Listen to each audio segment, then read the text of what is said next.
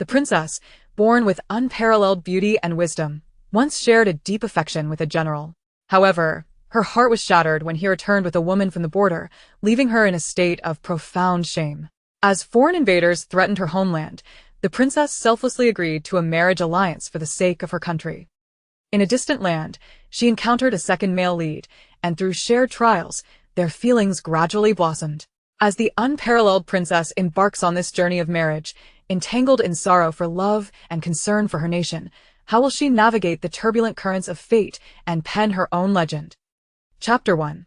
The request for divorce. Before the morning mist had fully dissipated, Princess Chu Shuangshuang had already risen.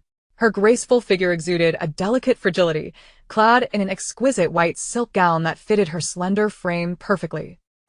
The hem of her dress swayed gently with her subtle movements, reminiscent of a white lotus blooming in a secluded grove. A pale lavender ribbon cinched her waist, accentuating her slender silhouette. Her raven hair cascaded like a waterfall, simply secured in a bun with a jade hairpin, while a few stray strands framed her face, enhancing her enchanting allure. With slow yet resolute steps, she exited the princess's residence and entered a carriage heading towards the imperial palace. As she gazed out at the bustling scenes beyond the window, an overwhelming sense of melancholy enveloped her. Her pale visage reflected exhaustion and determination. Beside her, the maids Tsueyu and Bijou remained vigilant, ever watchful for any sign of distress from the princess. Upon entering the palace, the once familiar walls and halls appeared cold and oppressive to Chu Shuangshuang. She made her way directly to the emperor's study, where palace maids and eunuchs bowed deeply, moved by the sight of the princess's weary yet resolute demeanor, quietly speculating about the cause of her distress. Inside the study, the emperor, engrossed in state affairs, paused momentarily upon hearing of the princess's request to see him, before summoning her in. Chu Shuangshuang entered, gracefully kneeling in respect. Her voice, though soft, carried an unwavering conviction. "Your humble daughter greets you. May you reign for 10,000 years." The emperor replied, "Rise, my child. When have you ever prostrated yourself before me so?" He inquired, "What troubles you?" "Father, I earnestly beseech you to grant me a divorce from my husband and provide me with a decree," Chu Shuangshuang implored. The emperor's expression shifted to one of astonishment as he set down his brush, fixing his gaze intently upon her. "Shuangshuang, you have been wed to Jingyan for merely 2 years, during which he has frequently been at the borders. Why this sudden request?" With her head bowed slightly, her long lashes quivered as she fought to suppress her inner sorrow. "Father, the grievances and humiliations I have endured in the princess's residence these 2 years are beyond my capacity to bear. When my husband returned, he brought with him another woman, and since then, they have conspired to torment me. As a princess, I have lost all dignity." Her eyes glistened with unshed tears, yet she remained steadfast, refusing to let them fall. The emperor's brow furrowed, his expression grave. "Such a thing has transpired? Shuangshuang, tell me everything in detail." Taking a deep breath, she recounted, "Since that woman entered the residence, everything has changed. She speaks to me with disrespect and provocation, while my husband turns a blind eye, even encouraging her behavior. My needs have been subtly withheld, and even my maids face unwarranted reprimands. I have attempted to confront my husband, yet he responds with harsh words, disregarding our marital bond." She omitted the specific humiliation she suffered, the nights spent weeping alone, instead summarizing the hardships she had endured over the past 2 years. The emperor rose, pacing the study, filled with anger and confusion. "How can Xiao Jingyan act thus? Is he not afraid of my wrath?" Chu Shuangshuang gently shook her head. "Father, I cannot fathom my husband's thoughts, but I can no longer endure this marriage. I only wish to escape this torment and regain a semblance of peace." After a lengthy contemplation, the emperor finally spoke. "Shuangshuang, return to your residence for now. Matters of marriage are significant, and while I sympathize with your plight, I cannot make a hasty decision based solely on your account. I shall send someone to investigate. In the meantime, reflect upon your own actions and refrain from any further impulsiveness." A chill enveloped Chu Shuangshuang's heart. She had hoped her father would understand her suffering, yet found herself ensnared in endless waiting and anguish. She dared not voice her discontent, bowing in submission.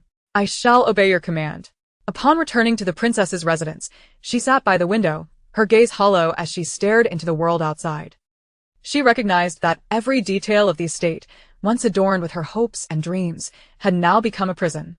The mocking taunts of the woman and her husband echoed in her ears, as she gripped the hem of her dress, her heart heavy with sorrow and resentment. Meanwhile, in the general's residence, Xiao Jingyan felt a ripple of emotion upon learning of the princess's request for a divorce. He recalled the tender moments shared with Chu Shuangshuang before his departure, her gentle gaze and earnest words still vivid in his memory. Yet now, everything had transformed. He began to reflect on his actions, questioning whether he had been excessively cruel to the princess, though the constant weeping of the woman beside him left him flustered and uncertain. Within the palace, the emperor had dispatched individuals to investigate the matter discreetly. A storm surrounding the princess's marriage was brewing quietly amidst the seemingly tranquil palace and residences, while Chu Shuangshuang's fate awaited its unknown resolution within the thickening fog. Chapter 2. A sudden turn of events. The shadowy guards returned like phantoms, kneeling before the emperor to report, "Your Majesty, we have uncovered the truth, and it aligns with the princess's account. The husband and the woman he brought are in collusion, subjecting the princess to unrelenting torment. She has been secluded in her residence, suffering humiliation, her tears flowing like a river, utterly exhausted in body and spirit." The emperor, deep in thought as he paced the study, halted abruptly at this revelation, his countenance darkening as if a storm cloud had obscured the sun. In a moment, his fury erupted, a tempestuous blaze igniting within him. He swept his arm, sending ink and brush tumbling from the table with a resounding crash. "My beloved daughter, of noble lineage, subjected to such cruelty, is this tolerable? That general and that vile woman dare to act with such audacity. They shall pay dearly for this affront, to assuage my righteous wrath." His anger resonated throughout the palace, causing servants and courtiers to tremble in fear, bowing low in penitence, too fearful to stir. "Your Majesty, please temper your wrath. While the husband has erred, he is also a pillar of the nation. In these turbulent times, why not spare his life? Moreover, the princess merely seeks a divorce and does not wish for bloodshed. I implore you to grant mercy," urged a close eunuch. In the princess's residence, Chu Shuangshuang languished in anticipation of her father's decree. Day after day, she sat by the window, watching the flowers bloom and wither, the memories of her time with Xiao Jingyan piercing her heart like thorns, leaving her to nurse her wounds in solitude amid the endless wait. At last, the emperor's edict arrived, granting her the divorce from Xiao Jingyan. In that moment, a weight lifted from her shoulders, and the long-suppressed sorrow and pain surged forth as tears streamed down her face. She realized she could finally bid farewell to that painful chapter of her life and embark on a new beginning. In the days following the divorce, Chu Shuangshuang withdrew from public life, finding solace in the tranquility of the princess's residence. She tended to the flowers and plants alongside her maids, occasionally reciting poetry, attempting to heal her heart in this newfound serenity. However, this peace was short-lived. Urgent reports from the border shattered the calm, as news of a devastating defeat in the war against the neighboring Liyue kingdom struck like a bolt of lightning. The Dezhou kingdom faced a catastrophic collapse of its defenses, cities fell into enemy hands, and the plight of its citizens became a heart-wrenching tragedy. The emperor urgently summoned the court ministers to deliberate on countermeasures, and a heavy, oppressive atmosphere enveloped the entire palace. The ministers, their faces grave, offered their counsel, yet each held differing opinions, leading to fervent disputes. Some advocated for peace, suggesting ceding territory and paying reparations in exchange for a temporary respite. Others insisted on continuing the fight, but when the logistics of troops and supplies were mentioned, their expressions turned troubled. Upon hearing this news, Chu Shuangshuang was filled with anxiety. Although a woman, she understood deeply the responsibility that lay with every citizen in times of national peril. Reflecting on her position as a princess, she could not remain a bystander during such a crisis. Thus, she resolved to enter the palace and meet her father, the emperor, determined to contribute in whatever modest way she could, unwilling to merely witness the plight of Chu. Inside the grand hall of the palace, the atmosphere was stifling, making it hard to breathe. The emperor bore a weary countenance, his eyes betraying profound worry and helplessness. Upon entering the hall, Chu Shuangshuang paid her respects and resolutely stated, "Father, although I am but a woman, I wish to serve Chu in whatever capacity I can, whether it be assisting the troops at the borders or preparing supplies within the palace. I shall not shirk my duty." The emperor gazed at Chu Shuangshuang, a flicker of pride crossing his face, quickly overshadowed by concern. "Shuangshuang, your intentions bring me great comfort, yet the situation is perilous. What can a frail woman achieve in such dire circumstances? Raising her chin slightly, her eyes shimmering with determination, she replied, "Father, I fear not the dangers that lie ahead. I can organize the women of the city to sew garments for the soldiers and prepare provisions, or even go to the temples to pray for our army, uplifting their spirits. I desire only that Chu may weather this storm." After a moment of contemplation, the emperor nodded slightly. "Shuangshuang, your courage is commendable. Then begin by organizing the women in the city to gather supplies. If you can accomplish this, it will indeed be a significant contribution." "Thank you for your trust, father. I shall devote myself wholeheartedly to this task." Chu Shuangshuang accepted her orders and immediately set her plans into motion. She traversed the city, rallying women to lend their strength for the nation. Initially hesitant, many were swayed by her earnest words and her own example, leading to an increasing number of participants. Within the princess's residence, lights burned day and night as women busily cut fabric and stitched garments, while the kitchens tirelessly prepared provisions. Chu Shuangshuang herself worked alongside them, her hands pricked and wounded by needles, yet her gaze remained resolute. Meanwhile, on the battlefield at the frontier, Xiao Jingyan surveyed the disheartening scene of defeat, his heart heavy with guilt and self-reproach.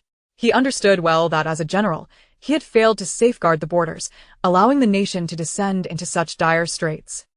The military forces of Liu flaunted their might at the borders, continually provoking, and though Xiao Jingyan yearned for another engagement, he recognized that, facing an exhausted and outnumbered Chu army, he could not act with reckless abandon.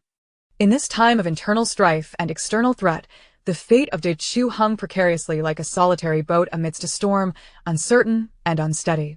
The roles that Chu Shuangshuang and Xiao Jingyan would play amid this national calamity remained shrouded in mystery, as the ominous clouds of war continued to loom over the land, portending even more arduous trials yet to come. The princess, born with unparalleled beauty and wisdom, once shared a deep emotional bond with the general. However, her heart was shattered when he returned with a woman from beyond the borders, bringing her immense shame. As foreign invaders threatened, the princess chose to sacrifice herself for the greater good of the nation. In a foreign land, she encountered the second male lead, and amidst trials, they gradually developed feelings for one another. The princess, unmatched in her grace, embarks on a journey fraught with emotional turmoil and national concern. How shall she navigate the tumultuous waves of fate and inscribe her own legend? Chapter 1. The request for divorce before the morning mist had fully dissipated. Princess Chu Shuangshuang had already risen. She possessed a graceful figure that belied her fragile appearance, clad in a flowing gown of pure white satin that hugged her slender form perfectly, its hem swaying gently with her delicate movements, reminiscent of a white lotus blooming in a secluded forest. A pale purple silk ribbon cinched her waist, accentuating her delicate silhouette. Her raven hair cascaded like a waterfall, held in a simple bun by a jade hairpin, with a few loose strands framing her face, enhancing her enchanting allure. With measured yet resolute steps, she exited the princess's residence and boarded a carriage heading towards the imperial palace. Gazing at the lively scene outside, a profound sadness enveloped her pale visage, bore the marks of exhaustion and determination. Beside her, the maidservants Sueyu and Bijou attended to her, ever vigilant for any sign of distress. Upon entering the palace, the once familiar walls and halls seemed remarkably cold and oppressive to Chu Shuangshuang. She made her way directly to the emperor's study, where the palace maids and eunuchs bowed as she passed, their hearts stirred by her weary yet resolute demeanor, silently speculating about the cause of her distress. Inside the study, the emperor was engrossed in state affairs when he was taken aback by the announcement of the princess's visit and promptly summoned her in. As Chu Shuangshuang entered, she knelt gracefully, her voice soft yet imbued with undeniable firmness. "I pay my respects to your majesty. May you live long and prosper." The emperor replied, "Rise, my child. When have you ever bowed so deeply before me? What troubles you?" Chu Shuangshuang responded, "Father, I earnestly request your approval for my divorce from the prince consort, and I seek your issuance of a divorce decree." The emperor's expression shifted to one of astonishment as he set down his red brush and fixed his gaze upon her. "Shuangshuang, you have been married to Jing Yan for merely 2 years, and he has spent much of that time away at the border. Why this sudden desire?" With her head bowed slightly, her long lashes quivered as she struggled to contain her sorrow. "Your Majesty, during these 2 years, I have endured unbearable humiliation and indignity in the princess's residence. Upon his return, the prince consort brought back a woman, and since then, they have conspired to torment me. As a princess, I have lost all dignity. Her eyes glistened with unshed tears, yet she stubbornly refrained from letting them fall. The emperor furrowed his brow, concern etched upon his face. Such a thing has occurred? Please tell me everything in detail. Taking a deep breath, Chu Shuangshuang recounted. Since that woman arrived, everything has changed. She has spoken to me with disrespect, openly provoking me, while the prince consort turns a blind eye, even encouraging her behavior. My basic needs have been secretly withheld, and even my maidservants are often unjustly scolded. I attempted to reason with the prince consort, but he responded with harsh words, completely disregarding our marital bond. She omitted the specifics of her humiliations and the nights spent weeping alone, instead providing a general account of her suffering over the past 2 years. The emperor rose, pacing the study, filled with anger and bewilderment. How can this Jing Yan behave so? Does he not fear my wrath? Chu Shuangshuang gently shook her head. Father, I cannot fathom what the prince consort thinks, but I can no longer endure this marriage. I merely wish to escape this torment and find a semblance of peace. After a long pause of contemplation, the emperor finally spoke. Shuangshuang, return to your residence for now. Marriage is a grave matter, and while I sympathize with your plight, I cannot make a hasty decision based solely on your account. I will send someone to investigate, reflect upon your own actions, and do not act impulsively. A chill ran through Chu Shuangshuang's heart. She had hoped her father would understand her suffering, yet she found herself ensnared in a cycle of waiting and anguish. Daring not to speak further, she bowed her head in compliance. I shall obey your command. Upon returning to the princess's residence, she sat on the couch by the window, her gaze vacant as she stared outside. She knew that every blade of grass and every flower in the courtyard was once meticulously arranged with hope, yet now they formed a cage that ensnared her. The mocking and derision of the woman and the prince consort echoed in her ears, and she clutched the hem of her garment tightly, her heart heavy with sorrow and resentment. Meanwhile, in the general's residence, Xiao Jingyan felt a ripple of disturbance upon hearing of the princess's request for divorce. He gazed at the spoiled woman beside him, memories of his past with Chu Shuangshuang flooding back. Her tender gaze and earnest words before his departure still lingered in his mind, yet everything had changed. He began to question his actions, wondering if he had indeed been too cruel to the princess, but the incessant weeping of the woman beside him only served to agitate him further, leaving him at a loss. Within the palace, the emperor's dispatched agents had already set out, and a storm surrounding the princess's marriage was brewing silently amidst the seemingly tranquil court and residences. Chu Shuangshuang's fate awaited an uncertain resolution amidst the thickening fog. Chapter 2. A sudden turn of events. The shadowy guards returned, silently kneeling before the emperor, reporting in hushed tones, Your Majesty, we have uncovered the truth, and it is, as the princess has claimed. The prince consort and the woman he brought back have conspired to bully her. The princess has suffered grievous humiliation in her secluded residence, weeping endlessly, both physically and emotionally exhausted. The emperor, deep in thought as he paced the study, halted abruptly upon hearing this news, his expression darkening like storm clouds obscuring the sun. In an instant, a fiery wrath surged within him, and he swept his sleeve, sending brushes and inkstones tumbling to the ground with a resounding clatter. My beloved daughter, a jewel of the realm, subjected to such torment, this is intolerable. That general and the vile woman dare to act so brazenly, they shall pay dearly for their transgressions to quell my righteous fury. His words reverberated through the palace, igniting a wave of panic among the courtiers, who prostrated themselves in fear, not daring to make a move. Your Majesty, temper your anger. While the prince consort has erred, he is still a pillar of the nation. In these tumultuous times, why not spare his life? The princess merely wishes for a divorce and does not seek his demise. We beseech you to show mercy, pleaded the emperor's personal eunuch. In the princess's residence, Chu Shuangshuang endured the agonizing wait for her father's decision day and night. She spent her time seated by the window, observing the flowers bloom and wither, her memories with Xiao Jingyan piercing her heart like thorns, yet she could only nurse her wounds in solitude amidst the endless wait. At last, the emperor's decree arrived, granting her the divorce from Xiao Jingyan. In that moment, a weight lifted from her shoulders, and the sorrow and pain that had long been suppressed burst forth in tears.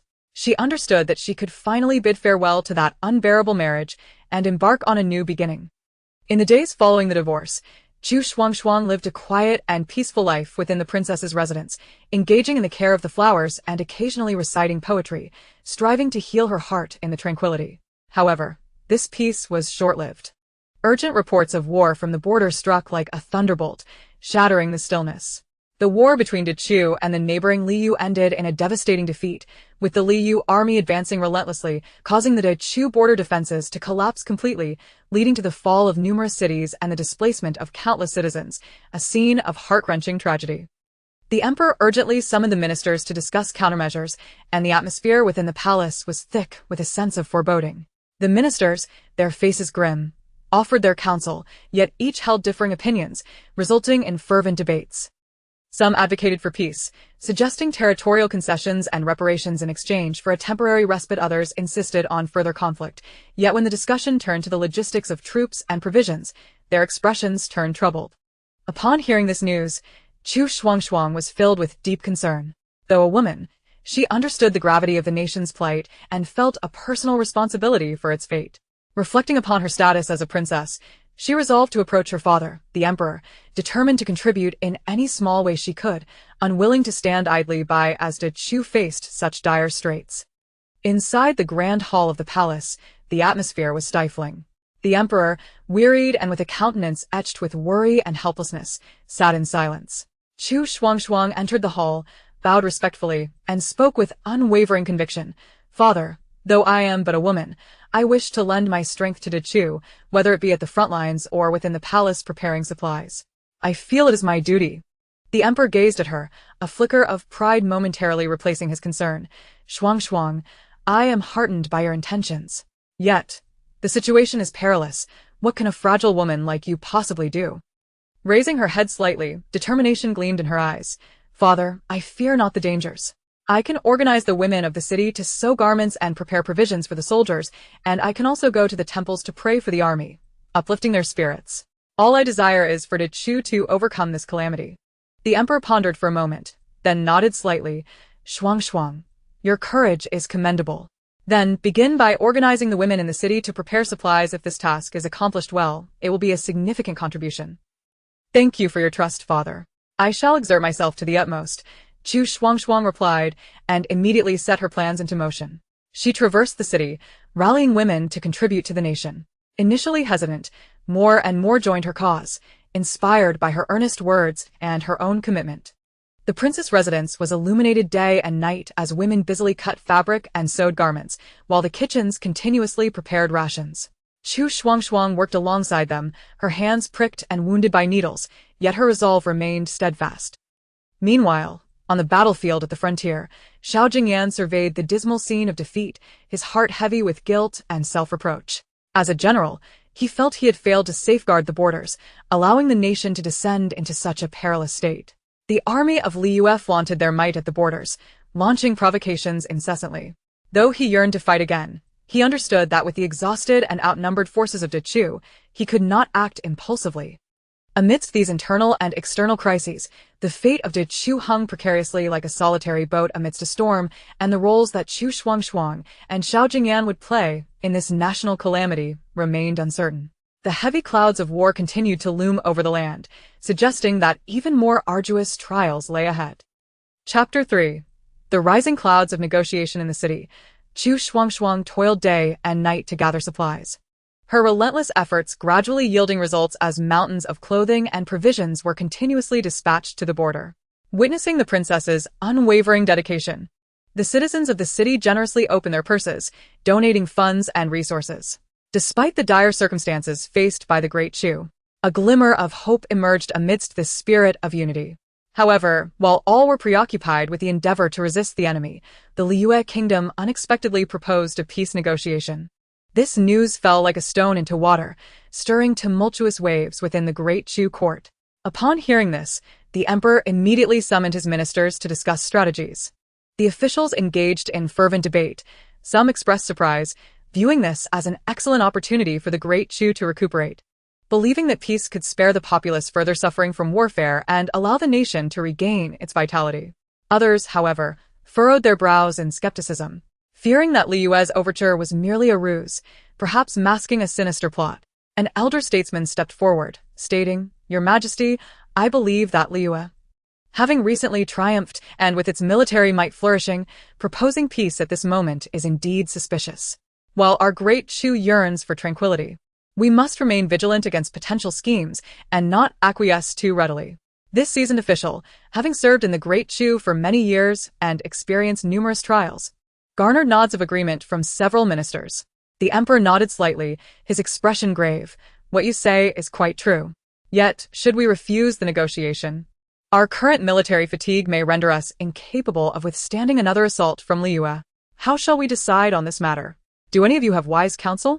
A young minister stepped forward, suggesting, "Your Majesty, perhaps we should first send someone to covertly investigate the situation in Liyue to ascertain whether there are any internal disturbances, such as economic hardship or potential military dissent, before making a decision.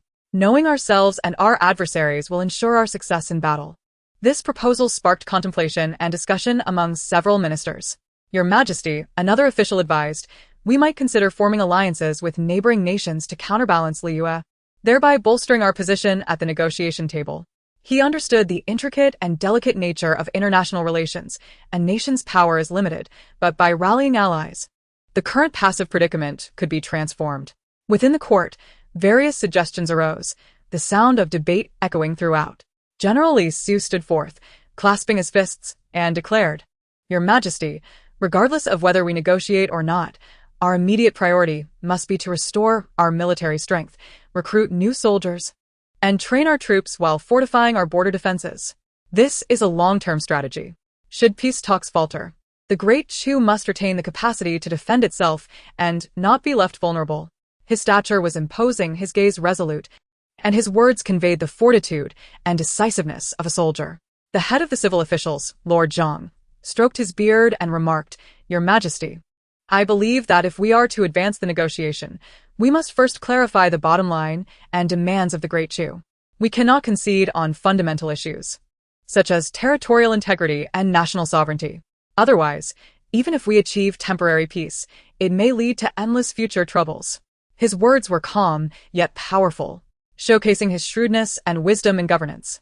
The emperor, seated upon the dragon throne, furrowed his brow, attentively listening to each minister's counsel, weighing the pros and cons within his heart. Each suggestion bore its own merits, and every decision held the fate of the Great Chu in its balance. He understood that this negotiation was akin to a double-edged sword. A single misstep could plunge the Great Chu into irretrievable ruin. "All of your insights hold merit. This matter requires careful deliberation. I shall contemplate it thoroughly and convene with you all again tomorrow." The emperor's voice resonated within the court, tinged with fatigue and resignation. The ministers bowed in unison and withdrew, leaving the emperor alone in the vast court. He gazed at the cloudy sky outside, his expression troubled. Those clouds mirrored the current plight of the Great Chu. He knew that in this tumultuous landscape, the fate of the Great Chu resembled a solitary vessel navigating through a storm, where a single miscalculation could lead to being engulfed by merciless waves. He must navigate through the thick fog to find the correct course, steering the Great Chu towards an uncertain tomorrow. Chapter 4. Underlying currents before negotiation. After careful contemplation, the emperor ultimately heeded the elder statesman's advice. The atmosphere within the court grew tense and oppressive as the emperor's voice rang out with determination. "The Liyue kingdom's sudden proposal for peace is indeed suspicious. I have resolved to send General Li Su as an envoy to Liyue to ascertain the truth of the matter. Do any of you dissent?" The ministers echoed in unison, "Your Majesty is wise. We have no objections." Upon receiving his orders, Li Su wasted no time and swiftly selected a group of elite subordinates. These warriors, battle-hardened and skilled in stealth, disguised themselves as ordinary merchants and quietly set forth under the cover of night. Along their journey, they carefully evaded Liyue's patrols, traversing dense and foreboding forests and crossing frigid, rushing rivers, making their way towards the heart of Liyue. The conflict between the Great Chu and Liyue had persisted for nearly 20 years.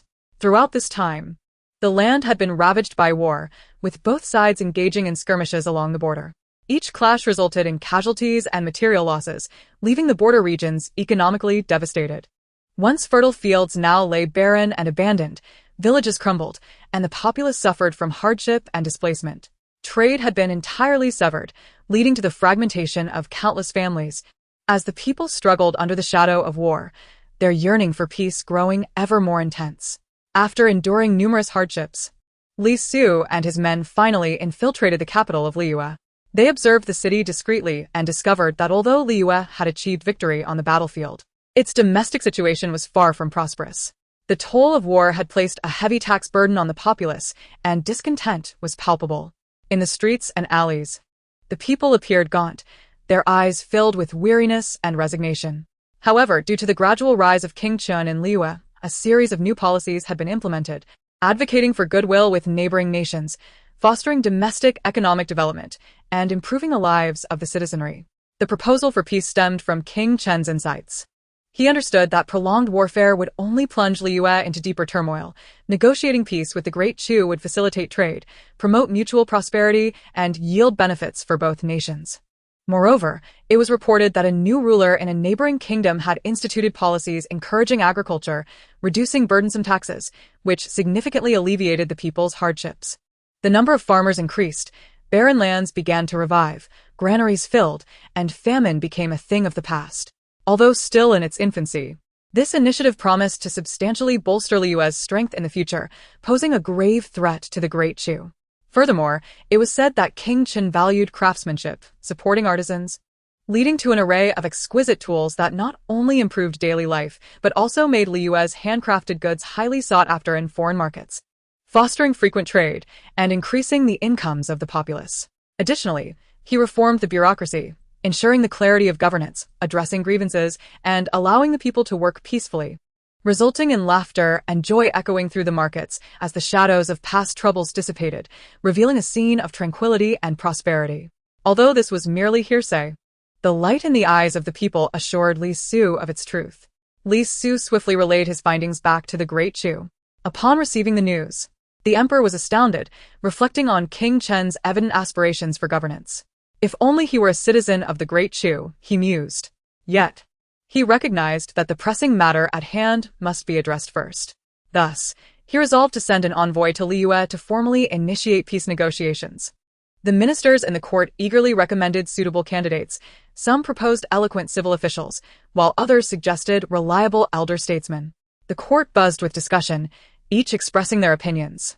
Ultimately, the emperor chose Wang Han, the vice minister of rights, who was well-versed in literature, skilled in diplomatic discourse, and possessed a calm demeanor. Once appointed, Wang Han immersed himself in preparations for the negotiations. He dedicated day and night to his study, meticulously organizing the Great Chu's demands and bottom lines, thoroughly researching Liyue's cultural customs and political landscape, striving to secure the greatest benefits for the Great Chu during the negotiations. He recognized the weightiness and significance of this mission, leaving no detail unexamined. As Chu Shuangshuang listened to the events unfolding in the princess's residence, she silently prayed for the fate of her nation. Gazing out at the sky, her heart was filled with anxiety, fully aware that this peace negotiation was of utmost significance, determining the rise and fall of the Great Chu's future. As a woman, she felt powerless to effect change, resorting to kneeling in prayer to the heavens, beseeching them to guide the Great Chu through this perilous time. In her heart, she vowed that if the Great Chu were to overcome this crisis, she would willingly sacrifice 20 years of her life. On a bright and sunny morning, Wang Han, leading the delegation of the Great Chu, embarked on the journey to the Liyue kingdom. The envoys of the Great Chu sat solemnly in the swift carriage, their expressions grave, eyes fixed on the distant horizon as if attempting to penetrate the layers of mountains and waters ahead. Their brows furrowed, deep in contemplation on how to respond, the resolute lines at the corners of their mouths betraying their determination not to disgrace their mission. Their profound gazes were filled with caution towards the unknown, and despite the jolting of the carriage, their dignified demeanor remained unshaken, with the dust rising behind them seeming to herald their noble expedition. They traveled with a mix of trepidation and hope, acutely aware that their mission bore the weight of their nation's expectations and the welfare of the people. As their figures gradually receded into the morning light, the relationship between the Great Chu and the Liyue kingdom was poised to encounter new opportunities and challenges through this negotiation. Chapter 5. The path to peace, fraught with thorns entrusted with a heavy responsibility, Wang Han stepped into the negotiation hall of the Liyue kingdom, marking the commencement of a war without smoke. The ministers and sovereign of the Liyue kingdom regarded him with piercing eyes, their words pressing him like a heavy stone, weighing down upon the balance of the Great Chu. After days of arduous negotiation, Wang Han returned to the Great Chu bearing the preliminary agreement for peace. The atmosphere in the court was stifling, rendering it difficult to breathe. Taking a deep breath, Wang Han approached and bowed, proclaiming, "Your Majesty, by your great fortune and protection, I have endured the arduous negotiations with the Liyue kingdom, and there is now a result. However, the terms are exceedingly harsh, and I dare to implore your Majesty for a wise judgment." The emperor replied, "What do you mean by this, my loyal minister? You have dedicated yourself tirelessly to the Great Chu. Please rise." Wang Han continued, "Yes, your Majesty. The conditions presented by the Liyue kingdom are threefold. First, they are willing to return a portion of the territory occupied from the Great Chu, yet we must compensate them with 500,000 taels of silver, 300,000 stones of grain, 80,000 bolts of exquisite silk, and various rare treasures to make up for their war losses. Second, both nations shall open border trade. Yet the Liyue merchants will enjoy a 3-year tax exemption within our territory, and the trade regulations will largely be dictated by them, with the Great Chu only able to negotiate from the sidelines. Third, the Liyue kingdom insists that our eldest princess marry into their family, claiming this is the only way to demonstrate our sincerity in seeking peace and to ensure the stability of the century-long peace pact between our nations." As his words fell, the court erupted into a cacophony akin to boiling oil. The ministers displayed varied expressions. Some stared in shock, others frowned in deep concern, and some whispered among themselves. The elder statesman Zhao Qi was the first to step forward, his voice trembling, "Your Majesty, the compensation is far too burdensome. The Great Chu has endured the ravages of war, leaving our people in dire straits and our treasury nearly empty. This burden may be insurmountable. Furthermore, the trade terms are exceedingly disadvantageous for the Great Chu, and if this continues, the foundation of our nation may be shaken. As for the marriage of the eldest princess, she is of noble birth. How can she be so easily wed to another country? I beseech your Majesty to reconsider." His words were earnest, his eyes reflecting deep concern for the fate of the nation, and the wrinkles etched on his face seemed to deepen with the weight of his worries. The young General Lin Yu also stepped forward, cupping his fists. "Your Majesty, I believe that while war is arduous, seeking peace under such terms is akin to drinking poison to quench thirst. The sons of the Great Chu are valiant and willing to rally once more, to fight to the death against the Liyue kingdom, rather than endure such humiliation. I implore your Majesty to grant me permission to lead an expedition. I am willing to fight for the Great Chu until my last breath." He stood tall in his military garb, exuding valor. His words bore the determination and decisiveness of a soldier, and his eyes burned with indignation. In that moment, the court was abuzz with voices, a clamor of opinions filling the air. The scholars considered the nation's economy and the people's livelihoods, believing that accepting the terms would render the Great Chu crippled in future development. The military leaders, however, were unwilling to bow their heads, yearning to return to the battlefield and defend the dignity of the Great Chu with their blood. Yet, if they refused, the Great Chu would face even graver consequences. The emperor's expression darkened, his hands gripping the dragon throne tightly, knuckles turning white. He understood that rejecting the peace offer would inevitably plunge the Great Chu into a more brutal war, leading the populace back into suffering and despair. Yet, accepting these harsh terms felt like shackles, suffocating the Great Chu. "Silence, my loyal ministers." The emperor's authoritative voice rang out, quieting the court momentarily. "I am aware of this matter. Allow me to ponder it carefully with all of you, and we shall convene again in a few days." With that, the emperor slowly rose, his heavy footsteps echoing as he departed, his back appearing suddenly aged. Returning to the study, he sat alone in the dim candlelight, contemplating the matter of peace. The map of the Great Chu hung on the wall, depicting the lands ravaged by war, silently narrating the suffering of the people.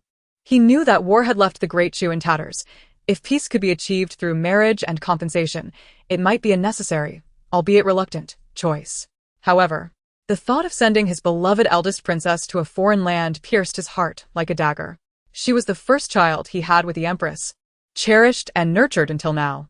Though she had not found a suitable husband, she had managed to avoid a worse fate. If she were to marry into a neighboring kingdom, especially as a result of defeat, how would they treat his daughter? Meanwhile, in the princess's residence, Chu Shuangshuang stood alone in the courtyard, gazing up at the bright moon hanging high in the sky. The moon's gentle light fell upon her. Yet it only illuminated the sorrow in her eyes as she reminisced about her past bond with the prince. Yet fate is capricious, and the world is unpredictable. Tears unknowingly trickled down her cheeks, a true testament to the whims of destiny. At that moment, she was completely unaware of the turbulent winds of change swirling in the court. Nor did she foresee that her fate was about to be ensnared in a vast political vortex. The cool moonlight enveloped her like a thin veil. Yet it could not penetrate the depths of her unknown destiny. Chapter 6. The startling news of marriage alliance. Chu Shuangshuang had been dwelling in seclusion within the princess's residence, mired in melancholy over the matter of separation for a long time. One day, she observed the peach blossoms beginning to bloom in the courtyard. The vibrant pink hue seemed like a ray of dawn, piercing through the long-standing gloom in her heart and stirring a long-forgotten ripple of hope. Accompanied by her maidservant, she wore no makeup, donning a simple moon-white garment, resembling a wisp of shadow as she quietly slipped out of the princess's residence through a side gate. The bustling noise of the marketplace surged like a tumultuous tide, amplifying her inner solitude.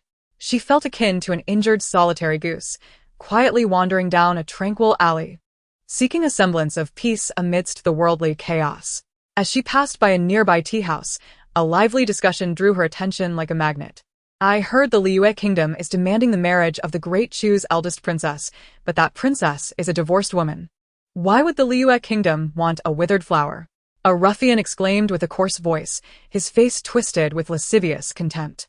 "Cease your nonsense, you scoundrel," a young scholar interjected, frowning in reproach.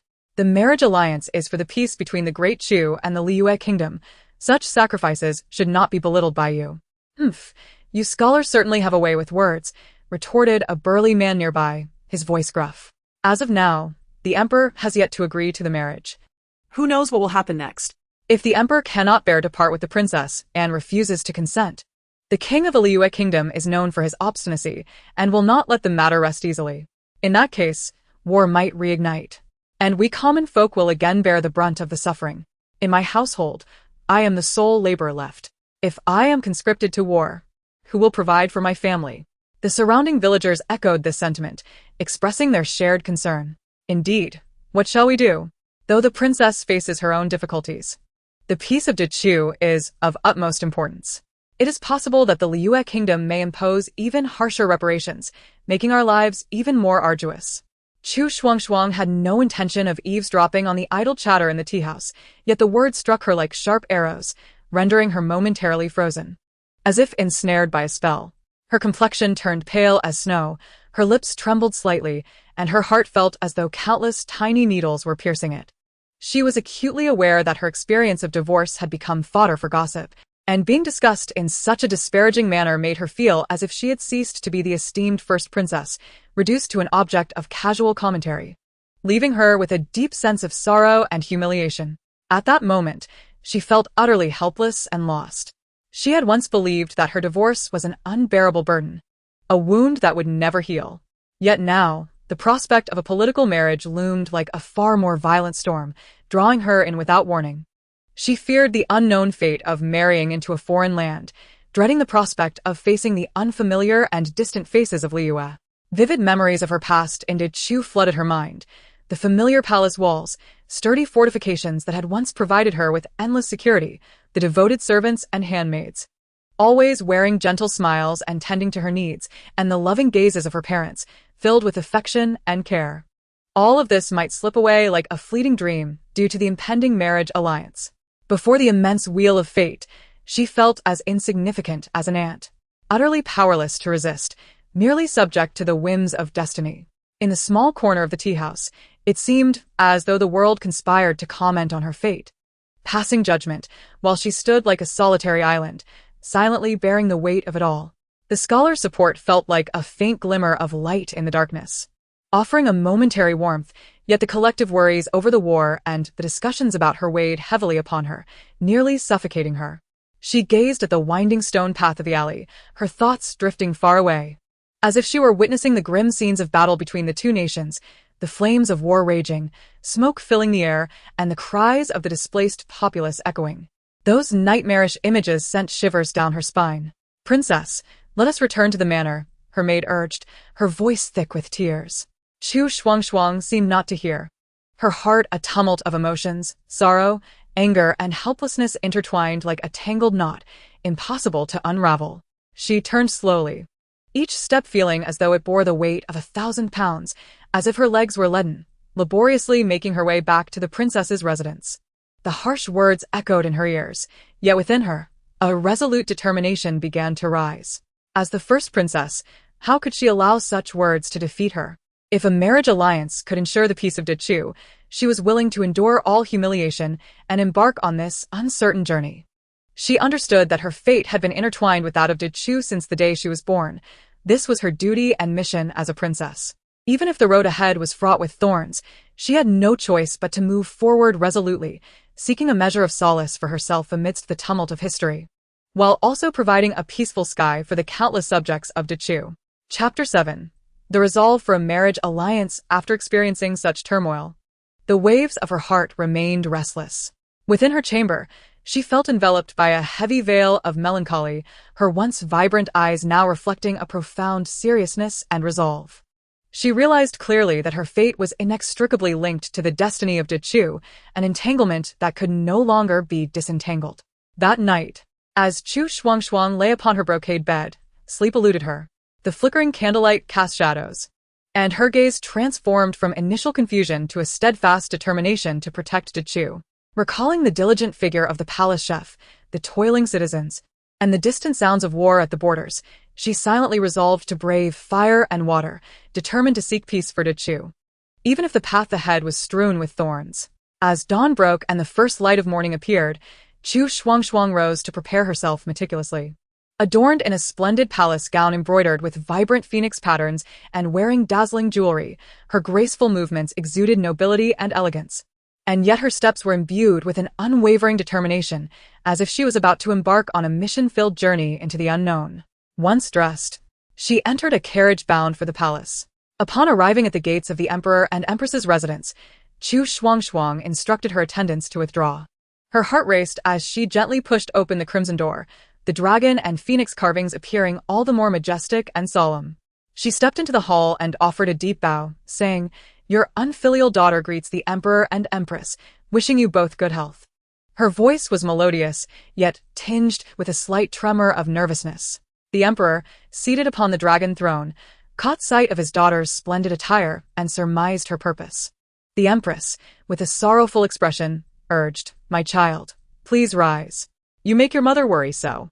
Chu Shuangshuang stood upright, first casting a tender glance toward her mother, filled with affection and reliance, before turning to her father with a mixture of reverence and respect.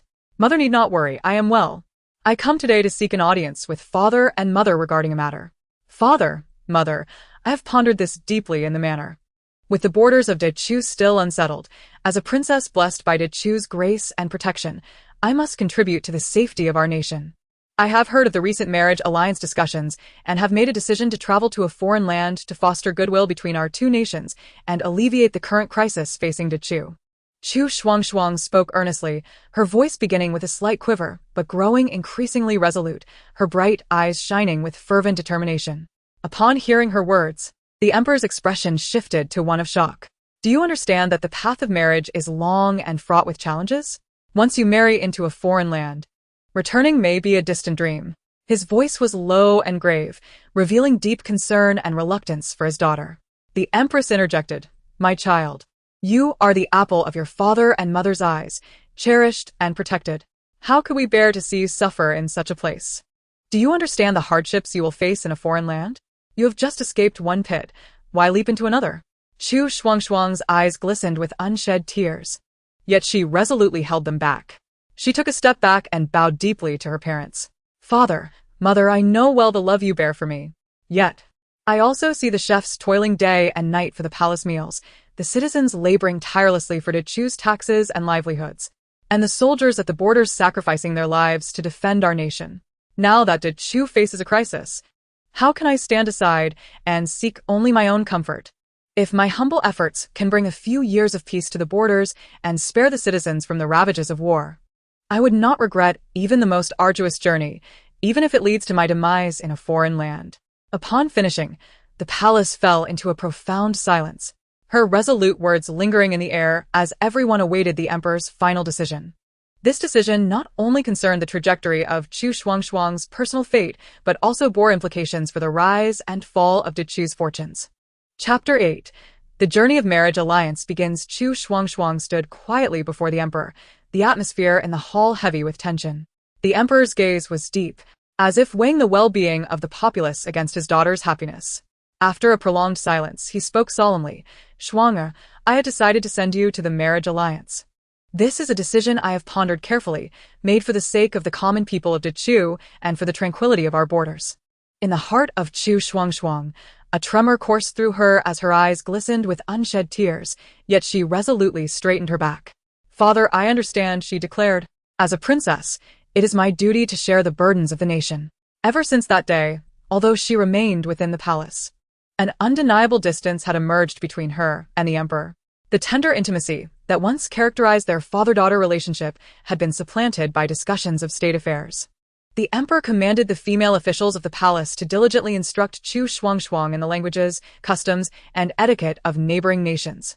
Each evening, she would retreat to a corner of the courtyard, repeatedly reciting the intricate phrases of foreign tongues, her eyes reflecting both resilience and a sense of helplessness. Days later, the emperor spoke to Chu Shuangshuang. My child, you shall return to the princess residence to prepare for the diplomatic marriage. I will ensure that all matters are arranged, so you need not worry. With a silent bow, Chu Shuangshuang exited the palace. On her journey back to the princess residence, she gazed out of the carriage window at the familiar streets, her heart a tumultuous mix of emotions. The joyous laughter that once echoed in this city seemed to linger in her ears, yet now she bore the weight of a marriage alliance, embarking on an uncertain fate. As the gates of the princess residence opened slowly, her maids emerged to greet her, wary of her solemn demeanor and hesitant to speak. The following morning, within the gilded hall, the emperor donned his dragon robe, exuding an aura of authority. He surveyed his ministers and proclaimed, I have made the decision to send the princess to a neighboring nation for a marriage alliance. This is a matter of great significance for the fate of the great Chu and the welfare of our people, and it must not falter. A profound silence enveloped the court as the ministers bowed in acquiescence. The emperor continued, I shall dispatch envoys to negotiate the terms of this alliance, selecting an auspicious date to solidify the union between our two nations. With that, he appointed a capable and eloquent minister as the envoy. The envoy accepted his commission and promptly set off for the neighboring kingdom. Upon his arrival at the court of the neighboring nation, where the ministers awaited with both anticipation and caution, the great Chu envoy entered the grand hall, bowing with respect yet maintaining an air of authority. He spoke confidently. Our princess is not only a paragon of beauty, but also a paragon of virtue, wishing to unite with your esteemed nation to foster peace. Should our nations join in matrimony, border conflicts may cease, and our peoples can enjoy tranquility, along with significant benefits in trade and cultural exchange. The ruler of the neighboring kingdom nodded slightly and inquired, what arrangements does Great Chu propose regarding the dowry and ceremonial matters? The envoy, unperturbed, outlined the well-prepared proposals. Great Chu shall prepare a substantial dowry, replete with gold, silver, jewels, and fine silks, adhering to the customs of both nations, ensuring a display of our sincerity. Intense discussions ensued regarding the details of the marriage alliance, from the princess's status and authority post-marriage to military cooperation and trade benefits between the two nations. After several days, a comprehensive agreement was drafted. The agreement stipulated that upon her marriage, the princess would be honored and hold a status and authority second only to the ruler. Great Chu would annually supply valuable resources, while the neighboring nation pledged to maintain border peace during the princess's lifetime and establish mutual trading posts to promote economic connectivity. Once finalized, an auspicious date was chosen for the marriage, and the news raced back to Great Chu. Preparations for the princess's dowry and the wedding ceremony commenced in earnest. Palace seamstresses toiled day and night to create exquisite bridal garments and canopies, each stitch of the dragon and phoenix motifs infused with heartfelt labor, the threads gleaming in the sunlight as though narrating the princess's impending journey. Artisans meticulously crafted various gold and silver ornaments, from dragon and phoenix hairpins to lifelike jade pendants, each a testament to their unparalleled skill. Meanwhile, boxes filled with books and artworks, embodying the rich culture of Great Chu, were readied for dissemination in distant lands. Within the princess residence, Chu Shuangshuang diligently practiced the etiquette and customs of the foreign realm. Before a bronze mirror, she rehearsed the courtly rituals repeatedly, her graceful movements betraying a hint of fatigue and melancholy. As the day of the marriage alliance drew near, the townsfolk buzzed with discussions about the event. In tea houses, the elderly stroked their beards, lamenting the princess's noble sacrifice. At the market, women gathered to discuss the exquisite dowry and the uncertain fate ahead. Children frolicked in the streets, oblivious to the deeper implications of the alliance, yet swept up in the festive atmosphere. Finally, the day of the marriage alliance arrived. The palace was adorned with vibrant decorations, yet a subtle sorrow lingered. Dressed in resplendent bridal attire and crowned with a dazzling phoenix headdress, the pearls glimmered, illuminating her striking visage. With graceful steps, she approached the emperor and empress to bid farewell. The emperor's eyes were filled with reluctance and guilt, while the empress wept uncontrollably. Chu Shuangshuang fought back tears. Bowing to her parents, "Father, mother, I shall not fail great Chu in my journey. May our two nations remain forever united in peace." The grand procession set forth, a sea of red embellishments covering the streets. Seated in her opulent carriage, Chu Shuangshuang gazed at the receding silhouette of the capital, silently wishing, "As I embark on this long journey, may Great Chu prosper and its people thrive. May the sacrifices made and the efforts exerted yield a century of goodwill between our nations, rendering this life worthwhile."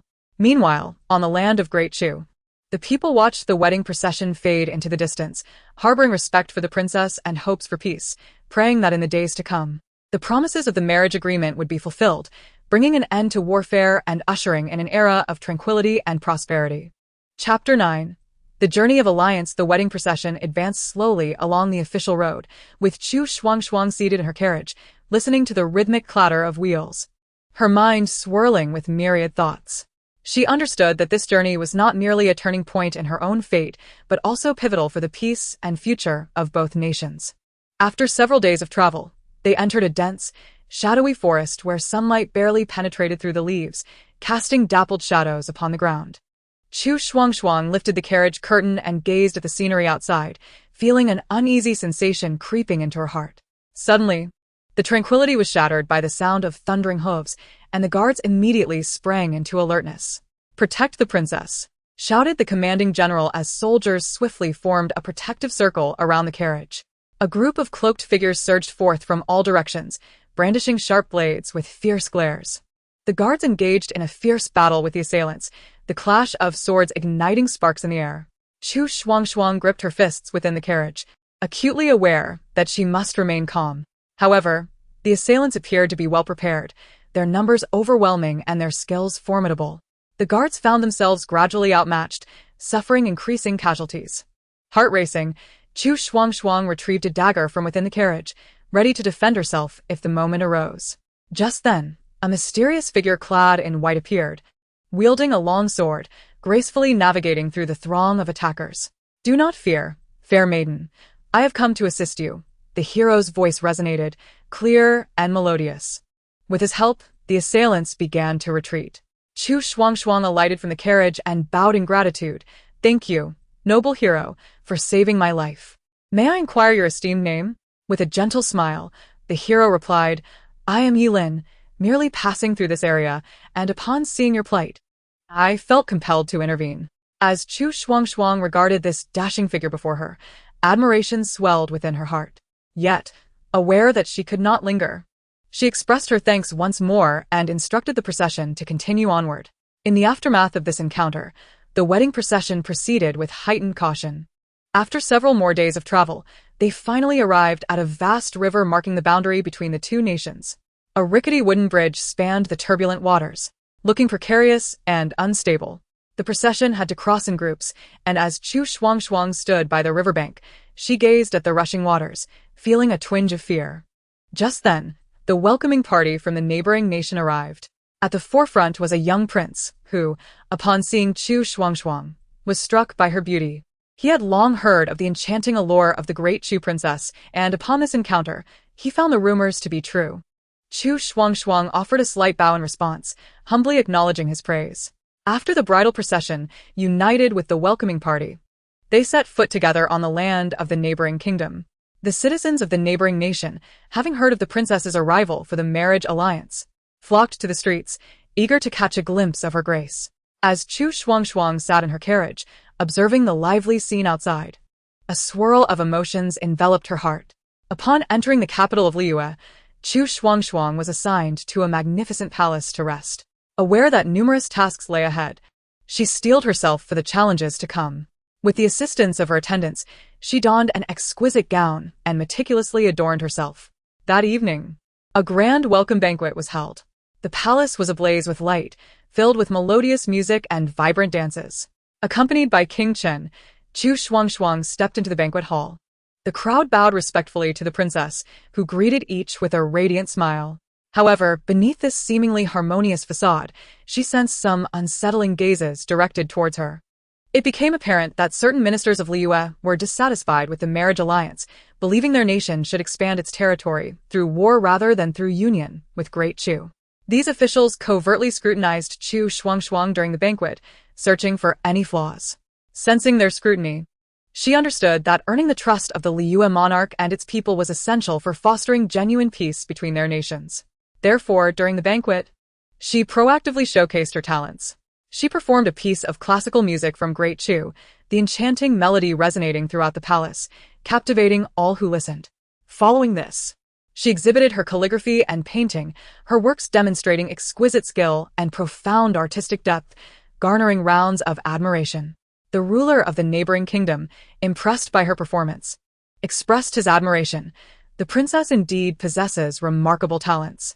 I believe her presence will usher in a new era for our nation. Chu Shuangshuang smiled graciously in response. Your Majesty is overly kind. I pledge to do my utmost to promote friendship between our two countries. After the banquet concluded, Chu Shuangshuang returned to her palace, feeling a sense of relief wash over her. The day's events had illuminated the daunting path of the marriage alliance, yet she resolved not to surrender easily. She silently vowed to safeguard the peace between Great Chu and Liyue, regardless of the sacrifices required. In the days that followed, Chu Shuangshuang began to learn the language and culture of Liyue, striving to integrate into this unfamiliar land. She frequently engaged with the citizens, seeking to understand their lives and needs. She also learned various crafts from local artisans, spreading the culture and skills of Great Chu.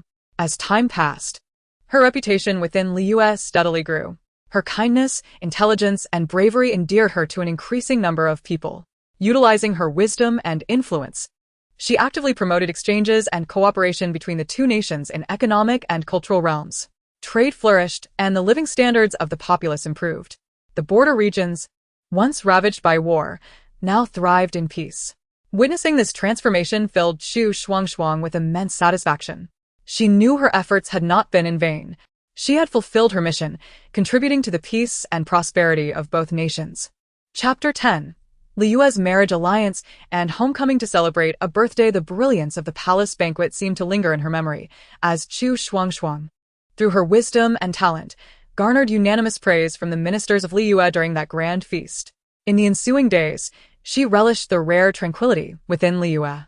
Whether strolling leisurely in the courtyard, admiring the exotic flora, or embracing the unique seasonal changes of Liyue, she found solace. Each morning, as the first rays of sunlight bathed the courtyard's glazed tiles, casting a kaleidoscope of colors, she would wander amidst the beauty, inhaling the fragrant air and feeling the gentle breeze caress her cheeks. At times, she engaged in heartfelt conversations with the palace maidens, delving deeper into the customs and stories of Liyue, relishing her serene existence. She would curiously inquire about the traditional festivals of Liyue, listening intently to ancient and mysterious legends, as if the rich tapestry of Liyue's millennia-long history unfurled before her eyes through their narratives. However, the tides of fate often surge unexpectedly. Beneath this calm surface, a decree from the monarch of Liyue shattered the tranquility like a boulder striking water. The unparalleled princess of Great Chu, Chu Shuangshuang, I, for the sake of our nation's diplomatic ties, hereby decree your marriage to King Chen. This is a divinely ordained union and a blessing for both realms. At that moment, a multitude of emotions swirled within her. Although she had long known that the marriage alliance would be finalized, hearing the decree brought forth a wave of confusion and disarray. Yet, the royal education instilled in her and her innate resilience quickly quelled her outward discomposure. She gracefully bowed, declaring, "Your Majesty's wisdom is unparalleled. I shall dutifully obey your command." Her voice rang clear and resolute throughout the expansive hall. In the days that followed, preparations for the wedding commenced with fervor. The entire Liyue palace was adorned in vibrant red, an atmosphere of celebration enveloping every corner. Surrounded by her attendants, Chu Shuangshuang tried on the exquisite bridal gown, each stitch seemingly weaving her unknown destiny. Gazing at her reflection, adorned in finery, she pondered the life that awaited her. The gown, crafted from fiery red silk, was intricately embroidered with golden threads, depicting the majestic dance of dragons and phoenixes, as if they were poised to take flight. The phoenix crown, encrusted with various gemstones, sparkled brilliantly in the candlelight, an exquisite creation that had taken the embroiderers of Great Chu countless nights to perfect. Finally, the day of the grand wedding arrived. The lavish ceremony took place in the main hall of the palace, attended by nobles, dignitaries, and ministers alike. The unparalleled princess, crowned with a phoenix tiara and draped in a radiant veil, gracefully approached King Chen. He, too, was resplendent, standing tall and dignified, under the blessings and witness of all. They completed this wedding of great political and diplomatic significance. As ceremonial music resounded, dancers clad in splendid attire moved gracefully, narrating the promising future shared by Liyue and Great Chu. In the subsequent 2 years, Chu Shuangshuang endeared herself to the Liyue court and populace with her amiable demeanor and extraordinary wisdom. Navigating the intricacies of court disputes, she alleviated King Chen's burdens. Liyue was implementing new policies, leading to fervent debates within the court, and upon returning from council meetings, King Chen often shared state matters with Chu Shuangshuang, seeking her insights. She consistently provided astute recommendations from her outsider's perspective, resolving conflicts and facilitating smooth decision-making in the court. In the realm of the common people, she engaged in benevolent acts, advocating for new customs and forging connections with the populace. She established a medical clinic, offering free treatment to the impoverished. Within the clinic, Chu Shuangshuang personally oversaw the procurement and management of medicinal supplies, ensuring every patient received effective care. She also founded an academy, providing children with the opportunity to learn. Often, one could find the unparalleled princess herself teaching, her gentle voice imparting knowledge and wisdom, earning her the love and respect of the people. 2 years later, as the ruler of Great Chu celebrated his 40th birthday, the monarch of Liyue, recognizing the exemplary virtues and good deeds of the unparalleled princess during her time in Liyue, acknowledged her as a living symbol of friendship between their nations. Understanding her longing for her homeland and family, he graciously permitted King Chen and the princess to serve as envoys, allowing her to return home to reunite with her parents and bring along carefully prepared birthday gifts from Liyue. Within the gifts lay the rare treasures unique to Liyue, including the auspicious jade ornament known as the rui, its jade texture warm and delicate, exquisitely carved, with each intricate line seemingly infused with the craftsmanship and blessings of Liyue's artisans. There were also exquisite embroideries symbolizing longevity and health, where the skilled embroiderers depicted flowers, birds, fish, and insects, as well as mountains and rivers, all showcasing Liyue's distinctive artistic charm. Additionally, there were scrolls chronicling Liyue's customs and culture, with ancient texts and exquisite illustrations that served as a gateway to the historical and cultural treasury of Liyue, all masterpieces filled with respect for the sovereign of the Great Chu and a cherished bond between the two nations. As Princess Chuang embarked on her journey home, she gazed at the distant road, her heart filled with myriad emotions. The experiences of the past 2 years unfolded in her mind like a vibrant tapestry. She understood the weight of her responsibilities and the mission ahead, recognizing that many more challenges awaited her. Nevertheless, she resolved to forge ahead, dedicating herself to the friendship between Liyue and the Great Chu and to the well-being of the people of both nations. Chapter 11. The perilous return of Shuangshuang, the sovereign of the Great Chu, was filled with joy upon learning that his daughter, Shuangshuang, who had married into Liyue, would return home with Prince Chen to celebrate his 40th birthday. He promptly dispatched envoys to the ancient capital to prepare for a grand welcoming ceremony. Envisioning the tender reunion with his daughter, his heart brimming with excitement, Shuangshuang and Prince Chen set forth on their journey, laden with meticulously prepared gifts from Liyue. As they traveled, Shuangshuang's longing for her homeland intensified. She shared childhood memories of the Chu kingdom with Prince Chen, reminiscing about the joy of playing in the royal gardens and the seriousness of reciting poetry in the palace school. Prince Chun listened intently, his gaze filled with affection and tenderness for her. As they approached a treacherous valley at the border of the two nations, disaster struck unexpectedly. A group of black-clad assassins seemed to descend from the heavens, moving with ordered precision, indicating that their attack was premeditated.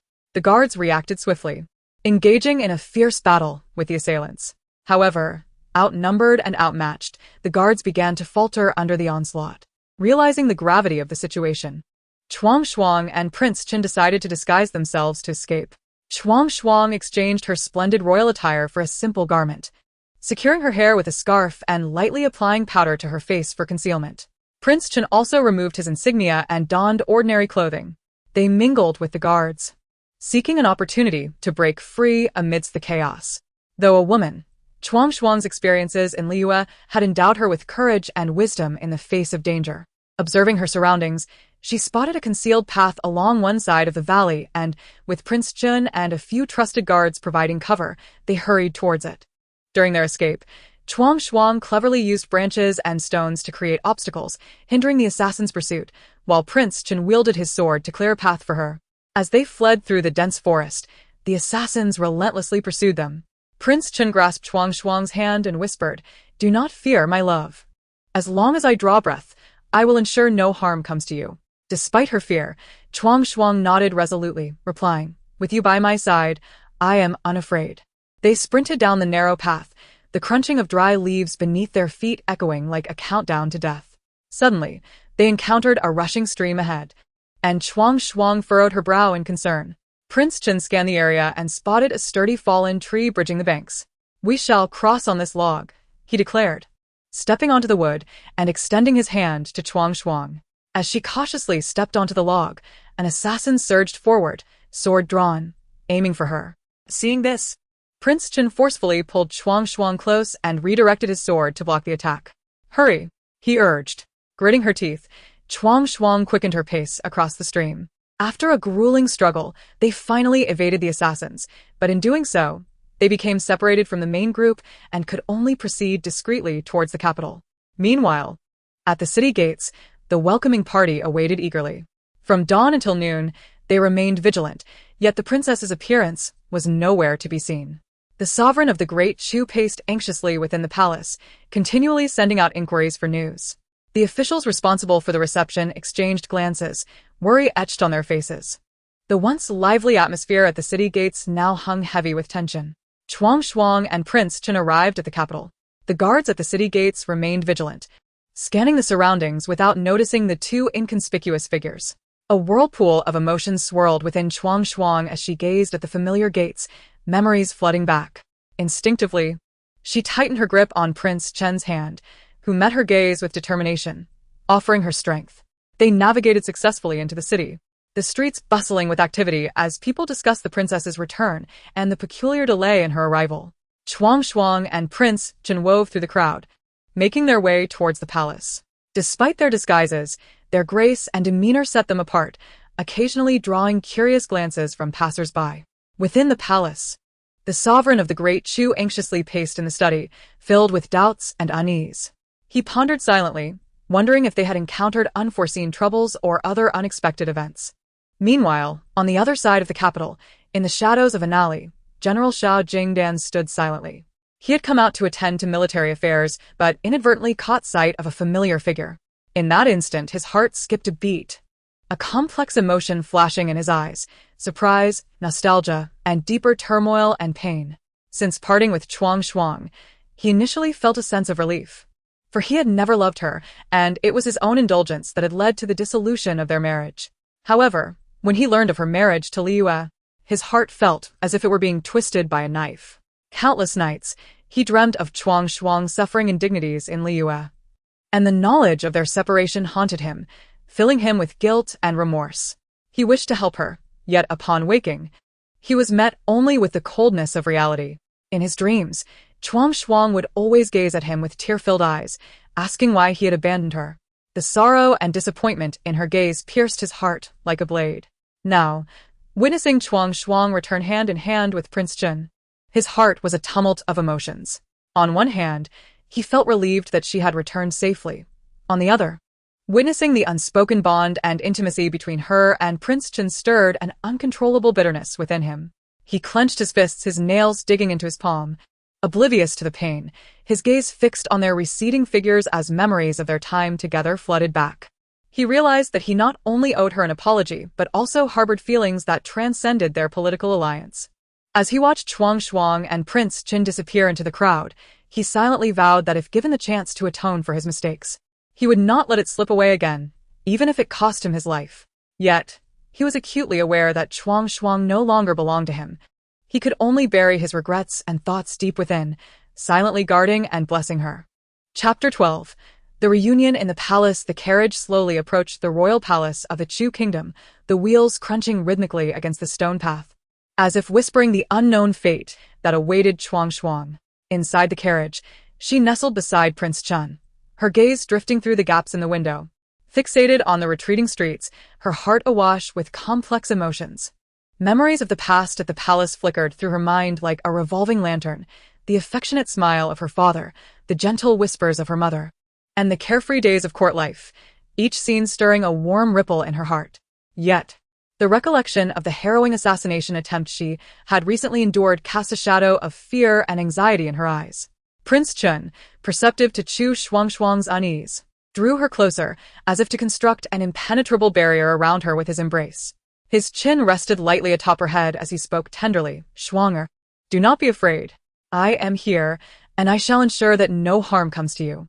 His voice, deep and rich, carried an innate authority and a reassuring strength, flowing into Chu Shuangshuang's heart like a warm current. She lifted her gaze slightly, a hint of fear lingering in her eyes. "Your Highness, since returning to the palace, my heart is troubled. The individuals awaiting us outside the city may harbor treachery. The assassination was too peculiar. It must have been orchestrated by someone with malicious intent, possibly with spies in the city. The assailants appeared like phantoms, expertly trained and synchronized, clearly well prepared. I cannot believe there are no insiders in the city." Her voice trembled slightly, a remnant of the terror she had faced in the face of death. Prince Chen gently clasped her hand, his broad and warm palm enveloping her slightly chilled fingers. His gaze was profound and resolute as he looked into her eyes. "My beloved wife, rest assured. I will protect you and will not allow you to face danger again. No matter how thorny the path ahead may be, I will stand by your side and overcome every obstacle together." His words echoed like a vow within the confines of the carriage, gradually calming Chu Shuangshuang's once turbulent heart. She understood that Prince Chen was not merely making empty promises. He was a man of his word, and with him by her side, she felt an invigorating courage to confront all dangers. As the carriage finally entered the palace, the towering gates gradually opened, resembling a grand and majestic maw, welcoming the long-absent princess home. Upon hearing of Chu Shuangshuang's return, Emperor Chu set aside his official duties and hastened toward the outer hall, his steps eager, yet tinged with anticipation, his robes billowing in the wind. Time had etched some lines upon his face, yet the love and longing for his daughter in his eyes remained undiminished. Seeing Chu Shuangshuang, Emperor Chu's face lit up with joy as he hurried forward, exclaiming, "Shuanger, you have returned at last, my daughter.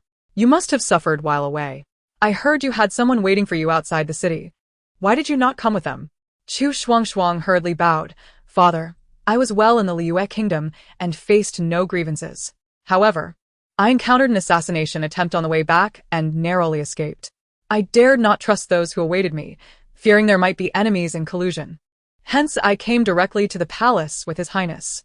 I beg your forgiveness." Emperor Chu's expression shifted dramatically as he thundered, "Who dares to assassinate my princess? I shall investigate thoroughly. Shuanger, you have suffered, and I have arranged everything in the princess's residence for your comfort. Please go rest." Veins bulged on his forehead, revealing his inner fury and concern for his daughter. He turned to his attendants, commanding them to uncover the truth and bring the hidden culprits to justice.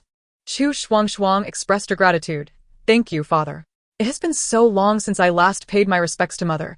I wish to see her." With the emperor's consent, Chu Shuangshuang and Prince Chen made their way to the empress's quarters. The splendor of the palace remained, yet it bore an unspoken chill. Chu Shuangshuang's thoughts drifted back to her childhood when she frolicked through these halls, laughter echoing in every corner. Now, The past was but a distant memory. She was no longer the innocent girl she once was, but rather a woman shaped by trials, her heart now more mature and complex. Prince Chen seemed to discern her thoughts and softly said, "Schwanger, I will always be by your side, ensuring your safety. Though this palace may appear tranquil, undercurrents swirl beneath. As long as we stand united, we can face anything." His arm tightened around her, lending her strength and support. A warmth blossomed within her as she realized that with Prince Chen at her side, she felt as though she had a steadfast anchor. Though the palace remained a place of intrigue and uncertainty, they traversed the lengthy corridors, passing the imperial garden, which, once vibrant with blooms, now appeared somewhat desolate, as if mourning the palace's tumultuous events. Upon reaching the Empress's chambers, Chu Shuangshuang took a deep breath, adjusted her attire, and stepped inside. The familiar scent of incense enveloped her, instantly reviving countless memories. The Empress sat upon her couch, weariness and longing evident in her gaze. Upon seeing Chu Shuangshuang, her eyes sparkled with joy. "Mother!" Chu Shuangshuang rushed forward, kneeling and embracing her mother's legs. The Empress quickly bent down, trembling hands lifting Chu Shuangshuang. Her voice choking with emotion, "Schwanger, my beloved Schwanger, you have finally returned. Let me take a good look at you." As the Empress scrutinized her daughter, her eyes brimmed with tenderness. "You have grown thin. You must have endured much hardship these past years." Chu Shuangshuang shook her head, holding back tears as she replied, "Mother, I have not suffered. I often think of you and worry for your health." The Empress pulled Chu Shuangshuang to sit beside her, gently stroking her hair. "As long as you return safely, that is all that matters. These years, the palace has been so lonely. Without you here, I have felt something amiss." Leaning against her mother's shoulder, Chu Shuangshuang playfully declared, "Mother, I will never leave you again." The Empress sighed softly, "Schwanger, you have grown up. Many things are beyond your control." The mother and daughter embraced, sharing tales of longing and experiences over the years, from Chu Shuangshuang's adventures beyond the palace to the Empress's solitude and concerns within.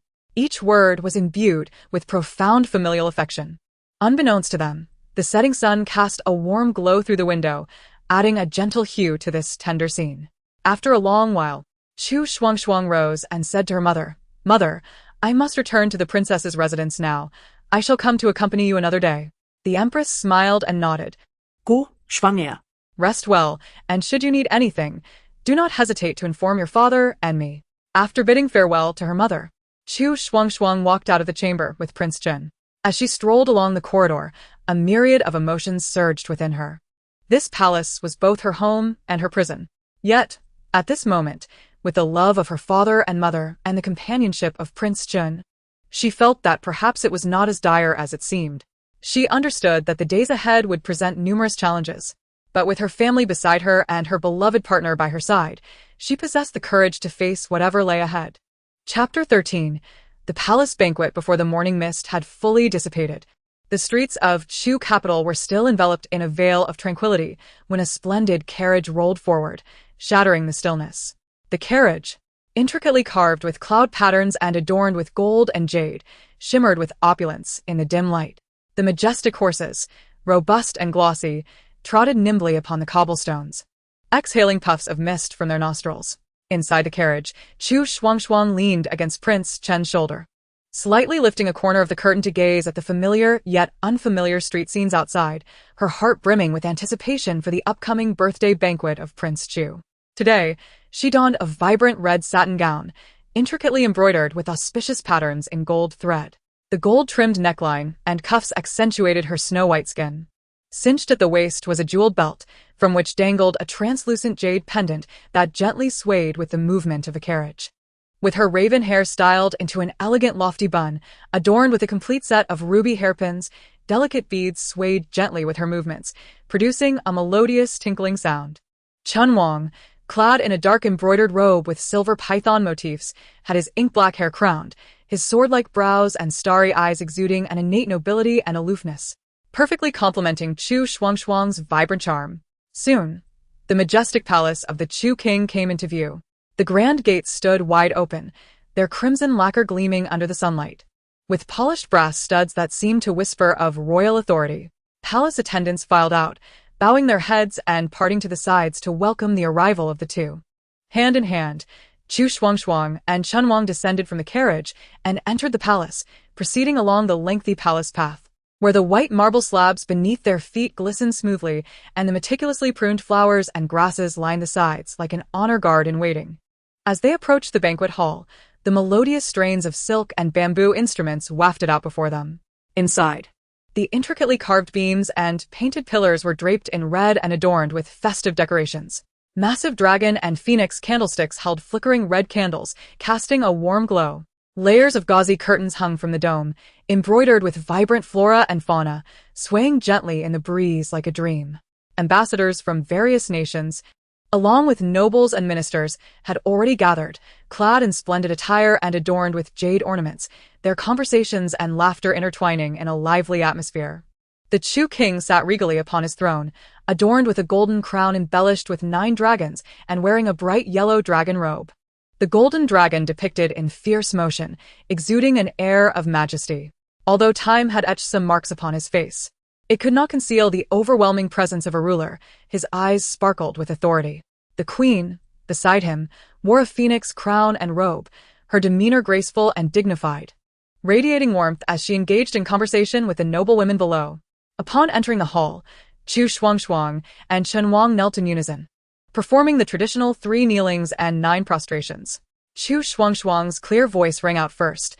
Daughter Chu Shuangshuang, accompanied by my husband, pays respects to father and mother, wishing father longevity and health and the stability of the Chu kingdom, while wishing mother eternal youth and a kind countenance.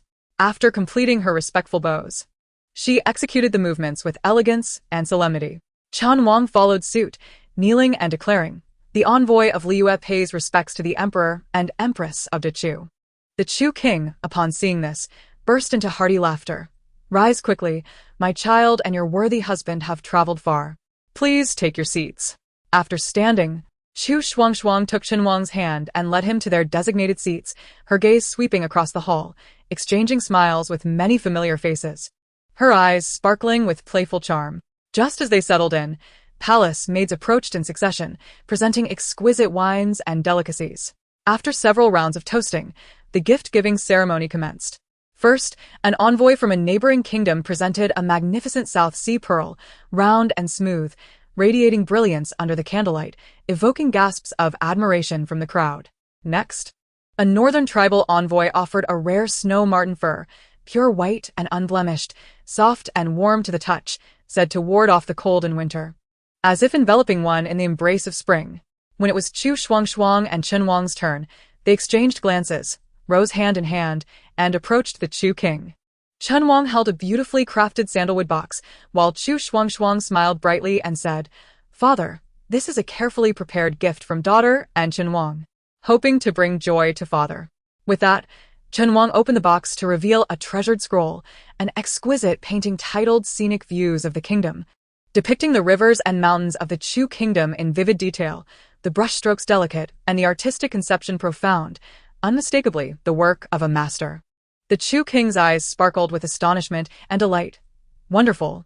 My child and Chunwang have put in great effort. This painting truly resonates with me.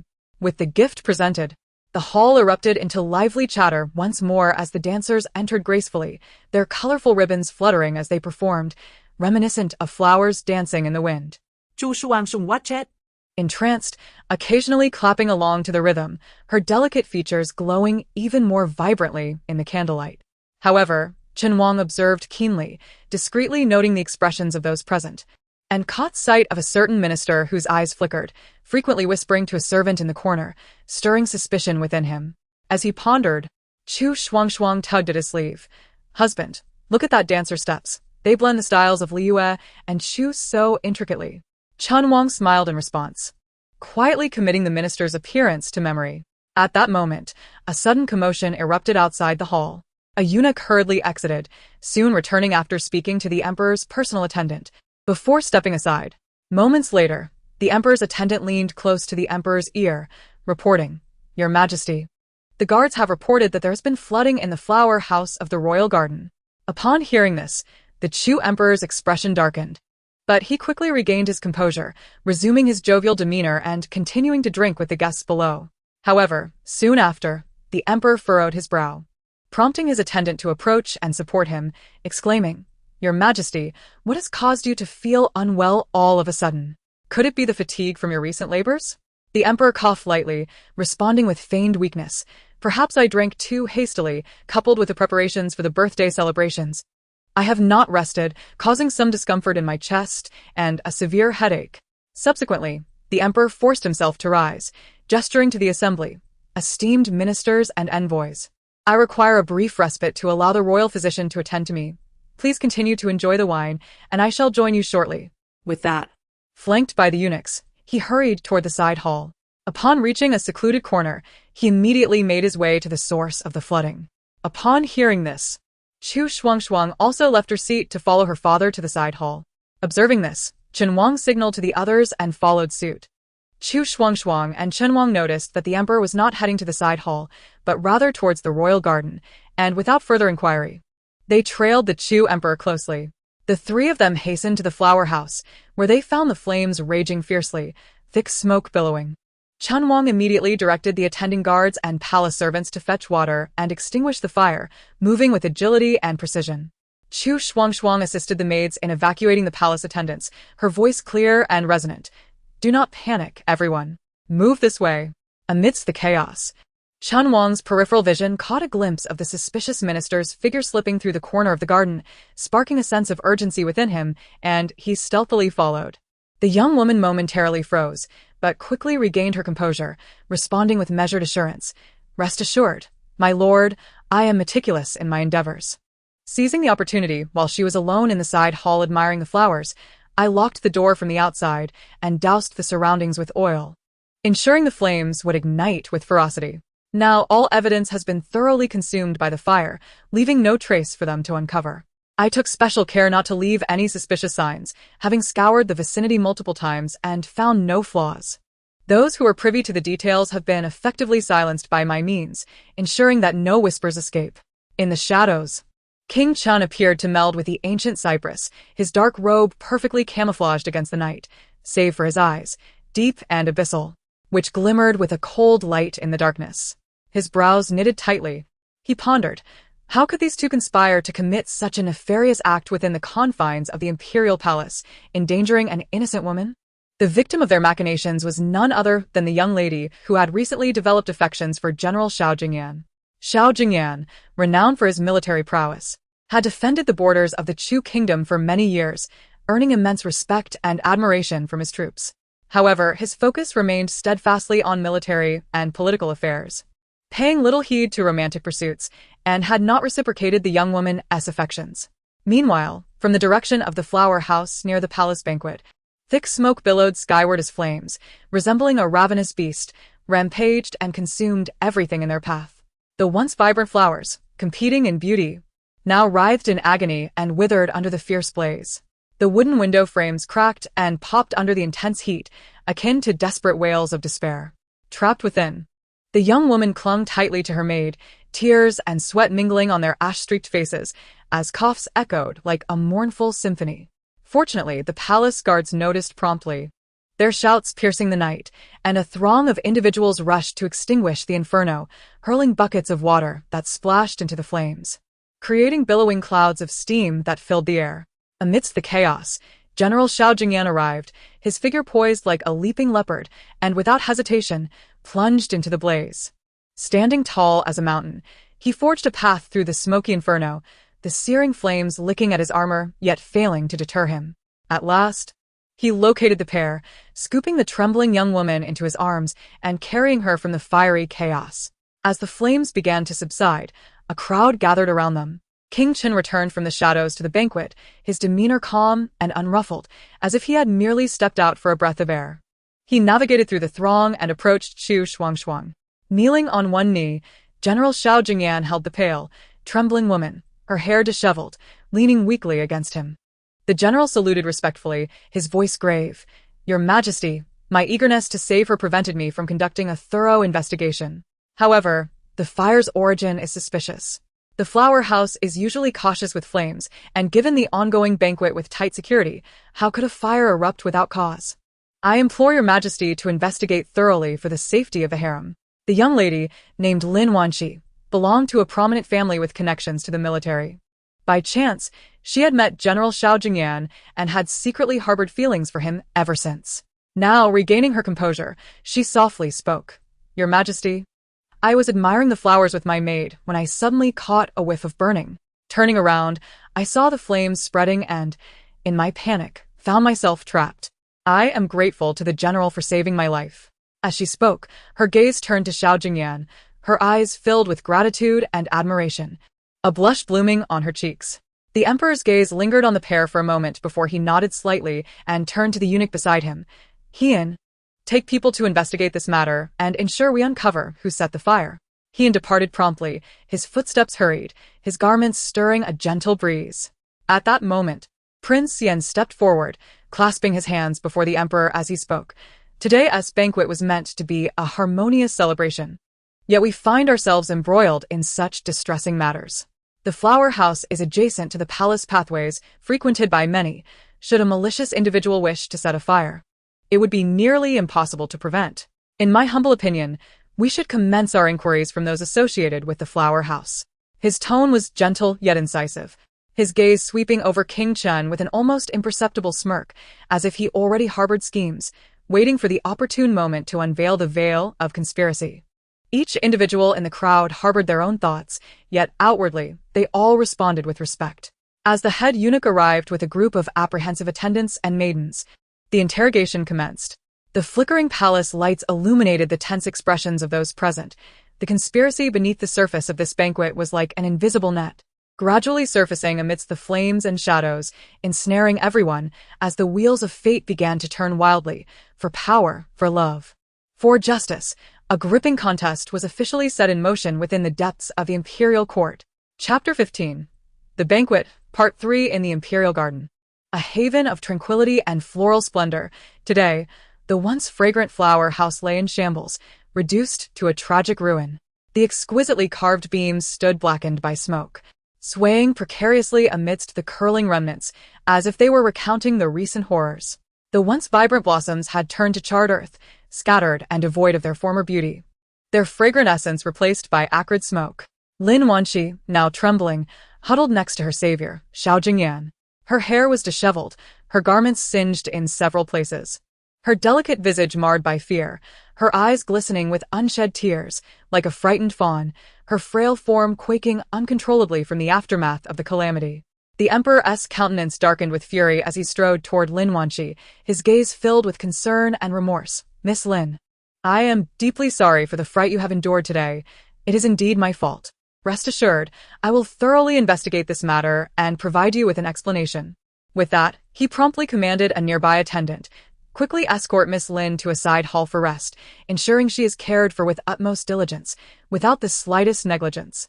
The attendants obeyed, respectfully guiding Lin Wanxi away. The emperor then turned to the imperial physician, his expression stern. "You must go to the side hall immediately and carefully examine Miss Lin's pulse.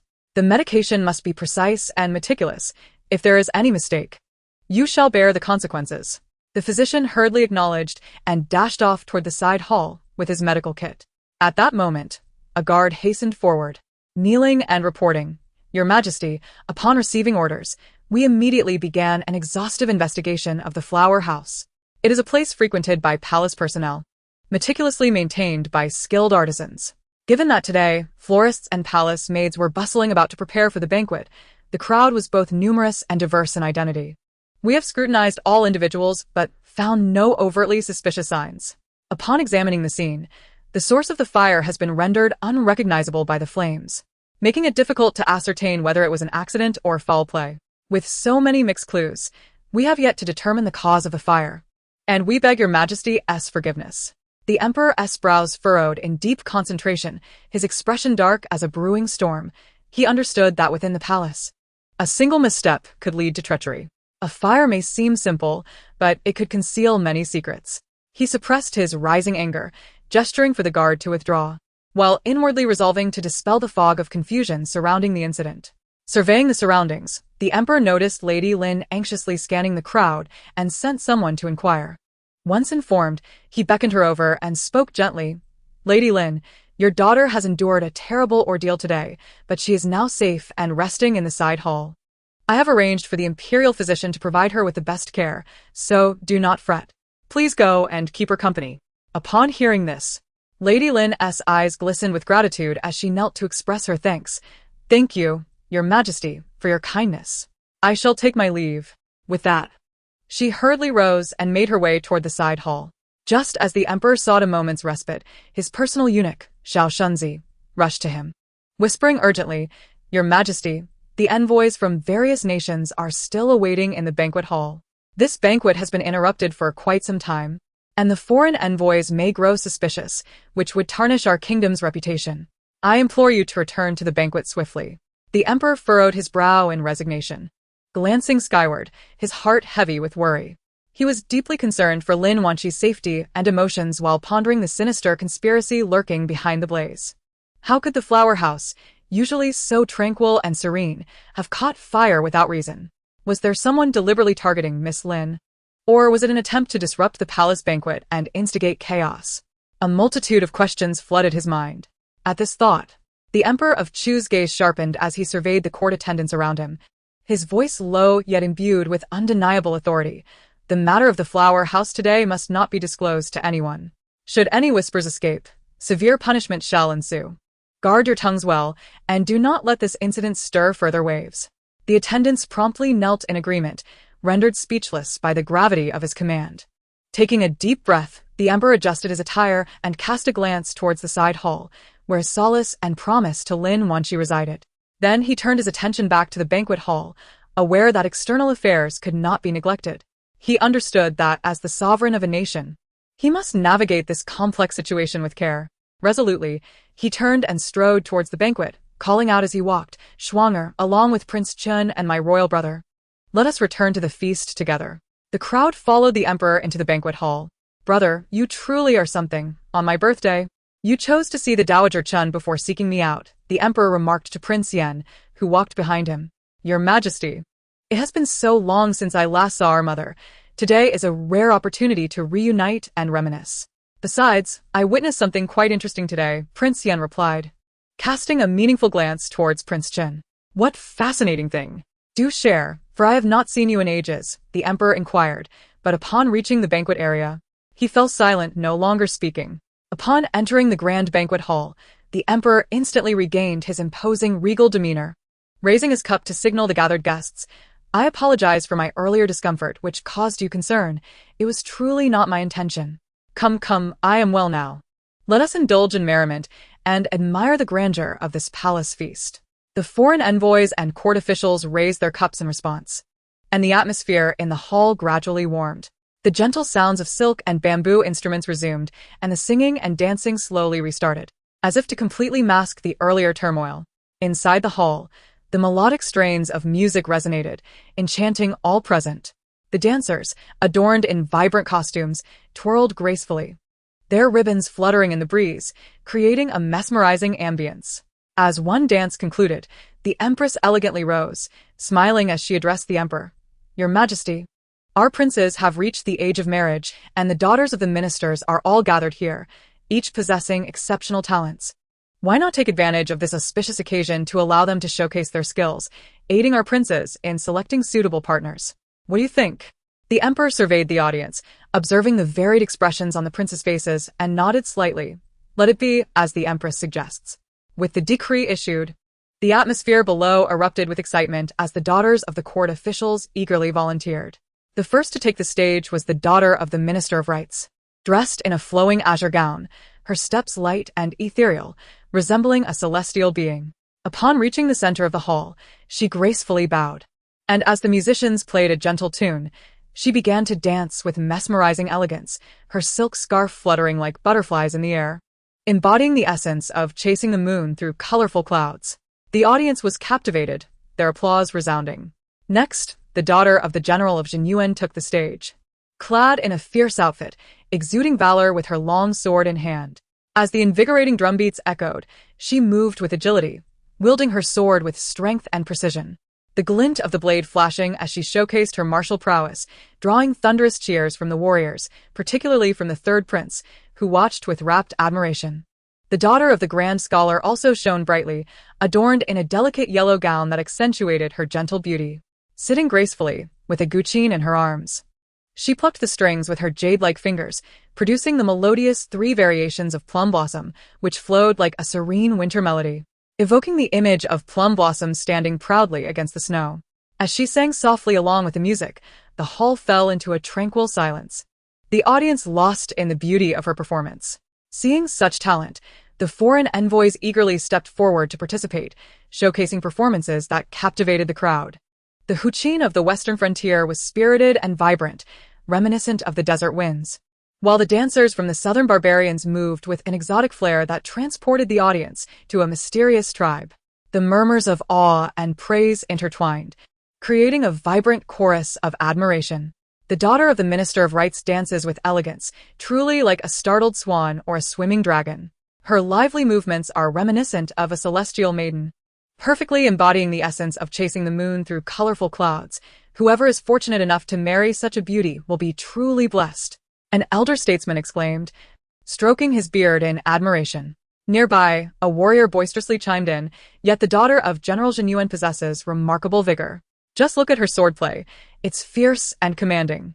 Should she step onto the battlefield, she would surely stand shoulder to shoulder with the bravest of men. Her spirited demeanor is perfectly suited to our third prince's gallant nature. He punctuated his enthusiasm by giving several hearty pats to those nearby. Indeed, my general. But please be gentle. You might just break my arm. A man protested, freeing himself from the warrior's enthusiastic clutches. Meanwhile, the scholars praised the grand scholar's daughter for her musical and vocal talents, whispering, her melodies are enchanting. Her voice as sweet as a yellow oriole emerging from the valley, akin to clear springs flowing gently. Truly, her music lingers in the air for days on end. Such refined talent could only emerge from a scholarly family. She is indeed the jewel of the grand scholar's household, their words brimming with pride and envy. The gathered ladies and young women were not idle either, chattering animatedly. Look at the attire of the Minister of Right's daughter. The azure fabric complements her snow-like complexion, making her appear ethereal.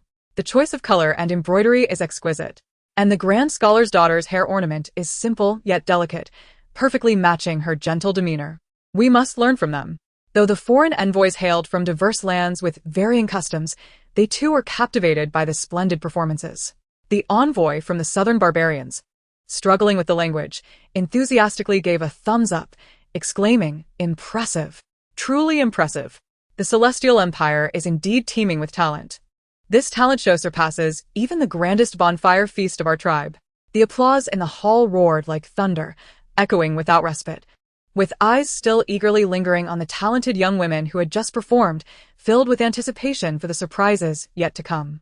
Meanwhile, the princes seated at the banquet, some smiling and nodding, others focused intently, pondered quietly which young lady might capture their attention as a future companion. At this moment, an envoy from the distant capital of Fengwa stepped forward, bowing deeply before announcing, Your Majesty, I am honored to bring greetings from our nation's princess to celebrate your birthday. Our princess has long admired the unparalleled talents of your esteemed princess, who excels in music, chess, calligraphy, painting, poetry, and dance. She has cherished a longing to meet, and thus humbly requests your permission to engage in a friendly exchange of talents during this grand feast, adding further brilliance to today's celebration. The emperor was taken aback for a moment before responding. The envoy from Fengwa has spoken well. I am aware of what you propose, but our princess has already wed Prince Chen of Liyue, and I cannot decide on her behalf. You must seek her consent first. Upon hearing the emperor's words, Chu Shuangshuang stepped forward gracefully, bowing, Father, why can you not decide for me? If the princess of Fengwa extends such a warm invitation, I would gladly engage in a friendly exchange of talents. The emperor nodded slightly. You, my child. Very well. I shall say no more, since that is the case. You may proceed with your exchange. Chapter 17. The royal banquet V in the grand hall, ablaze with lights, all eyes converged in the center, where the unparalleled Princess Chu Shuangshuang of the Chu kingdom stood side by side with the princess of the Feng kingdom, resembling two exquisite blossoms vying for attention, evoking whispers of admiration from the onlookers. Chu Shuangshuang exuded grace and elegance, her every gesture reflecting the poise of a princess from a great nation. With her vermilion lips parting, her voice flowed like a melodious nightingale. Your Highness, the Princess of Foam, having received your esteemed favor, I am eager to engage in a contest of talents. May I inquire how you wish to commence? The foam princess, equally imposing, stood tall with an air of innate pride and confidence. Upon hearing Chu Shuangshuang's words, she smiled lightly, her laughter clear as a bell. I have long heard of the remarkable talents of Princess Chu, renowned far and wide. We shall compete in 2 rounds. In the first, we will each showcase our unique skills, after which the audience will cast their votes. In the second, I wish to collaborate with you on a performance. If you would be so kind. With her radiant eyes glimmering, Chu Shuangshuang replied with composure. If it is your wish, I shall gladly oblige. With that, the foam princess took the stage first. She gracefully stepped to the center of the hall, performed a dignified bow to the audience, and then gently clapped her hands. Servants brought forth a uniquely crafted instrument, its crystalline body resembling a sculpture of ice. Reflecting a spectrum of colors in the candlelight, it was the Foam Kingdom's distinctive ice glass chin-chin. Seated before the instrument, the foam princess delicately caressed the strings, and in an instant, the sound erupted like a frozen spring breaking forth, crisp and piercing. She performed a piece entitled Frost Wind Dancing on Snow. Beginning with soft notes reminiscent of the first snowflakes of winter, gently descending in tranquil silence, the rhythm soon intensified, resembling a fierce wind sweeping through a blizzard, sending chills through the onlookers. The foam princess immersed herself in the melody, her form swaying gently with the rhythm, perfectly embodying the essence of the bone-chilling wind and snow. The audience was enraptured, many closing their eyes, lost in the icy, vivid imagery. When her performance concluded, thunderous applause erupted.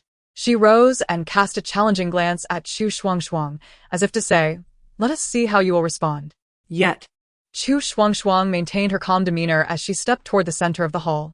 Her maid presented brushes, ink, paper, and an inkstone. Holding a goat hair brush, she dipped it into the ink and began to write with a flourish. She inscribed a poem titled Ode to Spring, her characters robust yet graceful, each stroke imbued with the vitality of life, dancing upon the paper. Simultaneously, she parted her lips and sang, "The spring sun shines, all things awaken, blossoms bloom, green willows sway." Her voice rang clear and melodious, akin to a yellow oriole emerging from the valley, perfectly harmonizing with the verses flowing from her brush. As she sang, the audience felt as though they were enveloped in a radiant spring day, basking in the warmth of the sun amidst a tapestry of blossoming flowers and fluttering butterflies. The hall fell into a serene hush, with only Chu Shuangshuang's enchanting voice and the fragrance of ink wafting through the air, as everyone reveled in the vibrant scene of spring. As her performance concluded, murmurs of discussion arose among the audience, clearly deliberating whom to cast their votes for. Observing this, the Empress smiled and spoke, "Esteemed lords and envoys, please cast your precious votes to support the splendid talents of our 2 princesses." Servants swiftly presented the voting instruments, and the audience eagerly placed slips of paper bearing the names of their favored princesses into the receptacle. Seizing the moment, the foam princess approached Chu Shuangshuang and whispered, "Princess Chu, the first round was merely a warm-up. The upcoming collaborative performance is the true highlight. I hope you will not hinder me." Chu Shuangshuang replied with a serene smile, "Your Highness jest. In this contest, I shall certainly give my utmost effort." Before long, the votes were tallied, yet the Empress did not immediately announce the results, instead teasing the crowd.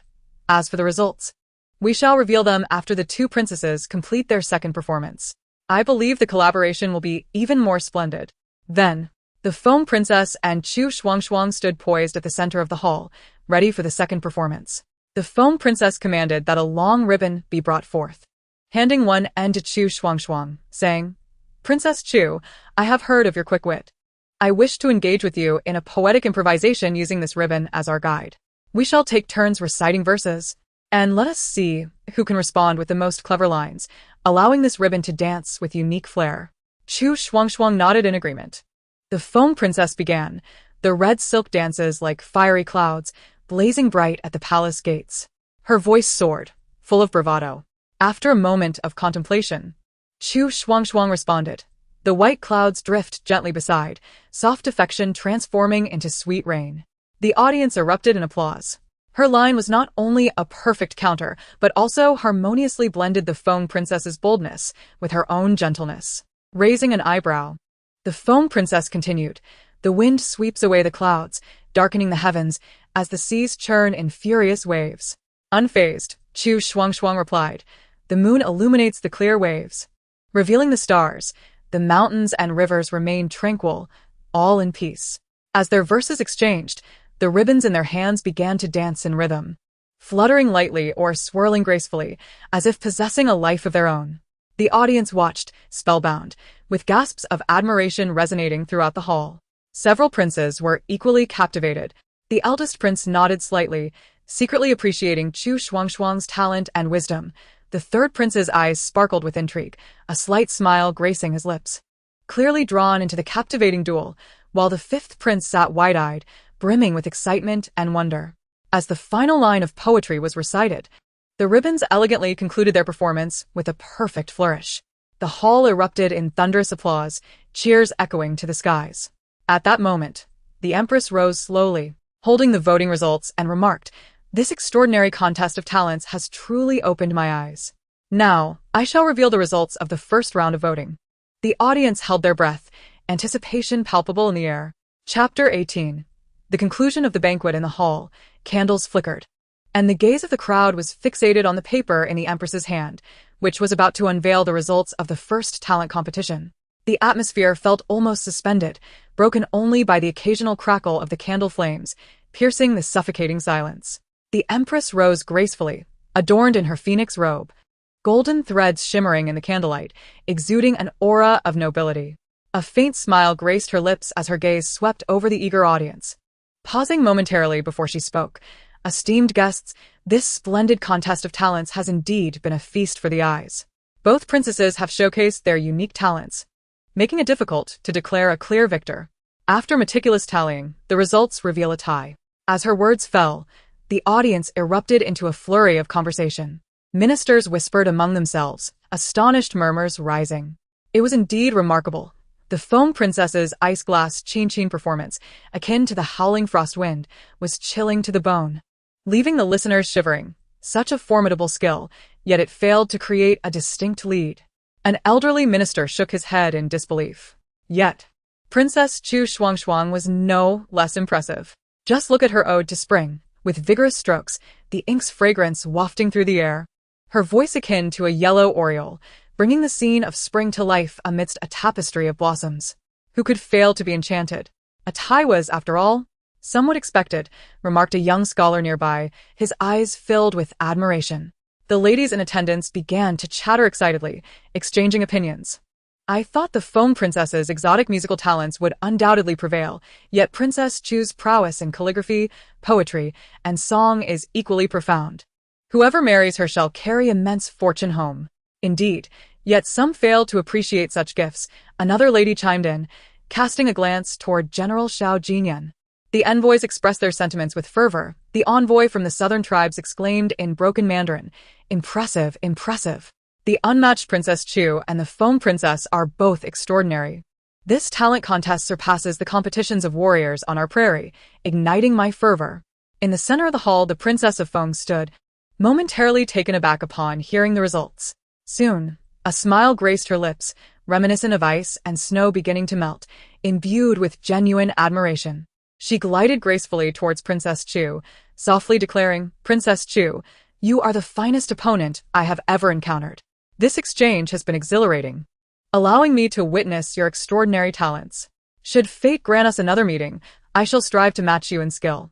Her voice, though still tinged with a hint of pride, was softened by her respect. Princess Chu gracefully bowed, rising with a smile, exuding humility and courtesy. "Thank you for your kind words, Your Highness. It is indeed my fortune to engage in this exchange with you. Your exceptional talents have greatly enriched my understanding. Should you extend another invitation, I shall give my utmost effort." The words exchanged between the two princesses elicited a wave of admiration from the audience below. At that moment, the Emperor of Chu, beaming with delight, exclaimed, "Today's banquet has been greatly enhanced by the duel of talents between the two princesses. I am most pleased and shall reward you accordingly." With that, the Emperor turned his gaze toward Princess Chu, his eyes filled with affection. Chu, "As the unparalleled Princess of Chu, you have showcased your talents today, living up to my teachings. I bestow upon you a string of South Sea pearls. May you shine as brightly as they do." Princess Chu stepped forward in gratitude, gracefully accepting the gift. Then, the emperor faced the Princess of Foam, a smile adorning his face. Princess of Foam, your exotic grace and exceptional skills have opened my eyes. I grant you a sable cloak to keep you warm on your return journey. And I hope you will convey my hopes for friendship between our nations to the Wind King upon your return. The Princess of Foam bowed, expressing her heartfelt thanks. Thank you for your generosity, your majesty. I shall not fail in my duties, and I wish for the enduring friendship between our countries. The crowd, witnessing the exchange, knelt in reverence, proclaiming the emperor's wisdom, further enhancing the jubilant atmosphere within the hall. The musicians resumed their performance, filling the air with joyous melodies. The palace maids entered in succession, presenting exquisite dishes, the aroma of wine and fruits wafting throughout. The Princess of Foam and Princess Chu returned to their seats, indulging in the culinary delights. The Princess of Foam curiously surveyed the dishes, frequently inquiring, "What is this translucent pastry? It melts in the mouth, sweet yet not cloying. Far more delicious than our flaky pastries."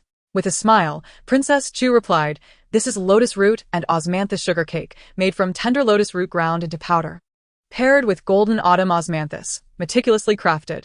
If you enjoy it, I can have some packed for you to take back to the palace." Meanwhile, the princes were equally engaged. The eldest prince, composed and dignified, savored the delicacies while quietly discussing state affairs with an advisor, occasionally glancing at Princess Chu with evident admiration.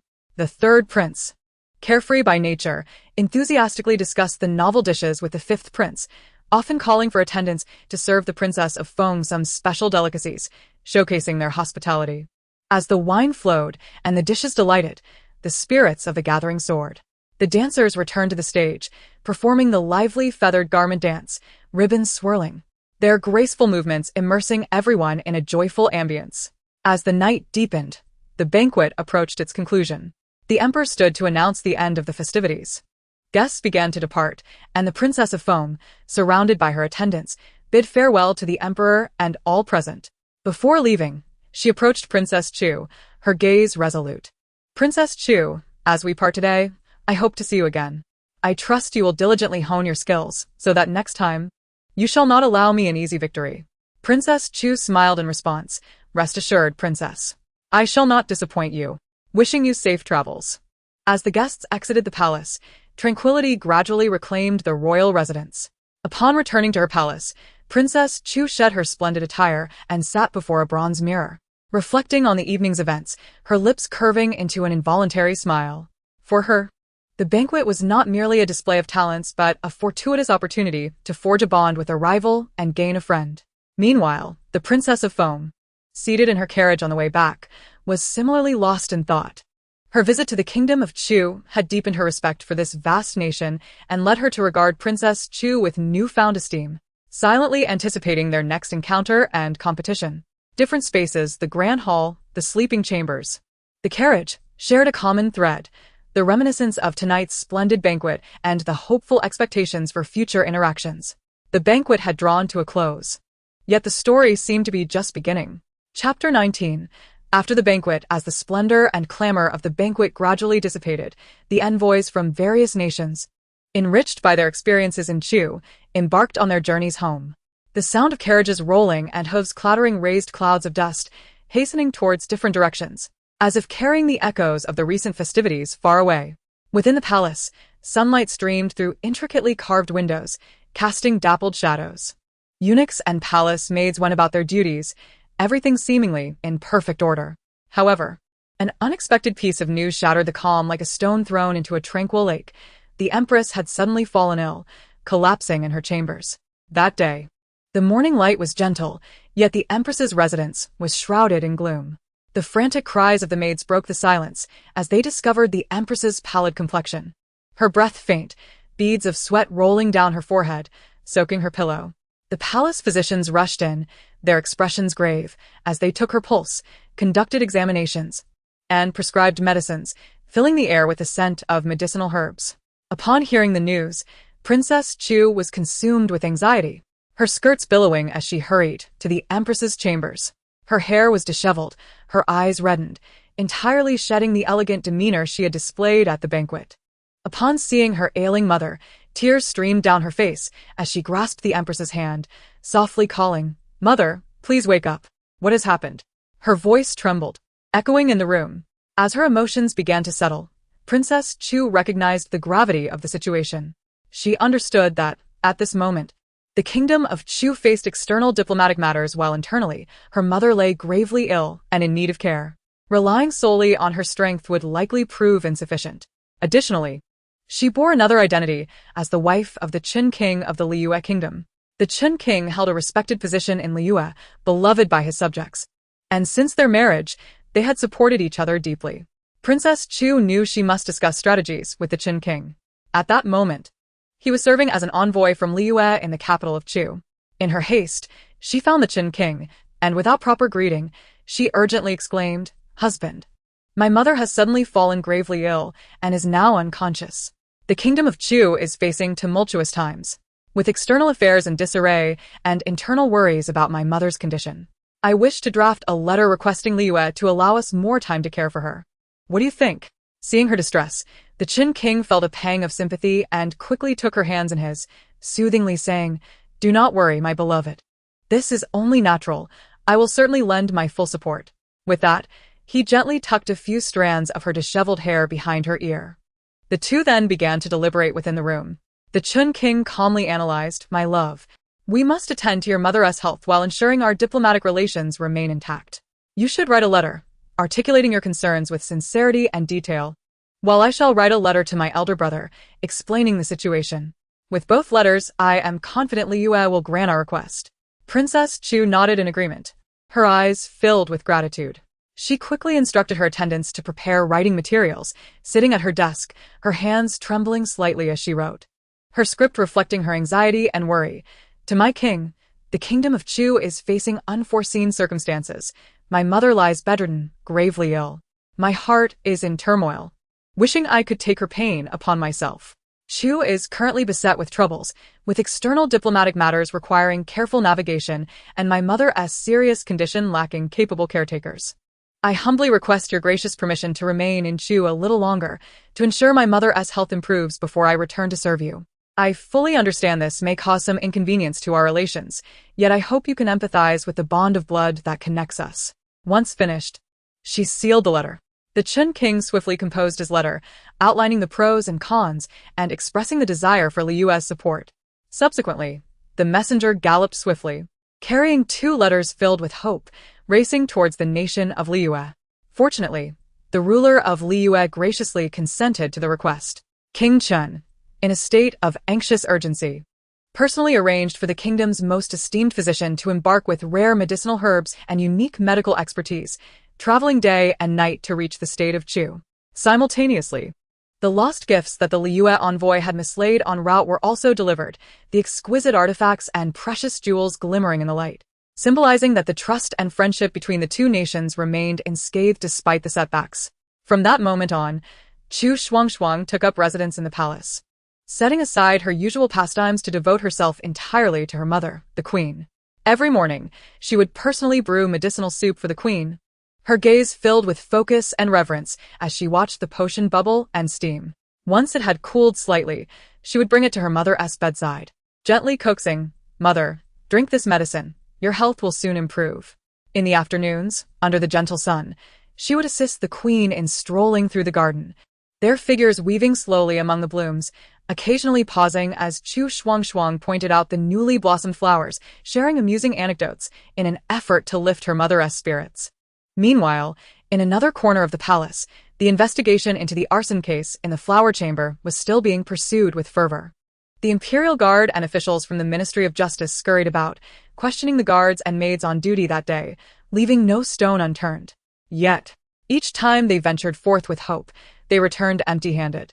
The inferno seemed to have consumed all clues, leaving behind a scene of devastation, charred earth and burnt flowers silently narrating the tragedy of that disaster. The Emperor of Chu was filled with rage over the incident. He vented his frustrations in the court, commanding the officials to hasten their efforts to uncover the true culprit. Yet, as days turned into weeks, the truth remained elusive. In desperation, the emperor resorted to appeasement, bestowing the Lin family with treasures of gold and silver as compensation.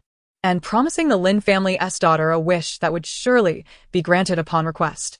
Time flowed slowly amidst the busyness and anticipation, and under the diligent care of numerous royal physicians, the Queen's condition began to show signs of improvement. Her complexion gradually regained its color, and her spirit was restored enough to sit up and converse with Chu Shuangshuang. This slight change filled Chu Shuangshuang with joy, reigniting the light of hope in her eyes. The atmosphere within the palace subtly shifted as well. The faces of the eunuchs and maids bore more smiles, and the patrolling guards seemed to move with lighter steps. Chu Shuangshuang continued to accompany her mother daily, occasionally returning to the princess's residence to meet with King Chen, discussing their respective circumstances and deliberating the future development of the state of Chu. They often encouraged and advised one another, navigating their challenges together as partners. Just as the situation in Chu appeared to stabilize and everyone anticipated clearer skies ahead, an urgent letter from the ruler of Liyue shattered the brief tranquility. The letter conveyed that unrest had begun to brew within Liyue. A faction was secretly colluding to disrupt the governance, while small rebel forces occasionally harassed the borders, creating a dire situation. The ruler of Liyue earnestly hoped that King Chen and Princess Chu would remain in Chu for a few more months until the turmoil subsided, to avoid potential dangers on their journey home and to prevent causing unnecessary trouble for Chu. After reading the letter, King Chen and Chu Shuangshuang exchanged glances, both reflecting concern in each other's eyes. King Chen grasped Chu Shuangshuang's hand tightly and said, "My beloved, it seems we cannot return for the time being, but rest assured, Liyue will surely overcome this challenge." Chu Shuangshuang nodded slightly, resolutely replying, "Your Highness, if that is the case, let us remain in Chu with peace of mind. I believe the brave warriors of Liyue will soon restore order. In the meantime, we can also contribute to Chu, doing our part to assist." Thereafter, King Chen, utilizing his strategic acumen, frequently communicated with the court officials, sharing Liyue's experiences in dealing with rebellion, hoping to provide Chu with valuable insights as a precaution. Meanwhile, Chu Shuangshuang continued to care for the queen while leveraging her connections in both nations to gather intelligence, quietly supporting Liyue's efforts to quell the unrest. As time passed, the sun streamed through the intricately carved window panes within the palace, casting serene shadows. With the queen's health gradually improving, the tense atmosphere within the palace softened somewhat. Chu Shuangshuang had just exited her mother's chamber, her steps light and graceful, yet her brow was slightly furrowed, radiating seriousness. Although Chu appeared tranquil, the shadow of the assassination loomed overhead, an inescapable specter. As she was about to approach the imperial study to discuss matters with her father, she overheard an undercover guard reporting in hushed tones, "Your Majesty, despite our exhaustive efforts, we have yet to uncover any leads regarding the assassination attempt on Princess Wushuang during her return journey. We are uncertain whether it was related to the gifts from Liyue, intended to incite discord between our nations, or simply an attempt on the princess's life. The assailants acted with stealth, and after all this time, we have uncovered no useful clues. Their martial skills were complex and peculiar, unlike any practiced in our homeland." The emperor's fury erupted. "What use is it to have you worthless fools at my service? After all this time, you have achieved nothing. You do not even know the motive behind the assassination. What purpose do you serve? This matter concerns the safety of the princess, the stability of the court, and the friendship between our countries. I give you 3 days to uncover the truth, or you shall face dire consequences." Chu Shuangshuang paused. A sudden thought flashing through her mind. She recalled experiencing an assassination attempt during her journey to the marriage alliance, from which she had been fortunate enough to be rescued, though the details were somewhat hazy. Reflecting on it now, the similarities between that incident and the current assassination attempt were striking. The assailants had moved with remarkable speed and coordination, employing martial techniques that exuded an air of enigma, distinctly different from the styles used within Chu. Steadying herself, she requested to be admitted to the court. Upon receiving permission, she entered, finding her father still wearing a countenance filled with wrath. She knelt and bowed respectfully. "Father, please calm your anger and take care of your health. I overheard the guard speaking and remembered something. During my journey for the marriage alliance, I too encountered an assassination attempt in the vicinity of Anshan. Upon reflection, there may be a connection between these two incidents. The techniques used in both attempts were eerily similar. At that time, I was fortunate to be saved by a valiant warrior. I inquired about his name, and he said he was called Lin. Might you send someone to investigate? I regret not having the opportunity to express my gratitude at that time. and I wish to repay this kindness while hoping to glean some clues from him. The Emperor's expression softened slightly as he gestured for her to rise. Oh, what you say is reasonable, my dear. I shall immediately send someone to look into it. He then called upon the captain of the undercover guards, instructing, find a young man named Lin Lin, who was present during the princess's journey to Anshan. Furthermore, ensure to uncover any connections between these two assassination attempts and expose the mastermind behind them. The captain of the undercover guards accepted the orders and departed. The undercover agents recognized the gravity of their task.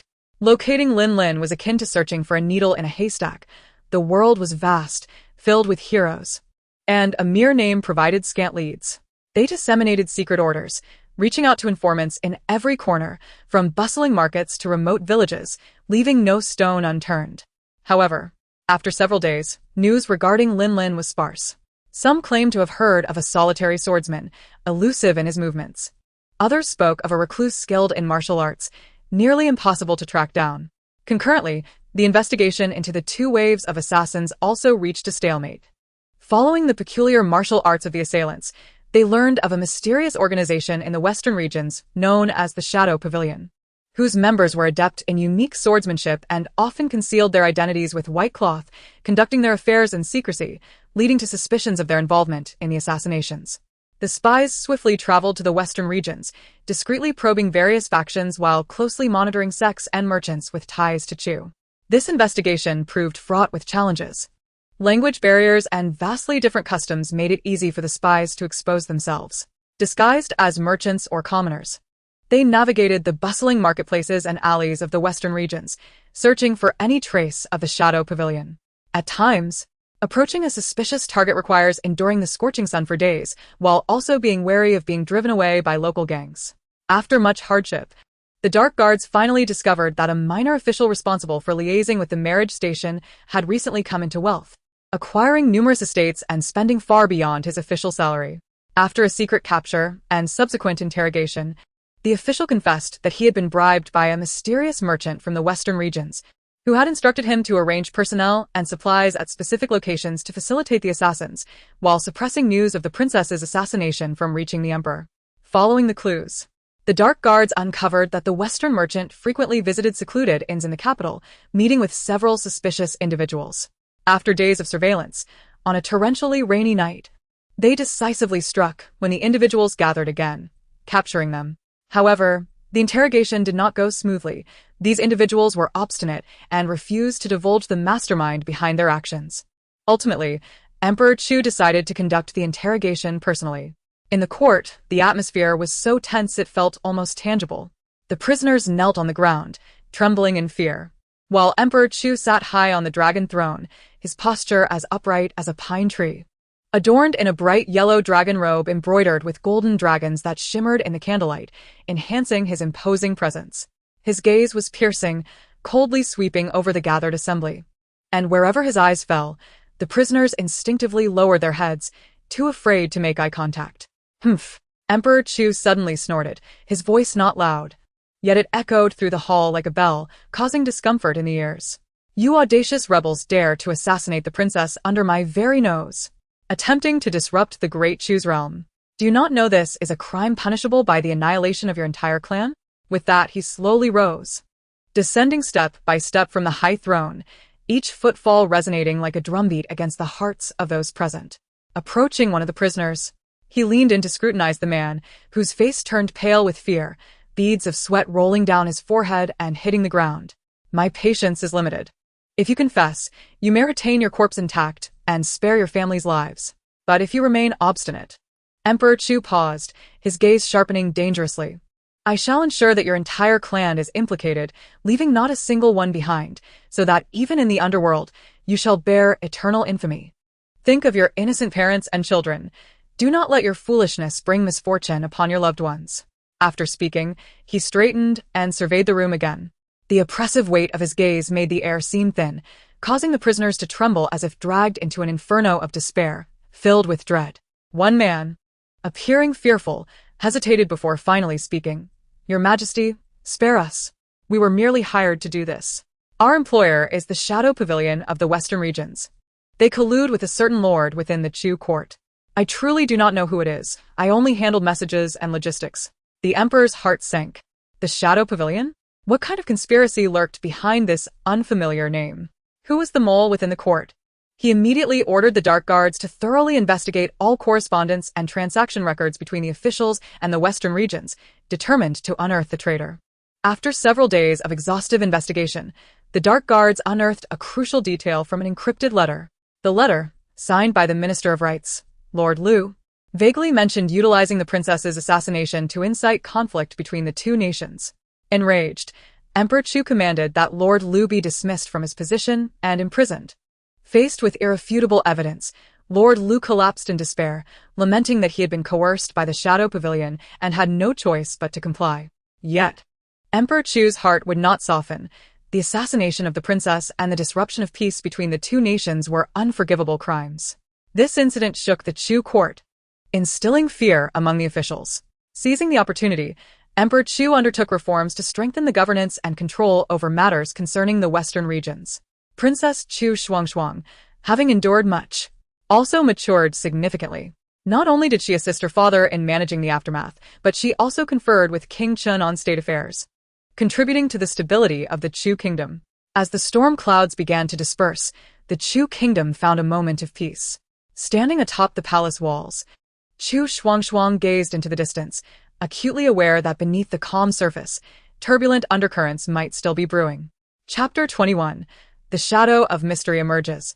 The flower viewing banquet. Chu Shuangshuang stood atop the palace walls, gazing in the direction of the ominous prison, her heart clouded with doubt, as if shadows obscured the sun. Although the perpetrator who had sought her life was in custody, a seemingly dull-witted minister, numerous details entwined like tangled threads in her mind, forming an insurmountable knot. I have no dealings with the western regions.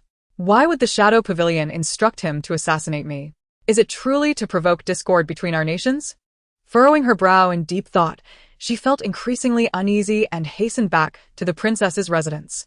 In the princess's quarters, Chu Shuangshuang paced at the entrance, hesitating to enter. Inside, King Chun had already heard her approach. Setting down the scroll he had been reading, he opened the door to welcome the gravely concerned Chu Shuangshuang. My beloved, do not wear such a troubled expression. You appear quite haggard these past few days, King Chun said, taking her hand and gently guiding her to sit beside him on the couch, affectionately patting her hand, his eyes filled with concern. Now that the assassin has been captured, he will surely face justice. You need not worry. Chu Shuangshuang shook her head slightly, biting her lip, tears glistening in her eyes. Your Highness, I cannot shake the feeling that this matter is not so simple. The minister's eyes held a flicker of evasion when he confessed, as if someone was threatening him. And the Shadow Pavilion, so elusive, we know so little about them. How can I feel at ease? King Chun gently embraced her, resting his chin atop her head, soothing her softly. My beloved, do not indulge in such wild thoughts. I will take care of everything. You must focus on your well-being. I will handle the court's affairs and the undercurrents of the martial world. Once Chu Shuangshuang's emotions began to settle, King Chun personally escorted her back to her courtyard. Watching her figure disappear around the corner of the corridor, his expression grew slightly grave. He stood with hands clasped behind him, lingering in the courtyard for a long while, contemplating that unless this matter was thoroughly investigated, Chu Shuangshuang would find it difficult to truly relax. Beneath the calm facade of the court, a tempest was surely brewing. Thus, he quietly summoned his trusted confidant, whispered a few instructions, and dispatched the Dark Guards to undertake two crucial tasks. First, to locate Chu Shuangshuang's savior, Yilin, who had appeared just in time to save her life during the assassination attempt but had mysteriously vanished afterward, his identity a mystery. King Chun believed he was intricately connected to the conspiracy behind it all. Second, to conduct a thorough investigation into the Shadow Pavilion, uncovering the details of this enigmatic organization, its intentions, and its infiltration within the Chu kingdom. In the following days, tranquility reigned. Princess Pingshan, the elder sister of the emperor, was married to the son of the former Grand Tutor. Their marriage was harmonious, blessed with a son and a daughter, who were both dutiful and respectful. During the season of blooming flowers, Princess Pingshan often hosted a flower viewing banquet at the princess's residence, inviting young men and women from various households to partake in the festivities. During these events, many a young couple would find mutual affection, leading to beautiful tales of romance. Today marked the occasion of the flower viewing banquet at the princess's residence. The entrance was bustling with activity. Young gentlemen and ladies held exquisite gilt invitations, filled with eager anticipation as they arrived in droves. This invitation was a symbol of status and honor among the nobility in the capital. Any household fortunate enough to receive one would bask in glory for days, garnering envious glances from passers-by. Upon stepping into the princess's residence, it felt as though one had entered a realm of ethereal beauty. The winding pathways were lined with vibrant blossoms vying for attention, red as fire, pink like dawn, white as snow.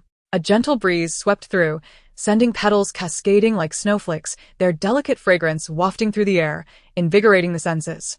The gardens were adorned with pavilions and towers, each draped with sheer curtains that fluttered in the breeze, creating a dreamlike atmosphere. Tables laden with exquisite delicacies resembled artistic creations, their fruits and vegetables glistening with freshness. Crystal goblets filled with fine wine reflected a spectrum of colors under the sunlight, dazzling the eyes. The melodic sounds of stringed instruments and wind instruments floated through the air, weaving together with the chirping of birds and the fragrance of flowers, creating a symphonic feast for the senses. Chu Shuangshuang and King Chun were also among the guests, and as soon as they appeared, all eyes gravitated towards them, drawn as if by a magnet. Chu Shuangshuang donned a delicate lavender gown, intricately embroidered with silver thread depicting exquisite butterfly patterns that danced gracefully as she walked. Embodying the essence of a fluttering butterfly, her flowing tresses, fashioned into a lofty cloud-like bun, were adorned with a pearl hairpin that swayed gently with her every step, revealing her enchanting elegance. In contrast, King Chun appeared regal in a deep blue brocade robe, embellished with a formidable golden dragon that arched its neck and flicked its tail. Exuding an air of both majesty and refined elegance, each stride he took resonating with the presence of a sovereign. "Come, Shuangshuang, please take a seat." The amiable Princess Ping Shun beckoned with crescent-shaped eyes, clad in a bright yellow court dress and crowned with a phoenix headdress, surrounded by jewels that radiated royal authority, personally welcoming the guests with warmth. As everyone settled in, laughter and cheerful chatter began to fill the air. The flower viewing banquet, a grand affair, was indeed the highlight of the event. The princess commanded the servants to bring forth several rare and exquisite flowers, placed in the pavilion, captivating the attendees with their beauty. A young gentleman, well-versed in botany, seized the opportunity to showcase his knowledge, eloquently narrating the origins and characteristics of the flowers, eliciting admiration from the ladies nearby, their eyes alight with infatuation, as if only capable of perceiving the brilliance of this talented suitor. Amidst the gathering, the youthful gentlemen and ladies exchanged glances, their eyes filled with shy affection.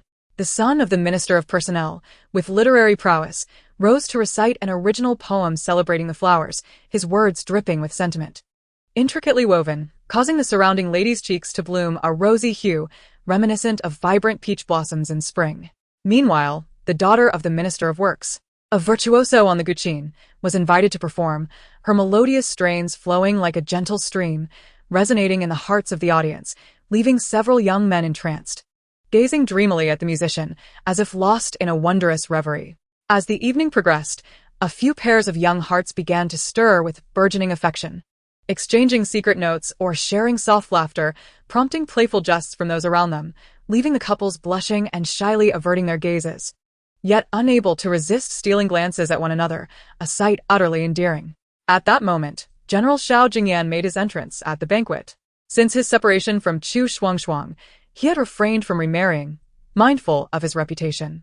However, a woman he had brought back from afar years ago now assumed a domineering role in his household, convinced she would ultimately become the mistress of the general's estate. Reluctant to bring her to the flower-viewing banquet due to her incessant pestering over the years, he found himself compelled to comply when she insisted on accompanying him. Upon her arrival, she drew numerous gazes, clad in a gaudy red gown that trailed the ground, adorned with ostentatious golden embroidery, her hair embellished with an array of jewels, creating a cacophony of sound with each step, her presence exuding an aura of gaudy opulence. Clinging tightly to Xiao Jingyan's arm, her haughty demeanor scanned the surroundings, dismissing everyone in attendance with a disdainful glance. Once seated, her restlessness became apparent. While the noble ladies engaged in soft conversations, sharing poetry and newly learned needlework, she abruptly scoffed, interrupting the ambience. "Humph, you young ladies, all you do is recite poetry and dabble in needlework. What good is that? True skill lies in knowing how to keep a man utterly wrapped around your finger. With that, she cast a triumphant glance at Xiao Jingyan. One young lady from the censor's family could no longer tolerate her insolence, softly retorting, "A woman's intellect and proficiency in needlework are also marks of personal refinement. How can you deem them worthless?" This remark stirred a hornet's nest. The woman sprang to her feet, hands on her hips, shouting, "What do you know, you little brat? I've fought alongside the general in battles, facing wind and rain, unlike you pampered ones, lounging at home in comfort." Her outburst silenced the gathering, leaving everyone awkwardly glancing at Xiao Jingyan, hoping he would intervene. Chapter 22. The conflict at the flower viewing banquet. Xiao Jingyan's face darkened, and he quietly admonished, "Enough. Do not create a scene here." Yet, the woman seemed unfazed, continuing with her antics, murmuring, "What did I say wrong? It's the truth, after all." Not only did she fail to restrain herself, but she escalated her behavior, spotting a plate of her favorite pastries on the table and unceremoniously claiming the entire platter for herself, disregarding others entirely, munching away as she declared, "This flower-viewing banquet has nothing worthwhile to eat." The ladies at her table could only shift away quietly, creating distance from her. Chu Shuangshuang and King Chun, naturally, noticed the commotion. Chu Shuangshuang frowned slightly and softly remarked to King Chun, "How can that woman be so rude?" King Chun shook his head, a flicker of disdain in his eyes. General Xiao is indeed foolish to permit her this level of insolence. The woman, having just been scolded by Xiao Jingyan, momentarily subdued, lingered beside him, but her eyes continued to dart around the room. Upon catching sight of the seated Chu Shuangshuang, who was elegantly conversing with others, exuding grace and composure, jealousy ignited within her. In the past, during her time at the general's estate, she had bullied Chu Shuangshuang without consequence, taking advantage of Xiao Jingyan's favoritism.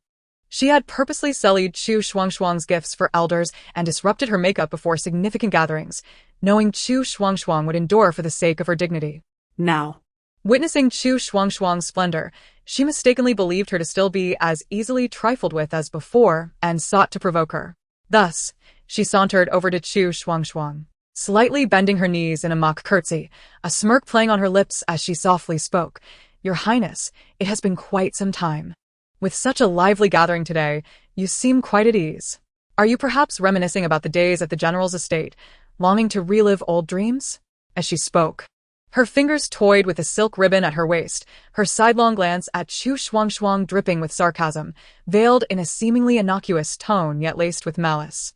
Princess Ping Shun, seated nearby, immediately bristled, rising with fury, her hand slapping the fan shut with a resounding clap as she shouted, "You insolent wretch, cease your slanderous words. The grace and bearing of Her Highness cannot be tarnished by your vile tongue." King Chun strode over, his tall and imposing figure accentuated by his dark brocade robe, his gaze icy as it fixed on the woman, sternly declaring, "Do not act recklessly. This royal garden does not permit your antics." Xiao Jingyan, who had been engaged in conversation, caught sight of the disturbance and hurried over, positioning himself protectively in front of Chu Shuangshuang, his expression dark and forbidding as he scolded the woman, "Be silent. Do not disturb the enjoyment of others." A warmth spread through Chu Shuangshuang's heart at the sight.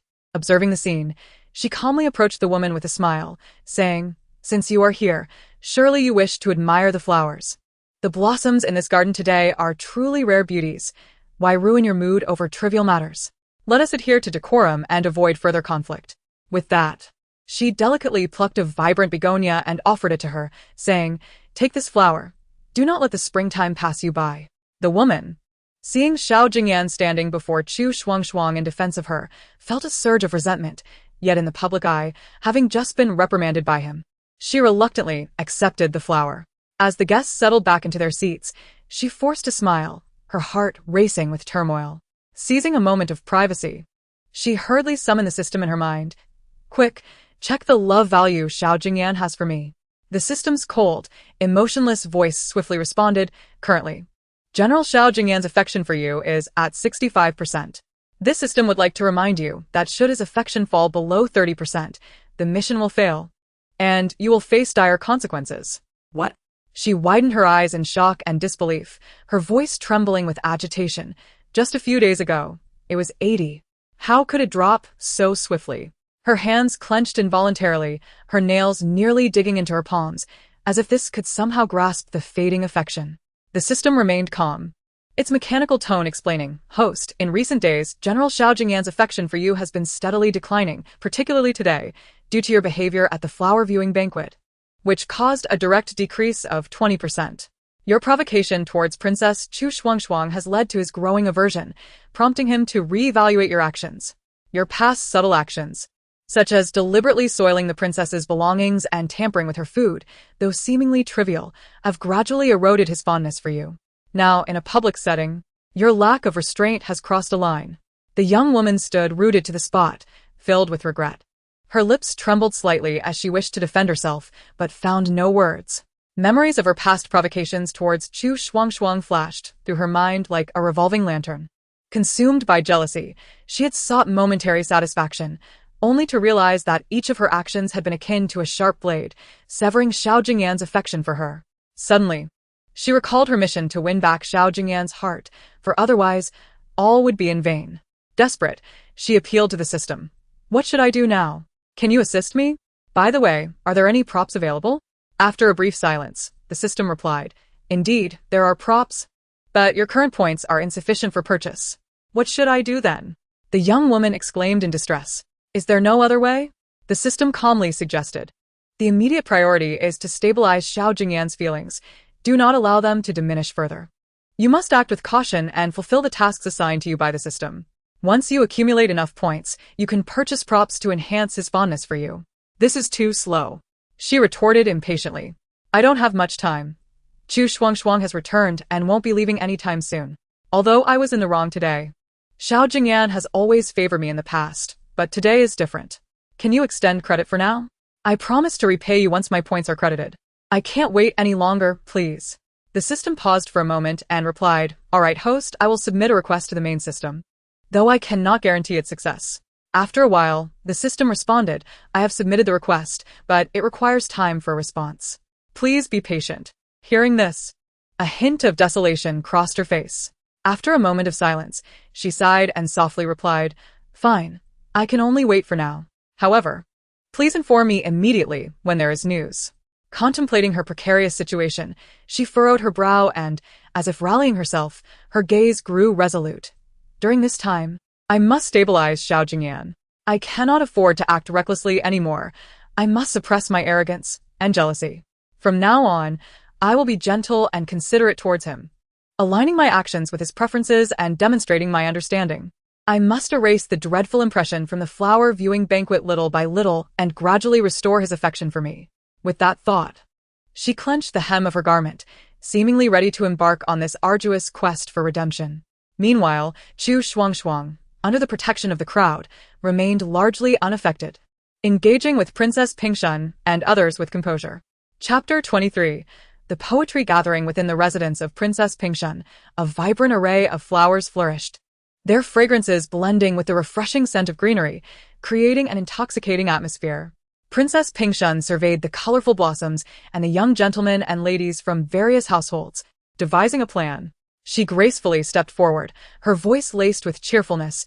"Today, at this flower viewing banquet, let us not squander this splendid springtime amidst such beauty. Young talents from all families, why not compose a few poems inspired by the flowers, showcasing your talents and adding a touch of elegance to this garden?" The crowd responded enthusiastically, and upon seeing their agreement, Princess Pingshan elaborated on the rules. Each participant will have the time of 3 incense sticks to wander the garden and select the flower that most resonates with their emotions. Once inspired, write your verses on the prepared rice paper. After completion, the poems will be collected by the maidservants and evaluated by several esteemed scholars present at the banquet, who are well-versed in poetry and will judge fairly. The top performer will receive a meticulously crafted golden phoenix hairpin as a prize, fashioned by the palace's skilled artisans, with a body of pure gold and adorned with sparkling gems, truly exquisite. With her words, excitement surged among the attendees, and soon the garden was filled with young gentlemen and maidens weaving through the floral displays, pausing to gaze or deep in thought. As the time of 3 incense sticks elapsed, participants gradually set down their brushes, and the maidservants collected the poems to present to the waiting scholars. Before long, the results were in. Princess Pingshan beamed as she announced, The esteemed scholars have selected the finest works. Let us hear the top 3. She picked up the first piece of rice paper and cleared her throat to read aloud. The first prize goes to the daughter of the cabinet minister. Peach branches dipped in dew bloom spring's bright red. Delicate face reflecting the azure sky. The wind caresses the tender flowers like falling rain. Fragrance wafts through the secluded path, endless in its charm. Behold. This poem captures the essence of the peach blossoms, dipped in dew, blooming vividly and beautifully.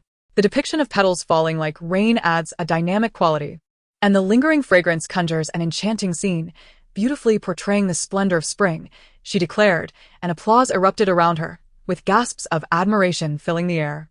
Princess Pingshan then picked up the second piece, revealing the work of the daughter of General Zhenyuan.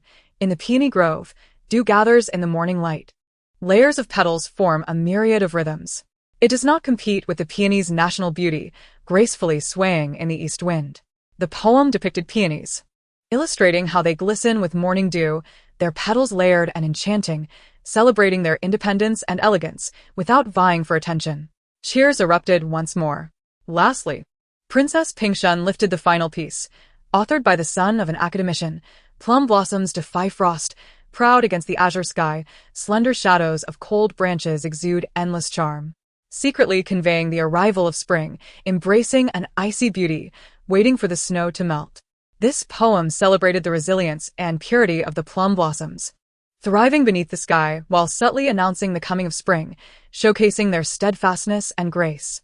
Chu Shuangshuang listened quietly, observing the lively exchanges and the flow of beautiful verses. Her heart stirred by the poetic atmosphere, her palms slightly damp with anticipation as she felt an urge to express her own talents. With graceful steps, she approached, her figure flowing like a willow, her gaze sweeping over the vibrant garden as if searching for the flower that could best convey her emotions. Radiating the princess's poise and confidence, yet infused with youthful playfulness, she captured the attention of those around her, all eager to discover the enchanting verses she would weave. Pausing amidst a cluster of flowers, she contemplated briefly before parting her lips to recite. Spring unveils a lovely visage by the sun's edge, begonia adorned in myriad hues. The wind caresses the tender petals, uniquely leading in grace, enchanting in this splendid season. Upon finishing her poem, astonishment swept through the crowd. Princess Pingshan was the first to commend her. Your poem, Princess, employs exquisite language and profound imagery, blending the beauty of the begonia with your own elegance. If it were to be included in the competition, it would surely rank among the top. Your kind words are too generous. This was merely a spontaneous creation of mine, and I do not wish to enter the contest. Chu Shuangshuang replied with a respectful bow towards Princess Pingshan. You jest, my dear. Now, let us continue to appreciate the subsequent verses. Princess Pingshan rolled her eyes playfully at Chu Shuangshuang and resumed reading the next poem, as the audience remained immersed in the delightful works. Finally, Princess Pingshan commanded the maidservants to present the golden phoenix hairpin to the daughter of the cabinet minister, declaring, "This golden phoenix hairpin is truly well-deserved." The woman approached with delight, gracefully kneeling in gratitude as she accepted the hairpin. Amidst the admiring gazes of the onlookers, her elegance became even more pronounced. This poetry gathering left behind an exquisite tale within the flower viewing banquet. Prior to the commencement of the event, Xiao Jingyan sat upright, exuding an air of solemnity, yet the atmosphere around him grew increasingly oppressive. As a martial artist, his hearing was exceptionally keen, and the hushed whispers of the guests infiltrated his ears with clarity. Look at the woman General Xiao has brought back. Her name is a Yao. She dresses so gaudily, devoid of any semblance of decorum befitting a flower-viewing banquet. The clash of vibrant reds and greens in her attire is utterly chaotic, clashing sharply with the refined elegance surrounding us. One person snickered softly, prompting several others to nod in agreement. Yet, it was not merely her attire. Her manners and speech were equally unsophisticated. When she conversed with the young ladies, her words exuded a sense of pettiness, lacking the grace of a true lady. Even the most basic gestures of greeting appeared clumsy and awkward. Another voice murmured disdainfully, their contempt unmistakable. Xiao Jingyan's complexion shifted from pale to crimson, then gradually to a deep shade of anger, his hands clenched into fists beneath the table, knuckles whitening. He searched for a Yao, finding her blissfully unaware, gazing around with innocent curiosity, completely oblivious to the disdainful glances of others. Anger and shame surged within him, This flower-viewing banquet, initially a gathering of elegance, had transformed into a spectacle of mockery due to a Yao. As a general, where was his dignity? At last, unable to restrain himself any longer, Xiao Jingyan abruptly stood, disregarding the astonished gazes of the crowd, and swept away, requesting to leave the banquet prematurely. A Yao, lost in the beauty of the surrounding blossoms, awaited his conversation. Yet his absence left her bewildered. In a flurry of anxiety, she navigated through the crowd, questioning everyone she encountered, but to no avail. At that moment, a notification echoed in her mind.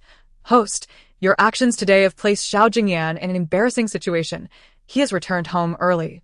Upon hearing this, a Yao's heart raced with urgency.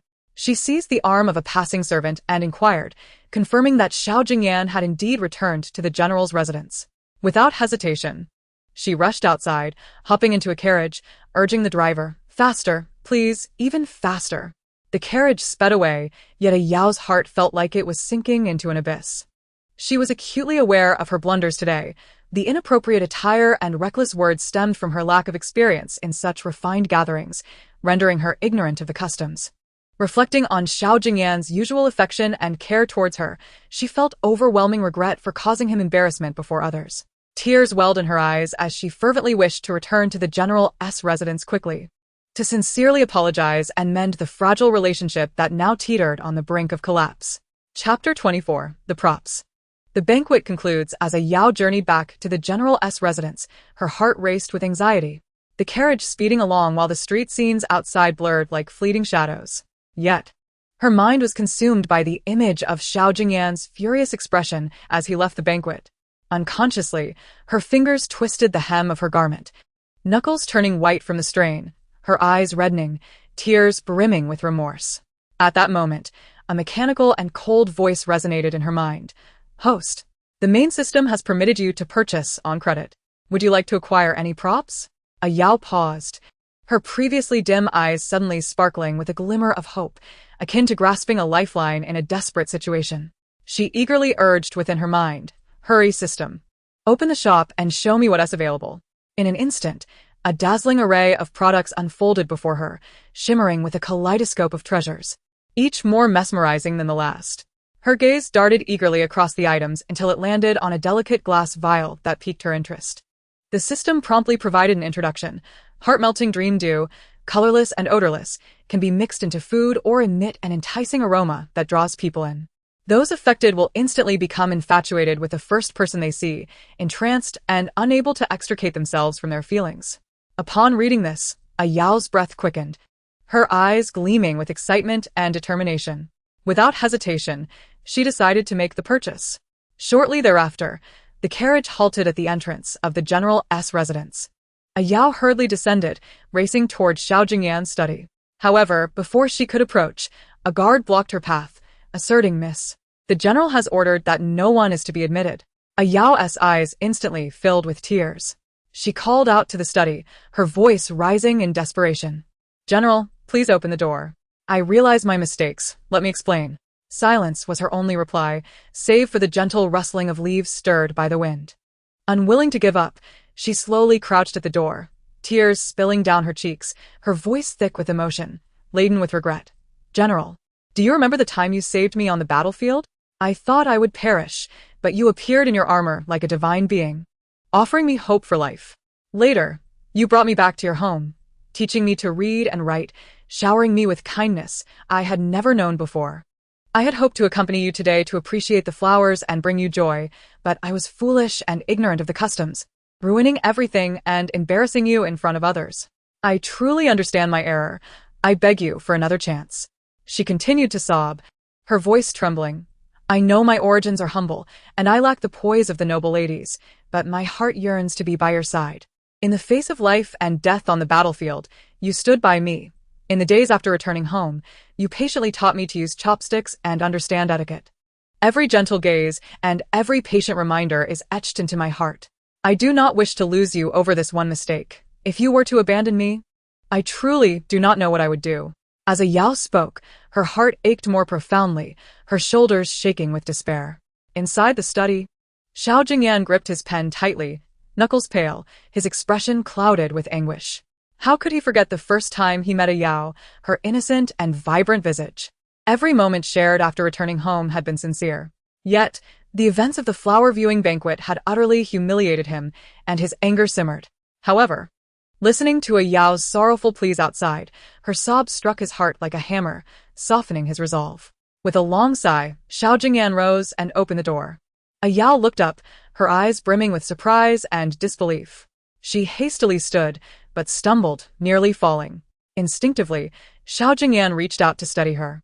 In that moment, a Yao seized the opportunity, wrapping her arms around him tightly, as if clinging to a precious treasure regained.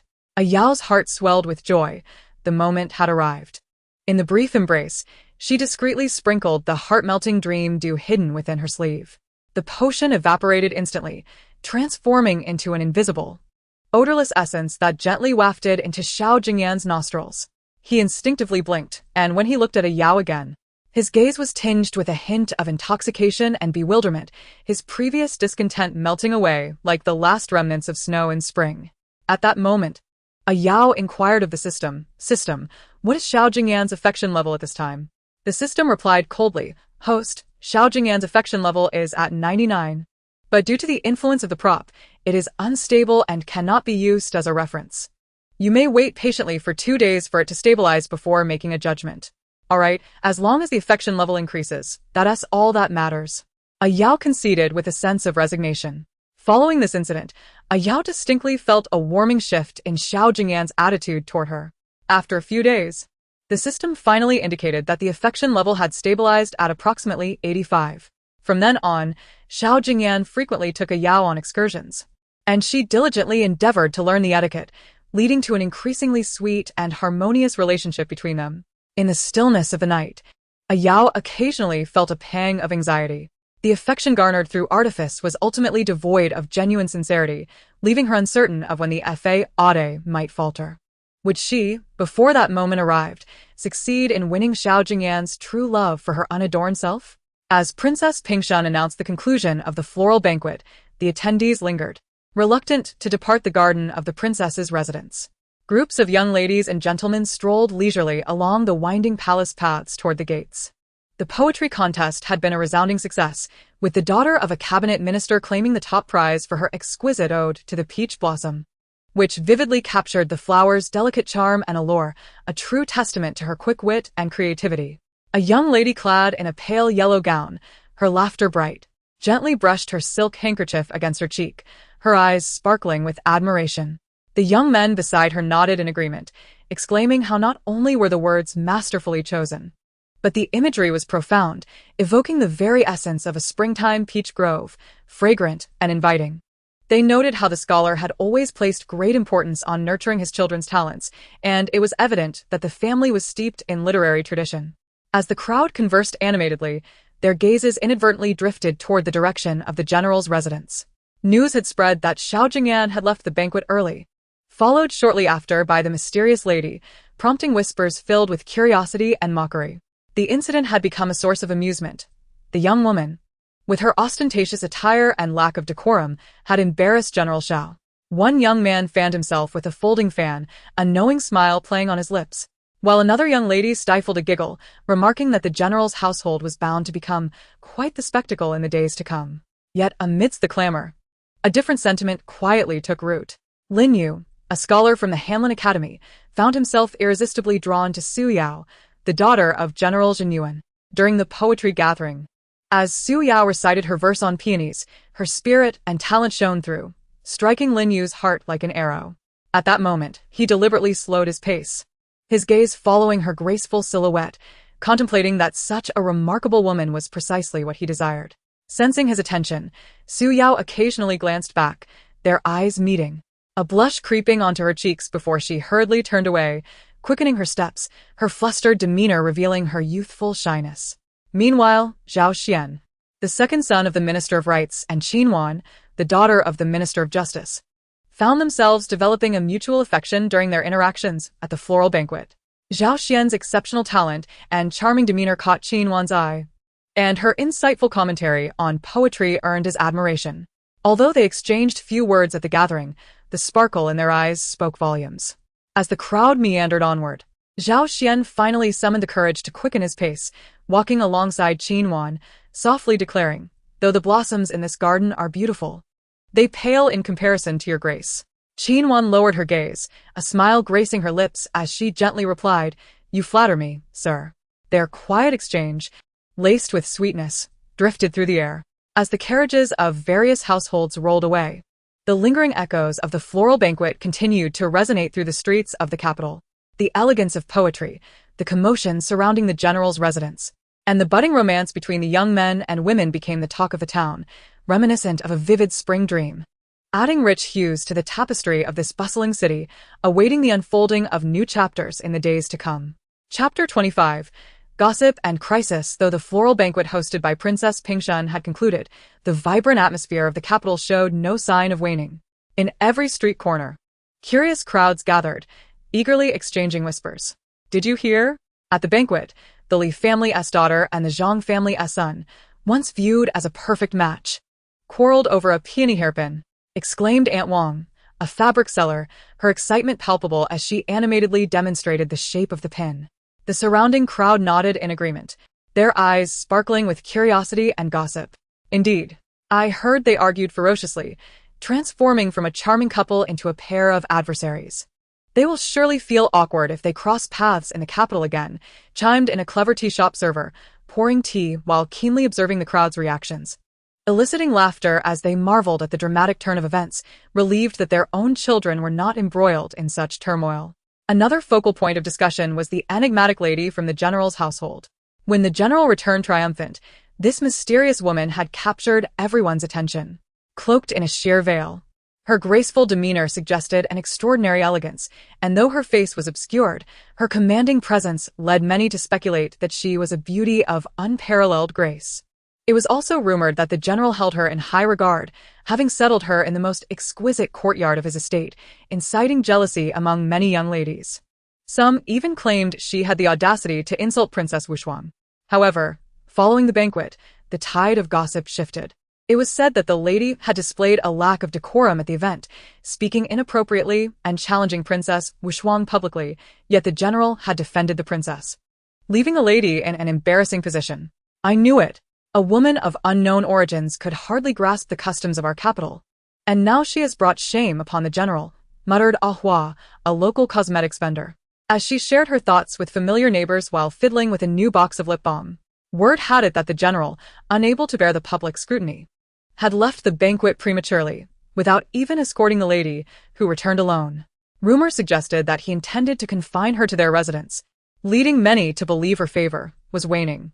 The crowd nodded in agreement, their eyes gleaming with schadenfreude, relishing the downfall of someone who had briefly soared high. Just as the gossip reached a fervor, a different voice emerged from the throng. "Now, wait a moment. Don't spread baseless rumors. My cousin's son works at the general's residence and is well informed." The speaker was Aunt Shui from the tailor shop, who paused her sewing to pique everyone's interest. "Though the lady didn't see the general after returning home, I heard she knelt outside his study, pouring out her heart. My relative caught a glimpse of her, tears streaming down her face, as she spoke earnestly, softening the general's heart." Curiosity piqued, the crowd drew closer. "Is that true? What happened next?" inquired Old Son, the vegetable vendor, leaning forward eagerly. With a triumphant smile, Aunt Shui continued, "The general came out, helped her to her feet, and offered her comforting words. The very next day, he ordered the kitchen to prepare her favorite snacks and even gifted her new jewelry and clothing. It seems her status has only risen." The crowd gasped, now fully engaged in a new wave of speculation. The lady had indeed proven herself resourceful, seemingly secure in the general's household for the time being. "Humph. Just using her looks to charm him.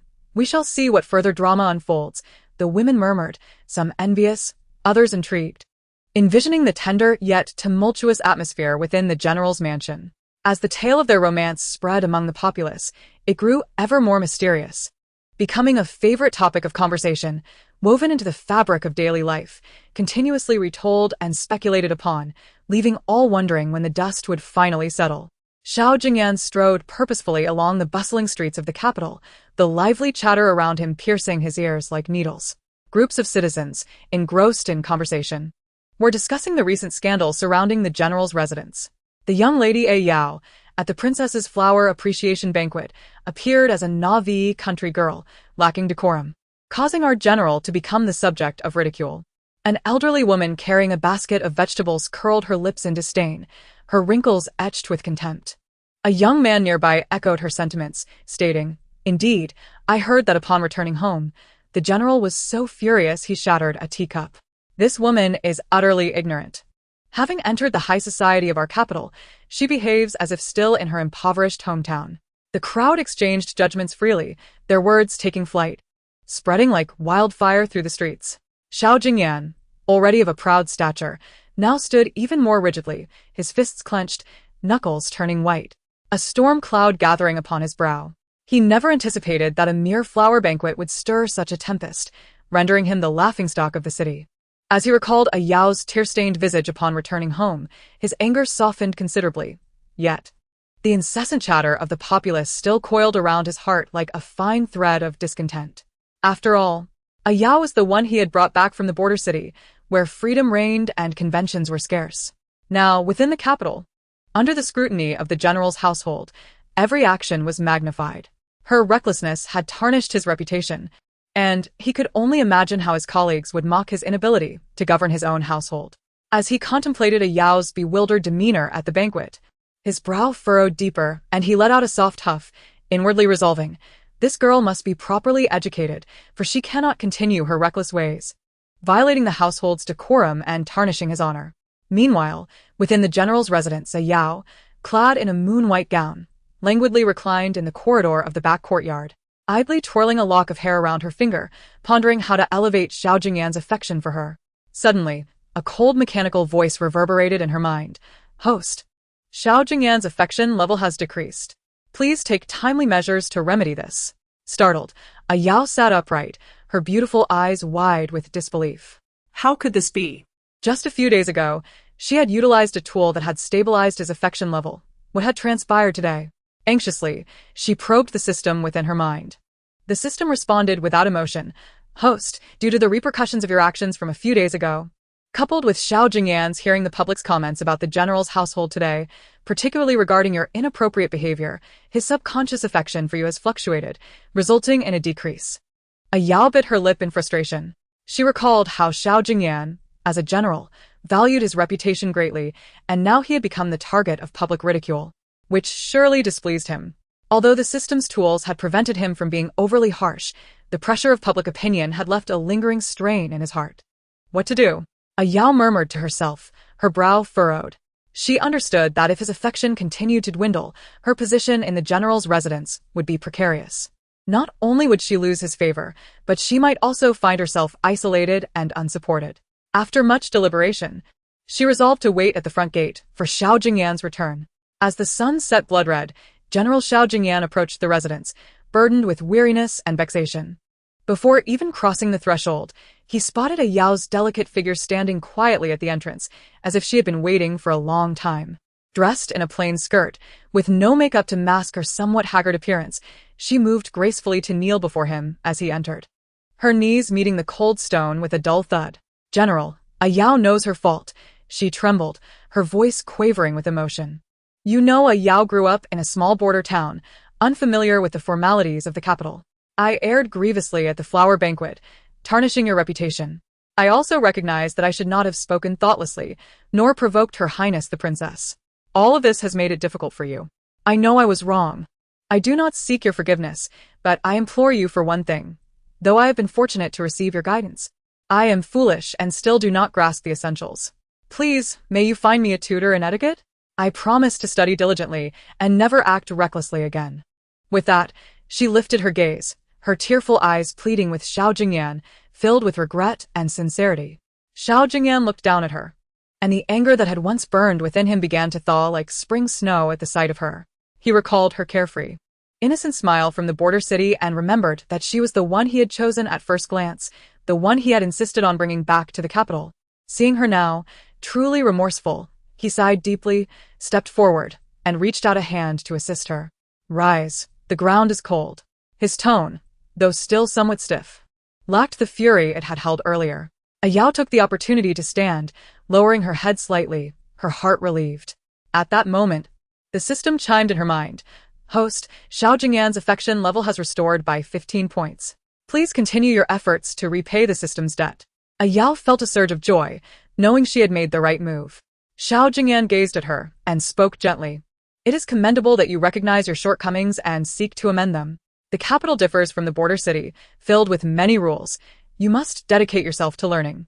I will ensure you receive a suitable etiquette tutor. A Yao nodded eagerly, compliant as a gentle lamb. However, while Xiao Jingyan felt gratified by her acknowledgement of her mistakes, the echoes of the people's gossip still lingered in his ears, the images of their ridicule haunting him. He pondered that a Yao must act with utmost caution going forward. Otherwise, the reputation of the general's household might be repeatedly sullied. A Yao, perceptive to the unspoken concerns of the general, softly assured him, Rest assured, General. I will be mindful in the future and will not disappoint your hard work.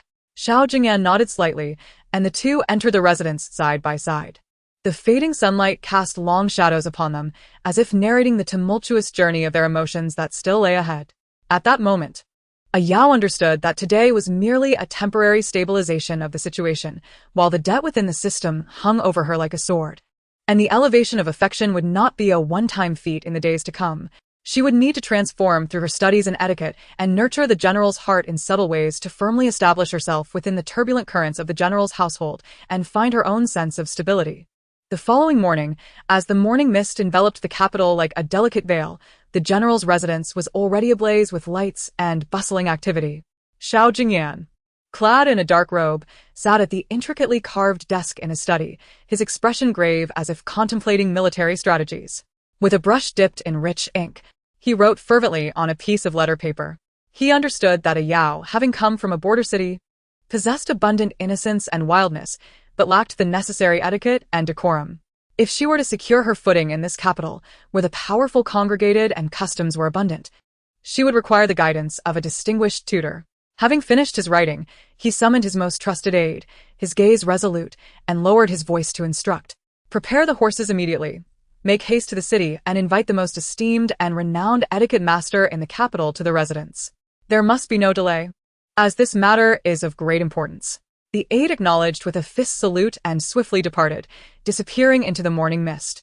Within a few days, Master Li arrived at the general's residence, exuding an aura of authority and prestige.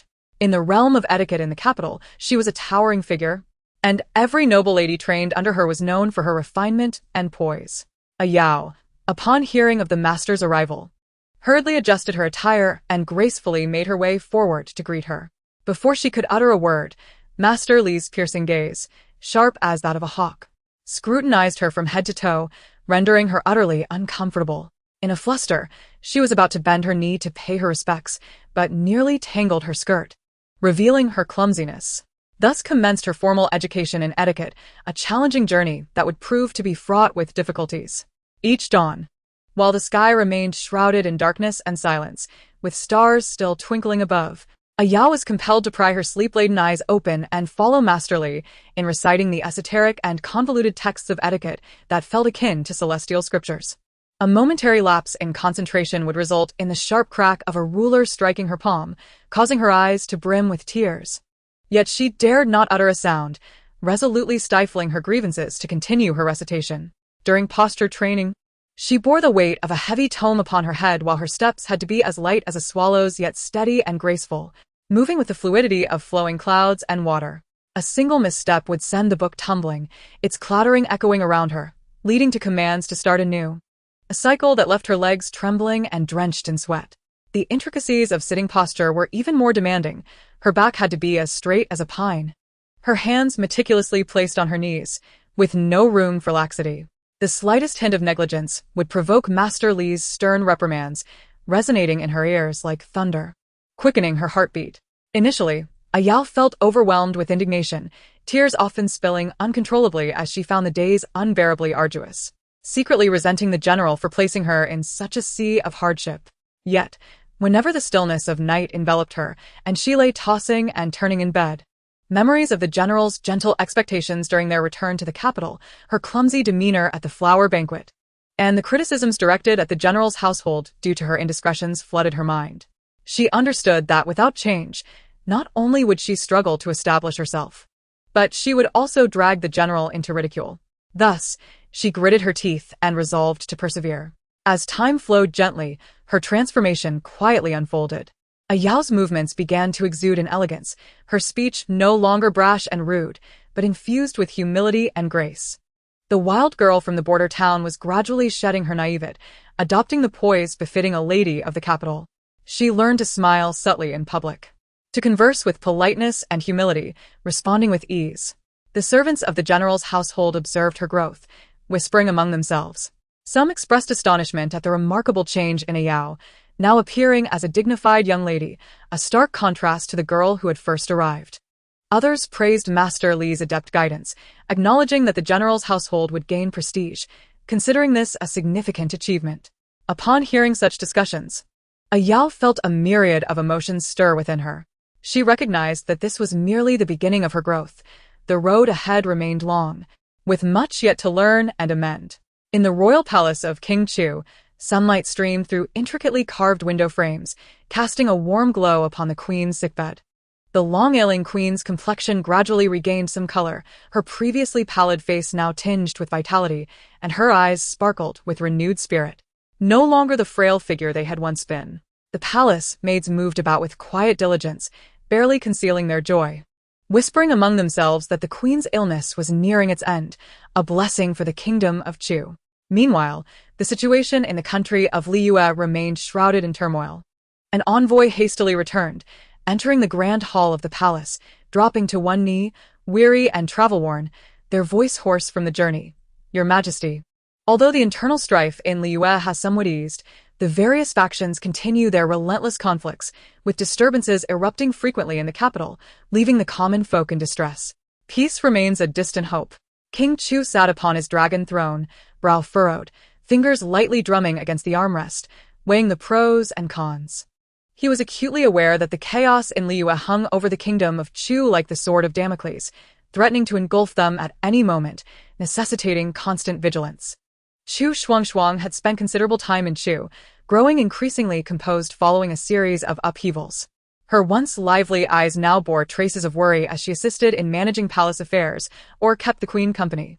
She understood that Chu needed to navigate both internal and external challenges with caution, and as a member of the royal family, she bore an unshakable responsibility.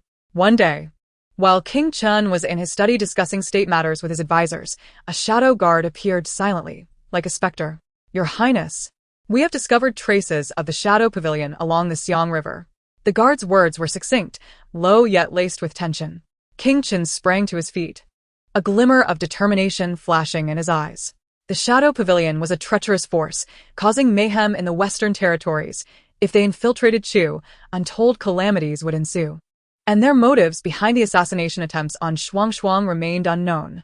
He resolved to personally investigate, opting for a clandestine departure and intending to inform Chu Shuangshuang to alleviate her worries while keeping her in the dark about certain details. Before making his way to her location, Chu Shuangshuang was seated by the window, meticulously reviewing the palace's daily expenditures when King Chen hurried in, prompting her to rise in greeting, confusion evident in her eyes. He approached, grasping her hands gently, and said softly, Shuanger, I have just received word that the Shadow Pavilion has resurfaced along the Xiang River. I wish to confront them personally to uncover their motives for targeting you. Upon hearing this, Shuangshuang's heart tightened, worry etched across her face. Your Highness, the journey will undoubtedly be fraught with peril. Your status is of utmost importance. Any misfortune? Her eyes glistened with unshed tears, her voice trembling at the thought of the unknown dangers he would face. King Chen tenderly brushed a stray strand of hair from her cheek, reassuring her, Shuanger, I understand your concerns. But if we allow the Shadow Pavilion to wreak havoc in Chu, peace will forever elude us. I have trained in martial arts since childhood and have many elite guards by my side. I will exercise utmost caution. You must take care of yourself in the palace. I fear that if I leave, you may encounter danger as well. Thus, I plan to depart secretly and request that you shield me from any inquiries. Furthermore, given the precarious situation in Liyue, with the palace affairs being complex, I can only trust you. Listening to King Chen's words, Shuangshuang felt a blend of concern and understanding. Nodding slightly, Your Highness, rest assured, I will take every measure to care for myself, so you need not worry. I will also declare that you are unwell and refuse visitors, hoping for your safe return. King Chen reiterated his instructions before swiftly departing. To avoid drawing attention, he and his guards donned common attire, masquerading as ordinary merchants as they slipped quietly out of the city under the cover of night. The sound of hooves was deliberately muted in the stillness of the night as they raced towards the Xiang River. Moonlight bathed them, casting stark silhouettes against the darkness. Though danger lurked ahead, King Chen's resolve remained steadfast as he silently vowed to uproot the Shadow Pavilion's schemes and protect the kingdom of Chu. As they journeyed, dawn began to break, and they sought refuge in a secluded forest to regroup. King Chen dismounted to study the map, conferring quietly with the captain of his guard about the route. Your Highness, if we take this small path around the town ahead, we can reach the Xiang River more quickly, but the terrain is treacherous and susceptible to ambushes, the captain pointed out on the map. King Chen's gaze deepened in thought before he nodded. Time is of the essence. We shall take the small path and proceed with caution. After a brief respite to tend to their horses, they resumed their journey. As they neared the Xiang River, the air became thick with moisture, heightening their vigilance. They concealed their presence while quietly gathering information in the riverside village. An elderly man, recognizing their faces, whispered, "Not long ago, several suspicious outsiders were seen around here. They hardly seemed like good people and were spotted secretly boarding boats at night, heading into the river's depths." King Chen thanked the elder, formulating a plan in his mind. It appeared the Shadow Pavilion was indeed making moves here, likely utilizing the Xiang River for smuggling illicit goods or plotting a larger conspiracy. King Chen and his men lay in wait by the riverbank, vigilantly observing day and night. Beneath the deepening night, a mist enveloped the river, and a small boat glided slowly towards them, its shadowy figures appearing suspicious. King Chen tightened his grip on the hilt of his sword, signaling his guards to prepare themselves. As the boat reached the shore, the leader, clad in black, stepped onto the land and immediately lowered his voice to hiss, "Prepare to strike." In an instant, the guards sprang into action, resembling leopards awakening from a nocturnal slumber, muscles taut, hands resting on their blades, eyes flashing with icy resolve, poised to pounce. King Chen launched the first assault, darting forth like a bolt of black lightning, his sword slicing through the air with a fierce whistle, aimed directly at the throat of the black-clad figure. Yet, the man was no ordinary adversary. He evaded with a ghostly swiftness, simultaneously drawing a gleaming curved blade. The clash rang out like a resounding bell, shattering the silence by the Xiang River and igniting the fierce contest of life and death. The guards surged forth from the reeds, engaging in a chaotic melee with the members of the Dark Moon Pavilion. The air was filled with cries of battle and the glint of blades. King Chen's swordplay was a tempest, each stroke capable of tearing through the thick darkness of the night. He faced 3 opponents, his technique as unpredictable as a wild tiger, driving his foes back with relentless ferocity. At times, he struck from multiple angles like a cunning rabbit, leaving his enemies unable to defend themselves. The black-clad men, however, were equally formidable, their 3 curved blades weaving an impenetrable net of steel, shimmering in the dim light, attempting to ensnare King Chen. Yet King Chen was agile and swift, darting through the onslaught of blades, seeking opportunities to strike. Seizing the moment, he crouched low, his sword darting forth like a serpent from its den, aiming for one man's wrist. The man cried out in pain, dropping his weapon with a clang. Amidst the chaos, one guard, momentarily distracted, fell prey to a swift attack from the Dark Moon Pavilion's elite, suffering a grievous blow that sent him crashing to the ground. Seeing this, King Chen's fury ignited, his roar echoing like thunder as he shouted, "Kill!" With renewed vigor, he swung his sword with unbridled ferocity, pushing back his foes, intent on reaching his fallen comrade. The enemies, sensing an opportunity, launched a dual assault with their curved blades from either side. Yet, King Chen remained composed, parrying with his sword and executing a backflip, landing firmly while launching a stone like a cannonball towards an assailant in the distance. At that moment, the riverside erupted in splashes and shouts, the clamor of clashing weapons ringing in the air, a cacophony that threatened to burst eardrums. Despite suffering multiple wounds, his garments stained crimson, and fatigue creeping in, King Chen gritted his teeth, eyes steely with determination, fixated on the members of the Dark Moon Pavilion. His sword still a formidable force, as the harrowing struggle for survival raged on in the night by the Xiang River. Chapter 28. Poisoned after a prolonged battle. Despite their formidable skills, the members of the Shadow Pavilion began to show signs of wear, their momentum waning under the relentless assault from King Chen and his guards. The leader, sensing impending defeat, cast a furtive glance around before emitting a sharp whistle that sliced through the night, signaling a retreat. Hearing the command, the remaining black-clad figures began to cover each other as they withdrew, striving to vanish into the enveloping darkness. King Chen's wrath flared, unwilling to let them escape. Ignoring his numerous wounds that bled profusely and the severe exhaustion coursing through him, he gripped his sword tightly and bellowed, "Pursue! We shall not let these villains slip away." With that, he charged in the direction the black-clad figures had fled. Inspired by their lord's indomitable spirit, his guards rallied behind him, their morale soaring. The night deepened, the path rugged, shadows flickering ahead. King Chun held his breath, pressing on, relying on his knowledge of the terrain and his unyielding will, until he finally cornered the black-clad figures in a narrow valley. The two sides clashed once more, and King Chen, now consumed by fury, fought with unrelenting ferocity. Each strike lethal.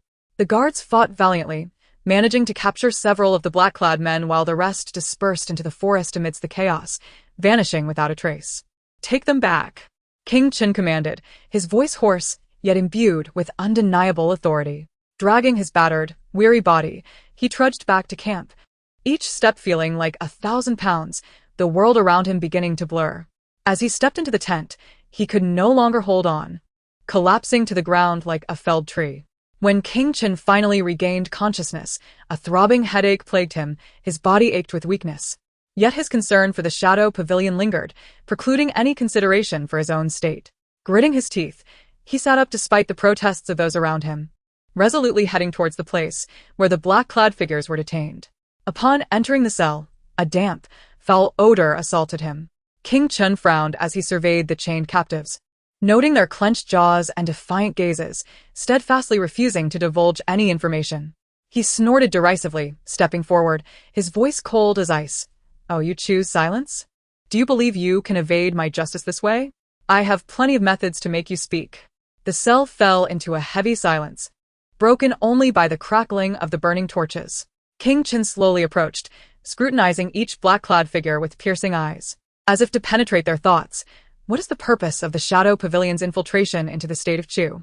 You were also behind the assassination of the unparalleled Princess of Chu, weren't you? What do you truly seek? Who is the mastermind behind you?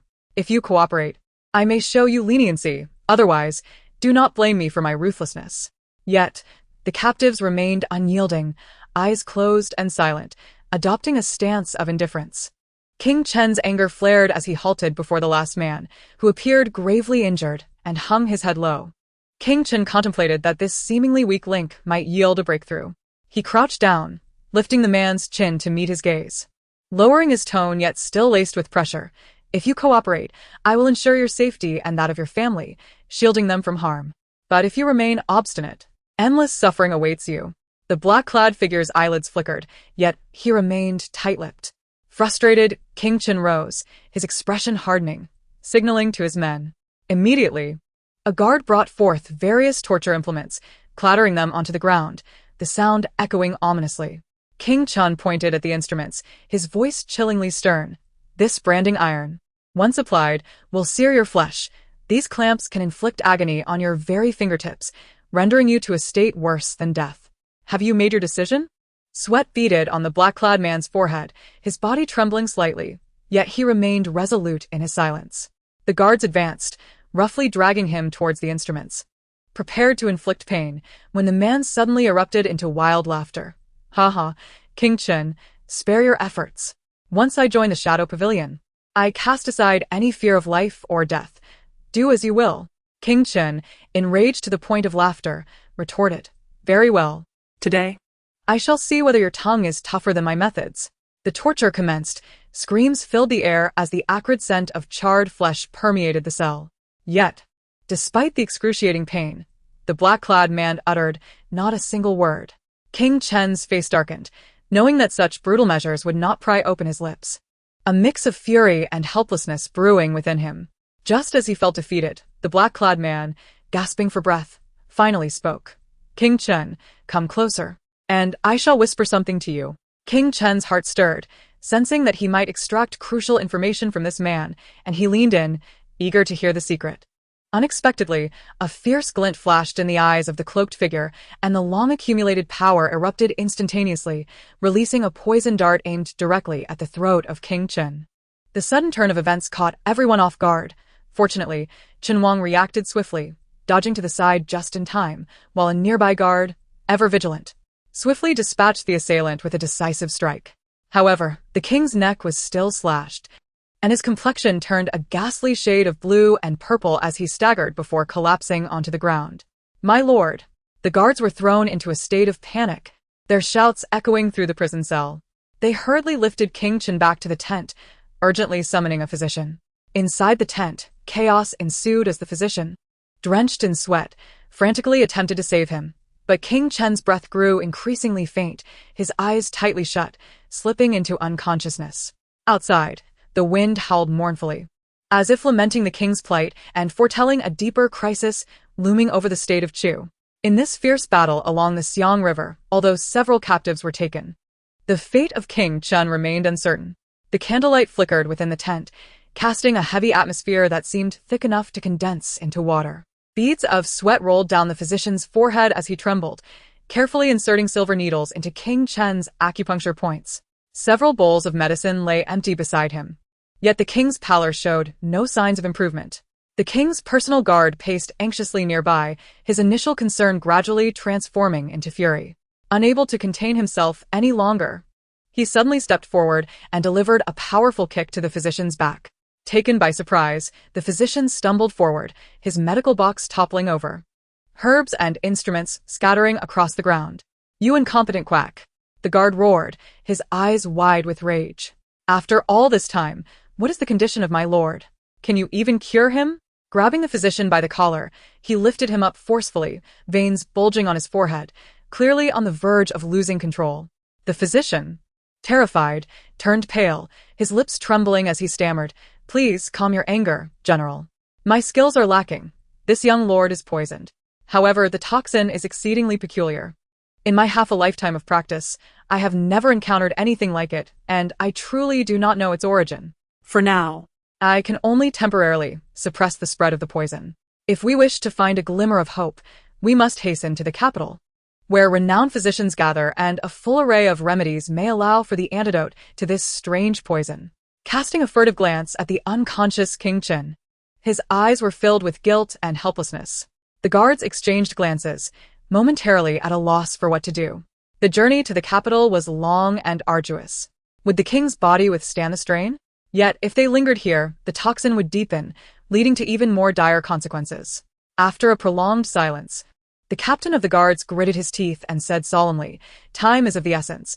We must prepare the carriage immediately. We shall escort the king to the capital. Exercise utmost caution to ensure his safety." The others responded with a resounding agreement, hurriedly packing their belongings as they prepared to embark on this uncertain journey toward the capital, hoping to find an antidote and rescue King Chen from peril. Chapter 29. The night was as dark as ink, thick and impenetrable, punctuated only by the sound of hoofbeats like a torrential downpour striking the earth, breaking the stillness. The first cohort of guards surrounded King Chen as they raced toward the capital. They were weary and their horses fatigued, yet they dared not pause for even a moment, for the king was gravely poisoned, his breath growing fainter. Only the imperial physicians in the capital held the potential to revive him from the brink of death. At last, the towering gates of the capital emerged from the night, appearing as shadows. The leading guard, anxious and restless, was about to call out when he abruptly halted, his intended shout transforming into a subdued curse. At this late hour, the gates were firmly shut, and no matter how they called, there was no response from within. The guards, frantic like ants on a hot pan, circled around the king's horse, growing increasingly desperate. With each passing moment, the king's chances of survival dwindled. Just as despair threatened to engulf them, a young yet composed guard stepped forward, lowering his voice. "Captain Liu, I have a plan. We should send our swiftest shadow guard to infiltrate the city and seek the princess at her residence, requesting her assistance. The king is the princess's husband and is vital to the relations between the states of Chu and Liu. She will surely be inclined to help. Moreover, the princess is deeply favored by the emperor, and with her intervention, we can surely open the gates." Upon hearing this, the guard's eyes brightened, and with no other options available, They unanimously nodded in agreement. They pushed forth the most skilled shadow guard, a standout among the covert operatives, who, in a flash, vanished like a specter against the city walls. Clad in dark garments that blended seamlessly with the night, he nimbly scaled the walls with a few deft movements, disappearing from view. Once inside the city, the shadow guard made his way directly to the princess's residence. At that moment, within the princess's abode, candlelight flickered as Chu Shuangshuang diligently studied ancient texts in her study. Suddenly, a noise at the window caught her attention, prompting her to look up. A shadow silently descended into the room. Frowning, Chu Shuangshuang was about to cry out when the shadow guard knelt on one knee, urgently stating, "Your Highness, forgive my intrusion. I come from the guard of King Qin. The king has been injured by an assassin in Xiang City, gravely poisoned, and in dire straits. The physicians there lack the skill to treat him. Only the renowned doctors in the capital can offer a glimmer of hope. We have traveled day and night, and are now at the city gates, but they remain closed. I implore your Highness to act swiftly and save the king's life." Chu Shuangshuang was taken aback, springing to her feet, her steps hurried. "What are you waiting for? Come with me to the city gates." Without pausing to adorn herself, she took the shadow guard and rushed toward the gates. Outside, the guards of King Qin anxiously awaited. Meanwhile, the sentries within the city, hearing the commotion, sent their leader, who yawned as he emerged to investigate. Upon recognizing Princess Chu Shuangshuang, he began to bow, but she rushed past him toward the gates, prompting him to raise a hand in obstruction. "Your Highness, it is against protocol to open the gates at this late hour. I cannot bear the responsibility." With fury in her beautiful eyes, Chu Shuangshuang retorted, "You dare. The king is gravely injured and urgently needs to enter for treatment. If we delay any longer, how many heads will you bear the weight of?" As she spoke, she raised the token of authority in her hand. The sentry's face showed reluctance. Yet he still refused to yield. "Your Highness, I am truly at a loss. Without orders from above, the gates cannot be opened." Frantic and desperate, Chu Shuangshuang bit her lip and retrieved a jade pendant from her bosom. This pendant, smooth and luminous, was a gift from the emperor himself. Seeing it was akin to seeing the emperor in person. She held the pendant before the sentry leader, her voice cold. "I shall use this pendant as a guarantee today. Open the gates to save a life. Should there be any consequences, I will bear them alone. Tomorrow, I will personally plead for forgiveness from my father. And it will not involve you. However, if you delay the treatment due to your obstruction, I shall not spare you." Upon seeing the pendant, the sentry leader's legs weakened with fear, and he no longer dared to impede her. The gates creaked open, and Chu Shuangshuang hurriedly led her men toward King Qin waiting outside. Upon seeing the king's pale, almost ghostly visage, her eyes reddened with concern, and she urgently commanded, "Quickly, help the king onto the carriage. We must return to the palace." The others, not daring to delay, surrounded King Qin and rushed straight to the princess's residence. Upon their return, Chu Shuangshuang immediately dispatched someone to summon the imperial physician and also called for the esteemed doctors known for their exceptional skills from the capital. In no time, the princess's residence was ablaze with light, figures darting about. The palace physician arrived first, checked the king's pulse, and his expression instantly turned grave. "The poison the king has been struck with is extraordinarily rare. My skills are insufficient to counteract it." Before long, the imperial physicians gathered, each stepping forward to take the king's pulse, intently examining his pupils and tongue, each rising with a serious demeanor. Seeing this, Chu Shuangshuang anxiously inquired physicians, "What is the nature of the king's poison? Is there an antidote?" The physicians shook their heads, discussing how they had never even encountered such a poison and were at a loss for a remedy. Finally, the last physician approached after checking the pulse and slightly bowed to Chu Shuangshuang, speaking solemnly, "Your Highness, do not panic. I have encountered this toxin before. Though it is exceedingly dangerous, fortunately, it is not without a cure.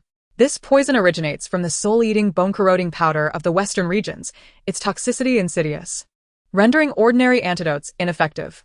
Only by acquiring the unique divine medicine, the snow lotus essence amber, along with several auxiliary herbs, can the poison be thoroughly eradicated."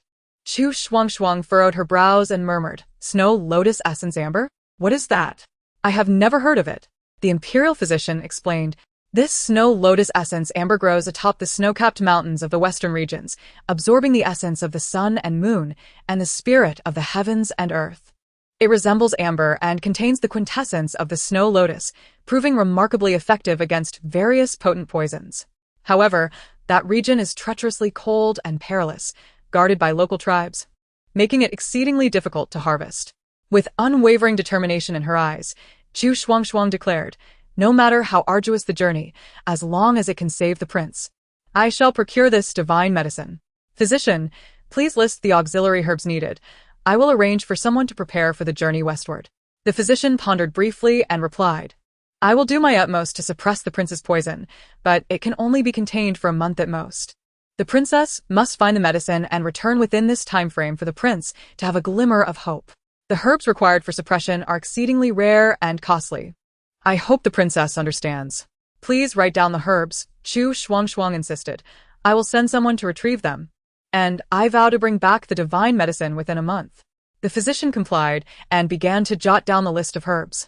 Chu Shuangshuang took it, surveyed her surroundings, and called out to the captain of the guards, "Captain Zhao, select several capable guards and prepare provisions. We shall head to the western regions to seek the medicine." Captain Zhao clasped his fists and replied, "I shall obey. Your Highness, this journey will be fraught with danger. I urge you to take care." Chu Shuangshuang nodded slightly, her gaze returning to Prince Chen's face as she softly said, "My lord, rest assured. I will not allow anything to happen to you." With that, she turned and quickly departed, commencing preparations for her journey westward. Her resolute figure seemed to embody the courage of a soldier crossing a river of thorns, determined to carve out a path to salvation for Prince Chen. At this moment, the steward of the princess's residence approached, saying, "Your Highness, you have opened the city gates without permission today. If you leave without notice now, His Majesty may misunderstand your intentions. It would be wiser to wait until tomorrow, when you can personally explain to His Majesty before departing. This concerns the peace between our two nations, and I believe His Majesty will forgive you and even send assistance." Chu Shuangshuang suddenly had that.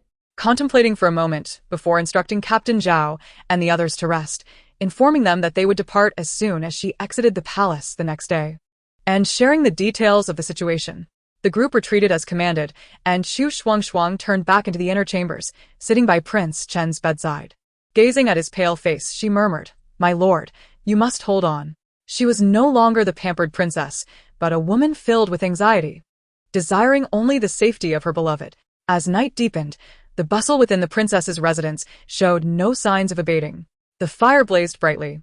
The scent of medicinal herbs wafted through the air, and maids and servants hurried about, racing against time to save Prince Chen. Chu Shuangshuang remained by his side, never leaving, tightly holding his hand as if trying to awaken the one teetering on the brink of life and death with her warmth. Chapter 30. Journey to the western regions in search of the divine medicine. As dawn broke, the thin mist had yet to disperse completely, and a slender yet upright figure stood before the palace gates. It was Chu Shuangshuang. Having spent the night without sleep, her eyes, though weary, could not hide her anxiety. As palace attendants arrived to unlock the heavy gates, she could no longer contain herself. The moment a narrow opening appeared, she lifted her skirts and hurried inside. Along the way, she pondered her words repeatedly, fully aware that this audience with the emperor was not only to seek a chance for Prince Chen but also to explain her unauthorized opening of the city gates. One misstep could lead to total failure. Before long, she arrived outside the imperial study. Taking a deep breath to steady her emotions, she gently addressed the announcing eunuch. "Please inform His Majesty that I, the princess, have urgent matters to discuss." The eunuch, recognizing her, wasted no time and swiftly entered to relay her message. "Moment latte." Chu Shuangshuang was summoned into the palace. She gracefully stepped forward, knelt, and performed a deep bow, saying, "Father, I pay my respects." Emperor Chu, seated upon the dragon throne reviewing memorials, looked up upon hearing her voice. Recognizing his beloved daughter, his expression softened slightly. "Rise, Shuangshuang. Why have you come in such haste today?" Chu Shuangshuang rose in gratitude, advancing closer with tears welling in her eyes. "Father, I have come to plead for forgiveness. Last night, I summoned numerous imperial physicians, disturbing your peace, and I hope you can pardon me." The emperor furrowed his brow, putting down his red brush. "I heard the commotion, and was about to inquire the reason for summoning so many physicians. Is it that you are unwell, or has Prince Chen's condition worsened?" Chu Shuangshuang hurriedly knelt again, her voice trembling. "Father, There is one more matter for which I must seek your forgiveness. Last night, I took it upon myself to open the city gates. The reason being, Prince Chun was gravely poisoned at the city gates, and without timely intervention, his life would be in peril. In my desperation, I opened the gates to bring him into the residence and immediately summoned the physicians. They were there to treat the prince.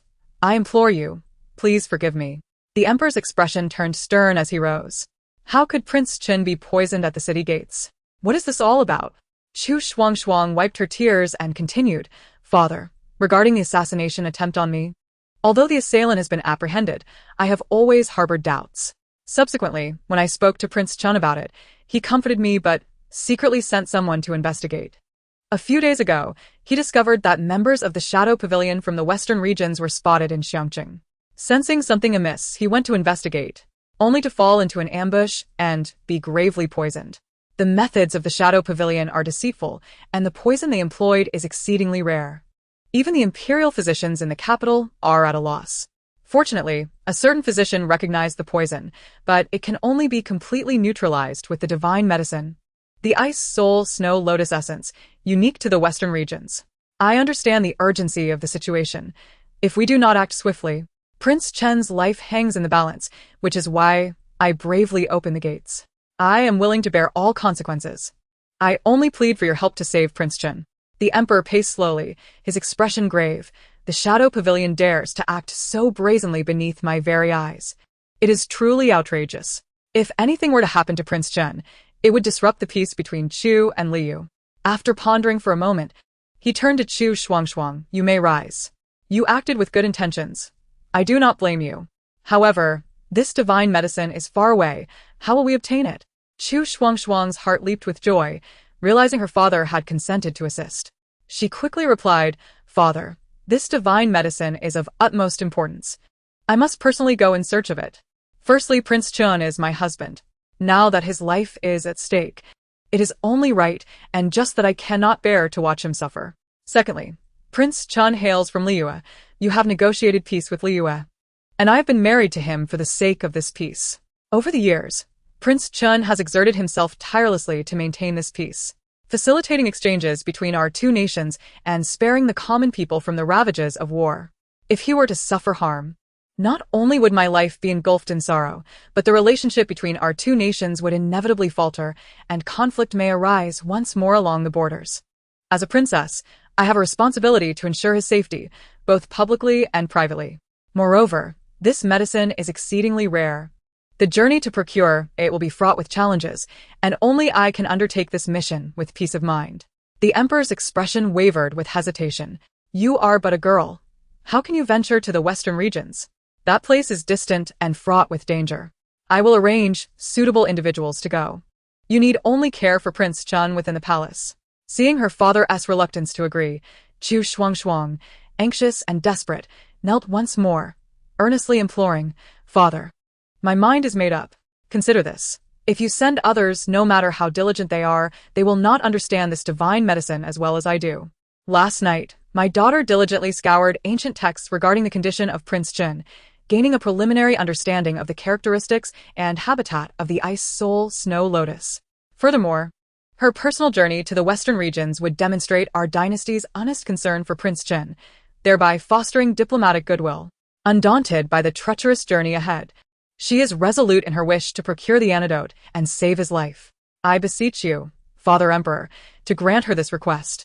Hearing his daughter's heartfelt entreaty, the emperor felt a stir of emotion within. He gazed at Chu Shuangshuang, remaining silent for a prolonged moment. Finally, he sighed deeply. Very well, since you are so insistent, I shall grant you permission. However, you must exercise utmost caution on your journey and ensure you have ample guards for your protection. I will also dispatch personnel to accompany you, who will safeguard your safety. Upon hearing this, Chu Shuangshuang was overwhelmed with joy, tears welling in her eyes as she prostrated in gratitude. Thank you, Father Emperor. I shall not disappoint your expectations and will return with the antidote as swiftly as possible. Emerging from the palace, though filled with elation, Chu Shuangshuang was acutely aware of the perilous road ahead. She hurried back to the princess's residence and made her way directly to Prince Chun's chamber. Finding him still in a state of unconsciousness, she gently sat beside him, grasping his hand and whispering, "My lord, you must hold on. I shall find the antidote for you." At that moment, the servants within the residence busied themselves, preparing various medicinal herbs and nutritional supplements to restore Prince Chen's health. The imperial physicians arrived one after another, initiating a new round of treatment, administering acupuncture, and doing their utmost to control the spread of the poison. Chu Shuangshuang stood by, her gaze fixated on the physician's every move, occasionally assisting with towels and instruments, silently praying for Prince Chen to awaken soon. Meanwhile, the Imperial Guard swiftly assembled under the guidance of several seasoned commanders, carrying the Emperor's decree and ample supplies, arriving at the princess's residence. They stood alongside the guard selected by Chu Shuangshuang, awaiting her instructions. As she stepped out of the residence and announced their departure, they sprang into action, embarking on the arduous journey to the western regions. They bore the heavy responsibility of rescuing Prince Chen, advancing into the unknown peril, the sound of hooves stirring clouds of dust upon the official road, as if heralding a song of hope. Chapter 31. An unexpected reunion on the journey. Chu Shuangshuang and her guards endured the elements, traversing mountains and rivers, finally reaching the border between the western regions and Chu country. As night fell, a heavy darkness descended like a thick shroud, enveloping the earth. One weary guard, pushing through fatigue, stepped forward to address Chu Shuangshuang. "Princess, the sky has turned pitch dark. Proceeding further may present numerous difficulties. There is a small town nearby. Perhaps we should rest there for the night, rejuvenate our strength, and set out again tomorrow. Moreover, I have heard that the people of the western regions are quite insular. Given our unfamiliarity with the area, venturing out at night could lead to unforeseen troubles. Additionally, our supplies have dwindled due to our hasty journey. It would be prudent to replenish our food and necessities in the town." Chu Shuangshuang raised her gaze to the oppressive night sky and observed the weary expressions of her guards. Although her heart was filled with urgency to find the antidote and save Prince Chen, she recognized the wisdom in the guard's words. She nodded slightly and replied softly, "Very well, let us heed your advice and rest in this small town for the night. Everyone is exhausted. Please ensure you all rest well, for we must resume our journey early tomorrow." Upon hearing this, the guards collectively exhaled in relief and accompanied Chu Shuangshuang toward the town. Though modest in size, the town exuded a unique exotic charm. The houses along the street were arranged in an orderly fashion, and the occasional unintelligible dialect of the western regions further accentuated their sense of being in a foreign land. They found a relatively clean inn and made simple arrangements for their lodging. The next morning, as dawn broke, the guards rose early, dispersing to procure food and various supplies. Chu Shuangshuang, meanwhile, meticulously prepared herself in her room, donning practical attire suitable for travel and deliberately wearing a veil to obscure her striking features. Once ready, she descended to the inn's main hall, intending to have breakfast and replenish her strength. On the second floor, a tall, imposing general stood by the railing, gazing out. He was Xiao Jingyan, dispatched by the emperor to investigate certain confidential matters in this area. By chance, his gaze fell upon a familiar figure below, and upon closer examination, he recognized Chu Shuangshuang. Taken aback, he exclaimed inwardly, "Is that not the princess?" Confusion filled his mind as he immediately summoned his subordinate, whispering instructions, "Go. Ascertain if the figure below is indeed Princess Shuangshuang, and if so, why she is here. Return swiftly." His subordinate descended and soon encountered someone familiar, one of the guards sent by the emperor to protect the princess. After revealing his identity and inquiring about the princess's presence, he was informed of the situation. Shortly thereafter, the subordinate hurried back to convey the details to Xiao Jingyan. "General, it is said that Prince Chen of Liyue has been poisoned and is in critical condition. The princess has come to the western regions in search of a remedy to save him." Xiao Jingyan furrowed his brow upon hearing this, troubled by the thought, is the western region a safe place? A lone female venturing into such peril is exceedingly dangerous. After a moment of contemplation, he returned to his table, dipped his brush in ink, and hastily penned a letter to the emperor, detailing his encounter with the princess and expressing his concerns. "Your Majesty, today I unexpectedly encountered Princess Shuangshuang in a border town. I learned she has come to seek medicine for Prince Chen. I am acutely aware of the dangers inherent in this journey, and I am deeply concerned for the princess's safety. I humbly implore your Majesty to permit me to accompany her, ensuring her safety and the successful procurement of the antidote to save Prince Chen from peril." Having finished, he entrusted the letter to a diligent subordinate, earnestly instructing, "Make haste and deliver this letter to His Majesty with the utmost urgency. Do not err." With arrangements made, Xiao Jingyan adjusted his attire and swiftly descended the stairs, heading directly toward Chu Shuangshuang. She had just finished her meal and was about to rise when she noticed him approaching, her heart filled with curiosity. "General, what brings you here?" Xiao Jingyan respectfully bowed and explained, "Your Highness, I have been dispatched by His Majesty to investigate a pressing matter. By chance, I encountered you here and learned of your intent to seek medicine in the western regions. I cannot help but worry. The complexities of the western regions present numerous hazards. And you are venturing out alone. I have submitted a request to His Majesty to accompany you, ensuring your safety throughout the journey. I hope you will grant my request." Chu Shuangshuang furrowed her brow slightly, hesitating. "General, you have tasks assigned by His Majesty. Will accompanying me to seek the divine medicine hinder your responsibilities? Moreover, this is my own decision, and I do not wish to burden others." Xiao Jingyan quickly waved his hand, speaking sincerely, "Your Highness, my original task is complete. Presently, His Majesty's foremost concern is the safety of Prince Chun and your well-being. As a loyal subject of the Chu Kingdom, how could I stand idly by while you face danger alone? If I can assist you in acquiring the antidote and saving Prince Chun, it is a matter of utmost importance, and certainly not a burden. I pledge to exert every effort to ensure your safety. I beseech you not to decline." Observing the determination in Xiao Jingyan's eyes and reflecting on the difficulties and uncertainties of the journey ahead, her heart warmed. Finally, she nodded slightly. "Since you are so earnest, I am grateful for your assistance. With your presence, it is likely that this journey will be more secure." Xiao Jingyan, elated by her consent, bowed once more in gratitude. "Thank you for your trust, Your Highness. I shall not let you down." At that moment, the guards who had gone out to procure supplies were returning one after another. Upon learning that the general would accompany them, expressions of joy illuminated their faces. With more hands on deck, the addition of this skilled and experienced general undoubtedly enhanced their odds in the quest for the remedy. The group took a brief respite to inspect their gear and horses before setting forth towards the western regions under the leadership of Xiao Jingzhan. All the while, he demonstrated the qualities of a seasoned general, commanding with confidence. When faced with treacherous mountain paths, he personally scouted ahead to ensure their safety when a sandstorm struck. He remained composed, organizing the others to seek shelter from the wind, thus averting casualties. The guards held him in high regard, each of them spurred on by his bravery. Observing all this, Chu Shuangshuang felt an ever-deepening gratitude towards Xiao Jingzhan. At every stop, she continued to inquire with the locals about the whereabouts of the ice crystal snow lotus essence, leaving no stone unturned in her quest for information. Occasionally, in her pursuit of accurate leads, she ventured into remote villages, disregarding her safety. Xiao Jingyan closely followed her, ever vigilant, fearful of her encountering peril. As they delved deeper into the western regions, challenges multiplied.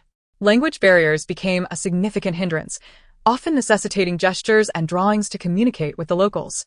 Fortunately, Xiao Jingyan, having spent years honing his skills at the frontier, possessed a rudimentary understanding of some regional dialects, enabling him to manage the situation to some extent.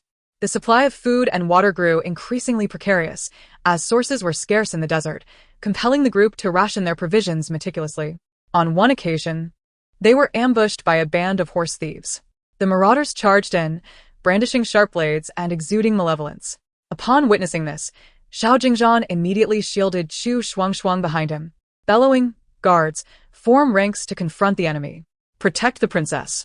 With that, he was the first to plunge into the fray, his sword slicing through the air with fierce determination, blood spattering in his wake. The guards, inspired by his valor, rallied to engage the horse thieves in a desperate struggle. Chu Shuangshuang's heart raced with anxiety, yet she understood the importance of remaining calm. Gripping her dagger firmly, she fixed her gaze on the battlefield, poised to respond to any unforeseen developments. Through their collective efforts, they ultimately repelled the marauders, though a few guards sustained injuries. Chu Shuangshuang hurried to tend to the wounded, her eyes filled with concern and guilt. "It's all my fault, putting everyone in harm's way," she lamented. Xiao Jingyan approached, offering comfort. "Your Highness, you must not blame yourself. When venturing outside, risks are unavoidable. Everyone willingly follows you, and for the sake of rescuing Prince Chen, these injuries are but trifles." This encounter fortified the bonds among them, enhancing their cohesion. After a brief rest, they resumed their journey. Days passed, bringing them closer to their destination. Yet the environment grew increasingly hostile. The sun blazed overhead, the desert's temperature soared, and they felt as if they were ensconced in an inferno, their sweat-soaked garments evaporating instantly. The scorching sand beneath their feet felt like walking on embers. Chu Shuangshuang's lips cracked and her throat burned with thirst, yet she gritted her teeth and persevered. Xiao Jingyan, witnessing her struggle, felt a pang in his heart. He sought water for her by any means necessary, even going so far as to cut his own finger, using his blood to attract desert creatures in hopes of finding a water source. Overcome with emotion upon learning of his sacrifice, Chu Shuangshuang's eyes brimmed with tears. General, why must you go to such lengths? Xiao Jingyan simply smiled gently. Your Highness, as long as it leads you safely to the antidote, what do these sacrifices matter? At long last, after traversing numerous dunes and desolate stretches, they beheld the distant snow-capped mountains. A glimmer of hope ignited in Chu Shuangshuang's eyes. General, look. The essence of the ice crystal snow lotus may be hidden atop that snow-capped peak. Xiao Jingyan nodded in agreement. Your Highness, let us exert ourselves further. We shall surely find the antidote. With renewed vigor, the group pressed towards the mountains. However, the ascent was fraught with peril. The biting cold winds and treacherous ice made each step a struggle. Yet, not a single soul among Chu Shuangshuang, Xiao Jingyan, or the guards exhibited any inclination to retreat. They supported and encouraged one another as they climbed steadily towards the summit. The snow-capped mountain loomed high, steep and daunting, the frigid winds cutting against their faces like daggers. Each step seemingly draining their strength. Yet the thought of the ice crystal snow lotus essence, the sole remedy, kindled hope within Chu Shuangshuang's gaze, inspiring everyone to endure. After enduring countless hardships, they finally reached the mountain's apex. The view was a breathtaking expanse of silver, pure and astonishing.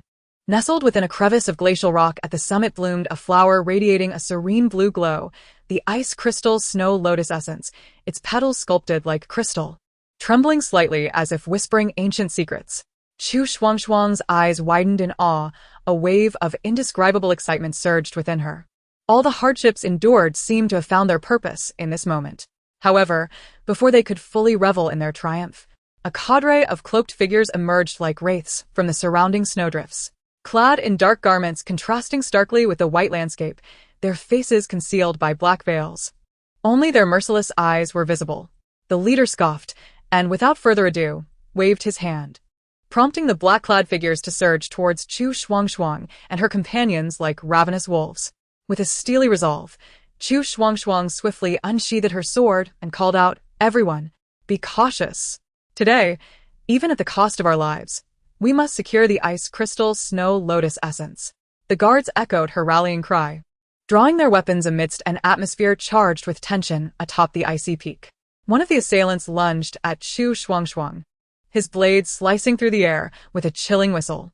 Undaunted, she deftly evaded, her movements as graceful as a swan, her sword rising to strike at his throat. The assailant reacted swiftly, sidestepping just in time, but she still managed to graze his arm, staining his dark sleeve with blood. The guards fought valiantly against the black-clad adversaries. Their numbers may be fewer, but their coordination was impeccable. One would parry an attack, while another seized the moment to strike from the side. The clashing of blades and the cries of battle reverberated through the air, causing the snow clinging to the branches above to cascade down, as if mourning the fierce conflict. With agile grace and fierce skill, Chu Shuangshuang maneuvered through the chaos, forcing the assailants to retreat. Spotting an opportunity, she dashed towards the ice crystal snow lotus essence, intent on seizing the divine remedy. Yet the black-clad figures quickly closed in, encircling her. Feeling the pressure of their encirclement, her brows furrowed in determination. With her sword dancing like a tempest, she carved a path through the throng. As the battle raged on, Chu Shuangshuang began to gain the upper hand. The guards, sensing victory, fought even more fiercely, pushing the assailants back. Just as it seemed they would prevail, a new wave of black-clad figures surged from behind the snowy slope, overwhelming them with sheer numbers and swiftly turning the tide of battle. Realizing the dire situation, Chu Shuangshuang's heart sank, yet surrender was not an option. Despite the guards' valiant resistance, they fell one by one under the relentless assault. As the ranks of her companions dwindled, an injured guard staggered before her, calling out, "Princess, We must retreat. There will be other days. If we do not leave now, it will be too late. We will hold them back for you. Tears welled in Chu Shuangshuang's eyes, and she yearned to refuse, but the urgency of their plight left no room for hesitation. Gritting her teeth, she commanded a retreat, and under the cover of the remaining guards, they made their escape towards the mountain's rear. As they finally broke through, only 2 remained. The guards desperately fought for the princess's survival, yet the black-clad pursuers relentlessly pursued them. Just after they had run a short distance, a cold arrow whistled through the air. Xiao Jingyan, sensing the imminent danger, swiftly turned to shield Chu Shuangshuang. The arrow grazed his arm, causing blood to gush forth. Chu Shuangshuang, frantic with worry, tore a corner from her skirt and hurriedly bandaged his wound. Together, they supported each other, stumbling forward amidst their struggle. Behind them, the black-clad figures continued their relentless chase. And Chu Shuangshuang's strength began to wane, her steps growing heavier. Just as capture seemed inevitable, she glanced around and spotted a concealed cave. Acting decisively, she guided Xiao Jingyan inside, hoping to find temporary refuge. However, before they could catch their breath, the sound of footsteps from the pursuers echoed outside, indicating that they had tracked them down. Chu Shuangshuang realized that if discovered, their fate would be sealed. Looking at the weakened Xiao Jingyan, a flicker of resolve crossed her eyes. Gripping her sword tightly, she gently patted his shoulder and whispered, "General, stay here and do not make a sound." Without waiting for his response, she took a deep breath, boldly dashed out of the cave, and deliberately made noise to draw the attention of the black-clad pursuers away. Xiao Jingyan, realizing her intent, attempted to call out but could only watch helplessly as Chu Shuangshuang disappeared from the cave's entrance. She ran with fervor, using the treacherous terrain of the snowy mountains to evade her pursuers. Several times she nearly stumbled, yet her indomitable spirit compelled her to rise again. Just as her strength was about to be depleted, a mysterious old man suddenly appeared. With flowing white hair and a kindly demeanor, he leaned on a wooden staff but exuded an extraordinary aura. With a gentle wave of his staff, a soft light enveloped the area, temporarily warding off the black-clad pursuers. "Child, follow me," he said, his voice deep yet warm. Without a moment to ponder, Chu Shuangshuang followed the old man as they fled together, ultimately escaping the chase and hiding in a secluded valley. There, overwhelmed by exhaustion, she collapsed to the ground, her heart filled only with concern for King Chen and an overwhelming fear of the unknown. Chapter 33. Escape and Turning Point. Chu Shuangshuang gazed longingly at the unattainable ice soul snow lotus crystal, tears welling in her eyes, despair crashing over her like a relentless tide. Just moments ago, she had fought alongside her guards against the black-clad attackers, but ultimately, they were outnumbered. One by one, her guards fell, blood staining the pristine snow, marring its purity. She herself was battered and exhausted, forced to watch helplessly as the black-clad figures severed the ice layer upon which the ice soul snow lotus crystal grew, the precious herb that held her beloved's hope plummeting into an unfathomable abyss. At that moment, news from the capital struck her like a thunderclap. King Chen was gravely ill and unlikely to survive. Chu Shuangshuang's heart seized painfully. She had no time to mourn her failure in seeking the remedy. In a state of frantic urgency, she turned and raced towards the capital, disregarding all else. Along the way, she urged her horse onward, day and night, memories of King Chen's past smiles flooding her mind, silently praying for more time to see her beloved one last time. Yet, fate proved cruel. During her journey, she received the devastating news of King Chen's passing. In that moment, the world felt as if it had crumbled beneath her. She pulled on the reins, her horse whinnied, but she sat there, lifeless, tears streaming down her face. How could she believe that the man who once walked hand in hand with her through blooming flowers, promising to protect her for a lifetime, had departed from this world forever? Before she could recover from this overwhelming grief, another blow followed. After the turmoil in Liyue, upon hearing of King Chen's demise in Chu, they brazenly seized the opportunity to attack.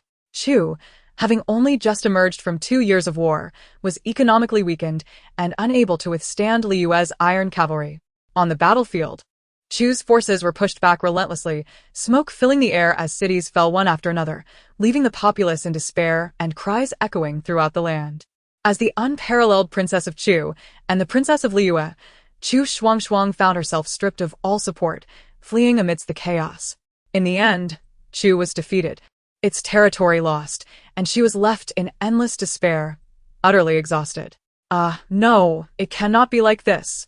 Chu Shuangshuang jolted awake from her nightmare, finding herself in a humble wooden cabin. The dim light illuminated the rough wooden walls, through which a cold breeze seeped. A weathered wooden table and a few rickety chairs were scattered about. She lay on a creaking bed, the air thick with the bitter scent of herbs.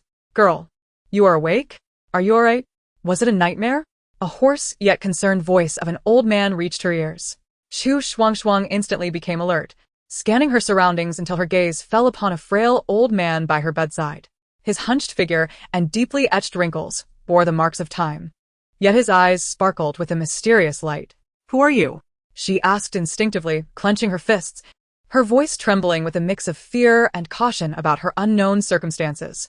The old man shook his head gently, a kind smile gracing his lips as he spoke slowly. Do not be afraid, my dear. I am merely a recluse of these mountains. Today, I happened upon you while you were being pursued and saved you. Hearing this, Chu Shuangshuang felt somewhat reassured, though her guard remained up. After a moment's hesitation, she bit her lip and declared, I am Chu Shuangshuang, the unparalleled princess of Chu and the wife of King Chan of Liyue. I am deeply grateful for your life-saving kindness, and upon my return home, I shall reward you handsomely. Her words were sincere, filled with gratitude and determination. For even in her dire situation, her heart remained unyielding. The old man chuckled lightly and waved his hand dismissively. You flatter me, my dear.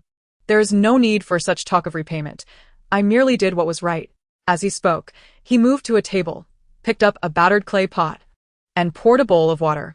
Drink this, it will soothe your throat. Chu Shuangshuang accepted the bowl, taking a gentle sip. Suddenly, a thought struck her, and she urgently addressed the old man. Sir, at the place where I lost consciousness, there should be a cave ahead. My friend is inside, injured. I beseech you to rescue him. The old man nodded, saying nothing further, and turned to summon a young man, whispering a few instructions. The young man hurried off. Watching the old man depart, Chu Shuangshuang felt a surge of gratitude and slowly lay back down, the exhaustion and pain from the past days overwhelming her, leading her into a deep slumber. Time passed, and when she awoke again, the old man entered with a bowl of medicine. Girl, you are injured, and this is the medicine I brewed for you.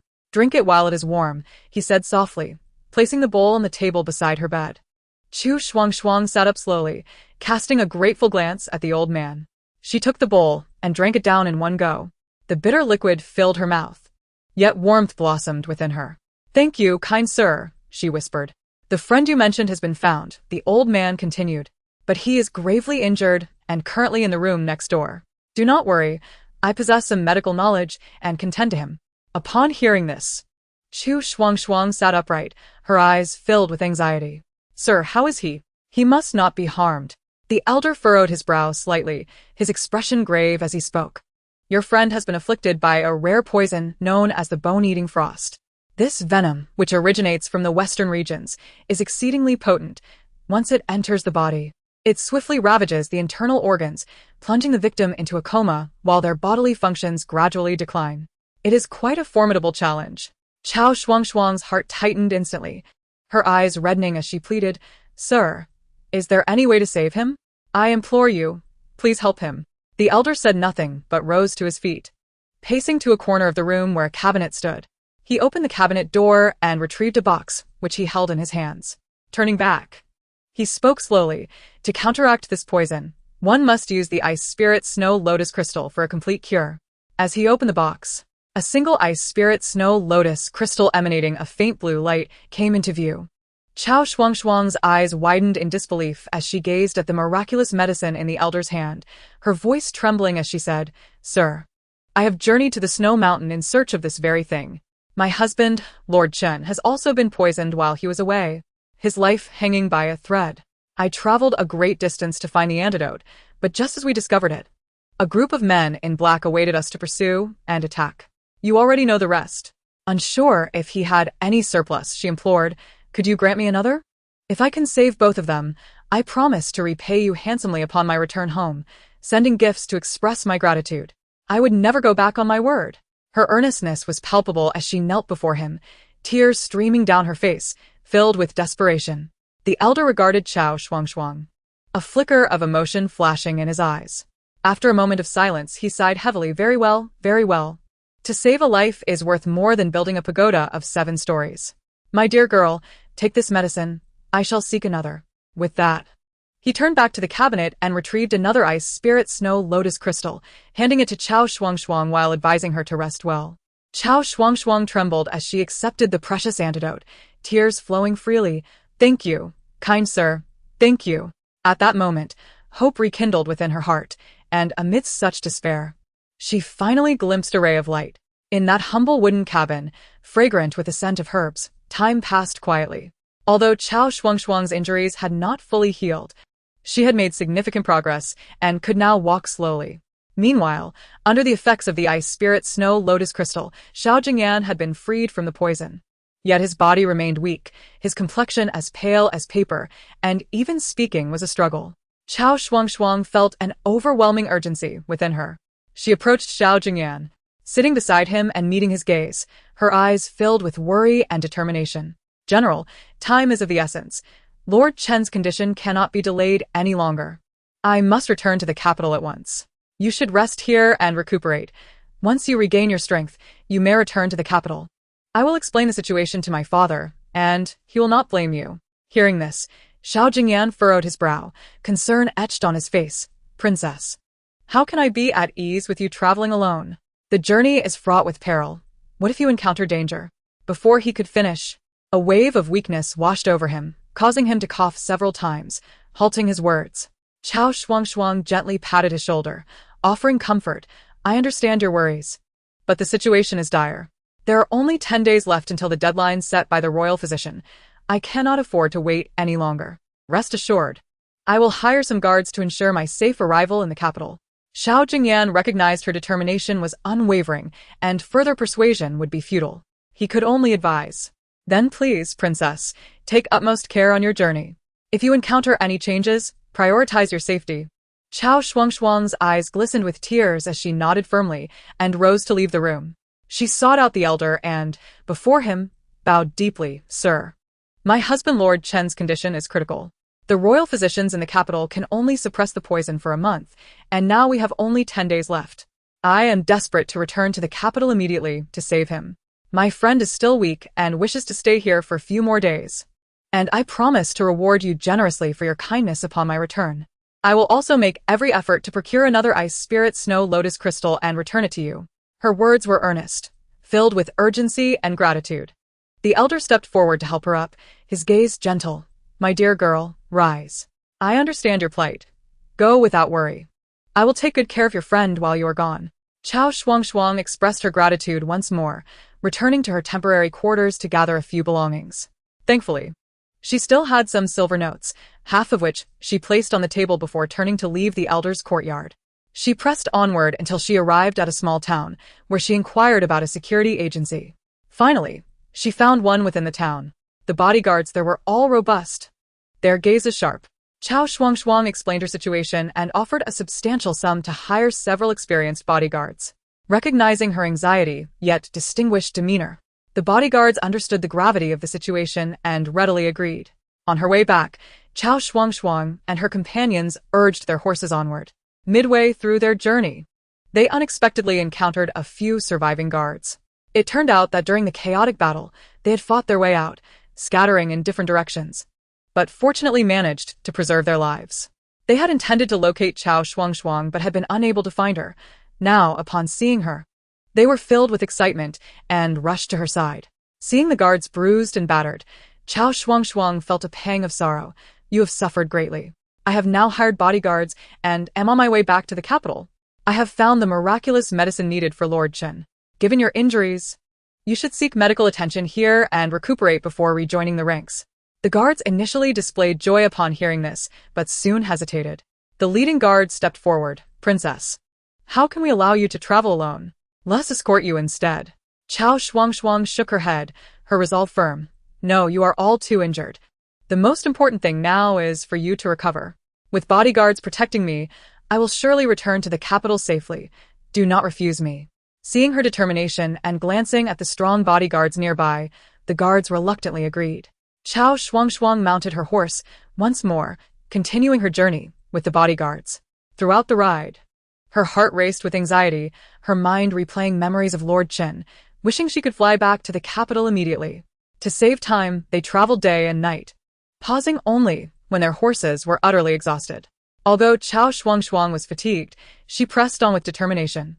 The scenery blurred past like a revolving lantern, and she had no heart to appreciate it, her mind consumed with thoughts of Lord Qin. Each time they stopped at a post station, she urged everyone to rest quickly and set off again. As they drew closer to the capital, Chu Shuangshuang's heart grew more anxious. She was uncertain of Lord Chen's current condition, whether he could hold on until her return. Yet, she harbored a belief that as long as she reached the capital in time to deliver the Ice Spirit Snow Lotus Crystal, Lord Chen would surely be saved. Thus, amidst a blend of hope and anxiety, Chu Shuangshuang and her companions galloped toward the capital, the dust kicked up by the hooves seemingly narrating their urgency. The sound of hooves echoed like a rapid drumbeat, pounding in rhythm with Chu Shuangshuang's heart. Throughout the journey, she paid no heed to her exhaustion, pushing onward, enduring the elements, her only conviction being to return to the capital before the deadline and save Lord Chen's life. Finally, with only 2 days remaining, the gates of the capital came into view, and Chu Shuangshuang's anxious heart eased slightly. Upon entering the capital, she could not spare a moment to admire the familiar streets and hurried directly to the princess's residence. As soon as she crossed the threshold, she barely caught her breath before urgently summoning the royal physician.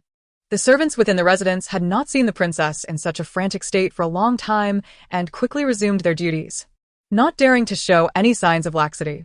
The royal physician arrived swiftly, his steps hurried and expression grave.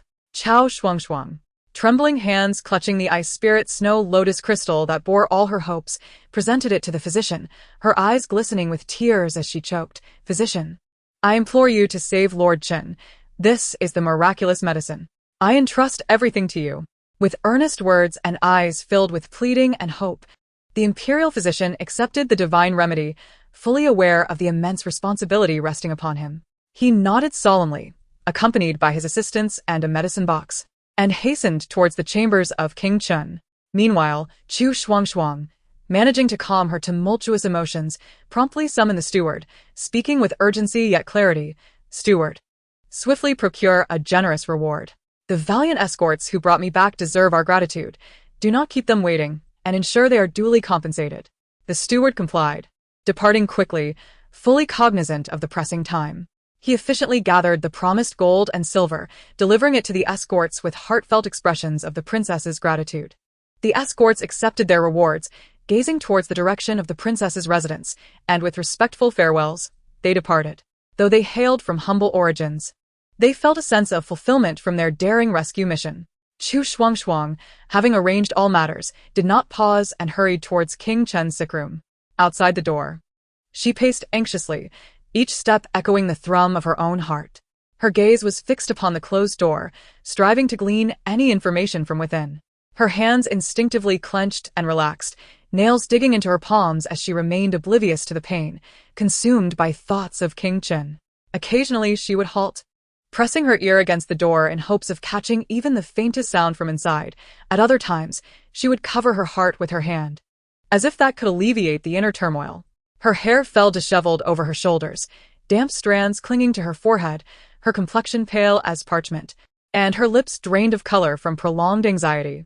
Yet, the light in her eyes remained steadfast, unwaveringly focused on the door, never straying for even a moment. Within, the imperial physicians busily encircled King Chen, their movements tense yet orderly. They cautiously extracted the ice lotus essence, grinding and mixing it according to ancient prescriptions, administering the medicine with utmost care. As time ticked by, beads of sweat rolled down their foreheads, splattering into the mortar, their concentration unwavering, fully aware that this matter concerned not just a single life, but the very fate of the realm. Outside, Chu Shuangshuang's heart raced with impatience. Memories of her moments with King Chen flooded her mind, the warmth of their strolls in the garden, the silent support they offered each other in court, each memory flashing before her like a lantern's glow.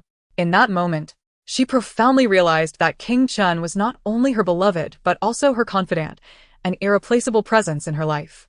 "King Chen, you must persevere," she murmured softly, her voice barely audible, with only the wind-tousled strands of her hair bearing witness to her anxiety and fervent wishes. Thus, she stood vigil outside the door, waiting and hoping for the news of King Chen's recovery to emerge from behind the closed door. Chapter 35. The antidote. Chu Shuangshuang stood outside King Chen's sick room, as if turned to stone, her eyes fixed intently on the closed door, oblivious to the surrounding clamor. Time seemed to stand still, each passing second an agonizing torment, her world reduced to a singular focus on the person within and her fervent prayers for him. Uncertain of how long she had been standing there, the door finally creaked open, revealing the weary yet elated expression of the imperial physician. Chu Shuangshuang rushed forward, seizing the physician's arms tightly, her voice trembling with emotion, nearly breaking into tears as she asked, "Physician, how is King Chen?" The physician promptly bowed, a reassuring smile gracing his features. "Congratulations, Princess. His Highness King Chen has turned from peril to safety. The poison has been dispelled.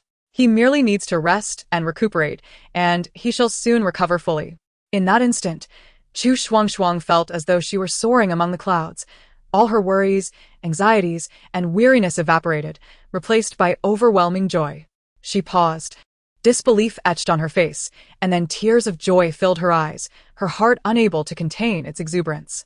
Releasing the physician's arms, she began to twirl in excitement, murmuring, "Wonderful, wonderful," her hair swirling around her as she lost herself in the joy of King Chen's survival.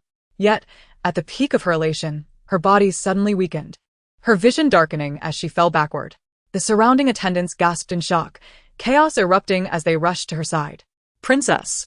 Cries of alarm echoed, as some hurried to catch her while others dashed to summon the physician.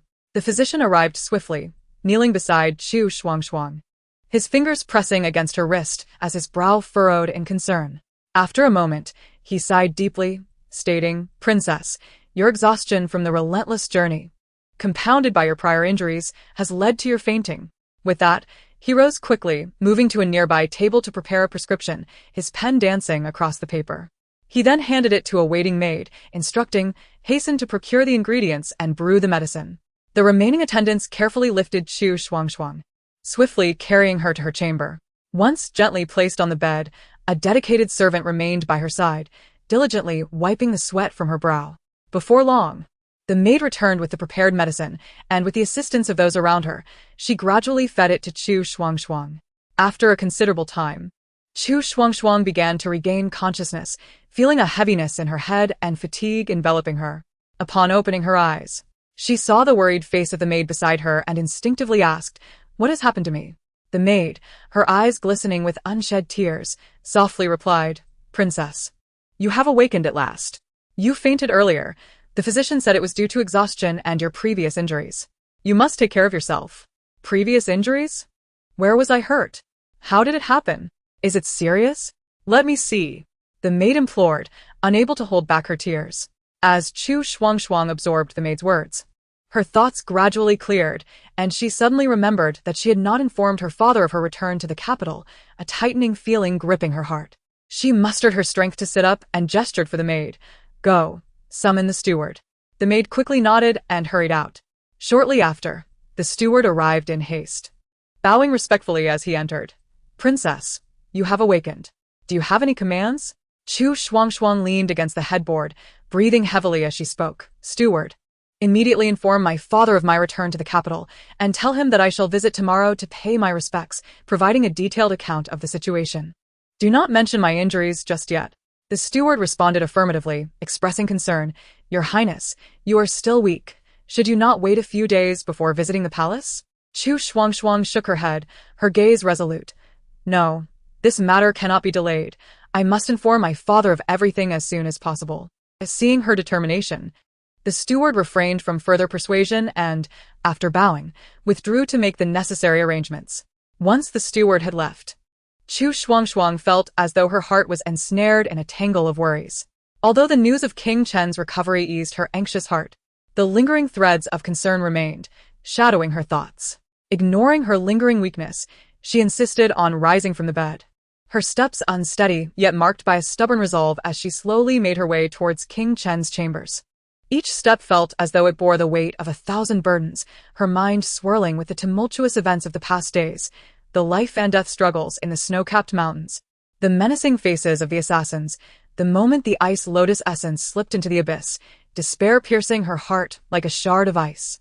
And the moment she learned of King Chen's grave illness, as if the world had crumbled beneath her feet, the relentless journey back to the capital through day and night. The wind whipping against her face as she pressed on, her heart racing with worry, heedless of her exhaustion, all these images flashed before her like a lantern's flickering light. Upon finally reaching King Chen's chambers, she encountered the physicians emerging one by one, their faces etched with the fatigue of many days' toil. Upon seeing the princess, they quickly bowed in respect. Chu Shuangshuang raised her hand, signaling them to forego the formalities, and softly inquired, "How is King Chen at present?" The chief imperial physician hastily replied, "Rest assured, Your Highness, the toxins within Prince Chen have been completely eradicated. With careful subsequent care, he shall soon return to his former self. He has just taken his medicine and is currently in a deep slumber." Chu Shuangshuang nodded slightly, and, once the physicians had retreated, she quietly entered the inner chamber. Inside, the flickering candlelight cast a warm, yellow hue upon Prince Chen's sleeping visage. Though his complexion remained somewhat pale, the signs of illness had vanished, and his breathing was calm and steady. Chu Shuangshuang gently settled beside the bed, her gaze fixed upon Prince Chen, as if fearing that a mere glance away might plunge him back into peril. Slowly, she extended her hand and grasped his, the warmth of his skin causing her eyes to well with tears. "My lord, do you know the trials and tribulations I have endured on this journey?" Chu Shuangshuang's voice was a mere whisper, tinged with a hint of sobbing, as if she were confiding her most secret thoughts to him. She recounted the brutal battle atop the snowy mountains, how she and her guards fought valiantly for a glimmer of hope, amidst flashing blades and splattered blood. As comrades fell one by one, her heart ached with sorrow, yet remained resolute. "My thoughts and eyes are filled with you. Even knowing you are on the mend, the dread still lingers." Tears streamed down her cheeks, moistening the back of Prince Chen's hand. The cherished memories of the past unfolded in her mind like a beautiful poem, spring days spent beneath blooming flowers, summer afternoons by the cool stream, autumn strolls through the maple woods, and winter evenings spent side by side in the warm chamber. Those delightful recollections became her only solace, intensifying her current worries. As she spoke, her voice gradually dwindled, the fatigue from days of toil and emotional strain crashing over her like a relentless tide. Holding Prince Chen's hand, she slowly leaned against the bed, surrendering to a deep sleep. At that moment, her hair fell messily across her face, her features weary, and her brow slightly furrowed. As if even in slumber she still worried for Prince Chen and the state of the Chu kingdom. Outside, the physicians remained gathered around the table, their pens gliding over paper, meticulously deliberating the medicinal herbs and prescriptions needed for his recovery, each character a prayer for Prince Chen's health. The maids waited silently, ever ready to fetch and brew the necessary potions, their movements swift yet discreet, fearing to disturb the tranquility within. Time passed, and Chu Shuangshuang seemed to perceive a faint sound, jolting awake to find Prince Chen gazing at her with deep affection. "Shuangshuang, you have worked so hard," he spoke, his voice still laced with frailty, yet it shone like the warm sun of spring, instantly dispelling the shadows from her heart. "Your Highness, you are awake," she exclaimed, both surprised and overjoyed, her eyes moistening once more. She attempted to rise, but her arm, having grown numb from leaning, caused her to sway. Prince Chen quickly reached out to steady her, their hands clasping tightly, as if to make up for the days they had spent apart. "I heard everything. I know the suffering you have endured for my sake." He gently pulled her into his embrace, resting his chin atop her head. "With you by my side, I find my strength." Chu Shuangshuang nestled against him, her tears soaking his clothing. In that moment, the pain transformed into the sweetness of survival. Though the road ahead remained long and arduous, as long as they stood together, they need not fear the storms that lay ahead. Chapter 36.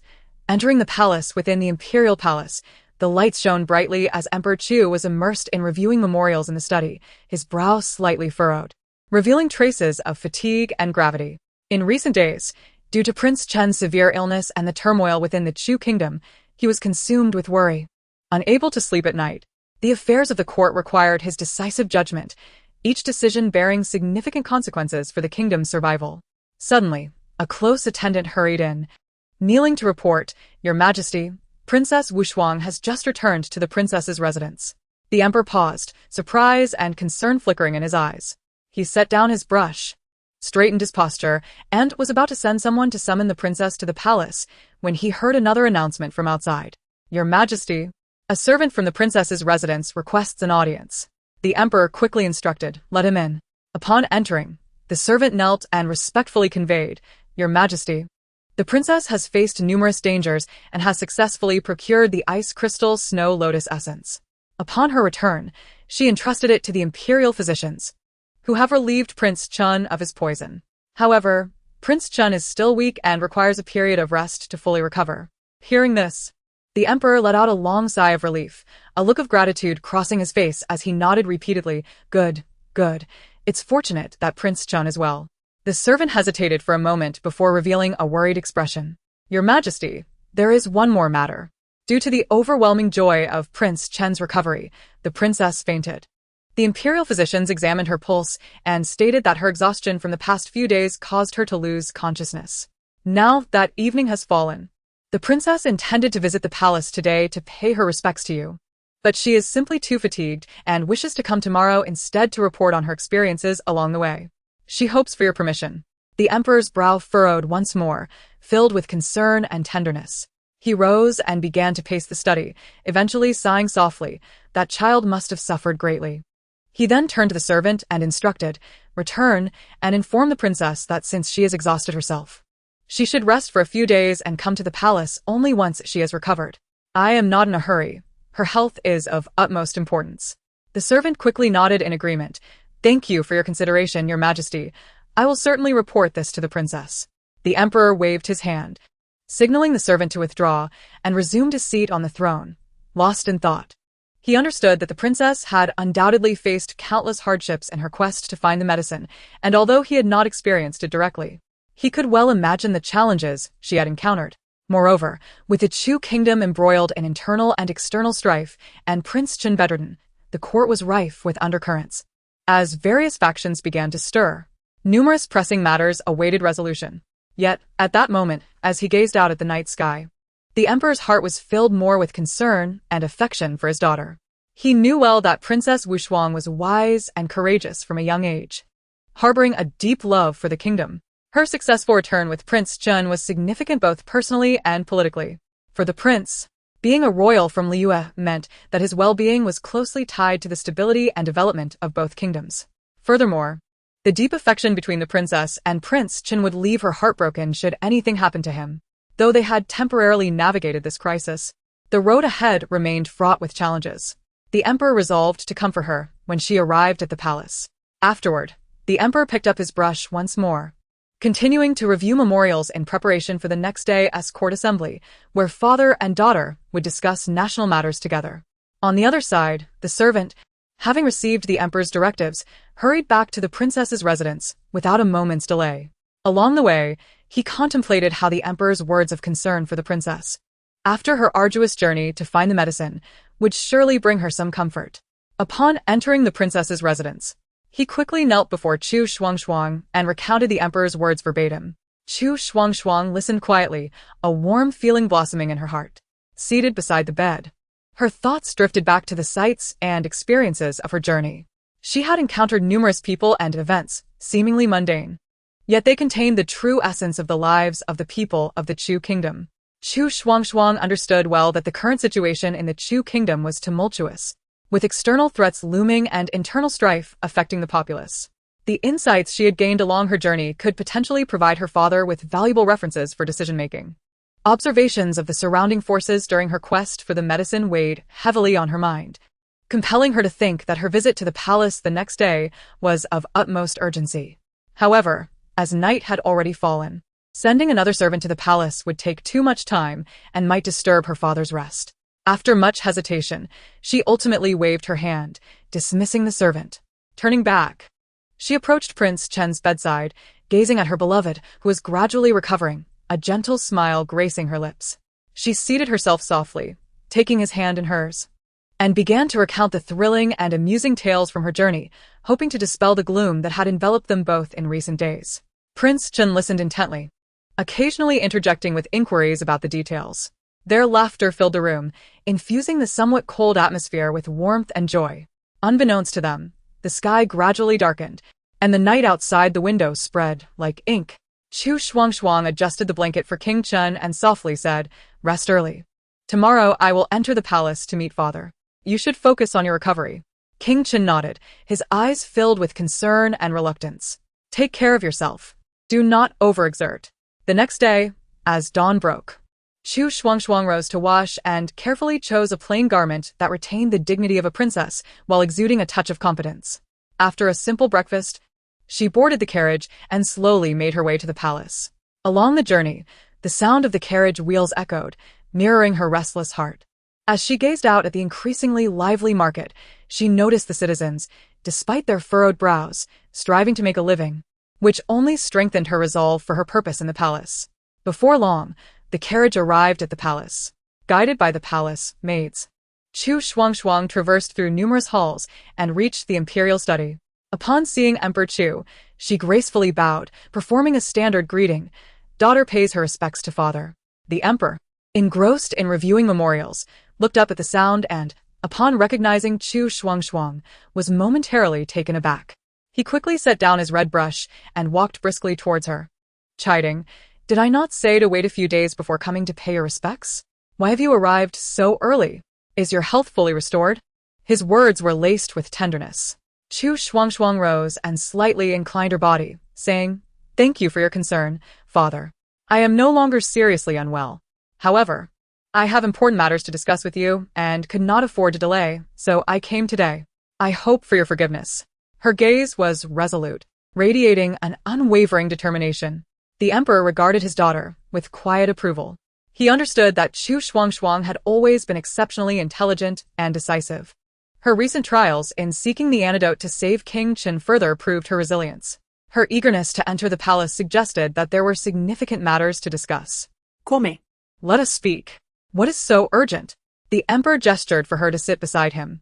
Chu Shuangshuang began, "Father, I have several matters to report. The first concerns General Xiao Jingyan, who, while assisting me in searching for the antidote, unfortunately fell victim to poisoning. Fortunately, he encountered a divine physician for treatment. Although the poison was acute, he remains quite weak, so I have allowed him to rest for a few days until he recovers before returning to the palace. Secondly, while I was searching for the miraculous medicine, I encountered an assassination attempt from the Shadow Pavilion of the Western regions. The general was injured while protecting me, and I was also wounded. Thankfully, an elderly man saved my life." She continued, "This elder not only rescued me but also saved the general and bestowed upon me the Ice Soul Snow Lotus Crystal, allowing me to save King Chen. Therefore, I implore you to send someone to investigate the Shadow Pavilion of the Western regions. I also wish to express my gratitude to the elder alongside King Chen once he has recovered." Upon hearing this, the emperor's brow furrowed deeply, his voice taut with concern. "Shuangshuang, you were also injured? Was it serious? Why did I not hear of this from your household yesterday?" Before the emperor could finish his sentence, Chu Shuangshuang urgently interrupted. "Father, do not blame them. It was I who forbade them from speaking. I did not wish for you to worry. Although the journey was perilous, we managed to turn misfortune into safety. I was injured, but the elder is quite skilled and has already treated my wounds, so please do not fret." "Alas, how can I not worry?" the emperor exclaimed, growing increasingly exasperated. "Very well. I shall prepare something for you to take when you and King Chen visit to thank the elder. And regarding the matter of the Shadow Pavilion, I will dispatch someone to investigate discreetly tomorrow. Rest assured, with me here." "Thank you, father." "There is yet another matter I must report to you, one that concerns the state of Chu." Chu Shuangshuang noted that her father had ceased to dwell on her injuries and continued, "The atmosphere in the imperial study was heavy." Sitting upright across from the emperor, she appeared composed, her gaze resolute, wholly undeterred by the fatigue endured during her quest for medicine. At this moment, her heart was filled with concern for the state of Chu. "Father, during my journey to the western regions in search of the antidote, I witnessed scenes that were truly shocking," she began, breaking the silence. Her voice, though gentle, struck the emperor's heart like a hammer. "Within our Chu, corrupt officials run rampant, to the point that it has become intolerable. When I passed through Ning'an County, I witnessed the county magistrate openly selling positions, Wealthy families could easily obtain official titles through gold and silver, regardless of talent or virtue. In the county office, wrongful cases are piled high, leaving the common people with no means to seek justice. The streets are filled with the lamentations of the populace. They are suffering, father. As she spoke, tears welled in her eyes, her sorrow and indignation evident. The emperor's expression darkened, his hands clenched tightly on the armrest, knuckles whitening as he exclaimed angrily, "How outrageous! How dare these scoundrels trample upon the laws of the land and oppress the people?" After a brief pause to collect herself, Chu Shuangshuang continued. "And there are those local tyrants who bully the common folk, committing unspeakable acts. In Fumla town, a group of bullies has seized farmland, leaving farmers who toiled all year with nothing to show for their efforts, forced only to weep over barren land. Even more egregiously, they brazenly abduct women in broad daylight. Like the villainous Wang who, relying on his family's power, wreaks havoc. I personally witnessed a young girl being dragged away by his minions, while her family fought desperately to stop them, only to be beaten mercilessly. The surrounding populace, filled with righteous anger, could only shed silent tears in fear of his tyranny." Chu Shuangshuang's fists were tightly clenched, her body slightly trembling with indignation. The emperor abruptly stood, pacing the room in a fit of rage. "How can I allow my kingdom to be trampled upon by these miscreants? Shuangshuang, since you have discerned these issues, you must have strategies to rectify them. Pray, share them with me." Taking a deep breath, Chu Shuangshuang organized her thoughts and earnestly advised, "Father, I believe that reforming the officialdom is of utmost importance. Firstly, a dedicated supervisory agency should be established, directly under the court, free from local officials' constraints, responsible for reviewing the performance and integrity of officials across the land. We should appoint honest, incorruptible individuals to these positions, granting them the authority to conduct thorough investigations. Once corruption or dereliction of duty is discovered, immediate action must be taken to dismiss and prosecute the offenders without leniency. Secondly, we must improve the official selection mechanism, abolishing the shortcomings of the recommendation system, and implement the imperial examination system based on merit and character, selecting officials who truly seek the welfare of the people." The emperor nodded slightly, his anger subsiding as contemplation took its place. This plan is feasible. But what should be done about these local tyrants who cause havoc? With a determined gaze, Chu Shuangshuang replied, "For the bullies and tyrants, a dual approach is necessary. Local governments should collaborate with the military to launch targeted operations to dismantle their strongholds and severely punish the ringleaders and their accomplices. Simultaneously, the implementation of a collective responsibility system among the people should be promoted, enabling them to monitor each other and report any sightings of these bullies to the authorities.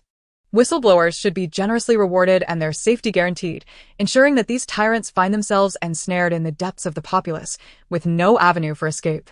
The emperor paused his pacing, gazing at his daughter with pride and admiration. "What you say resonates deeply with me. It is indeed a blessing for Chu that you are so concerned about the state, discerning the issues and proposing sound strategies." With tears glistening in her eyes, Chu Shuangshuang slightly bowed.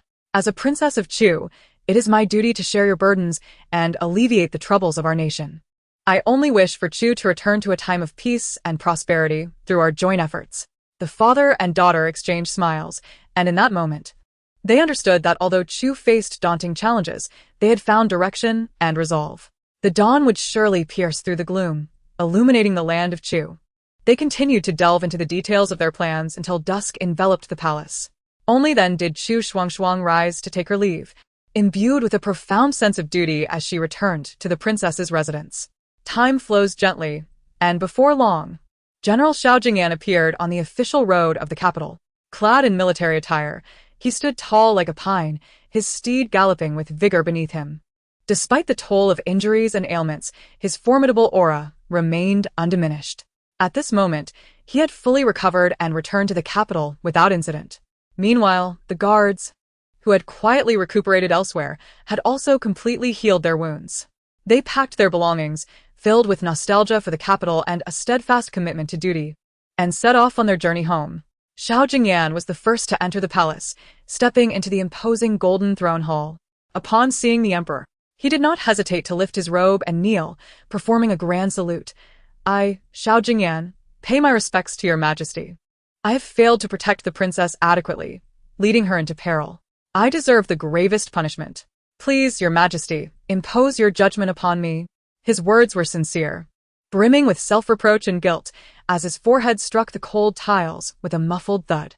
The emperor sat high upon the dragon throne, his gaze stern yet softened with a hint of satisfaction. He raised his hand in a gesture of support. Jingyan, rise quickly.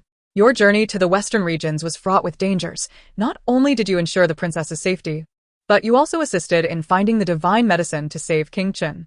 Your merits far outweigh your transgressions. How could I hold you accountable? As he spoke, the emperor gestured for a nearby eunuch to present the prepared rewards. I wish to commend you properly. These treasures of gold, silver, and silk are rightfully yours.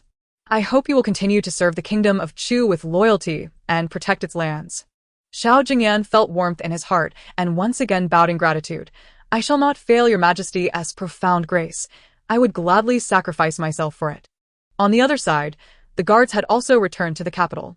They headed towards the palace and the princess's residence to report back to the emperor and the princess. Although they wore new garments, the traces of their past battles were still evident. Upon seeing the returning guards, Chu Shuangshuang was filled with emotion. Observing the familiar yet much thinner faces before her, she remembered those who had fought valiantly to protect her and had perished on the battlefield. Her eyes involuntarily glistening with tears. Please, rise quickly. During this western expedition, you have forged ahead through thorns, risking your lives. Many brothers sacrificed their lives for the country, and both the emperor and I are deeply pained. You are all heroes of the kingdom of Chu. Turning to her steward, Chu Shuangshuang instructed gravely, these guards have shown unwavering loyalty, willing to lay down their lives to protect me. Now that they have returned safely, we must remember those who have fallen. Their families have lost their pillars of support, and their future will undoubtedly be difficult. Immediately go to the treasury and withdraw sufficient silver, prepare ample food, and distribute it to their families. You must ensure that their families are comforted. Also, send someone to inform my father. The steward bowed in acknowledgement. I shall obey your command. Chu Shuangshuang paused and added, furthermore, we must pay attention to the livelihoods of these families, finding suitable work for them. Those with laborers should be arranged to work in workshops and learn a trade. Those with the potential for education should be supported in their studies so that the descendants of our heroes do not suffer. I understand, and I will do my utmost to ensure this matter is handled well, the steward assured, hurrying to execute her orders. The guards, hearing Chu Shuangshuang's words, were deeply moved and knelt once more in gratitude. Your Highness is benevolent. We are unable to repay even a fraction of your kindness. Thereafter, Xiao Jingyan and the guards returned to their respective posts, diligently working towards the revival of the kingdom of Chu, while the emperor and the princess busily prepared various reforms, awaiting the opportune moment to renew the kingdom. Chapter 38. Setback's morning light filtered through the intricately carved window lattice, casting delicate patterns upon the emperor of Chu's study. Chu Shuangshuang, dressed in a moon-white brocade robe, her dark hair cascading like a waterfall, her eyes sparkling with intelligence and spirit, was slightly bowed as she presented numerous suggestions regarding the welfare of the people and governance to the emperor. The emperor, clad in a bright yellow dragon robe, sat upon the dragon throne, his expression grave as he listened intently, occasionally nodding while absent-mindedly fiddling with a jade bead in his hand. Once Chu Shuangshuang finished speaking, the emperor fell into a long contemplation. The hall was silent, save for the soft crackling of the candle flames. After a considerable time, the emperor finally spoke, his voice steady and authoritative. He accepted some of her suggestions and ordered them to be drafted for immediate implementation. However, he shook his head slightly at others, stating that the time was not yet right. Chu Shuangshuang felt perplexed and, after returning to the empress's quarters and having dinner, could no longer contain her thoughts. She moved gracefully and sought another audience with the emperor. Upon seeing her earnest expression, the emperor patiently began to explain. He revealed that while some of the unadopted suggestions were indeed well-intentioned, they faced significant obstacles given the current state of the nation. Deep-seated issues had persisted for too long, with various factions intertwined, particularly the local tyrants who, having operated for many years, held absolute power in their regions. To hastily implement new policies would not only be challenging but could also incite civil unrest. It was essential to approach the situation gradually, first dismantling the internal forces before attempting a decisive resolution. Hearing this, Chu Shuangshuang felt a sudden clarity. but as she left the emperor's presence, she did not feel relieved. She returned home in silence. The moonlight poured down like water, bathing the stone path in the courtyard, yet she found no joy in the beauty, only a suffocating sense of ambition doused by cold water. King Chun, noticing her discontent, hurried to her side. He was tall and clad in a dark brocade robe, his sharp brows and bright eyes radiating an air of nonchalance. Seeing Chu Shuangshuang's troubled expression, he gently took her hand and led her to a stone bench. Speaking softly, "Shuanger, what weighs heavily on your heart? Share it with your husband, if you please." "My husband," she replied, "during my journey to find medicine for you, I passed through many places and witnessed numerous corrupt officials, as well as local tyrants brazenly seizing women in the streets, disregarding the law. A few days ago, I met with my father and shared what I had seen. He was furious and agreed to implement my suggestions. However, when I returned today, he told me that some of them were not suitable. I was perplexed and sought him out again, and he explained the reasons. The local tyrants have entrenched themselves for too long, and the reforms I wish to enact cannot be achieved overnight. They require a gradual dismantling of the power behind them to take effect, yet I truly do not want to see the people of Chu suffer any longer." With a downcast expression, Chu Shuangshuang spoke. King Chun embraced her gently. "Your father's actions are also out of necessity. The suggestions you put forth are indeed sound strategies for governance, but their implementation requires careful consideration. A few days ago, when you first presented them, your father may have reacted too hastily in his anger, but upon further reflection, he realized that some policies are indeed challenging to implement. It is only now that he has decided to halt their adoption." As he spoke, his brows furrowed and a spark of insight flickered in his eyes. "However, in my view, we could first gather evidence against those local tyrants discreetly. While we cannot act against them now, once we have solid proof, their doom will be sealed. Additionally, we can spread rumors among the people, extolling the virtues of the new policies, so they may yearn for change. When the people's hearts align with our cause, the implementation will naturally follow." Upon hearing his words, Chu Shuangshuang's eyes lit up as if she had found the dawn in the dark night. A smile broke across her face, reigniting her fighting spirit. "You truly have a plan, my husband. If we proceed this way, we shall surely break the deadlock." Seeing her spirits lifted, King Chun smiled gently, brushing aside a stray lock of hair from her forehead. "You are exceptionally wise, Shuang. Yet those in power often find themselves confused. Should troubles arise in the future, do not hesitate to share them with me." The two discussed their subsequent steps in detail until the moon reached its zenith, the stars twinkling above. With the shadows of doubt lifted from her heart, Chu Shuangshuang eagerly anticipated the day when these plans could be put into action, restoring tranquility to the realm. In the bustling streets of the capital, life thrived in a cacophony of vibrant sounds. The calls of vendors, the laughter of children, and the clattering of horse-drawn carriages intermingled in a lively symphony. Today, Chu Shuangshuang had deliberately disguised herself, shedding her opulent palace attire for simple, unadorned garments, her hair styled in a modest bun secured with a wooden hairpin. She ventured into the market like an ordinary citizen, without any attendance from her household. She ventured out of the palace with the intention of gaining insight into the lives of the common people, wishing to witness the reality of their existence in the capital and to ascertain the effectiveness of the implemented policies. Meanwhile, Emperor Chu, recalling that Xiao Jingyan had suffered from poison and concerned about his recovery, granted him a few days of leave to recuperate. After feeling stifled in the mansion for several days, he found it quite dull and decided to don a set of light attire and take a leisurely stroll outside. The warm spring sun bathed the bluestone path, and Xiao Jingyan, with his tall stature, appeared graceful in his moon-white robe, which accentuated his noble demeanor. His dark hair was neatly tied back, and although his face bore traces of illness, it could not conceal his inherent vigor. He walked leisurely, his gaze casually sweeping over the stalls by the street, occasionally stopping to admire curious trinkets. On the other hand, Chu Shuangshuang was captivated by the sights, stopping frequently, her eyes darting about. The bustling bun shop along the street drew passers-by with the aroma of freshly steamed buns. The area around the street performers was crowded with enthusiastic spectators, and the vibrant silk shops displayed bolts of shimmering satin that sparkled under the sunlight.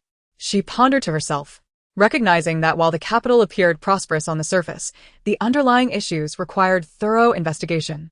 Before she realized it, lunchtime approached, and feeling somewhat fatigued from her explorations, Chu Shuangshuang noticed an elegant tea house and decided to enter. selecting a quiet private room. She had just settled in, intending to summon a server for refreshments, when a knock sounded at the door. "Your Highness, an old acquaintance requests an audience with you," came Xiao Jingyan's deliberately lowered voice from outside. Startled, Chu Shuangshuang was taken aback, astonished that her disguise had been seen through. After a moment's hesitation, she replied, "Come in." The door gently swung open, and Xiao Jingyan entered with a faint smile, closing the door behind him. Upon recognizing him, Chu Shuangshuang widened her eyes in surprise. "General Xiao, what brings you here? And how did you discern my identity?" Xiao Jingyan chuckled as he seated himself opposite her, gesturing toward her embroidered shoes. "Your Highness, those shoes are indeed from the palace. Though their design is modest, the quality of the material and embroidery is exceptional, far beyond what an ordinary household could afford." Chu Shuangshuang glanced down at her shoes in dismay, realizing her oversight. She had thought that merely changing her attire would suffice, not anticipating that such a small detail would betray her.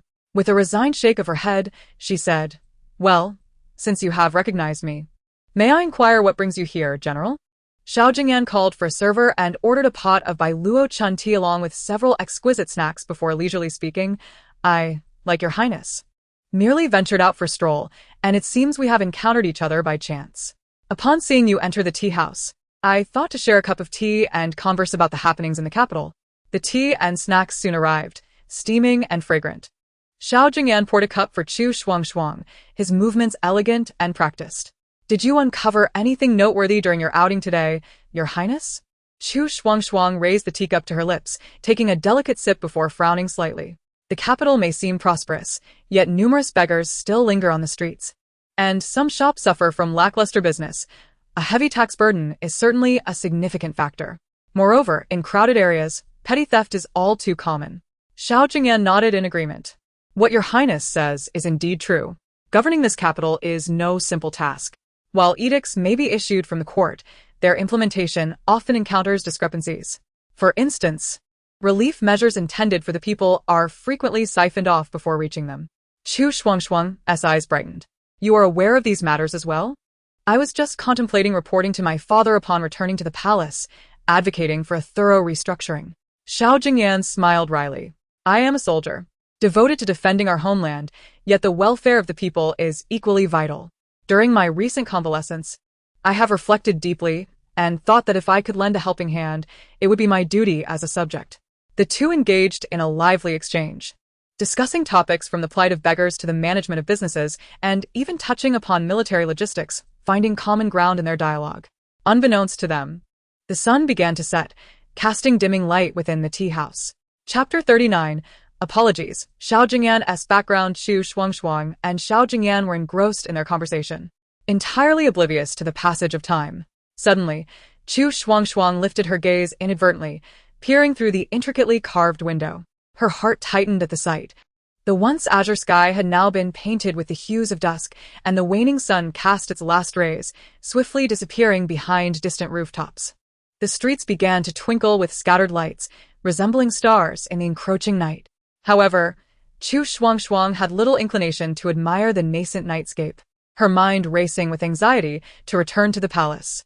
She had not informed anyone of her excursion, and if she lingered any longer, she feared the palace would be thrown into disarray searching for her. She promptly rose to her feet, gracefully moving towards the door, preparing to take her leave. "General Xiao." "The hour is late. I must hasten back to the palace. I did not disclose my outing to anyone, and if I am delayed, they will surely worry and create a fuss."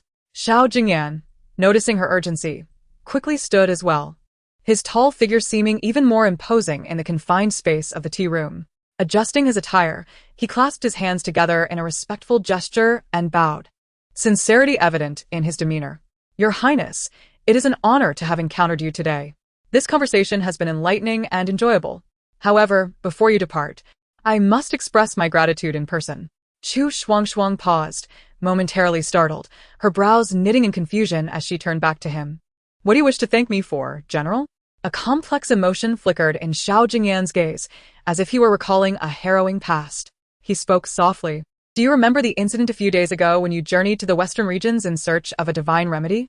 At that time, I happened to cross paths with you and noted the scant protection you had, aware of the perils that lay ahead. I resolved to ensure your safety, However, fate took a turn when we were ambushed by assassins. In that cave, I was struck by a poisoned crossbow bolt and fell unconscious, my life hanging by a thread. I had resigned myself to death, but you, your highness, selflessly diverted the assassins, preserving my chance at life. Moreover, after your rescue, the first thing I did upon regaining consciousness was to implore the one who saved you to assist me as well, which ultimately allowed me to survive. Every time I reflect on this, waves of gratitude overwhelm me, and I am at a loss as to how to repay your life-saving kindness. As he spoke, Xiao Jingyan bowed deeply once more, this time even more profoundly, his voice trembling slightly, revealing the depth of his sincerity. There is one more matter I must address. Your Highness, I wish to apologize for the past.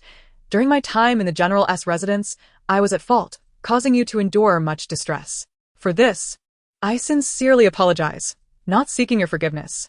Chu Shuangshuang listened quietly, initially wearing a faint smile, but as he continued, her expression turned icy. She abruptly interrupted him, her tone firm. There is no need for such formality, General. You were merely acting to save me, and in the process, you were poisoned, unconscious, and on the brink of death. I am human, with my own emotions.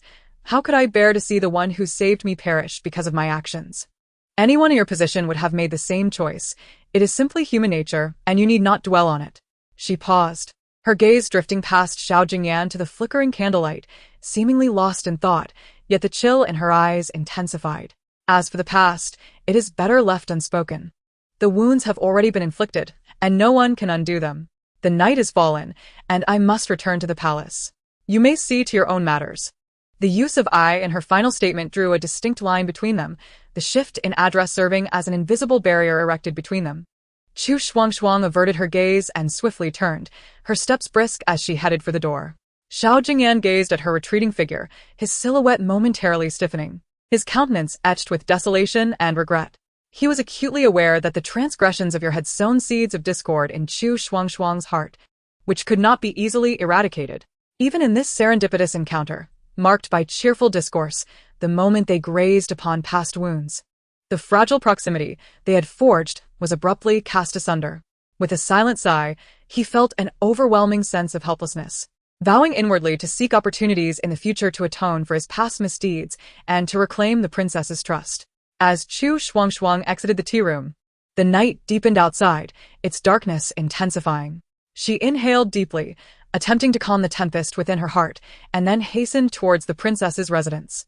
Along the way, visions of Xiao Jingyan's earnest visage and words of gratitude swirled in her mind, yet the recollections of her past anguish only served to further entangle her emotions. Meanwhile, Xiao Jingyan stood alone at the doorway of the tea room, lost in thought for a considerable time. He lifted his gaze to the night sky, where the stars twinkled. Yet his heart felt as heavy as the evening shadows. Memories flooded back to him, of his childhood with the princess, a time when he was not yet a general. And his father had married into his mother's family, thus he bore the Xiao surname. The Xiao family had once been a prestigious lineage, their estate grand and their wealth substantial, celebrated both in court and among the people. Xiao Jingyan's father, a mere scholar who had married into the Xiao family, shared a harmonious marriage with his mother, a tale of mutual respect in an era that prized lineage. Born into this warm and nurturing household, Xiao Jingyan basked in his parents' affection, enjoying a carefree and innocent youth. Yet, the wheel of fate turned cruelly when he was but 7 years old, shattering the Xiao family's tranquility with its merciless fangs. It was an ostensibly ordinary spring day when his grandfather set out to visit friends, unaware that this would be his final departure. On his way home, he encountered ill-fated men along a riverside path who callously pushed him into the icy waters, which swiftly engulfed him. By the time the family received the news and rushed to the scene, his grandfather had already succumbed to death, his body retrieved from the river grotesquely swollen and pale. The cries of sorrow from his family echoed along the riverbank, yet they could not summon back his life. His elderly grandmother, having shared decades of love with his grandfather, was utterly unprepared for such a calamity. Upon hearing the tragic news, she fainted on the spot, and when she eventually awoke, she appeared aged and frail, bedridden and broken. The once vibrant matriarch, who had managed the household with grace, seemed to have lost her vitality overnight, her eyes hollow and despairing. Merely days later, she too could not withstand the weight of her grief and followed her husband into the void. In an instant, the pillar of the Xiao household crumbled, leaving only the young and frail Xiao Jingyan's mother to bear the burden. The pain of losing loved ones was akin to a sharp blade, repeatedly slicing at her heart. She wept day and night, tears flowing endlessly. Her once radiant beauty quickly fading as she fell into an abyss of despair, devoid of any glimmer of hope. As the Xiao family languished in sorrow, the true nature of Xiao Jingyan's father quietly revealed itself. This man, who had once thrived under the Xiao family's protection and enjoyed a loving marriage, was utterly lost in the face of power's allure. With the death of his father-in-law, he swiftly seized control, leveraging the connections and resources he had amassed over the years within the Xiao household to quietly dominate its affairs. Those loyal servants who had once followed his grandfather were either bribed or coerced into betrayal. What followed was even more despicable. He brought into the Xiao residence his longtime mistress and a brood of illegitimate children. In no time, the once pure and elegant Xiao estate became a den of depravity. The mistress, upon her arrival, assumed the demeanor of the lady of the house, subjecting Xiao Jingyan's mother to relentless humiliation and scorn. The warm home had transformed into a hell for her, where each day was filled with torment and disgrace. Despite his youthful innocence, Xiao Jingyan keenly sensed the upheaval within his home. He watched helplessly as his mother was mistreated, and the servants who had once cherished him turned a blind eye, even mocking him cruelly. His half-brother, emboldened by their father's favoritism and the current state of affairs, frequently bullied him as well. On one occasion, in the flower garden of the Xiao estate, his brother deliberately snatched away his beloved kite, trampling it underfoot before his eyes. A triumphant grin plastered on his face, as if to flaunt his victory. Xiao Jingyan rushed to confront him, only to be shoved to the ground, scraping his knee and staining his clothing with blood. Instead of offering an apology, his brother cruelly taunted, "You are nothing now. This Xiao estate will soon be mine. And you and your mother will be sent packing." From that moment on, Xiao Jingyan understood that in this world, power was the ultimate safeguard. Only by wielding authority could he protect those he cherished and deter those with malicious intent from acting with impunity. Amidst his mother's tears and the humiliation he endured, a resilient seed was quietly planted in his heart, slowly taking root and sprouting. To reclaim control of the Xiao family, Xiao Jingyan dedicated himself to rigorous study. Each dawn, as the first light of day broke, he would recite poetry and texts, meticulously analyzing the dense and obscure classics until he comprehended them fully. Under the scorching sun, he practiced martial arts in the courtyard, pouring his heart and soul into each move, striving for precision and power, refusing to relent even when drenched in sweat and collapsing from exhaustion. As night fell, he studied military strategies by candlelight, seeking wisdom from ancient sages, often working late into the night, the tears of the candle pooling in the candlestick. As he matured, Xiao Jingyan emerged as a striking figure, endowed with exceptional talents and formidable martial skills. Through his efforts, he began to make his mark in the court.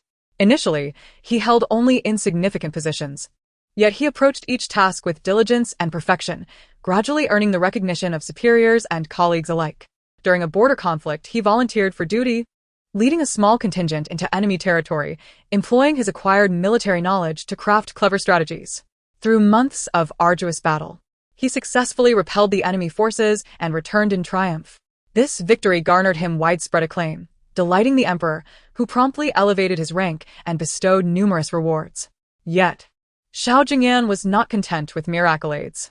He was acutely aware that the path to truly reclaiming the Xiao family and avenging his mother's suffering was still long and arduous.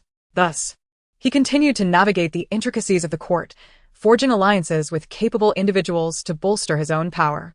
Faced with the treachery and intrigue of political life, he learned the virtues of patience, burying his true thoughts deep within and responding to every challenge with a smile and humility. Years later, when Xiao Jingyan once again stepped into the Xiao residence, he was an entirely transformed man. Armed with the emperor's bestowed sword, he was flanked by a loyal retinue of followers. His father, now aged and diminished by years of excess, sat slumped in a chair, gazing at him in terror. The once arrogant mistress and his brother trembled in fear, kneeling and pleading for mercy. Xiao Jingyan approached his mother, his heart swelling as he beheld her hair now grayed and her face lined with wrinkles. His eyes glistened with unshed tears. He gently raised her, his voice resolute and powerful. "Mother, your son has returned." From this day forth, no one shall ever bully you again." With that, he turned, his gaze coldly sweeping over those who had wronged them, declaring, "Your misdeeds shall find resolution today." At the pinnacle of power, Xiao was not blinded by the flames of revenge. He set about restoring the Xiao family, reviving its former glory. He exacted punishment on those who had aided in the family suffering, yet he also granted his father and half-brother a chance for redemption, hoping they might reform their ways. Chapter 40. The initial encounter, his meeting with Chu Shuangshuang, was an unforeseen event that would ultimately alter the course of his life. It was during an exceptionally harsh winter, where snowflakes danced through the air, cloaking the majestic imperial city in a silvery white shroud. 8-year-old Xiao Jingyan, his small face flushed from the biting wind, could not mask the resentment flickering in his eyes as he trailed behind his father, Xiao Qingze, and his stepmother, Lin. His father cradled his half-brother in his arms as they stepped into the opulent palace encased by crimson walls. On either side of the palace path, snow piled like jade, while eunuchs and palace maids bowed their heads, scurrying about in silence, afraid to make a sound. Xiao Jingyan's heart ached as he watched the intimate figures of his father, stepmother, and brother, a pang of bitterness swelling within him. Today, his stepmother was adorned in exquisite attire, embellished with jewels, her laughter brimming with triumph, while his brother donned finely tailored garments. In contrast, he wore a simple, oversized outfit, specifically chosen for this palace banquet, which his father had initially wished to exclude him from. However, the emperor decreed that children aged 6 to 10 from each household should attend, purportedly to select playmates for the princess. It was Lin who persuaded his father to let him attend. Occasionally, his father's glances, laden with admonitions to behave, pierced him like arrows, igniting a tumult of anger and helplessness within. This only served to remind him of his mother, who, despite being his father's legitimate wife, had been relegated to the status of a concubine after his maternal grandparents passed away. As his father seized their estate and elevated his outside mistress to the position of the primary wife, allowing servants to torment both him and his mother unrestrainedly, how could he not harbor resentment? How could he not feel aggrieved? As they approached the grand banquet hall, the warm atmosphere enveloped him, mingled with the sounds of revelry. Tables laden with delicacies and the fragrance of wine filled the air, while the melodies of string instruments wafted gently. Nobles and dignitaries, accompanied by their families, took their seats, laughter ringing out, creating a scene of lively festivity. Yet, Xiao Jingyan felt as though he were perched on a bed of needles, the surrounding merriment appearing utterly disconnected from him. The insincere pleasantries and probing gazes only served to reinforce his sense of alienation. The interaction between his father and Lin ignited a desire within him to lash out, yet he understood he was powerless to do so. This amalgamation of emotions left him increasingly unsettled. Seizing a moment when no one was paying attention, Xiao Jingyan quietly rose, akin to a nimble creature, and slipped out of the hall. The icy wind swept into his collar, yet he inhaled deeply, feeling an exhilarating sense of freedom. He wandered aimlessly through the imperial garden, the snow crunching beneath his feet, composing a solitary symphony. Unbeknownst to him, he arrived at a secluded pavilion. Outside, a few red plum trees blossomed defiantly amidst the snow, their subtle fragrance uplifting his spirits. He thought to rest there for a moment, seated alone in the pavilion, admiring the beauty surrounding him. However, this tranquility was short-lived, for an act of cruelty unfolded just outside the pavilion. A group of elegantly dressed children formed a circle around a slight figure in the center. Upon closer inspection, Xiao Jingyan discerned that the girl ensnared within their circle was no more than 5 or 6 years old, clad in simple attire, yet her innate grace was undeniable. At that moment, her eyes sparkled with defiance and tenacity, her small face taut with determination. Where did this wild girl come from? Are you perhaps a palace maid? How dare you run around the palace and dirty my shoes? Can you afford to compensate for that? The ringleader, a boy who was the nephew of the favored consort, had grown accustomed to wielding his aunt's influence with impunity within the palace. His face twisted into a smug grin as he lifted his leg to kick the young girl. The girl swayed, nearly losing her balance, yet she gritted her teeth and steadied herself, glaring defiantly. I am not a palace maid, nor am I a wild girl. I have parents, and though I am young, I understand etiquette and morality. You, who bully others with your privilege, are hardly a hero. The boy, enraged by her retort, turned crimson. Oh, so you dare to talk back. Boys, teach this insolent girl a lesson. His command was met with a rush of followers, who surged forward to assault the young girl. With her hands shielding her head, she dodged left and right, her simple clothing quickly soiled with mud and snow, strands of hair falling chaotically around her face. Yet, she remained silent, tears welling in her eyes betraying her pain and humiliation. Xiao Jingyan initially wished to remain uninvolved, but witnessing the girl's plight sent a jolt through him, reminiscent of the times his younger brother had bullied him, emboldened by the favor of their mother. The buried grievances surged forth like a tidal wave. As he prepared to intervene, he saw the girl pushed violently, crying out as she stumbled toward the icy lake. With a loud splash, the surface shattered, sending water flying, and the girl vanished beneath the surface. The assailants, witnessing her fall, fled in panic. Without a moment's hesitation, Xiao Jingyan discarded his heavy cloak and plunged into the frigid waters. The cold enveloped him instantly, rendering his limbs numb, yet driven by sheer determination. He swam towards the dark shadow sinking beneath the waves. After what felt like an eternity, he grasped the girl's arm, attempting to pull her ashore, only to discover her foot ensnared by underwater vegetation. Without a second thought, he submerged, freeing her foot from the grasp of the water plants. Then, with all his strength, he pulled her towards the shore. Once on land, his lips were blue, and he trembled uncontrollably. The girl lay unconscious, prompting Xiao Jingyan to quickly retrieve his cloak and wrap it around her. He pressed on her abdomen, hoping to expel the water from her lungs. Thankfully, his efforts bore fruit, and soon the girl stirred, tears welling in her eyes, though she fought to suppress them. "Thank you for saving me. My name is Chu Shuangshuang," she managed to say, coughing. Xiao Jingyan gently patted her shoulder, speaking softly, "Do not fear, I am here." As he spoke, he noticed that despite her humble attire, a jade pendant hung around her neck, smooth and translucent, intricately carved with elaborate patterns, revealing a faint dragon motif, clearly not an object of ordinary lineage. Before he could ponder further, distant shouts echoed, signaling the arrival of palace attendants searching for him and Chu Shuangshuang. As they were escorted away, Chu Shuangshuang discreetly slipped her handkerchief into Xiao Jingyan's palm, winking as if to implore him to keep the day's events a secret. Understanding her unspoken message, he clutched the handkerchief tightly, watching her retreating figure, and recalled the jade pendant around her neck, inscribed with the characters Wushuang. The only individual in the palace bearing the title of Wushuang was the reigning emperor's sole princess. Today, in a moment of kindness, he had saved her, unaware of the profound implications it would entail. Chapter 41. The Initial Encounter. From Chu Shuangshuang's perspective, I am Chu Shuangshuang, the first legitimate princess of Chu and the firstborn of my father, the emperor.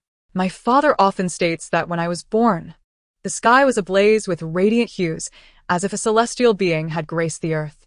Coincidentally, on the very day of my birth, news of victory from the front lines reached the palace, heralding the triumphant return of our army and the defeat of the enemy.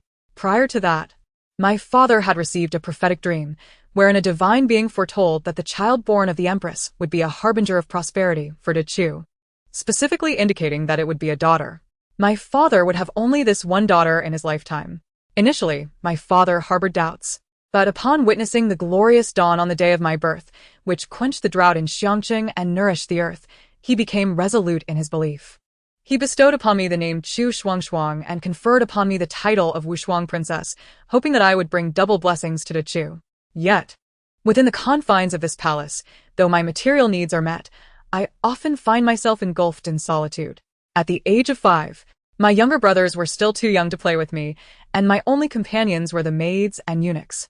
Although they serve with utmost dedication, I still yearn for companions of my own age, with whom I can frolic, play, and speak freely. One day, feeling particularly restless, I dashed to my father's study, tugging at the hem of his dragon robe and pouting, "Father, I spend my days in this palace without a single soul to converse with. Would you be so kind as to find me some playmates?" My father looked at me with indulgence in his eyes, smiling as he replied, "My dear daughter, do not feel aggrieved. In a few days, I shall host a royal banquet and summon the young lords and ladies aged 6 to 10 from various households. You may choose your preferred companions from among them. How does that sound?" Elated, I clapped my hands and eagerly exclaimed, "You are the best, father. I always knew you cherished me most." Soon after, my father issued an edict to prepare for the banquet, and the entire palace bustled with activity. On the day of the banquet, as I rose early to adorn myself, I gazed into the mirror at my bejeweled reflection, filled with joy yet tinged with anxiety, pondering what my future playmates might look like. However, seeing the maids and eunuchs busily setting up the banquet, I grew bored in the hall alone. An idea struck me, and I decided to sneak out and catch a glimpse of those young lords and ladies. Yet, my attire was too conspicuous, revealing my noble status at first glance, making it difficult to slip away unnoticed. At that moment, I remembered a little maid in the palace, of a similar age to mine, who had recently entered service. Quietly, I made my way to her quarters and borrowed a garment she had worn before coming to the palace. Returning to my room, I shed my lavish attire and donned the maid's simpler clothing. I then evaded the crowd, winding my way toward the banquet's location. However, the palace was vast, and I soon found myself lost, unsure of where to go. Just as I began to panic, I heard the sounds of children laughing nearby.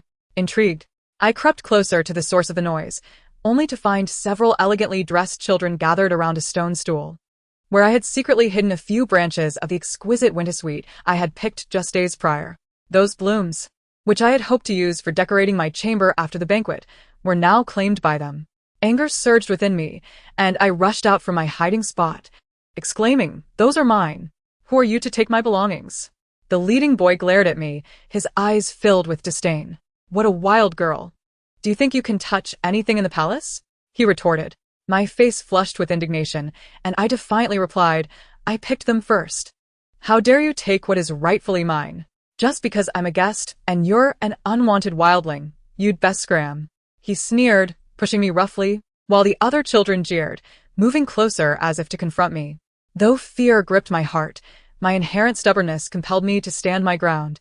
Glaring back defiantly, "You shall not speak such nonsense. I am not a wildling." Their boldness only grew, and as they closed in on me, I turned to flee, running as far as I could until I finally lost them. Yet, as I glanced back in my haste, I failed to notice a group of children ahead and collided with the foremost boy, inadvertently stepping on his shoe. "Who do you think you are, wild girl? Are you some palace maid? How dare you run around here and dirty my shoes? Can you pay for them?" The leading boy, a nephew of the noble consort Chu, who had long taken advantage of his aunt's favor, wore a smug grin as he raised his leg to kick me. I stumbled but steadied myself, glaring back defiantly, "I am neither a maid nor a wild girl. I have parents, and though young, I understand propriety and integrity. You bully others under the guise of power, which does not make you a good person." Enraged by my words, they advanced to strike me, but I refused to allow them the satisfaction.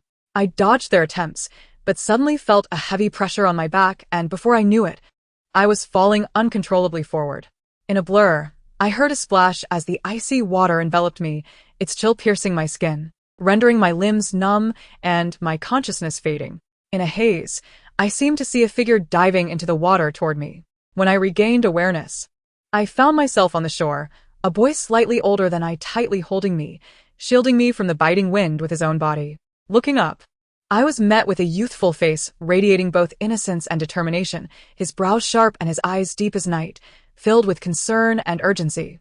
His fur coat was nowhere to be seen, and his hair dripped with water, likely from his own plunge to save me. "Do not be afraid, I am here," he spoke softly, yet with an undeniable firmness that warmed my heart like the sun in spring, dispelling my fear. In that moment, I looked at him, feeling as if I had seen the warmest light in the world. I introduced myself, "I am Chu Shuangshuang." Before long, my attendants and his rushed to find us. As we were about to part ways, I took the handkerchief I had clutched tightly and discreetly handed it to him, whispering, "Thank you today, brother. Please do not mention this to anyone." He paused in surprise, then nodded, grasping the handkerchief tightly, his gaze filled with unspoken words.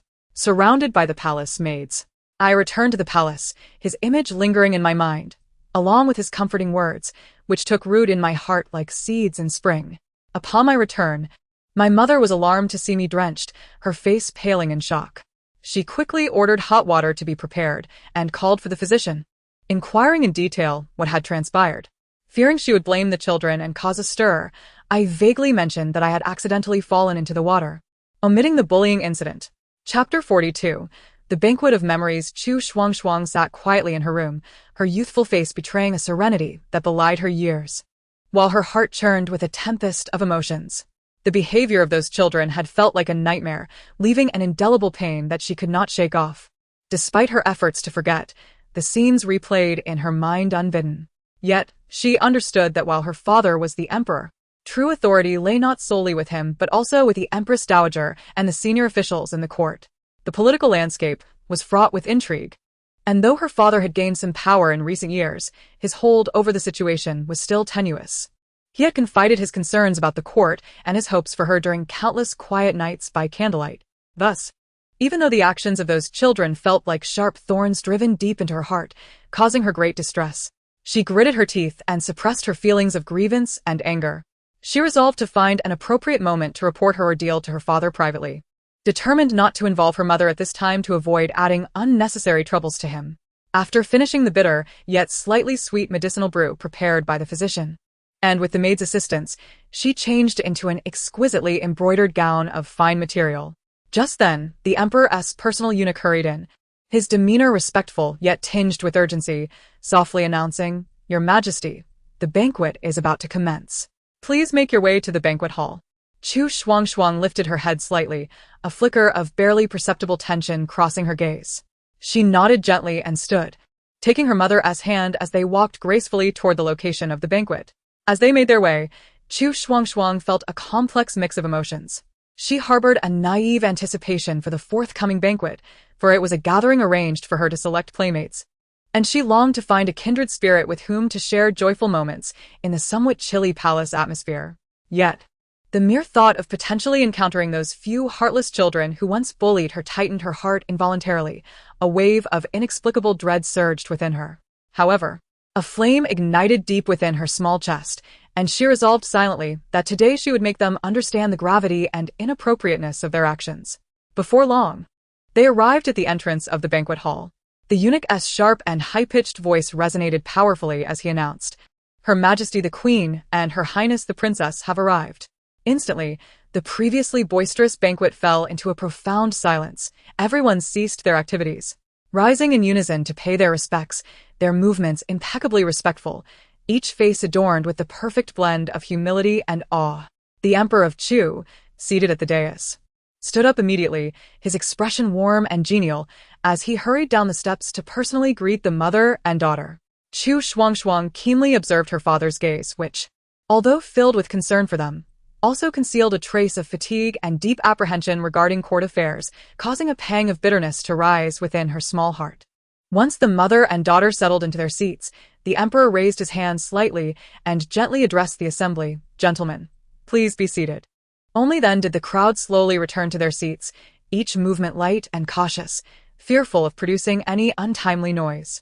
The ministers, once seated, maintained an air of decorum, their expressions tinged with a hint of unease, engaging in minimal exchanges, rendering the atmosphere within the banquet somewhat oppressive and somber. Noticing the prevailing mood, the Emperor furrowed his brow slightly, a flicker of displeasure crossing his eyes. He cleared his throat softly and began, "My ministers, my princess is 5 years old this year, and companions within the palace are scarce. This banquet is primarily to select suitable playmates for her. Do not be constrained. Bring forth the young ladies and gentlemen from your households, and allow my princess to observe them closely. If she is satisfied, I shall certainly reward you generously. If not, let it simply be a lively gathering." Upon hearing the Emperor's words, the ministers responded in agreement, "We shall obey your command." Before long, the children were brought forth as per the Emperor's instructions. Chu Shuangshuang, seated above, gradually surveyed the crowd below, and suddenly her gaze fell upon those who had once tormented her. Upon seeing her, their faces turned pale, devoid of color, their eyes filled with terror. Instinctively retreating a few steps as if confronted by a monstrous entity, they seemed to want to cry out, to plead their case, but before they could speak, their parents hastily tugged at their sleeves, signaling them to remain silent, their eyes brimming with admonishment and warning. Chu Shuangshuang cast a cold glance at them, her gaze radiating determination and indifference that seemed to chill the air around her. She then pointed at one of the children and turned to the Emperor, stating, "Father, I do not like them." The Emperor, observing her resolute expression and then glancing at the trembling children, said nothing but merely waved his hand slightly, indicating for them to withdraw. The children, feeling as though they had been granted a reprieve, hurriedly left the site of the assembly, their steps unsteady and appearing quite disheveled. Once they had departed, the parents of those children were filled with confusion and anxiety. They pulled their children close, their faces dark with anger, and whispered, "Why do you look this way? Are you hiding something from us?" Initially, the children stammered, their eyes evasive, hesitant to speak the truth. However, under the stern gaze of their parents, they ultimately relayed the entire story to their guardians. Upon hearing their children's accounts, the parents' expressions darkened considerably. Some trembled with rage, while others were both shocked and furious. They understood that their children's behavior could bring severe trouble to their families, especially within the palace, where they had dared to bully the princess. Fortunately, it seemed that the princess did not wish to pursue the matter, and the emperor was not yet fully aware. Once the banquet concluded, they would hasten to present their unworthy offspring to the emperor for punishment. They were torn between fear that the emperor might take out his wrath on their families and frustration at their children's ignorance, silently lamenting their misfortune. At that moment, the atmosphere of the banquet had grown somewhat delicate due to this small incident. The ministers speculated in their hearts whether the actions of those few children would affect their families standing in the emperor's eyes, exchanging meaningful glances, yet refraining from speaking. Meanwhile, the other children observed with curiosity, bewildered as to why those few were so frightened, their expressions filled with innocence and confusion. Seated above, Chu Shuangshuang pondered her next steps. She knew she did not want to let those who had bullied her off so easily, for they had inflicted harm upon her. An undeniable truth. Yet she also had to consider her father. After the banquet, she would inform him and see how he would address the matter. This incident did not cause substantial disruption, as soon after, the families brought forth their children, allowing the princess to select her companions. As chapter 43 unfolded, Chu Shuangshuang sat at the dais, her eyes glimmering with anticipation and curiosity as she carefully scrutinized the children brought before her. Suddenly, her eyes brightened upon spotting Xiao Jingchen accompanied by his eldest son, Xiao Jingyan, and his second son, Xiao Jingrui, approaching. In that instant, Chu Shuangshuang's heart raced uncontrollably, for she recognized, trailing behind, the young master who had rescued her by the palace wall just a few hours prior. Recalling that moment, a warm current surged through her heart. At that time, when Chu Shuangshuang had fallen into the lake and had begun to lose consciousness, she believed she would never see her father and mother again. Yet, that slender figure, like a hero of legends, had pulled her from the icy waters. After which, she lost consciousness. When he revived her, she had merely told him her name but, overwhelmed by fear and nervousness, had not asked for his. However, from the moment he rescued her, his image had been indelibly etched in her mind. Now, seeing her savior again, Chu Shuangshuang's eyes sparkled with delight as she sprang from her seat, pointing at Xiao Jingyan, and exclaimed to her father, "Father, father, I want him to be my playmate. Please, father." The emperor, witnessing his daughter's fervent excitement, was taken aback. He had never seen Chu Shuangshuang display such enthusiasm and determination towards anyone, and he narrowed his eyes slightly, scrutinizing Xiao Jingyan closely. The youth stood tall and handsome, with clear and resolute eyes. Though clad in simple attire, he could not conceal his innate charisma. The emperor mused that this child appeared extraordinary, capable of captivating his daughter so deeply, and upon seeing the anticipation in her gaze, his heart softened. He thought to himself, "My daughter has taken a liking to someone for the first time. Very well, I shall grant her wish." Thus he smiled and replied, "Very well, my dear little one. I shall grant you your wish."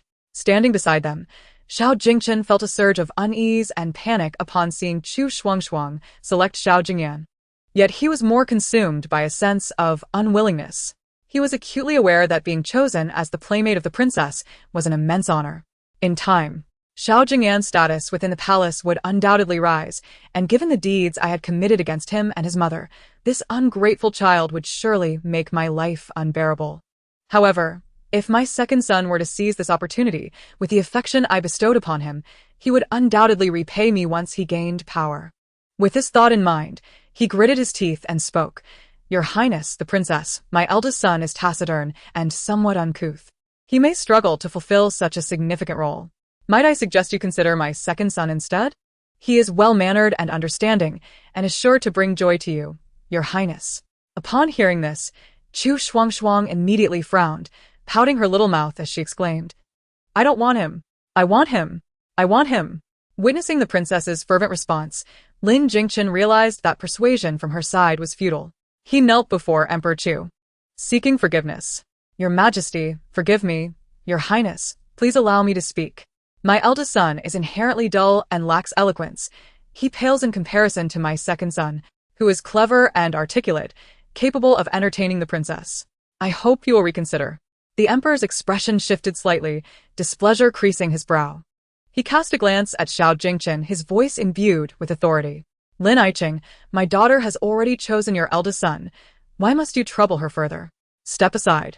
Starting tomorrow, your eldest son shall enter the palace to entertain my princess, returning home once a week for family visits, while spending the remainder of his time within the palace. As for his education, worry not. I will ensure he studies alongside my daughter in the study. With that, the emperor waved his hand, signaling their departure. With a resigned sigh, Xiao Jingchen felt a twinge of dissatisfaction, yet dared not defy the imperial decree. He shot a venomous glare at Xiao Jingyan, his eyes brimming with jealousy and resentment, as if blaming him for the entire situation. Meanwhile, Xiao Jingyan stood there quietly, his gaze as calm as still waters. He seemed accustomed to his father's dissatisfaction and his brother's envy. He raised his head slightly to glance at Chu Shuangshuang, a complex swirl of emotions stirring within him. He felt both grateful for her trust and affection and anxious about how he would navigate this intricate new life. Moreover, he worried about his mother. Once he entered the palace, his father and stepmother would undoubtedly bully her with even greater audacity, leaving him powerless to assist her from afar. Seated regally, Chu Shuangshuang's eyes sparkled with barely contained delight. Upon hearing her father's approval for Xiao Jingyan to become her companion, her heart soared, and her small face radiated a brilliant smile. Eagerly, she yearned to rush down and play with her beloved older brother, to share in her joy and dream of the happy times they would spend together. However, just as she rose, the empress gently tugged at her garment, pulling her back to her seat, and leaned in to whisper, Shuanger, there are many other children at this banquet. You cannot have just one companion. Why not select a few more? If you truly wish, your mother can help you choose. Be a good child, and sit here for now. We shall play after everyone has been introduced. Instantly, Chu Shuangshuang felt as though a bucket of cold water had been poured over her. Her earlier joy evaporating in an instant, replaced with disappointment. Yet, having been raised to be understanding and well-mannered, she nodded obediently, resuming her seat while allowing the other young lords and ladies to step forward in turn. Nevertheless, her gaze remained fixed on Xiao Jingyan, her interest in the other children waning, and she chose none. Seeing this, the empress nodded slightly and spoke softly. The princess may be feeling fatigued. I discussed with His Majesty, and I shall select a few companions for her. Miss Shen from the Minister of Revenue's family is knowledgeable and gentle. Master Sun from the Duke of Zhan's household is clever and bold, and Miss Lin from the Grand Tutor's family is graceful and talented. They shall accompany the princess in her studies. They will enter the palace tomorrow and learn together in the study room, with weekly visits home. The chosen children were overjoyed, their faces glowing with pride and excitement, their eyes sparkling with anticipation for their future courtly lives. In contrast, those not selected hung their heads, their expressions filled with disappointment and discontent, as if they had suddenly lost their radiance. The parents of the few children who had previously bullied Chu Shuangshuang were especially anxious, fearing that the emperor might direct his ire towards them. Beads of perspiration dotted their foreheads, and their bodies trembled slightly. The emperor surveyed the room with an authoritative gaze and proclaimed, "The empress speaks wisely. The selected young ladies and gentlemen shall be rewarded with 100 taels of gold, 10 bolts of fine silk, and a complete set of writing utensils, so that you may diligently accompany the princess and study hard. For those not selected, I also have rewards, a pair of jade rui and a box of exquisite pastries, as all possess the potential to serve as companions in the future. You must continue to strive." This decree not only showcased the emperor's generosity, but also pacified the crowd. In an instant, everyone in the grand hall knelt in gratitude, exclaiming their praises. Though Chu Shuangshuang had little interest in other companions, she understood the palace's customs and her mother's intentions, so she nodded in agreement. Chapter 44. The banquet of memories within the solemn yet opulent palace. The golden Wan Hall was ablaze with lights, where Emperor Chu sat high upon the dragon throne, having just completed a session of bestowals. The exquisite treasures and fine silks were presented in succession, eliciting expressions of joy and gratitude from the ministers as they knelt in thanks. With the emperor's command, the banquet commenced in an atmosphere of solemnity and fervor. Within the hall, tables were laden with sumptuous delicacies, the aroma of fine wines wafting through every corner, as if the splendor and abundance of the world had converged here. The songstresses entered in succession, their vibrant, gossamer garments fluttering like ethereal beings descended from the heavens. Accompanied by the melodious strains of silk and bamboo instruments, they gracefully ascended the splendid stage, their voices clear and melodious, reminiscent of orioles in flight, their movements as fluid as spring breezes brushing through willows. Each gesture was executed with precision, captivating the audience, who were enraptured by this auditory and visual feast. The concubines of the harem were equally unwilling to miss this rare opportunity to vie for the emperor's favor. Some meticulously adorned themselves, while others donned resplendent attire, employing various means to attract the emperor's fleeting gaze. Fray was the first to rise, her figure graceful as she glided forward. Clad in a long red gown that trailed behind her, the vivid hue resembled a blazing flame, passionate and uninhibited. As the enchanting music began, she danced with elegance, resembling a spirited phoenix, her flowing sleeves fluttering, her eyes sparkling with anticipation and bashfulness as they occasionally met the emperor's, seemingly conveying boundless affection. Chu Fei, not to be outdone, gracefully set down her wine cup and rose, choosing to perform a gentle water-sleeve dance. Adorned in a pale blue palace gown, reminiscent of a clear sky, she exuded a fresh and elegant demeanor. The water sleeves danced fluidly with her movements, each turn and flourish executed flawlessly, showcasing her gracefulness and warmth. Yet beneath this vibrant revelry and harmonious celebration lay an undercurrent of unspoken tension. Although the emperor maintained a fade of composure, conversing amiably with the concubines and enjoying the performances, a glimmer of sharpness occasionally flickered in his profound gaze, as if he could discern the thoughts of every individual within the palace.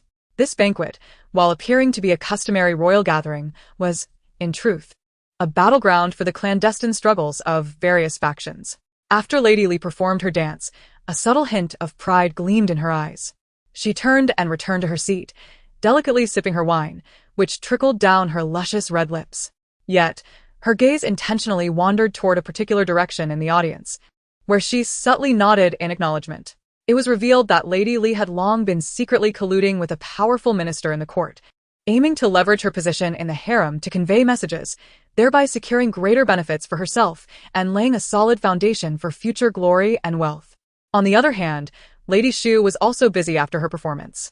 Her family wielded considerable influence in the court, and she harbored aspirations of bearing a royal son to inherit the throne.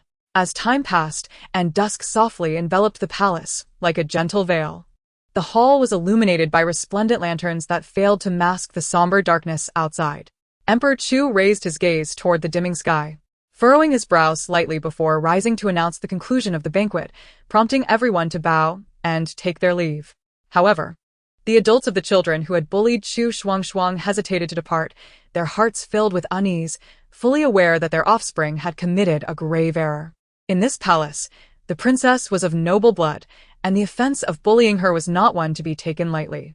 Thus, they hurriedly straightened their attire and, accompanied by their children, made their way to Qianqing Palace to seek the emperor's forgiveness.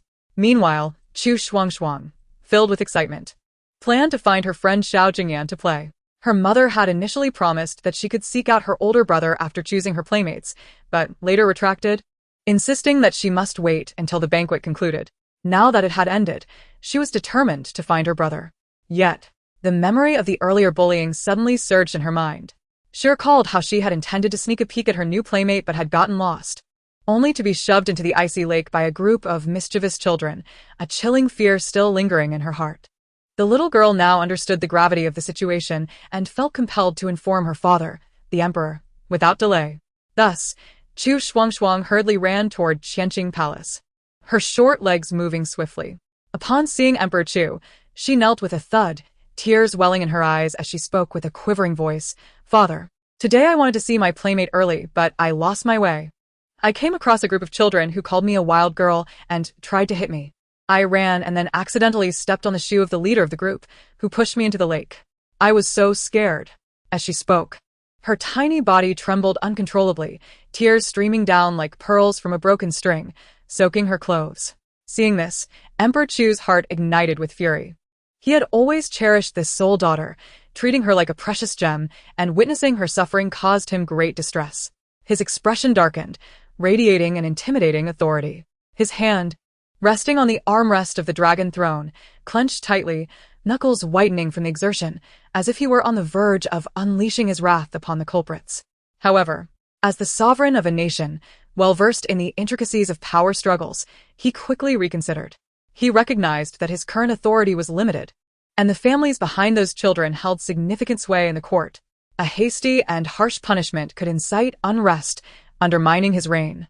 Instead, he could use this opportunity to demonstrate his mercy and magnanimity, winning the loyalty of these families. Suppressing his anger, Emperor Chu swiftly approached Chu Shuangshuang, gently lifting her into his arms and tenderly wiping her tears with a soft touch, whispering, "Do not cry, my dear. Your father will take care of this." He then cast a piercing gaze toward the entrance, awaiting the arrival of those seeking forgiveness. Soon, the individuals from various households entered Qianqing Palace. Trembling with fear upon witnessing the emperor's stern visage and the remnants of tears on Chu Shuangshuang's face, they hastily knelt, pleading for forgiveness. The leading minister, his voice quavering, said, "Your Majesty, forgive us.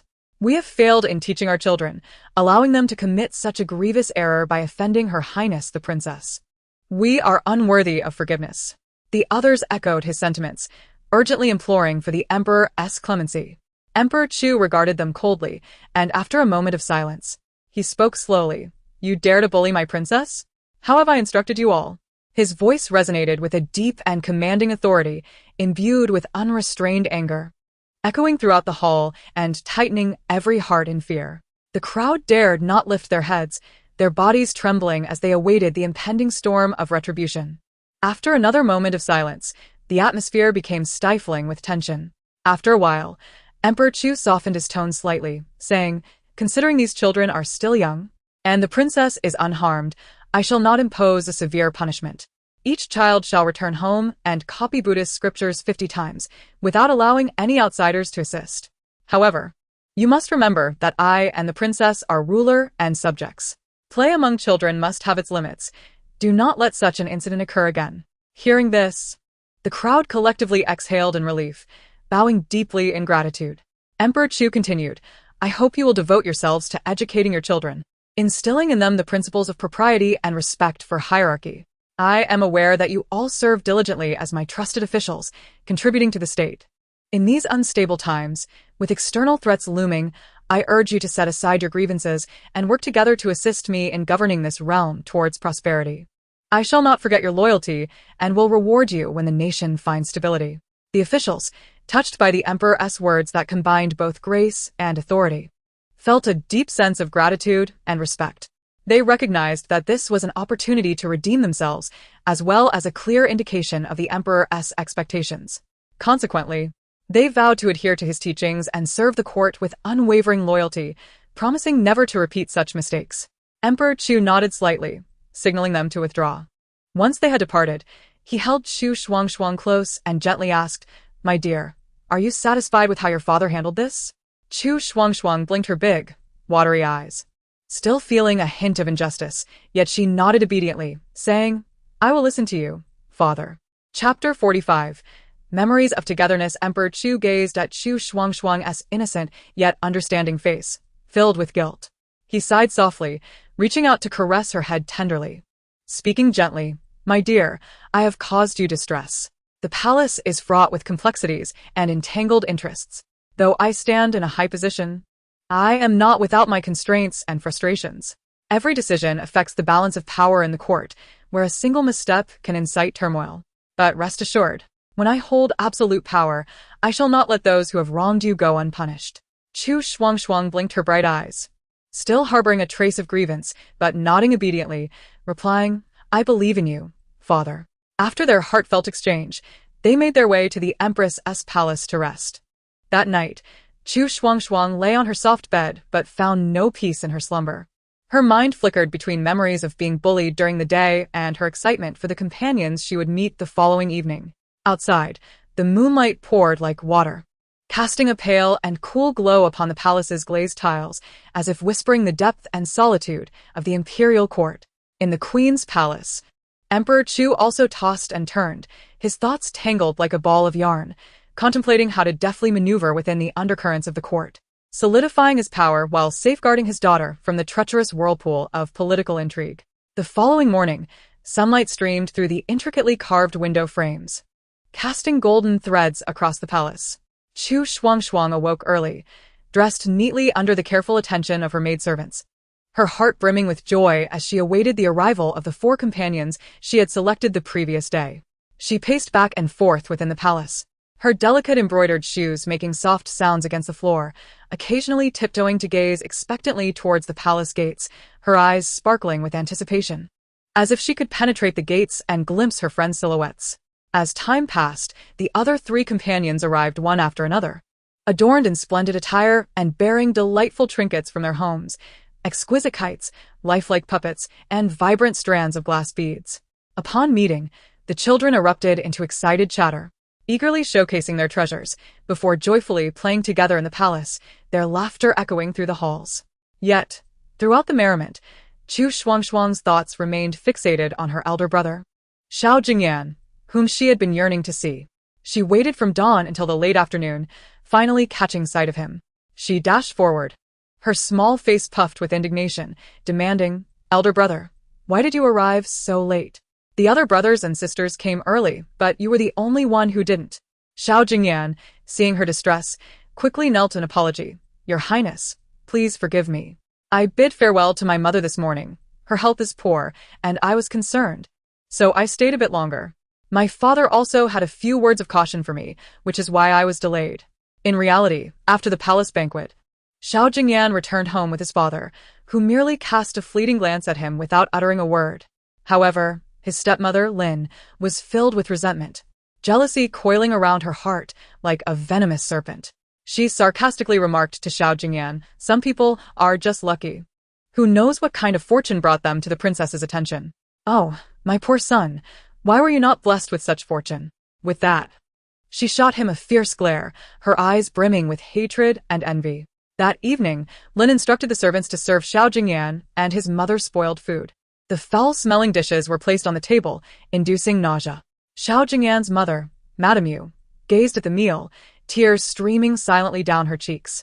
Xiao Jingyan could only comfort his mother, discreetly discarding the food and enduring the night on an empty stomach. Lin even added a sedative to Xiao Jingyan's drinking water, intending for him to miss the opportunity to enter the palace.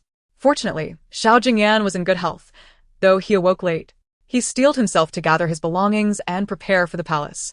Before departing, he anxiously reminded his mother, "Mother, I cannot care for you in the palace. Please take good care of yourself. If that woman bullies you again, seek out Uncle Li. He can assist you. Rest assured, I will conduct myself with caution in the palace and strive to gain the means to rescue you from the suffering." Seeing Xiao Jingyan's sincerity, Chu Shuangshuang's anger dissipated significantly. She quickly replied, "There is no need for such formality, elder brother. It is only right to bid farewell to your mother." With that, she took Xiao Jingyan's hand. Joining the other companions in play, they ventured to the imperial garden, where spring was in full bloom. A riot of vibrant colors as flowers blossomed in a dazzling array, reds like fire, pinks like dawn, whites like snow, filling the air with enchanting fragrances. Butterflies danced among the blossoms, while bees busily flitted about, their buzzing resembling a beautiful symphony orchestrated by nature.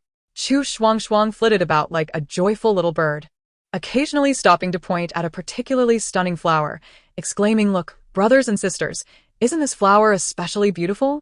The other children gathered around, their eyes wide with wonder and admiration, gently leaning in to inhale the sweet floral scent, their faces alight with innocent smiles. They began to play a game of hide-and-seek in the garden, with Chu Shuangshuang hiding behind a lush tree, her small hands clasped tightly over her mouth to stifle any sound that might reveal her hiding place. Meanwhile, Xiao Jingyan feigned ignorance, calling out, "Your Highness, where are you?" The other children joined in, filling the garden with laughter, their joy seemingly dispelling the shadows of the court. After tiring from their games, they settled in a pavilion within the garden to rest. Chu Shuangshuang took out a delicate handkerchief embroidered with intricate butterfly patterns, carefully wiping the beads of sweat from her forehead. Elder brother, please tell us about your experiences outside the palace, she urged. Xiao Jingyan nodded slightly and began to recount his observations from beyond the palace walls. He spoke of the bustling markets filled with life, where vendors sold sweet candied hawthorns, their glistening red coating sparkling in the sunlight, of acrobats performing daring feats, eliciting cheers from the surrounding crowd. The children listened, enraptured, their eyes wide with amazement, as if transported to those lively scenes. Next, they arrived at the Tay pool, the water crystal clear and shimmering, revealing fish joyfully swimming below. Chu Shuangshuang picked up a smooth, round stone and tossed it into the pool, creating ripples that sparkled like shattered silver in the sunlight. Let us have a contest to see who can skip stones, she suggested. The children eagerly agreed, and Xiao Jingyan guided Chu Shuangshuang on how to select the right stones and the technique for skipping them. He instructed her to choose flat, smooth stones, then to bend slightly and flick her wrist to send them skimming across the surface.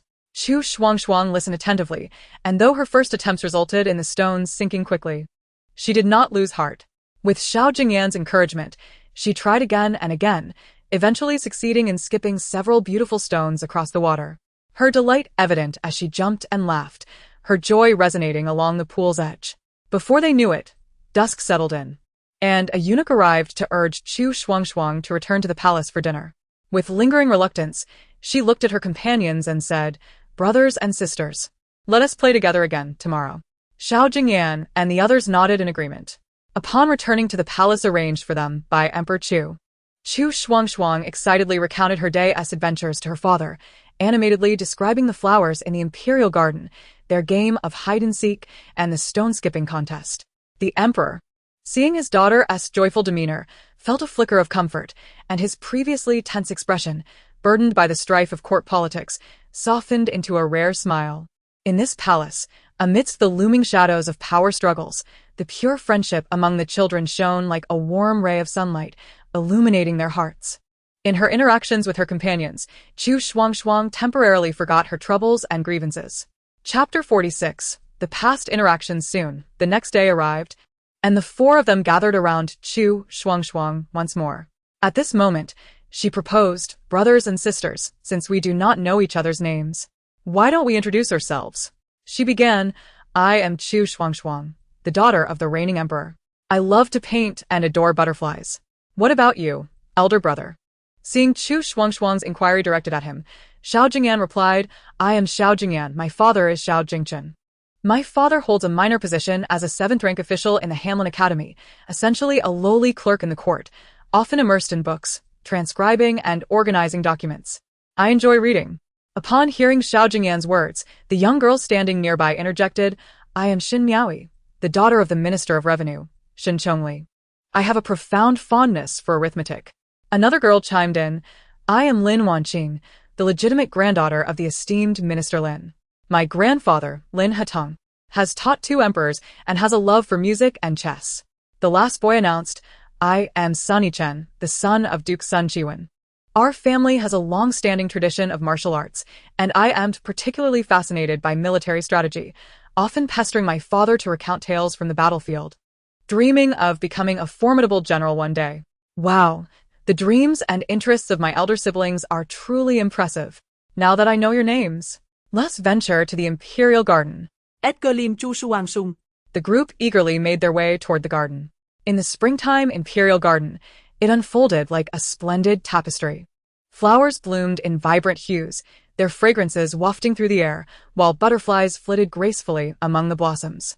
Dressed in a delicate pink palace gown, Chu Shuangshuang appeared as a lively bird, joyfully darting along the winding path. Xiao Jingyan followed closely, his steps light, carefully holding a grasshopper meticulously crafted from green blades. His face radiant with innocence as he called out, "Princess, look. This grasshopper resembles a valiant little warrior, so lifelike." Upon hearing his voice, Chu Shuangshuang turned, her eyes sparkling with delight. She quickly stopped, extending her small hand to receive the grasshopper, examining it closely and laughing heartily.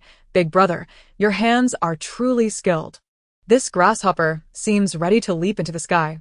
Xin Miaoyi, elegantly poised in a pale moon-white dress that fluttered in the breeze. Crouched beside a cluster of newly blossomed irises. With delicate fingers, she gently touched the vibrant petals, softly saying, "Princess, these are irises. Look at their petals. They resemble butterflies dancing gracefully. The iris symbolizes good fortune and lasting blessings." Chu Shuangshuang, filled with curiosity, leaned in closer, slightly bending down to inhale the subtle fragrance, exclaiming, "Sister Miaoi, you know so much. This flower smells wonderful." Lin Wanqing stood gracefully nearby, a gentle smile gracing her lips as she quietly observed her companions. Occasionally, she would lift a handkerchief, tenderly brushing away the pollen from Chu Shuangshuang's cheek, her gaze filled with concern and affection. Sunny Chen, mischievous and energetic, seized the moment while everyone was captivated by the flowers. He stealthily approached a flowering tree, and with a sudden shake of the branches, a flurry of colorful petals cascaded down like snowflakes, showering Chu Shuangshuang and her companions. Initially taken aback, they soon erupted into joyous laughter, their melodious giggles echoing throughout the garden, startling the birds resting in the trees. However, life in the palace was as changeable as the weather, with moments of sunshine giving way to shadows. One day, while struggling to master the complex and rigorous court etiquette, Chu Shuangshuang repeatedly faltered. The court lady, noticing her mistakes, furrowed her brows and sternly reprimanded her. The sharpness of her voice pierced Chu Shuangshuang's heart like arrows. With tears welling in her eyes, she fought to hold back her emotions, but they cascaded down her cheeks, dampening her garment. Seeing this, Xiao Jingyan felt a pang of pain in his heart and stepped forward without hesitation, respectfully yet firmly addressing the court lady, "Madam, this situation arises from our collective failure to learn etiquette diligently, leading to the princess's oversights. Please do not blame her. If punishment is to be meted out, let it be upon us instead." Shen Miaoi, Lin Wanqing, and San Yichen quickly gathered around, nodding in agreement, their eyes reflecting determination and responsibility. The court lady, observing the sincerity of these children, softened slightly, letting out a sigh. She spoke earnestly, "You must all be diligent. The princess's status is noble. Etiquette cannot afford to be mistaken, not even in the slightest." Thereafter, during their studies in the imperial study, they worked even harder, encouraging and supervising one another, their bond deepening through shared trials. In the summer, the study became stifling, akin to a vast steamer with not a whisper of wind to relieve the heat. Sunny Chen, naturally lively, found it increasingly difficult to stay awake in the sweltering afternoon. As he sat at his desk, his head bobbed like a chick pecking for grains, and the scroll in his hands gradually slipped away. Noticing this, Chu Shuangshuang mischievously blinked, quietly picked up a brush, dipped it in ink, and gently poked Sunny Chen's arm. Startled, he jolted awake, bewildered as he scanned the room, seeing his friends' stifling laughter, and he scratched his head, joining their amusement, instantly brightening the atmosphere. Shen Miaoi, hailing from a scholarly family, possessed a deep interest and talent for poetry from a young age. Her desk was adorned with meticulously copied poetry books, the characters elegant and the annotations detailed. Whenever Chu Shuangshuang encountered confusion in her poetry studies, Shen Miaoi would readily hand over her precious poetry book, gently explaining the meanings, rhythms, and the poet's life, her earnest focus moving to the heart. Under Shen Miaoi's attentive guidance, Chu Shuangshuang's poetic skills saw remarkable improvement. Lin Wanqing excelled in painting, vividly bringing to life the stories and verses from their studies. With brush in hand, she would delicately apply vibrant colors onto pristine rice paper, and soon, lively illustrations sprang forth. Whether depicting brave generals on the battlefield or gatherings of scholars, her art captured the essence of each scene. These illustrations not only aided her companions in grasping the material better, but also added a splash of color to their otherwise monotonous studies. On one occasion, the palace hosted a grand banquet, inviting envoys from various nations to pay their respects. As a princess, Chu Shuangshuang was required to perform a graceful dance to showcase the grandeur and elegance of their nation. Thus, she practiced tirelessly in the palace courtyard, often drenched in sweat and breathless. However, just days before the banquet, she accidentally twisted her ankle during a rehearsal, causing it to swell painfully. In distress, tears streamed down her face like pearls strung loose, overwhelmed by the fear of failing to meet her parents' expectations and tarnishing the nation's reputation. Lin Wanqing, noticing her despair, hurried to her side, kneeling gently and taking her hand, softly reassuring, "Princess, do not fret. We are all your companions, sharing in both fortune and adversity. Together, we shall find a way to overcome this challenge." Xiao Jingyan, inspired by a sudden thought, exclaimed, "Princess, I propose we modify the performance to a seated one, where you can play the guqin gracefully while we recite poetry and accompany you in dance. This way, we can showcase your talents while accommodating your injury." The group nodded in agreement, their eyes igniting with hope. In the following days, they rehearsed tirelessly, meticulously preparing for the performance. Chu Shuangshuang bore her pain, dedicating herself to mastering the guqin, infusing every note with her heart's desire and aspirations. Xiao Jingzhan, Shen Miaoyi, and Lin Wangqing busily deliberated over their verses, meticulously arranging the accompanying dance movements, striving for perfection. At long last, the day of the grand feast arrived. Dressed in resplendent court attire, Chu Shuangshuang elegantly took her seat before the qin, her posture graceful and dignified. With a gentle lift of her hand, her jade-like fingers caressed the strings, and the melodious notes flowed forth like a babbling brook, enveloping the grand hall. Xiao Jingyan, Shen Miaoyi, and Lin Wangqing harmoniously coordinated their performances, reciting poetry and dancing in tandem. Xiao Jingzhan's verses were powerful and grand, Shen Miaoyi's voice was sweet and melodious, and Lin Wangqing's dance was both beautiful and light. Their performance unfolded like a harmonious painting, seamlessly merging into one. The guests below were captivated by this splendid display, showering them with appreciative glances and enthusiastic applause. As Chu Shuangshuang gazed at her companions beside her, her heart brimmed with gratitude and warmth, her eyes slightly misty. This performance was not merely her own glory, but a testament to their friendship. As time flowed gently, they gradually grew up, experiencing countless joys and sorrows together within the palace walls. They delved into scholarly pursuits in the study room, leaving traces of their innocent laughter and the footprints of their growth in every corner of the court. In the early days of those serene years, Xiao Jingyan, Shen Miaoyi, Lin Wangqing, Sunny Chen, and Chu Shuangshuang appeared as 5 seeds gently placed by the hand of fate in the same realm, sprouting under the same warm sun and gentle breeze, blossoming into the innocent flowers of childhood. Their laughter echoed through the streets, and their tender footprints marked every inch of familiar land. In spring, they traversed through seas of blossoms, chasing colorful butterflies. In summer, they frolicked by cool streams, splashing crystalline droplets. In autumn, they strolled hand in hand through the mountains, seeking the bountiful wild fruits, and in the depths of winter, they built snowmen of various shapes in the pristine white snow. In every moment, their figures accompanied each other, and the threads of friendship intertwined intricately, growing stronger day by day. Shen Miaoyi, born into a family of officials, was raised amidst opulence and splendor. The Shen residence, adorned with crimson gates and embroidered doors, boasted deep courtyards filled with treasures and antiques, where servants and attendants bustled about, showcasing the grandeur and prestige of aristocracy. In such an affluent environment, Shen Miaoyi blossomed into a graceful figure, her eyes lively and expressive, possessing a kind and pure heart. She shared her happiness and warmth with her companions without reservation. However, the capricious winds of fate struck unexpectedly, like a sudden tempest that shattered the tranquility and prosperity of the Shen family. The brother of the Minister of Revenue, Shen Chongli, was found guilty of embezzlement, and the political landscape darkened. The once glorious family was suddenly reduced to nothingness. A decree of condemnation announced the ruin of the Shen family, and officials descended upon their estate, mercilessly stripping away all their wealth and dignity. The sentence of decapitation hung ominously over the entire clan, severing the future of the Shen family and plunging Shen Miaoyi's world into endless darkness and despair. In this life-and-death moment, Chu Shuangshuang stepped forward.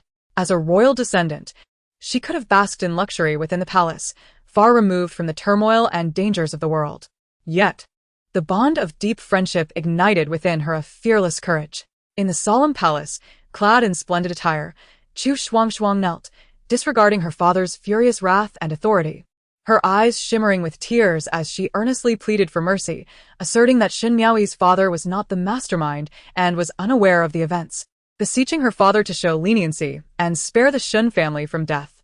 Initially, her father was furious, rebuking her for her audacity to plead for a guilty family. Nonetheless, Chu Shuangshuang remained undeterred, her heartfelt pleas eventually reaching a soft spot in her father's heart. The Shun family was spared from execution, but could not escape punishment. The minister's brother was executed, while the others were exiled to the frontier, embarking on a path filled with hardship and suffering.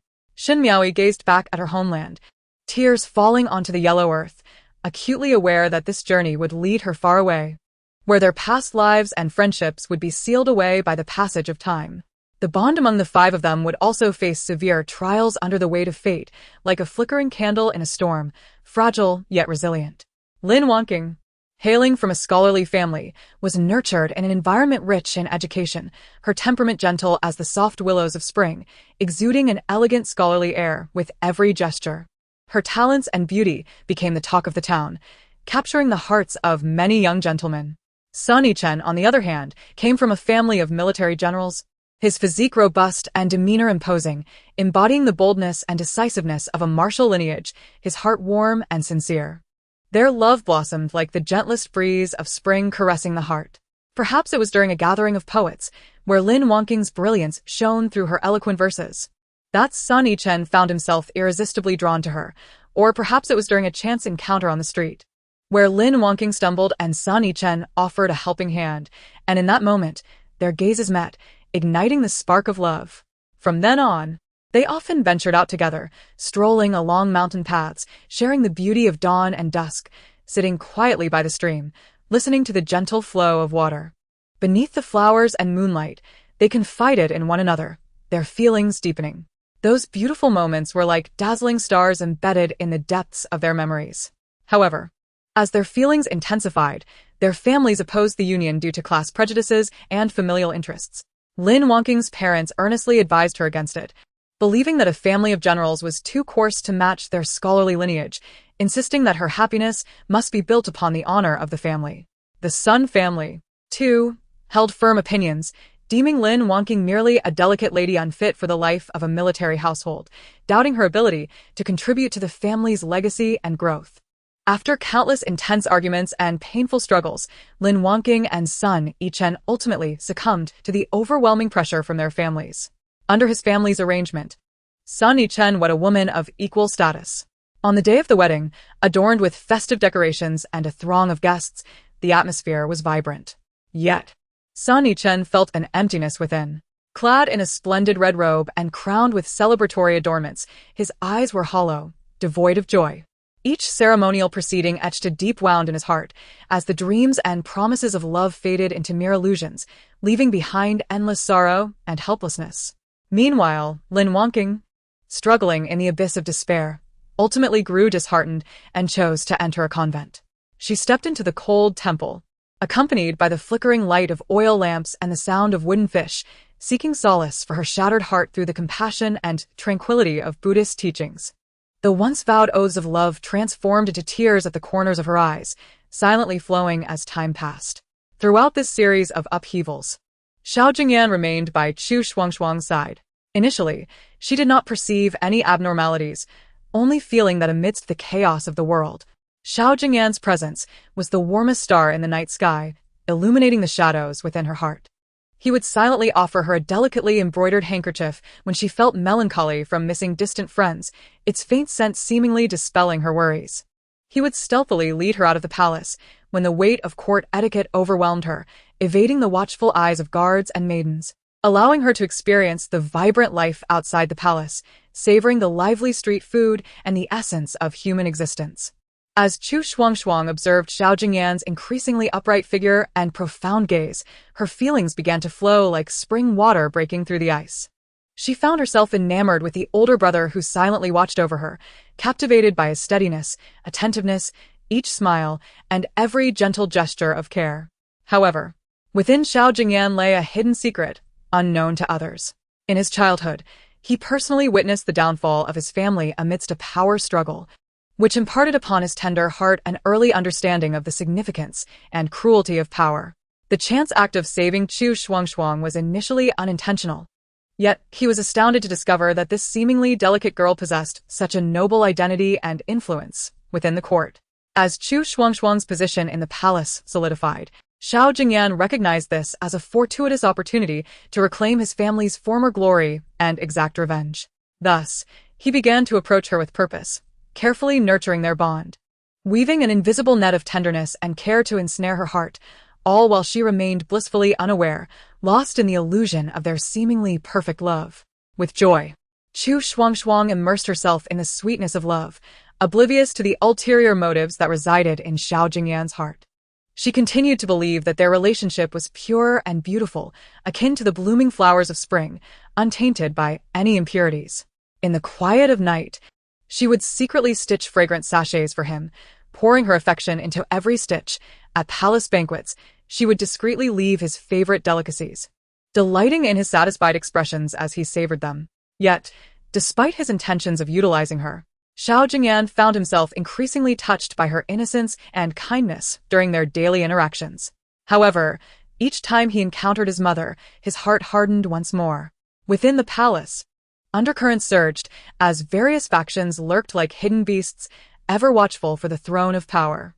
As the emperor's cherished jewel, Chu Shuangshuang naturally became a target for various factions seeking to curry favor. Xiao Jingyan understood that to establish his footing in this game of power, he must leverage Chu Shuangshuang's influence. He began to subtly reveal snippets of court dynamics in her presence, unwittingly expressing dissatisfaction and concern regarding certain factions, guiding her to voice his sentiments to the emperor, thus paving the way for his own elimination of rivals. Trusting him wholeheartedly, Chu Shuangshuang acted upon his suggestions, unaware that she was unwittingly becoming a pawn in Xiao Jingyan's power struggle, gradually pushed toward a perilous edge. As time progressed, the tensions within the court escalated. With Chu Shuangshuang's assistance, Xiao Jingyan gradually cultivated his own power. Yet, she remained enraptured in her romantic reverie, completely oblivious to the machinations surrounding her. She eagerly anticipated a future where she could walk hand in hand with Xiao Jingyan for a lifetime, unaware that the bond between them had been grotesquely distorted by the whirlpool of power, with past beauty dissolving into mere illusions, leaving only endless danger and uncertainty awaiting her. As the years flowed by, the fates of these 5 individuals, once intricately entwined like 5 woven strands, began to diverge under the multifaceted influences of power, love, and societal norms. They resembled 5 shooting stars, each tracing its own trajectory across the night sky of destiny, some dazzling for a moment before plunging into endless darkness, while others faded into obscurity, yet steadfastly endured. The once pure friendship, eroded by the passage of time, became fragmented, morphing into an unspoken pain within their hearts, leaving behind a trail of regrets and sighs, evoking sorrow for their intertwined destinies when reminiscing about the past. In Chapter 48, The Revelation of the Past, Chu Shuangshuang and Xiao Jingyan ventured outside the palace, filled with joy and anticipation, seeking a temporary escape from the constraints of court life to relish this rare moment of freedom. However, the wheels of fate quietly turned, leading them to an unexpected encounter with Sun Yichen. The once sunlit, exuberant youth now resembled a frostbitten flower, his face drawn and gaunt, the vivacity of his past extinguished, leaving only a pair of dimmed eyes reflecting profound solitude and sorrow. Chu Shuangshuang's heart tightened, brimming with compassion and concern. She recognized that Sun Yichen must have endured numerous hardships, suffering internal turmoil that had transformed him into the shadow of his former self. Upon seeing Chu Shuangshuang and Xiao Jingyan, a flicker of recognition crossed Sun Yichen's expression, as if recalling bygone days. He mustered the strength to exchange pleasantries with them. During this brief conversation, he keenly perceived the affection concealed in the gaze with which Chu Shuangshuang regarded Xiao Jingyan, a tender and longing look intertwined with unguarded smiles and caring words. A bittersweet smile crept onto Sun Yichen's lips, his heart a tumult of mixed emotions, regret for past missed opportunities and genuine blessings for the pair before him. His eyes, filled with the weight of experience and resignation, carried a hint of bitterness as he spoke. "Your Highness the Princess, Brother Xiao, do not let yourselves suffer as I have, missing your true love and living with regret. I once shared a deep connection with her, yet familial interference forced my hand to marry another, while she, disheartened, retreated into solitude. If you have the chance to love, seize it with both hands. To love someone, one must have the courage to reveal their true feelings. Do not wait until it is too late to lament what has been lost. In this palace, where hearts are complex and genuine feelings are rare, your bond is invaluable. Do not be shackled by societal conventions, break through the barriers, and do not squander this precious time and sincerity. May you accompany each other, unwavering and steadfast. Listening to his words, Chu Shuangshuang felt a pang of sorrow. She recalled the once vibrant youth, her heart heavy with regret. Simultaneously, Sun Yichen's words struck her like a heavy hammer, awakening her long-ignored, subtle feelings. After exchanging a few more words, they parted ways. And Chu Shuangshuang and Xiao Jingyan found their spirits dampened, returning home instead of continuing their outing. On the journey back to the palace, Chu Shuangshuang's emotions remained tumultuous. She silently reflected upon her feelings for Xiao Jingyan, the moments they shared flashing through her mind like a revolving lantern. Once, she believed it to be a profound friendship, a mutual understanding of companionship, but now she clearly recognized it as a deep-seated love. Her heart raced at his unguarded smiles. She felt anxious when he faced danger and experienced genuine pride in his achievements. This love had taken root in their daily interactions, though she had remained unaware, understanding that if she did not voice her feelings, she might forever live with regret. She summoned her courage on a sunny day, with a gentle breeze, to invite Xiao Jingyan. Each passing moment felt interminable, her palms grew clammy with sweat, and her heart raced, as if it would leap from her throat. She rehearsed her words repeatedly, alternating between fears of an abrupt confession and worries of rejection, a tangle of thoughts rendering her restless. At last, Xiao Jingyan's figure appeared before her. He stood tall and handsome, sunlight cascading over him, bestowing a golden glow. Taking a deep breath to calm herself, she approached him. "Brother Xiao, I have invited you here today because there is something I wish to convey." Her voice quivered slightly. Her cheeks flushed with a rosy hue. Xiao Jingyan was momentarily taken aback, a flicker of confusion flashing across his eyes, but he quickly donned a gentle smile. "Schwanger." "Please speak your mind." Chu Shuangshuang averted her gaze, looking towards the distant flower bushes, summoning her courage to say, "Brother Xiao, we have grown up together over the years, sharing countless experiences. I once believed that our bond was merely one of profound friendship, but it was only recently that I realized my heart has changed.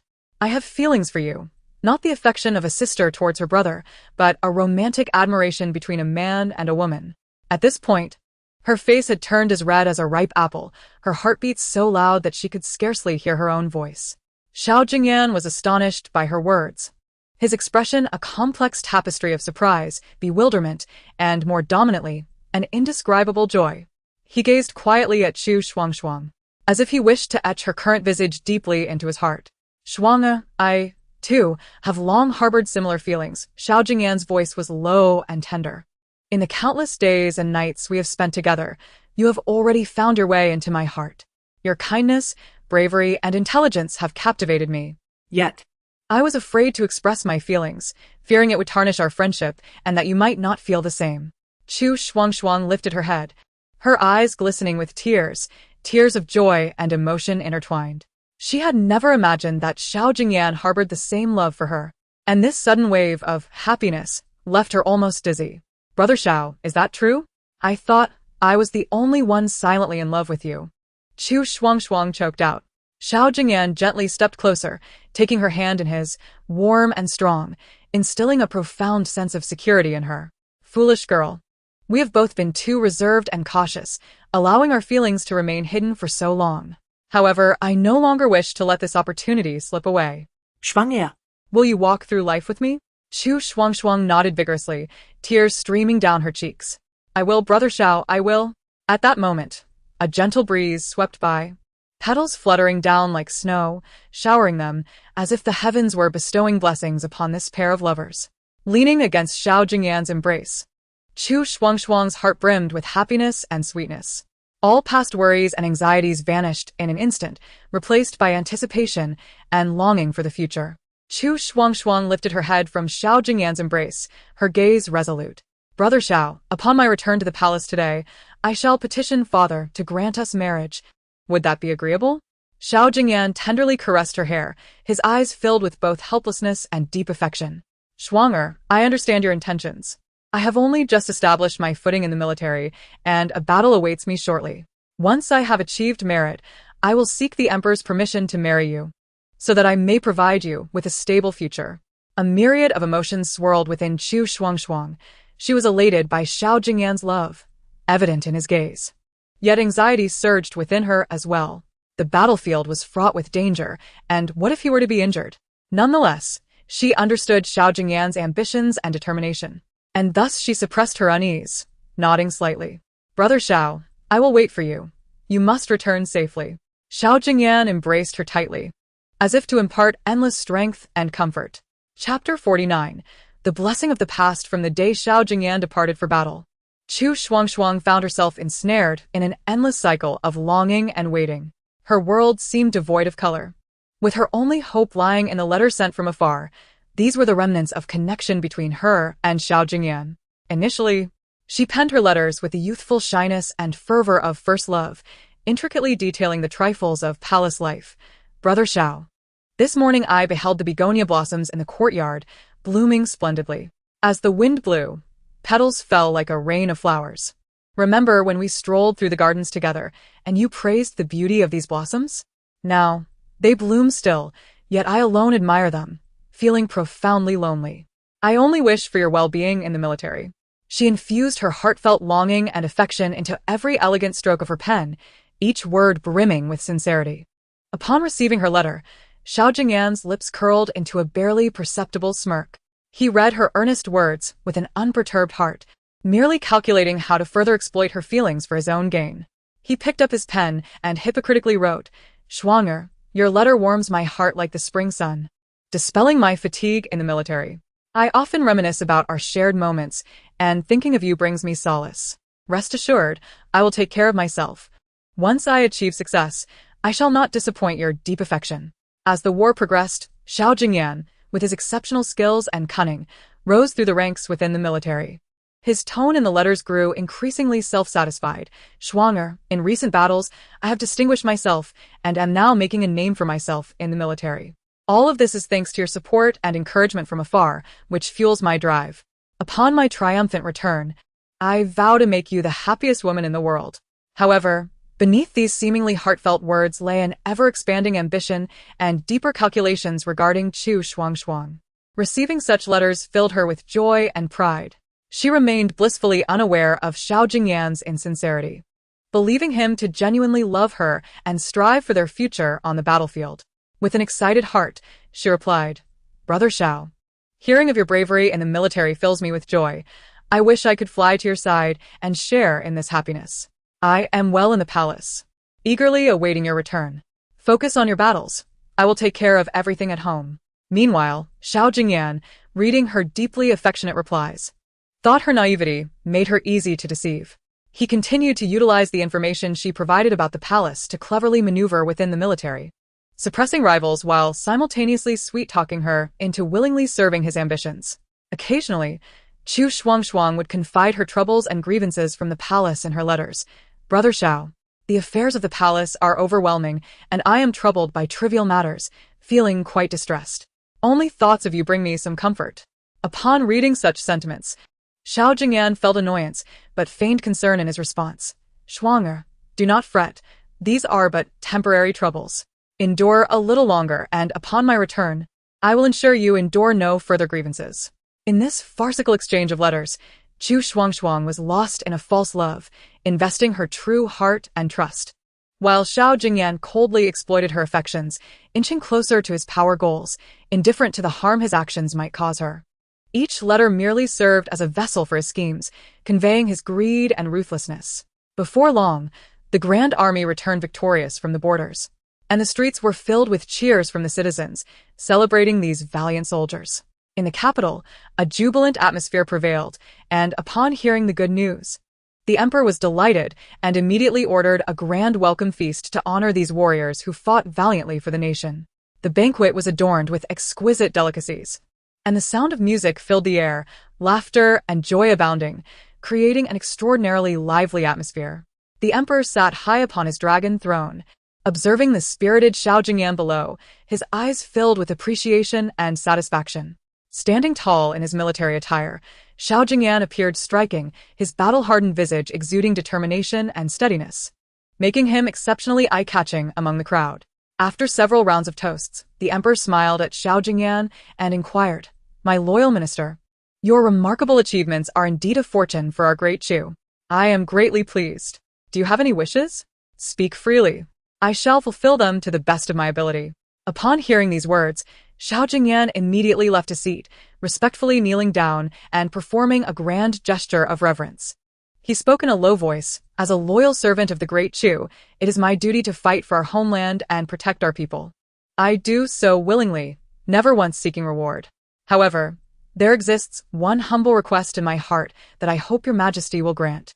The Emperor of Chu was momentarily taken aback, but then smiled and replied, "Oh, speak, my dear minister. What is this wish of yours?" Xiao Jingyan raised his head, his gaze resolute and sincere. "I have developed a deep affection for the Princess Shuang. Through our past interactions, our feelings have blossomed. I dare to implore your majesty to bless our union, allowing me to safeguard the princess for the rest of my days and remain by her side." Upon hearing this, the emperor's heart was stirred with understanding. In truth, he had already noticed the subtle signs of their affection in their interactions. The unintentional glances exchanged, filled with emotion, and the shy concern reflected in Chu Shuangshuang's eyes when looking at Xiao Jingyan had not escaped his notice. However, since the children had not yet confronted their feelings, he had refrained from intervening. Now, witnessing Xiao Jingyan's candor and sincerity, the emperor felt a swell of satisfaction. Haha, splendid. Today, "I shall bestow upon you the hand of my daughter in marriage." The emperor's voice rang out joyously, echoing throughout the grand hall. At this proclamation, everyone congratulated Xiao Jingyan, who could not suppress a slight smile, a hint of pride flickering in his eyes. Behind this seemingly heartfelt request lay a carefully orchestrated scheme. He understood that marrying Princess Shuang would grant him greater support within the court, drawing him closer to his ambitious goals. Seated nearby, Chu Shuangshuang felt her cheeks flush with warmth at her father's words, her heart brimming with shyness and sweetness. Her eyes sparkled with tears of happiness as she believed her long-held affections had finally borne fruit, unaware that she was stepping into Xiao Jingyan's meticulously laid trap. From that day forth, preparations for their wedding commenced with fervor throughout the palace. Chu Shuangshuang joyfully selected her bridal attire and decorated their future home. Immersed in dreams of a promising future, meanwhile, Xiao Jingyan navigated the intricacies of various political factions, leveraging his upcoming status as the prince consort to expand his network and influence. As the wedding date approached, Chu Shuangshuang occasionally sensed something amiss with Xiao Jingyan. He seemed perpetually occupied, spending less time with her, and at times, a glimmer of coldness would flicker in his eyes. Yet, whenever her doubts surfaced, he would soothe her with sweet words, drawing her back into the fantasies of love. Finally, the day of their grand wedding arrived, with the capital adorned in vibrant colors and bustling with excitement. Dressed in her bridal finery, Chu Shuangshuang eagerly awaited the arrival of Xiao Jingyan's procession. Meanwhile, Xiao Jingyan sat atop a magnificent steed, his mind racing with thoughts of how to further exploit the Chu family's influence to achieve his political ambitions. to him, this marriage was merely a transaction of power, and Chu Shuangshuang was but a pawn in his game, blissfully unaware of the looming crisis, still believing that a life of happiness awaited them. Chapter 50. The call to arms. On this day, the splendor of Kyoto reached its zenith.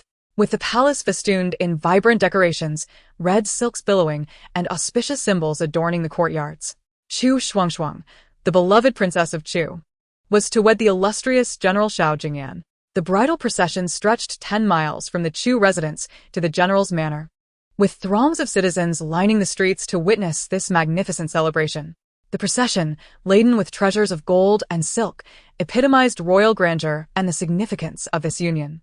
The palanquin, carried by 8 bearers, moved steadily forward, with Chu Shuangshuang seated inside, clutching a love knot that symbolized their fated union, her heart filled with anticipation and shyness. Inside the general's residence, a lively atmosphere prevailed as guests filled the space with laughter and well wishes. Dressed in a vibrant red wedding robe, Xiao Jingyan stood tall and dignified, a radiant smile illuminating his handsome features as he awaited his bride among the throngs of admirers. As the auspicious hour arrived, the couple entered the ceremonial hall. The red candles burned brightly, and fragrant incense wafted through the air. Following the officiant's lead, Xiao Jingyan and Chu Shuangshuang bowed to the heavens, grateful for their fateful meeting. They bowed to their parents, the emperor and empress, who graced the ceremony with their presence. Xiao Jingyan's father sat at the head table, while his stepmother wished to sit beside him, but Xiao Jingyan had not allowed it. The couple bowed respectfully, pledging their commitment to their families. During their final bow as husband and wife, Their eyes met beneath the bridal veil, brimming with love that seemed capable of melting the world around them. After being ushered into the bridal chamber, the sounds of revelry continued to echo outside. Guests crowded around the door, playfully urging to see the bride. "General, let us behold your bride," someone called out. Chu Shuangshuang sat nervously on the edge of the bed, her heart racing at the festive commotion outside. Beneath the veil, her cheeks burned, and her hands instinctively clutched the hem of her dress. "Indeed, General. Today is a joyous occasion. Do not conceal her away." The atmosphere grew increasingly lively as guests chimed in. With a smile, Xiao Jingyan raised his hands in a gesture of appeasement.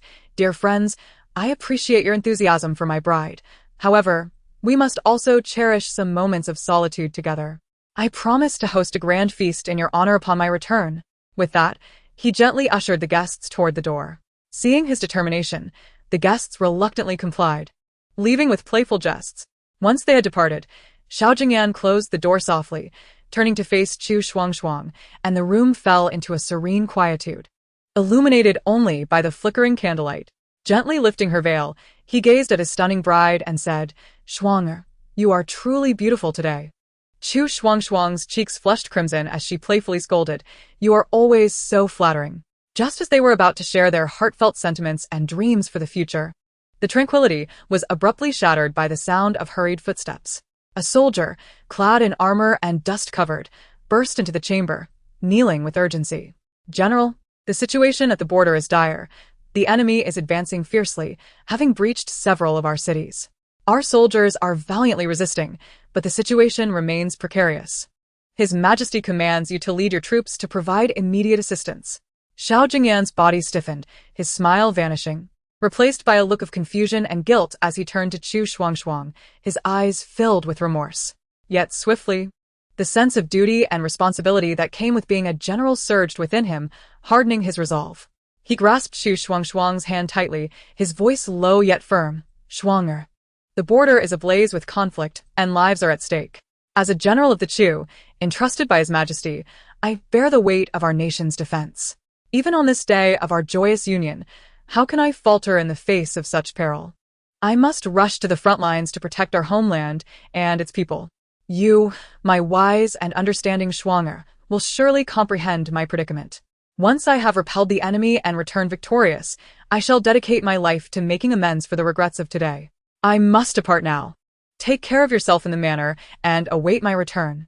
Upon finishing his words, he cast a profound glance at Chu Shuangshuang, as if to engrave her visage deep within his heart, before striding resolutely out the door.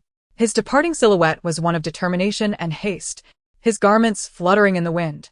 Chu Shuangshuang sat dazedly at the edge of the bed, gazing at the empty doorway, her hand still warm with the lingering temperature of Xiao Jingyan's departure, yet his figure had vanished. A tumult of emotions surged within her heart, akin to a vessel overturned, intertwining worry, fear, astonishment, and reluctance. She feared for Xiao Jingyan's safety on the battlefield, anxious that the cruel war might devour her happiness, shocked by the sudden upheaval, and reluctant to be separated from her husband so soon after their nuptials. Beneath these tangled emotions, a faint resentment towards her father, the emperor, flickered within her. Why must he snatch her husband away at such a joyous time, turning the sweetness she had just begun to savor into bitterness? After a long while, Chu Shuangshuang regained her senses, tears streaming down her cheeks.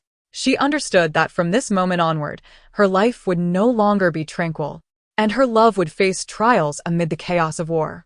The once joyous bridal chamber now resonated with an endless solitude and desolation. Meanwhile, in the distant frontier, Xiao Jingyan awaited a perilous battle, their fates ruthlessly rewritten amidst the nation's turmoil. Once Xiao Jingyan embarked on his expedition, Chu Shuangshuang settled into the Xiao residence, assuming the role of the matriarch and managing the household affairs. Each morning, she personally inquired about the kitchen's meal preparations, ensuring that everyone within the estate was well fed. During the day, she busied herself with accounting, arranging for the servants to clean and organize, maintaining order within the household. In her leisure moments, she would sit by the window, spread paper and grind ink, composing letters to Xiao Jingyan in the distance. In her letters, she meticulously described the blooming of the begonia tree within the courtyard, from the initial budding to the full flourish of blossoms, as if narrating her growing longing for him. Xiao Jingyan, under the flickering candlelight of his tent, would respond, recounting the circumstances of the battlefield, despite the hardships and dangers.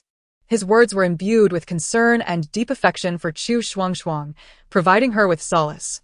Thus, seasons changed and years passed, with Chu Shuangshuang eagerly awaiting the news of victories from the frontier and the arrival of Xiao Jingyan's letters. However, when news of victory finally reached the palace and Xiao Jingyan was set to return, she keenly sensed that their correspondence had dwindled. Initially, she paid little mind, attributing it to the intense strain of warfare that left him little room for communication. Yet, as the letters grew sparse, and responses were received after prolonged delays, unease began to brew within her heart. Once filled with tender affection and domestic tidings, the letters had now become brief and distant, as if an invisible veil separated them. She often stared blankly at the increasingly thin sheets of paper, her heart rife with confusion and anxiety, pondering what had transpired during these protracted years of conflict that had so quietly altered the nature of their connection. Chapter 51. Their tale began in the distant and harsh frontier.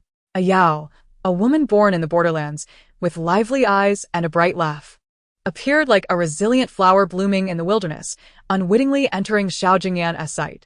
When he first encountered her, it was amidst a sudden enemy assault, and despite the chaos, her figure was vividly imprinted in his mind. At that moment, Xiao Jingyan felt an inexplicable flutter in his heart, a feeling he had never experienced before. Later, during an ambush, he found himself ensnared by the enemy, and in that life-and-death moment, it was a Yao who arrived with local villagers to his rescue, exerting every ounce of her strength to pull him back from the brink of death. However, within that simple yet traditional border village, rumors surged like a tide, enveloping a Yao. She had sacrificed her most cherished virtue to save Xiao Jingyan. When he heard this news, his heart was heavy with worry, yet beneath that concern lay a strange sense of joy. He feared that a Yao would suffer because of him, yet in the depths of his heart, he secretly rejoiced at her profound affection for him. From that moment onward, Xiao Jingyan understood that his feelings for a Yao had transcended mere gratitude and admiration. Afterward, a Yao remained in the army. They shared daily life, witnessing the sunrises and sunsets of the frontier together, enduring the trials of war side by side.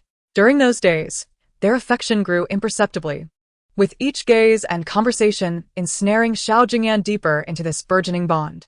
Now, as Xiao Jingyan returned to the capital with a Yao, he found himself in the very place where he and Chu Shuangshuang had shared memories. Along the way, an unsettling anxiety gripped his heart. He both anticipated seeing Shuangshuang and dreaded facing her. He thought that Shuangshuang, with her generous kindness, would surely understand his intentions and accept a Yao. He even mused that had he not encountered a Yao, his daily interactions with Chu Shuangshuang would inevitably lead him to love her.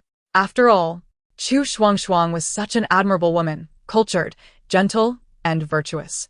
Though their marriage had been arranged by the royal decree, the years of correspondence had revealed to him her profound affection. Yet, fate can be cruel.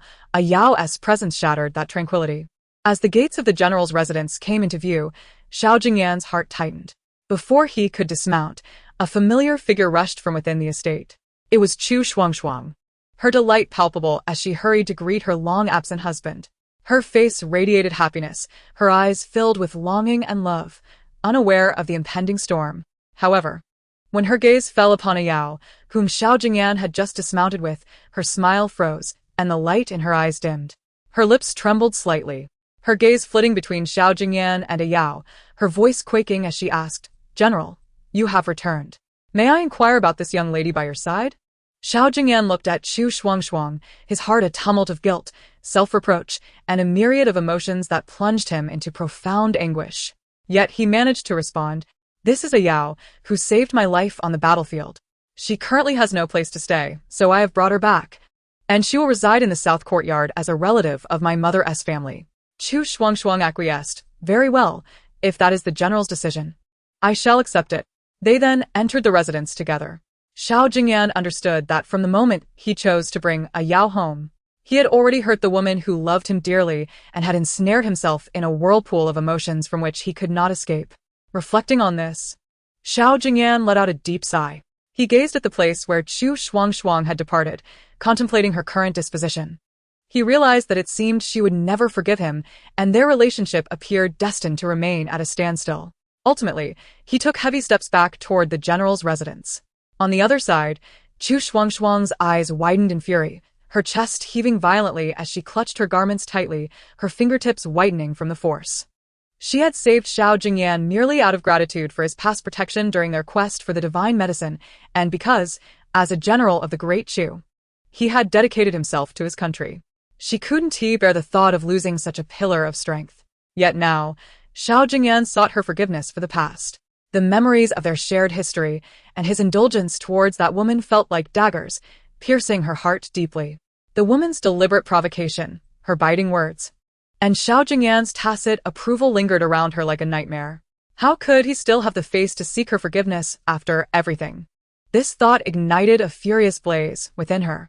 Her eyes brimmed with unshed tears, stubbornly refusing to fall, her heart overwhelmed with anger and grievance from betrayal. A tide of hatred surging uncontrollably in her chest. Chu Shuangshuang had initially planned to visit the commoners in the southern suburbs to observe their living conditions. She had always been concerned about the welfare of the people, often bringing supplies to assist the impoverished. Their sincere smiles and grateful words never failed to warm her heart, reinforcing her belief that as a princess, she had a responsibility to contribute to the nation and its citizens. However, the unpleasant encounter with Xiao Jingyan today was like a sudden storm that swept away her good spirits in an instant. With a forlorn expression, she turned and walked back to the princess's residence alone. Her thoughts were a tangled mess, her footsteps weighed down by the heaviness of her emotions. Just as she entered the gates, King Chen approached her. He noticed from a distance that Chu Shuangshuang appeared distressed, her expression dark as if laden with sorrow. Her eyes filled with anger and frustration. King Chen's heart tightened, and he hurried over to ask, "Shuang, what troubles you?" Chu Shuangshuang bit her lip, tears welling in her eyes, yet refusing to fall. After King Chen's persistent questioning, she eventually revealed everything that had transpired that day, without reservation. Upon hearing her words, King Chen's complexion turned ashen, his hands instinctively clenching into fists, his eyes aflame with anger. He could hardly believe that Xiao Jingyan could be so heartless, betraying Shuang's deep affection. Years ago, she had hoped for his triumphant return, yet he brought back a woman who had the audacity to humiliate her. And now, he sought her forgiveness? What a scoundrel! How could he treat you this way? King Chen exclaimed, his voice trembling with fury, both in defense of Chu Shuangshuang and in profound disappointment toward Xiao Jingyan. Chu Shuangshuang's tears fell like rain. Her voice choked as she said, "I thought that after so many years, I would not dwell on the past, but now that he has brought it up, I realize I cannot forget." King Chen looked at the heartbroken Chu Shuangshuang with deep sympathy. He gently patted her shoulder, softly comforting her, "Shuang, do not let this ungrateful man harm your well-being. The past is behind us. Though he now comes seeking your forgiveness, you need not acknowledge him if you do not wish to forgive. I know you have endured too much over the years. I had hoped his return would bring you happiness, but instead, he has become the source of your deepest wounds. Remember, you still have me. Wherever you are, I will stand by your side to support and protect you." Chu Shuangshuang lifted her tear-streaked face to look at King Chen, a glimmer of gratitude shining in her eyes. "Husband, thank you. I believe you will always be with me." Chapter 52. The history of the Chu kingdom. Listening to Chu Shuangshuang's words, King Chen felt a swell of tenderness and concern. He grasped her hands firmly, gazing deeply into her eyes as he solemnly declared, "Shuang, do not mention thanks. You are the one I cherish most. Protecting you is my unwavering vow for this lifetime. The storms of the past have passed, and from this day forward, I will be by your side, sharing the splendor of this capital and the beauty of each season. I will fill the void left by your painful past with boundless love, proving through the years to come that your choices were not in vain. Whether facing the intrigues of the court or the trivial worries of daily life, I shall shield you from it all, wishing only for you to blossom into the happiest woman in the world under my protection." With that, he gently embraced Chu Shuangshuang, as if to meld her into his very being, providing her with the strongest support and warmest refuge. After a long while, Chu Shuangshuang raised her head, her gaze resolute as she looked at King Chen. "My lord, with you here, I feel at ease. Let the past be but a nightmare." King Chen tenderly wiped away the tears at the corners of her eyes, smiling, "Indeed, from now on, we shall face the days ahead hand in hand, destined for a life of flourishing beauty." The two exchanged smiles, as if the world's turmoil had become irrelevant to them. In this moment, their hearts belonged solely to each other, and the warmth of their rekindled bond made them cherish this hard-won affection even more, filling them with anticipation for the future, wishing for peaceful times to grow old together. In the historical tapestry of the Chu court, the ebb and flow of power and the entanglements of emotions resemble a grand yet intricate painting. Prince Yan, the half-brother of the Chu emperor, has had his fate intertwined with the turbulent changes of the palace from the very beginning.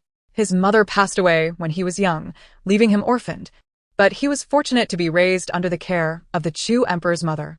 This unique bond fostered a brotherly relationship between Prince Yan and the Chu emperor that transcended ordinary kinship, becoming a rare source of warmth amidst the depths of palace intrigues. They also had a half-brother, Prince Sen, whose background was even more convoluted. Originally the adopted son of the current Empress Dowager, he was once regarded as the most likely heir to the throne of Chu. The Empress Dowager and the late emperor had shared a youthful romance, but as time passed, the affection between them eroded amidst courtly strife and trivialities, leading to mutual disdain that characterized their marriage. The Empress Dowager never bore a child for the late emperor, a fatal flaw in a court where maternal lineage held paramount importance. To secure her position and power, she resolutely sent her trusted maidservant to the late emperor, hoping that the maid would bear a child she could adopt to extend her influence in the court. Fate seemed to smile upon the Empress Dowager, as the maid successfully bore a son, Prince Sen. From the moment he was born, he was taken from his biological mother and raised by the Empress Dowager herself. However, whether due to human misfortune or natural disaster, Prince An's biological mother passed away shortly after giving birth. Under the Empress Dowager's careful nurturing, Prince An gradually grew into a dashing and talented prince, becoming the most important pawn in her quest for power and ambition. Yet, as fate would have it, calamity struck. During a grand hunting event, an unexpected accident occurred. Prince An fell from his horse, sustaining a severe leg injury. In that era, the emperor was seen as the embodiment of divine will, and physical imperfection was believed to be against fate. Consequently, Prince An lost his eligibility to inherit the throne. A devastating blow to the Empress Dowager, as her years of plotting and aspirations crumbled in an instant. Meanwhile, the late emperor's favor for Lady Chen, the Chu emperor's mother, only grew stronger. Lady Chen's gentleness, kindness, and wisdom won the late emperor's affection, inciting jealousy in the Empress Dowager, who saw her as a thorn in her side. Thus, the Empress Dowager directed all her resentment and dissatisfaction towards Lady Chen, making her life in the palace a precarious one, fraught with danger.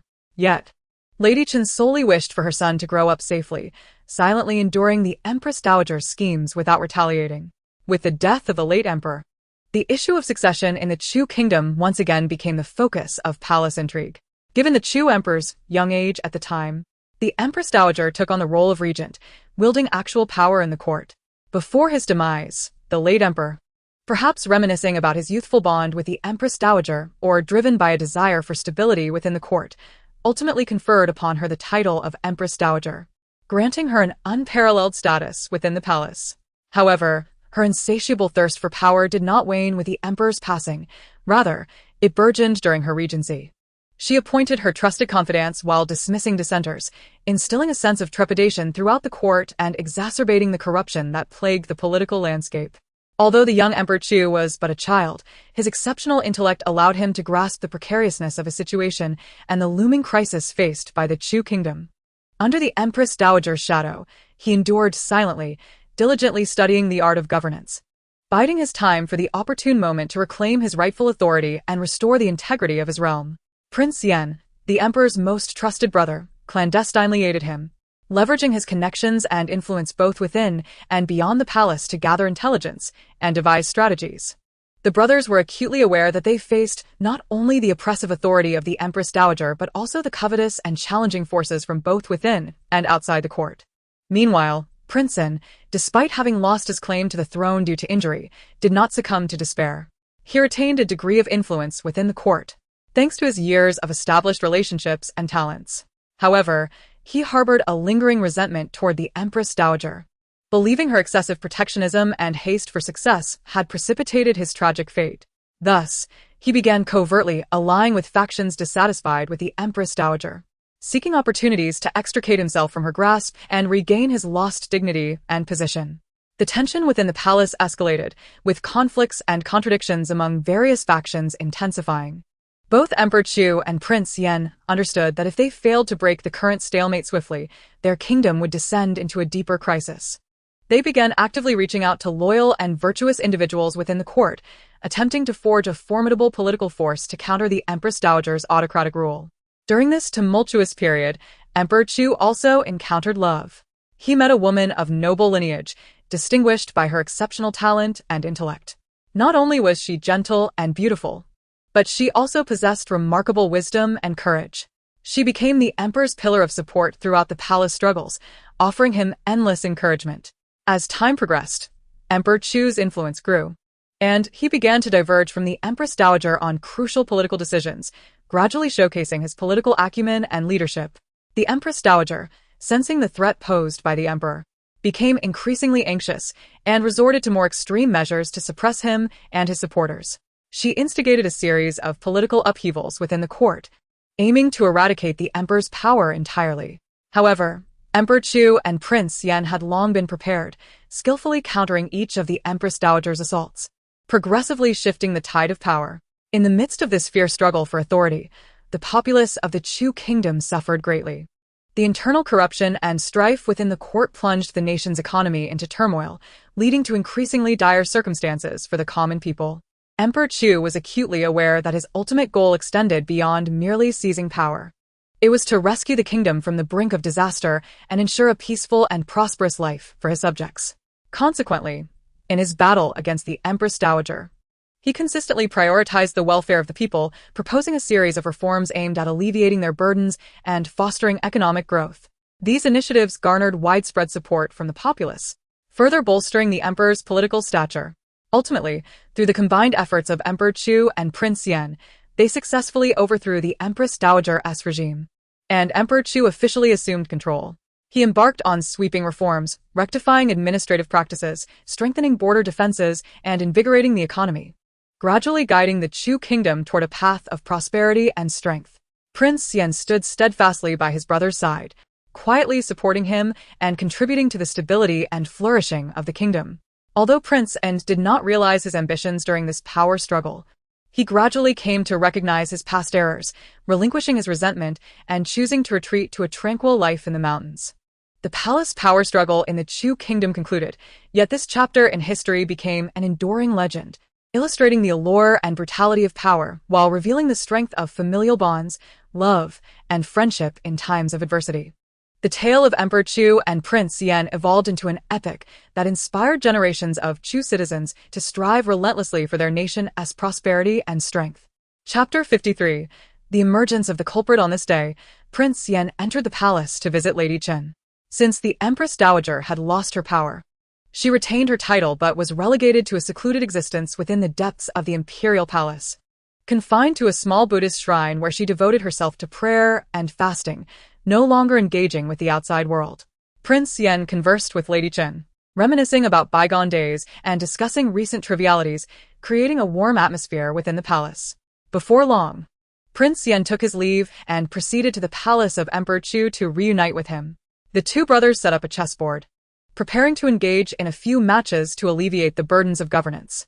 Just as they began to play, a eunuch hurried in, visibly flustered, and knelt to report. It turned out that the individual responsible for ensuring Miss Lin's safety had conveyed alarming news. Traces of poison had been discovered in the food she consumed that day. Fortunately, the toxin was not lethal, but prolonged exposure could eventually prove fatal. Upon hearing this, Emperor Chu furrowed his brow in concern and asked, "Have we discerned the identity of the poisoner?" The eunuch promptly replied, "We followed the clues left by the perpetrator. But just as we were on the verge of uncovering the truth, the trail went cold. Upon investigation, we found that the suspect was an orphan, lacking close ties to anyone, and in recent days had neither made enemies nor established intimate connections, leaving us with no leads."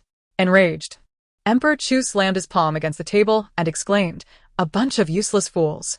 You cannot even clarify this simple matter." At that moment, Prince Yan lifted his gaze, a hint of curiosity in his eyes, and asked, "Brother, is this Miss Lin the one who was rescued from the flower house during the fire in the imperial garden?" Emperor Chu nodded, his expression grim. "Indeed. It took great effort to ascertain who ignited the fire in the garden, yet we were unable to uncover the culprit.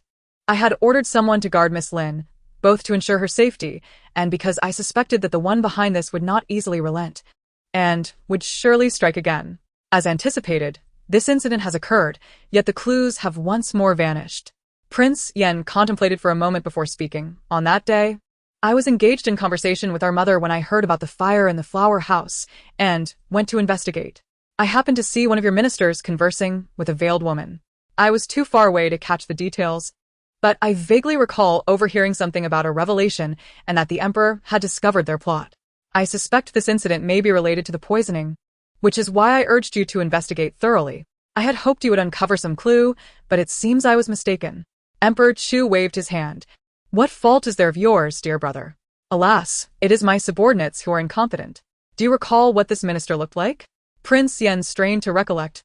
I was indeed at a distance and could not discern his features clearly. I only felt that he was somewhat rotund, yet surprisingly agile. I cannot recall who this minister might be. Hearing this, Emperor Chu fell into thought, murmuring, I too cannot recall. Very well, during tomorrow's court assembly, I shall scrutinize the matter carefully. Perhaps I may uncover something. Come, let us resume our game of chess, and do not allow these vexatious matters to disturb our spirits. Subsequently, the Emperor of Chu and the King of Yen, suppressing their inner turmoil, continued their unfinished game. However, while the pieces clattered on the board, their thoughts had long since drifted away from the match. The King of Yen was preoccupied with pondering the identities of the enigmatic minister and the masked woman. He recalled the events of that day, striving to unearth more details from his memory. The minister's corpulent form juxtaposed with his surprisingly nimble movements struck him as contradictory. Had he overlooked some critical detail? The King of Yen was acutely aware that this matter concerned Lin Wanqi's life, the state of his elder brother's mind, and the stability of the Chu court, demanding utmost vigilance. In the palace, the game between the Emperor of Chu and the King of Yen finally reached its conclusion. The King of Yen rose to take his leave, and the Emperor, gazing at the departing figure, was lost in thought. He understood that the conspiracy surrounding Lin Wanqi concealed a significant secret, one that might unravel the various powers within the court. He resolved to meticulously observe the behavior of each minister starting from the next morning's audience, hoping to identify the suspicious figure. On the following day, during the morning audience, the Emperor of Chu sat regally upon the dragon throne, casting a stern gaze over the ministers below. His eyes lingered momentarily on each minister, seeking any signs of abnormality in their expressions and demeanor. The ministers, as usual, presented various matters of state pertaining to public welfare, military affairs, finances, and the like, but the emperor's mind wandered, his attention fixated on their physiques. Suddenly, his gaze fell upon a minister named Lu Chong. Lu Chong was indeed portly, yet he moved with an unexpected grace. The emperor's heart stirred as he recalled the words of the King of Yen from the previous day. Could it be him? The emperor maintained a faade of indifference while continuing to listen to the minister's reports, all the while discreetly observing Lu Chong's every move. After the morning audience concluded, the emperor summoned Lu Chong, claiming to have important matters to discuss. Lu Chong felt a flicker of alarm but managed to maintain his composure as he followed the emperor to the imperial study. Minister Lu, I have heard whispers of some unusual occurrences within the court recently. Have you any knowledge of these matters? The emperor inquired casually, seated at his desk. Lu Chong promptly knelt, responding, Your Majesty, I am filled with trepidation. I am unaware of what you speak. I have diligently served the court and have not heard of any irregularities. The emperor narrowed his eyes, scrutinizing Lu Chong. Oh, is that so?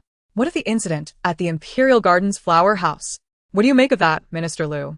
Lu Chong's countenance flickered momentarily before he regained his composure.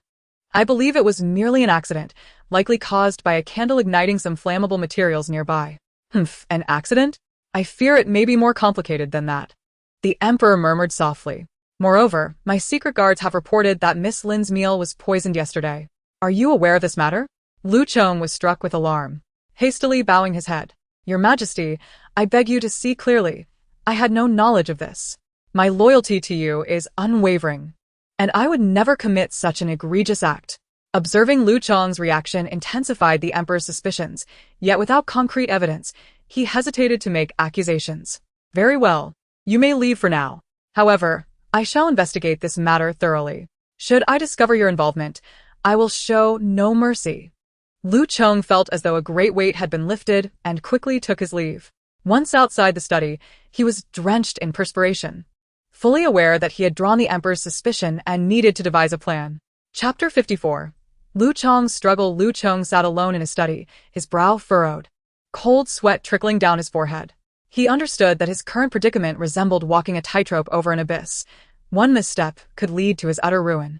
The scrutinizing gaze of the emperor, laced with suspicion, coiled around him like a venomous serpent, robbing him of peace day and night. Recalling the last encounter with his conspiratorial partner, Lu Chong felt a pang of regret. On that day, the flower house in the imperial garden had caught fire, causing considerable chaos, even though the flames did not engulf the entire garden. The emperor, although attending a banquet at the time, was promptly informed of the incident and feigned illness to exit the event early. Lu Chong knew that the emperor must have received the news, and in his haste to meet with his accomplice, he had abandoned his usual caution, rushing to the predetermined location. He had hoped to quickly strategize with his partner regarding the potential repercussions of the fire, yet he had failed to consider that his hurried actions might have drawn the attention of hidden observers. Lu Chong believed he had executed the poisoning scheme flawlessly. He had not directly participated in the treacherous act but had merely dispatched others to hasten the process, thinking this would advance their plans while absolving him of direct accountability.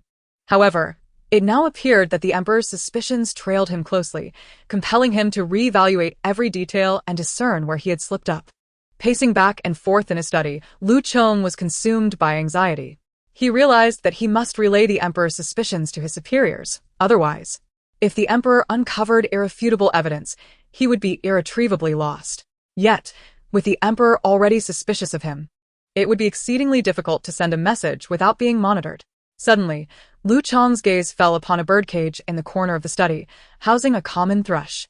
He had purchased the bird at the market a few days prior, initially drawn to its melodious song that provided a moment of tranquility amidst his busy life. Little did he know that it could become pivotal in transmitting his message. Approaching the cage cautiously, Lu Chong gently extracted the thrush and retrieved a small note he had prepared in advance, inscribed with a coded message. The emperor suspects. Hasten to plan your escape. Be wary. He securely fastened the note to the thrush's leg, opened the window, and gazed at the vast sky, inhaling deeply before releasing the bird. He silently prayed that it would successfully reach the designated meeting point, an abandoned temple on the outskirts of the city, where an old beggar, who appeared to be an ordinary vagrant, actually served as a messenger. As the days dragged on while awaiting a response, Lu Chong felt as though time had been stretched infinitely. Every moment seemed to linger, and he remained acutely aware of his surroundings, fearing an unexpected intrusion by the emperor's men. Finally, on a morning 3 days later, while feigning a stroll in the courtyard, Lu Chong heard the familiar chirp of the thrush. Looking up, he saw the bird returning, a new note attached to its leg. Struggling to contain his excitement, he discreetly ushered the thrush into the room and swiftly removed the note. Upon unfolding it, however, dread engulfed him. The matter is exposed. Prioritize your own safety. My wife and child are in my grasp. Be cautious. Do not implicate yourself. Lu Chong clutched the cold note, his knuckles turning white as a tumult of emotions surged within him. Yet, he quickly suppressed the storm within, bringing the note close to the candle's flame, watching it gradually turn to ash. At this juncture, he understood that those above had deemed him expendable, and his family had become a blade hanging over his head. Any misstep could lead to his irrevocable demise. In the following days, Lu Chong maintained his routine in the palace, his demeanor betraying no hint of his inner turmoil. He understood that the emperor's spies were closely monitoring his every move, and any unusual behavior could prove fatal.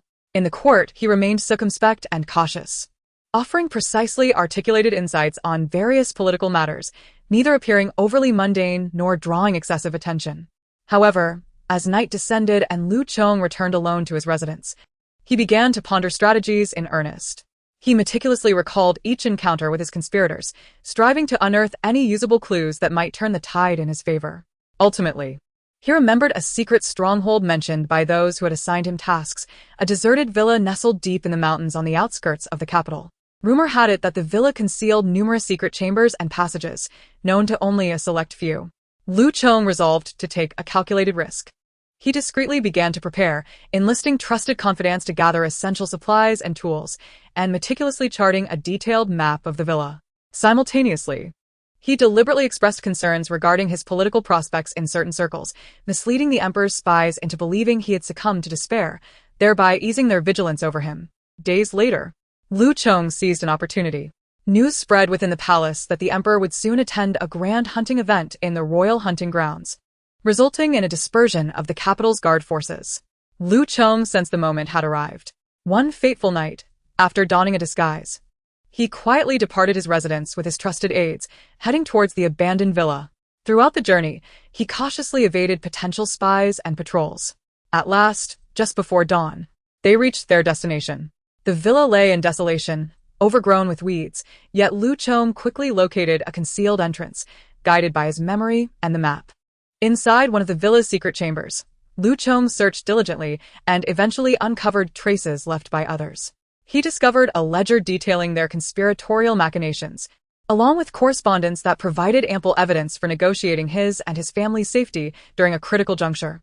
Lu Chong, wary of lingering too long, carefully concealed these vital items and prepared to exit.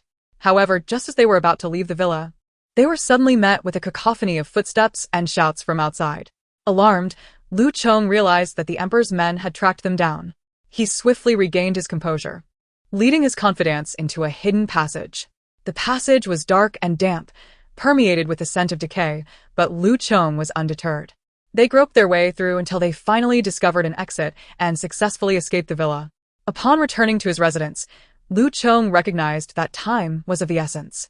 The emperor would undoubtedly harbor greater suspicions due to the failure of the search. He needed to act swiftly.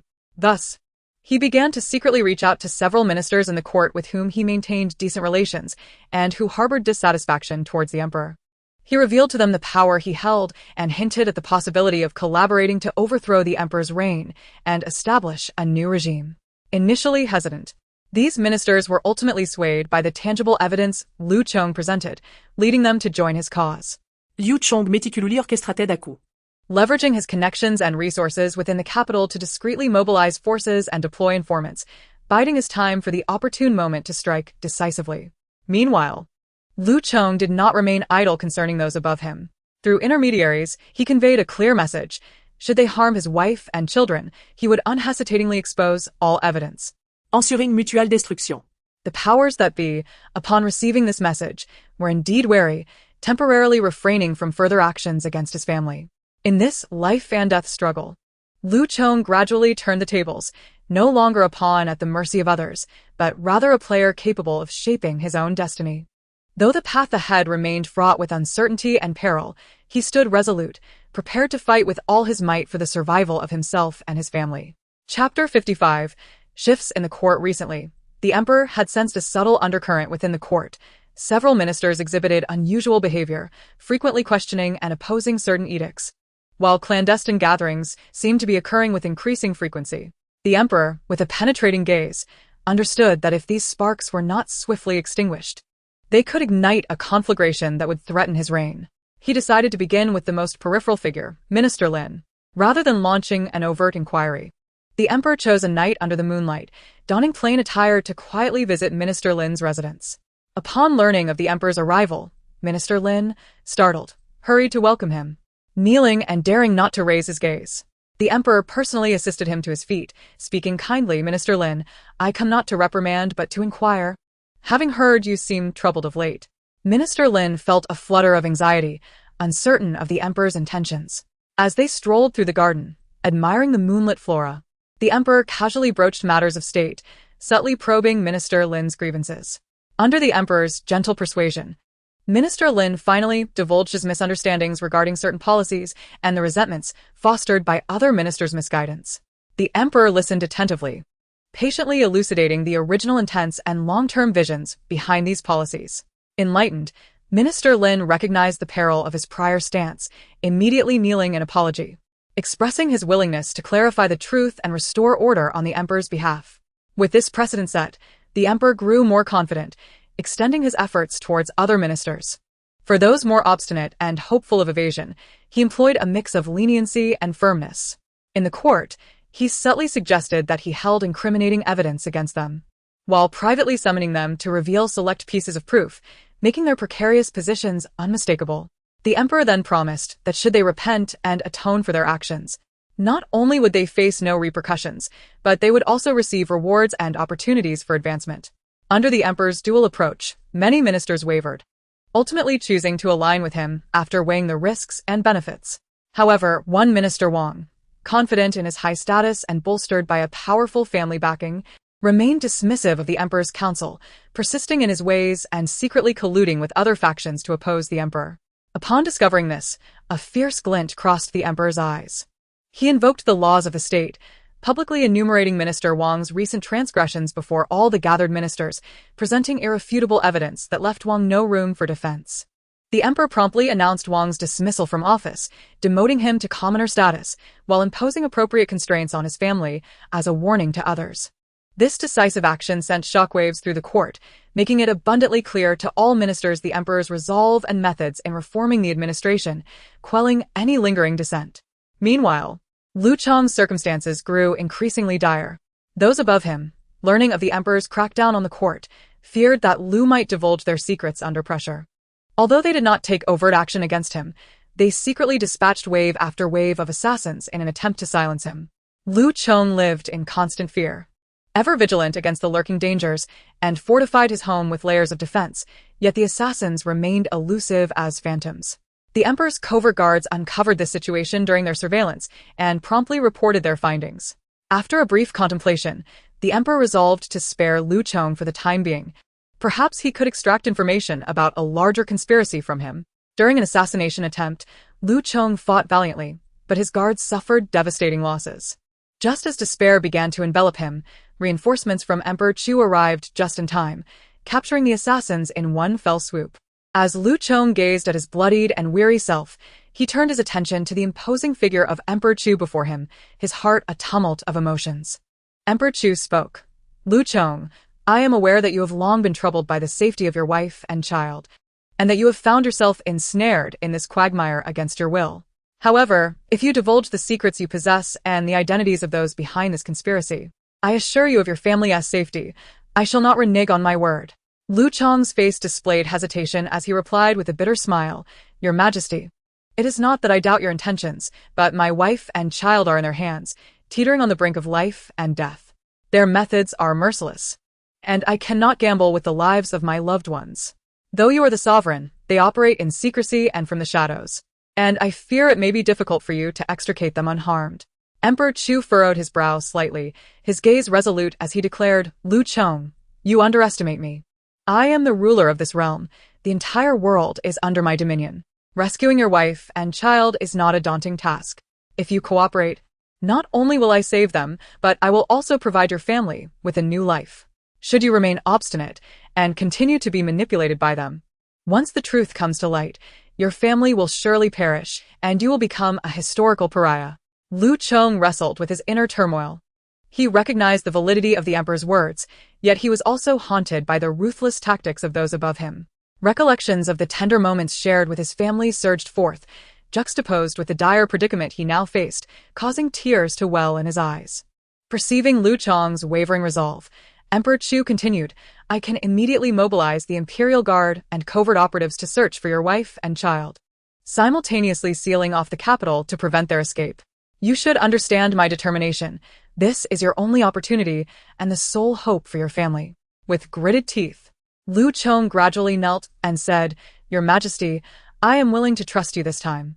I may not possess extensive knowledge, but I shall divulge everything I know, only asking that you ensure the safety of my wife and child. Emperor Chu felt a surge of joy within him and swiftly assisted Lu Chong to his feet, saying, Very well, as long as you sincerely repent, I shall not treat you unjustly. Lu Chong recounted with evident anguish and remorse, Your Majesty, my son has been frail and ill since childhood. My wife, devoted to his well-being, has diligently pursued a life of piety. One day, she heard of a temple outside the city reputed for its miraculous blessings and took our son there to pray. I had thought it a common errand, but little did I know it marked the beginning of a nightmare. When they returned at dusk, I sensed something was amiss.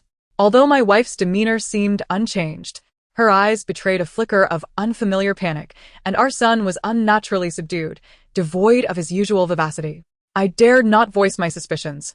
Yet a foreboding feeling gripped my heart. As night fell, I stealthily entered their chamber, softly calling my wife's name, but she averted her gaze, her words evasive. A sense of dread washed over me, and I seized her wrist, demanding, "Who are you?" Upon being cornered, she revealed with a dagger drawn that my wife and child had been abducted. They were sent to monitor me, and should I act against their will, My family would pay the price. since that day, I have been ensnared in endless suffering and struggle. I wished to resist. Yet the safety of my family bound me tightly. They repeatedly pressured me to glean state secrets, and any lapse would result in news of my family suffering. I am acutely aware of my deep-seated sins, yet I cannot sever this bond of kinship, finding myself sinking deeper into this abyss of iniquity. Lu Chang's voice trailed off, tears glistening in his eyes, acknowledging that his moment of weakness had led to this irrevocable predicament. Chapter 56. The Truth. Emperor Chu sat regally upon his dragon throne, listening intently to Lu Chang's account from below, his countenance darkening like a storm-laden sky. His hands instinctively gripped the armrests of the throne, knuckles whitening with tension, as astonishment and helplessness swirled within him. State secrets are a taboo, strictly forbidden from dissemination, yet Lu Chang, despite his modest rank, dared to tread upon such treacherous ground, a flagrant display of audacity. Although he held a lowly position and possessed merely a trifling fragment of knowledge, even that scant information ignited the emperor's ire. Suppressing the raging flames of his anger, Emperor Chu inhaled deeply, striving to maintain an outwardly placid demeanor as he spoke in a measured tone. "Lu, do not be overly alarmed. Now that you have spoken candidly, I shall consider your words judiciously." His gaze, seemingly gentle, concealed a sharp scrutiny beneath. He shifted the conversation, his tone unwavering yet deliberate. "What concerns me most is the matter of Miss Lin. Please recount the events in detail. Why did they choose to commit arson and murder on the day of my birthday celebration, targeting Miss Lin? What nefarious plot lies behind this?" Kneeling, Lu Chang felt beads of sweat rolling down his forehead, dampening the ground beneath him. He understood with crystal clarity that the emperor's calm was merely a facade. A single misstep could plunge him into an abyss from which there would be no return. He swallowed hard, his voice trembling as he confessed, "I am guilty. In a moment of folly, I relayed some inconsequential messages for them. Initially, they believed I might unearth more valuable intelligence in the future, which is why they kept me. However, as time passed, I provided less and less value, and they issued an uncompromising command. If I fulfilled their directive, my wife and child would return safely." Emperor Chu scoffed coldly, a glacial glint in his eyes. A well-calculated conspiracy indeed. "What did they instruct you to do? Do not conceal anything further, or I will not show you mercy." Lu Chang trembled, unable to raise his head, murmuring, "Your Majesty, I was merely following orders. They approached me, stating I was to devise a way to kill Miss Lin on your birthday and frame General Xiao Jingyan for the crime. I do not know their reasoning, but I overheard that the Lin family has close ties to the military. They believed that if Miss Lin were to die and blame fell upon General Xiao, it would embroil the Lin family and the general's residence in conflict, throwing the court into chaos, from which they could profit. This is merely my conjecture. I cannot attest to its veracity. I am but a pawn in their game, with my family held hostage. I dare not defy them. Your Majesty, I am guilty, deserving of death 1,000 times over. I beseech your mercy." As he spoke, Lu Chang repeatedly bowed his head, striking it against the ground until blood marked the floor. Emperor Chu, seething with fury, realized the audacity of those who would scheme so insidiously beneath his very nose. Whether it be Lin Wanqi, Xiao Jingyan, or the shadowy forces orchestrating this plot, none would escape unscathed. His gaze turned distant and profound, silently vowing to uncover the truth and restore clarity to the court, ensuring that those harboring malicious intent faced just retribution. With a sudden strike upon the armrest of the throne, Emperor Chu's eyes flared with intensity as he demanded, "Then tell me, how did you plan to murder Lin Wanqi?" Lu Chang collapsed in terror, trembling as he stammered, "Your Majesty, I am deserving of death. I found a woman, a lowly born, a concubine of the Lu family, named Lu Xiangling. She harbored an infatuation for General Xiao Jingyan, yet he, a dragon among men, likely never noticed someone of her humble standing. I incited her, persuading her that Miss Lin shamelessly pursued General Xiao. I suggested that if she helped eliminate that woman, General Xiao would surely remember her kindness and perhaps even accept her. Lu Xiangling was easily stirred by my words, her thoughts becoming increasingly obsessive. Coincidentally, During the emperor's birthday celebration, Lu Xiangling had the fortune to enter the palace with her family. Seizing the opportunity, she harbored malicious intent, contemplating setting fire to Miss Lin in a plot that she devised herself.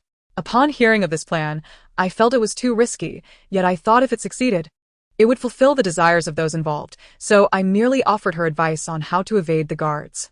However, the arson attempt ultimately failed. Miss Lin, fortunate and resilient, escaped unscathed.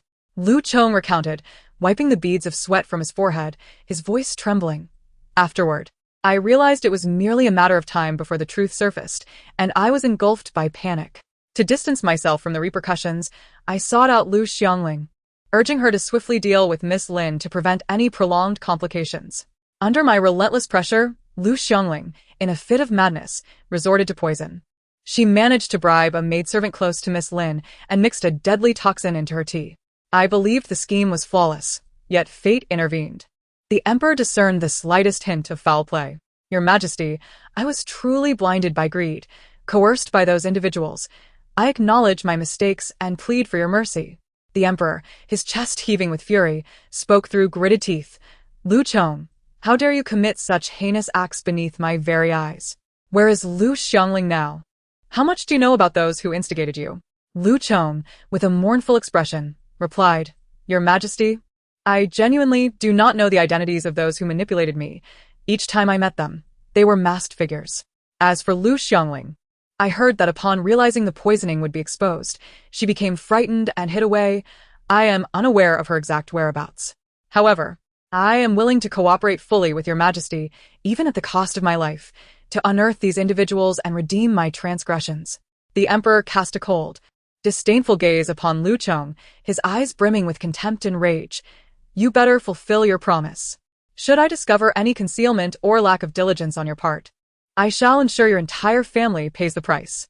Guards, take Lu Chong to the dungeons, keep him under strict surveillance, and await my inquiry into the truth before proceeding with his punishment.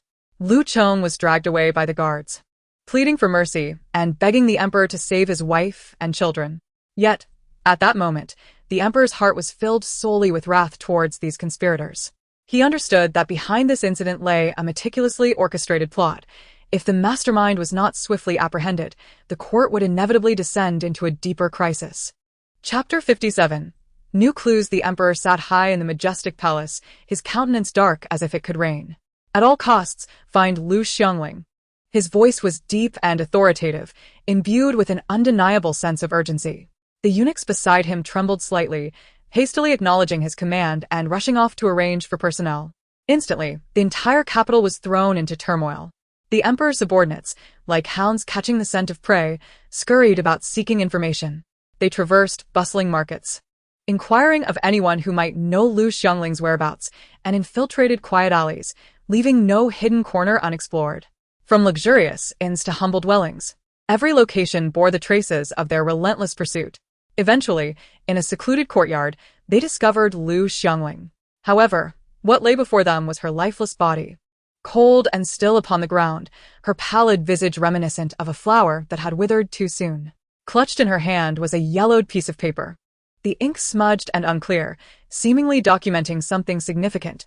Yet with her demise, it became an eternal enigma. The subordinates carefully transported her body back to present before the emperor. The emperor gazed upon Lu Xiangling as corpse, a complex array of emotions flashing in his eyes, anger, disappointment, or something else entirely. None could discern. Meanwhile, in the dark, damp prison, Lu Chong faced an unprecedented crisis. Since the incident involving Lu Xiangling, he had become a key figure in the eyes of many. New prisoners continuously filled the cells, appearing ordinary yet harboring a fierce and greedy glint in their eyes. Some crept near while he slept, attempting to suffocate him with pillows. Others poisoned his food, seeking to end his life unnoticed. Lu Chong, already frail, neared the brink of mental collapse amid such a dire environment and constant threats. He curled in a corner of his cell, his body marred with bruises, his gaze filled with terror and despair. He had pleaded for help from the guards, yet they either accepted bribes or feared the forces behind the scenes, ignoring his plight. In a thunderous, rain-soaked night, the cell was dark and damp, permeated with a nauseating stench. Lu Chong huddled in the corner, his eyes fixed on the shadowy figures that entered like phantoms, his heart racing violently. Terror overwhelming him like a tide. The leading figure, tall and robust, approached with a gleaming blade that reflected cold light in the flashes of lightning, radiating an aura of menace. He advanced step by step towards Lu Chong, each footfall heavy upon the ground, splashing murky water and echoing ominously. Lu Chong instinctively recoiled, his back pressed against the cold, damp wall, his hands desperately searching the ground for anything to defend himself with, yet all he found was the chill of stone. "What do you want?" Lu Chong feigned calmness, shouting, though his voice trembled with fear, betraying a hint of sobbing. The black-clad figure let out a low, cold laugh, a sound akin to an owl's hoot, reverberating through the cramped cell. "You will not survive this day." He then tapped the back of his knife against his palm, the sound reminiscent of a countdown to death. Lu Chong, though terrified, mustered the courage to speak. "My life is yours to take, but I implore you, spare my wife and children, and I shall cooperate with you without resistance. Moreover, I possess evidence that could be of value. If you comply, I will not present it to the emperor."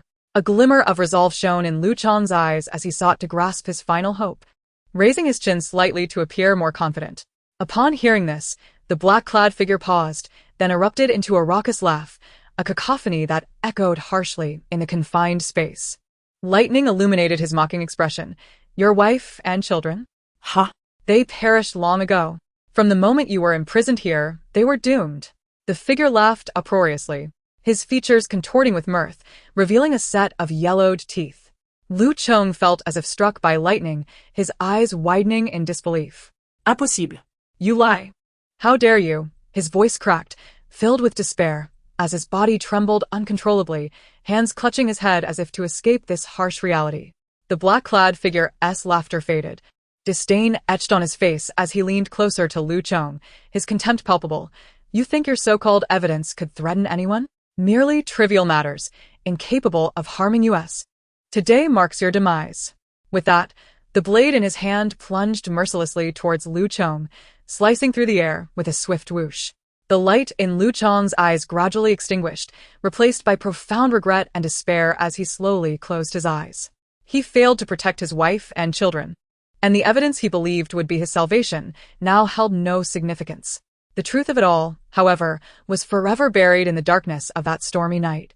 Alongside his death, the following day, upon learning of Lu Chong's demise in prison, unnoticed by anyone, the Emperor of Chu was filled with rage. Yet, as the porcelain shattered with a resonant clink, he regained his imperial composure and resolve. He understood that the deaths of Lu Xiangling and Lu Chong were no mere coincidences.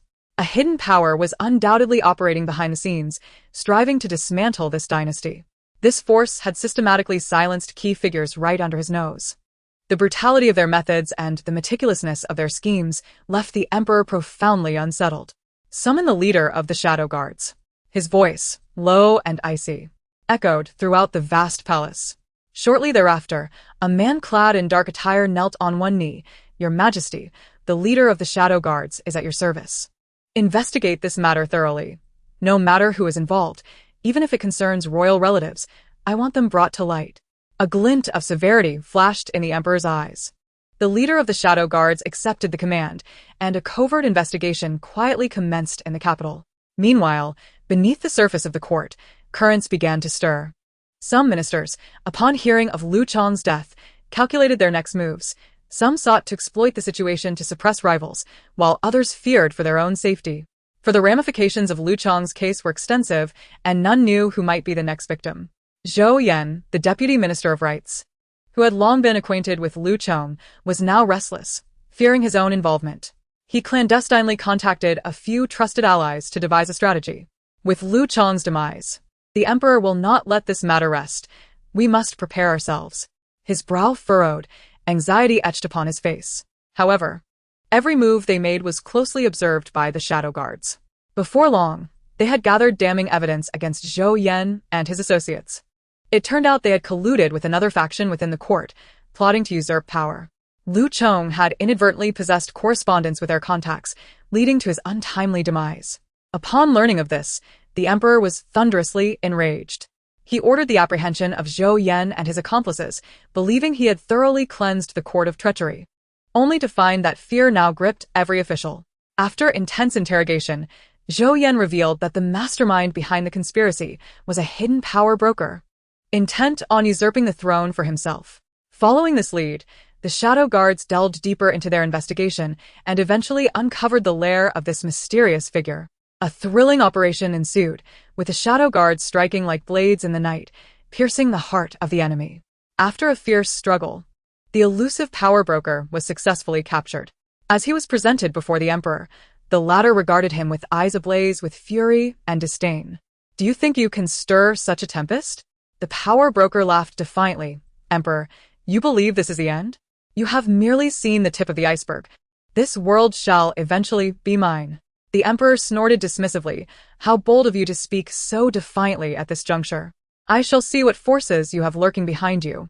As the investigation progressed, the Emperor gradually realized that this conspiracy was far more intricate than he had imagined, involving multiple foreign powers conspiring together to carve out their share amidst the chaos. He understood that a far greater storm was on the horizon, and he must prepare thoroughly to safeguard his realm. Chapter 58. The conclusion. Alas, dear readers, I apologize for the prolonged silence and updates. This novel has been in the making since my school days, conceived over several years. I had taken action several times, even drafting handwritten notes. However, I now find that I have strayed from the original framework I intended. Perhaps you may consider me a lazy author, reluctant to diligently refine my work day by day. I should have contemplated deeply before publishing, ensuring I had a substantial reserve of words before releasing it, rather than letting my fervor lead me to publish prematurely, leaving me uncertain of how to proceed. This novel has already been signed, and while it may not feel perfect, I must draw it to a close.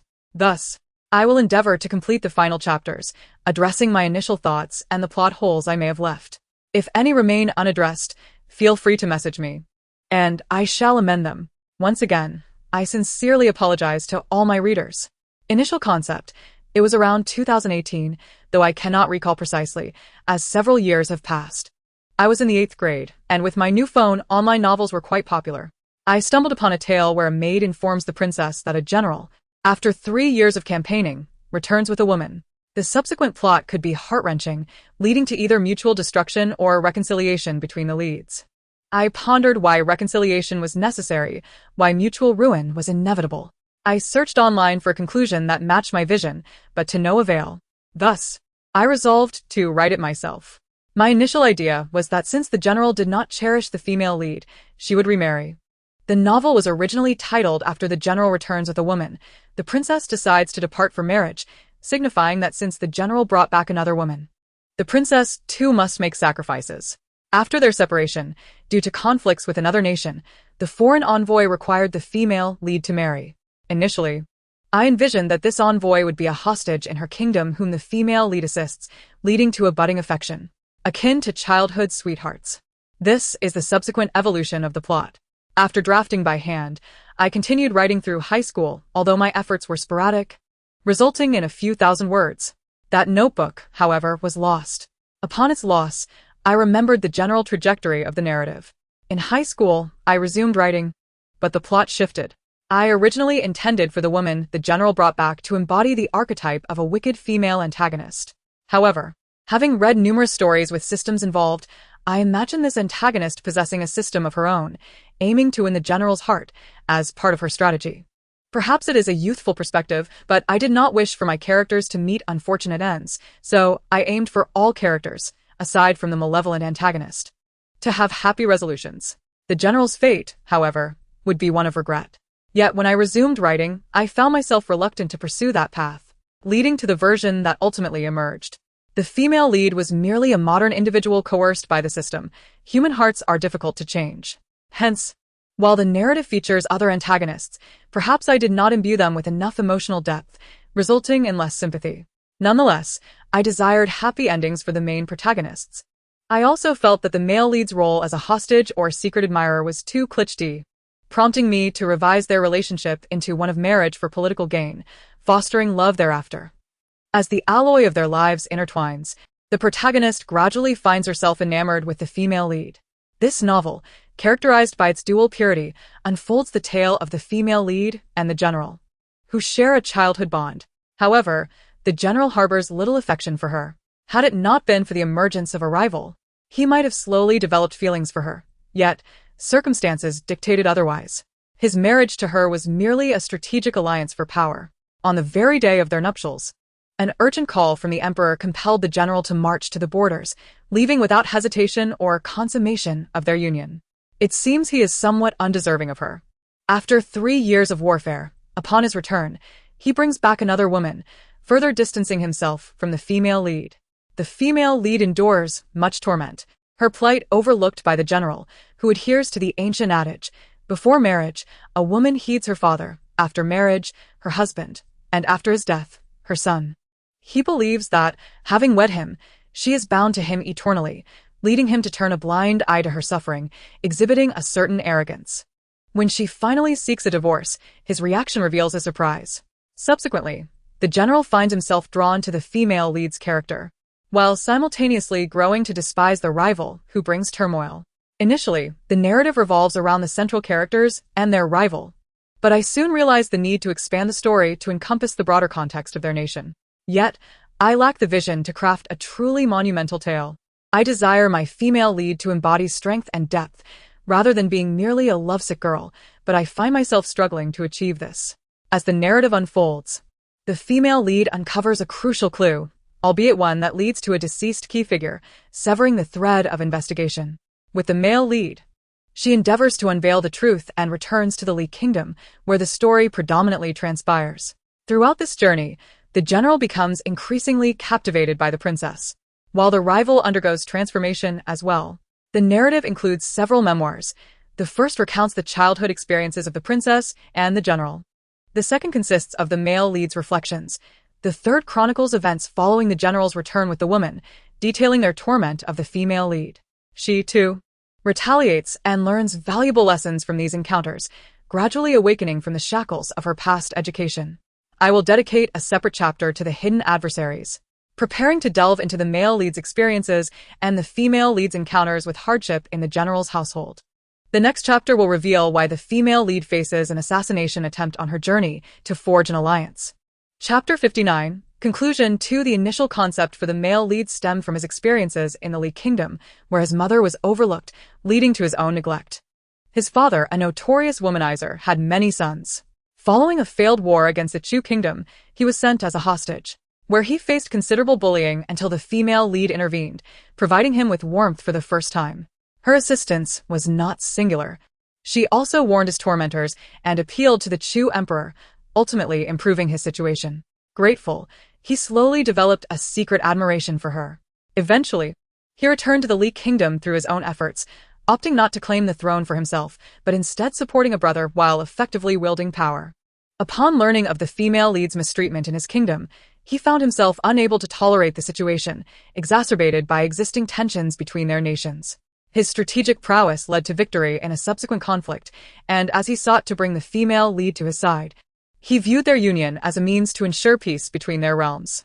However, he gradually became enamored with her intellect and spirit. Initially, I did not intend to craft such an expansive narrative, but as the story evolved, I followed this trajectory. The presence of hidden adversaries is also significant. The plot involves a clandestine organization formed by descendants of a fallen dynasty, which perished due to a feeble ruler. This history serves as a backdrop, illustrating the cyclical nature of nations rising and falling. The remnants of this dynasty, unwilling to accept their fate, conspired in the shadows, leveraging their resources to establish a secretive influence. The motivation behind the assassination of the female lead is evident. Her demise would ignite conflict between their nations, enabling the conspirators to benefit from the ensuing chaos. The fire during the Chu Emperor's banquet was orchestrated by this organization to incite internal strife, as were the disturbances within the male lead's realm. Ultimately, I envision a resolution wherein the protagonists uncover the origins of these events and dismantle the sinister organization, which has committed numerous atrocities. The founders of this clandestine group are also apprehended, though I am hesitant to depict extreme cruelty, especially towards innocent children who may be caught in the crossfire. As the story progresses, I will address any unresolved plot points in Chapter 60. After the general brought the woman back, The princess initially experienced feelings of affection for him. However, she struggled to accept the situation, often crying and causing a scene. Yet, she refrained from discussing the matter with her father, the emperor, as she wished to protect the general's future. Thus, she endured silently. While the general did not grant the woman any official status, allowing her to reside in the general's mansion under the guise of a distant cousin, the woman, possessing a system, received guidance from it, as she had been quite young before her arrival in this world and had established a proper worldview. She followed the system's instructions, gradually coming to understand certain truths, although she remained fearful of defying its commands. I will first conclude their interactions before transitioning to the main storyline and conclusion of the supporting character. The system repeatedly urged this supporting character to provoke the protagonist, to seize her possessions, and to bully her. Initially, the protagonist confided in the general, but he remained indifferent. Through this relentless bullying, she slowly awakened to her own thoughts and feelings, ultimately leading her to lose all affection for the general. This prompted her to muster the courage to explain her situation to her father, beseeching him to allow her to divorce. Subsequently, for the sake of national interests, she consented to a political marriage. During her 3 years with the male lead, she learned a great deal. First, she learned self-respect and self-love, realizing that relying solely on herself was the ultimate truth. She also acquired martial skills, granting her the ability to protect herself. From the male lead, she gleaned insights into governance and managing subordinates. Due to her innate aptitude for learning, she grasped concepts quickly and efficiently. I believe the protagonist should possess a broader perspective, rather than being confined to a small courtyard for her entire life. I struggle to craft a compelling narrative for a strong female lead, so I can only provide a general outline. I hope the protagonist I depict will not be limited by my words, but will awaken to her own consciousness, living her life authentically, rather than adhering to a fixed narrative. While I am the creator of this character, I must admit my writing is not exemplary. This concludes this chapter. The next will outline the supporting character's storyline. If there are any unresolved plot points, please feel free to message me, and I will address them in Chapter 60. As for the conclusion of this novel, I plan to submit it on May 20th. It seems that once submitted, modifications are not permitted.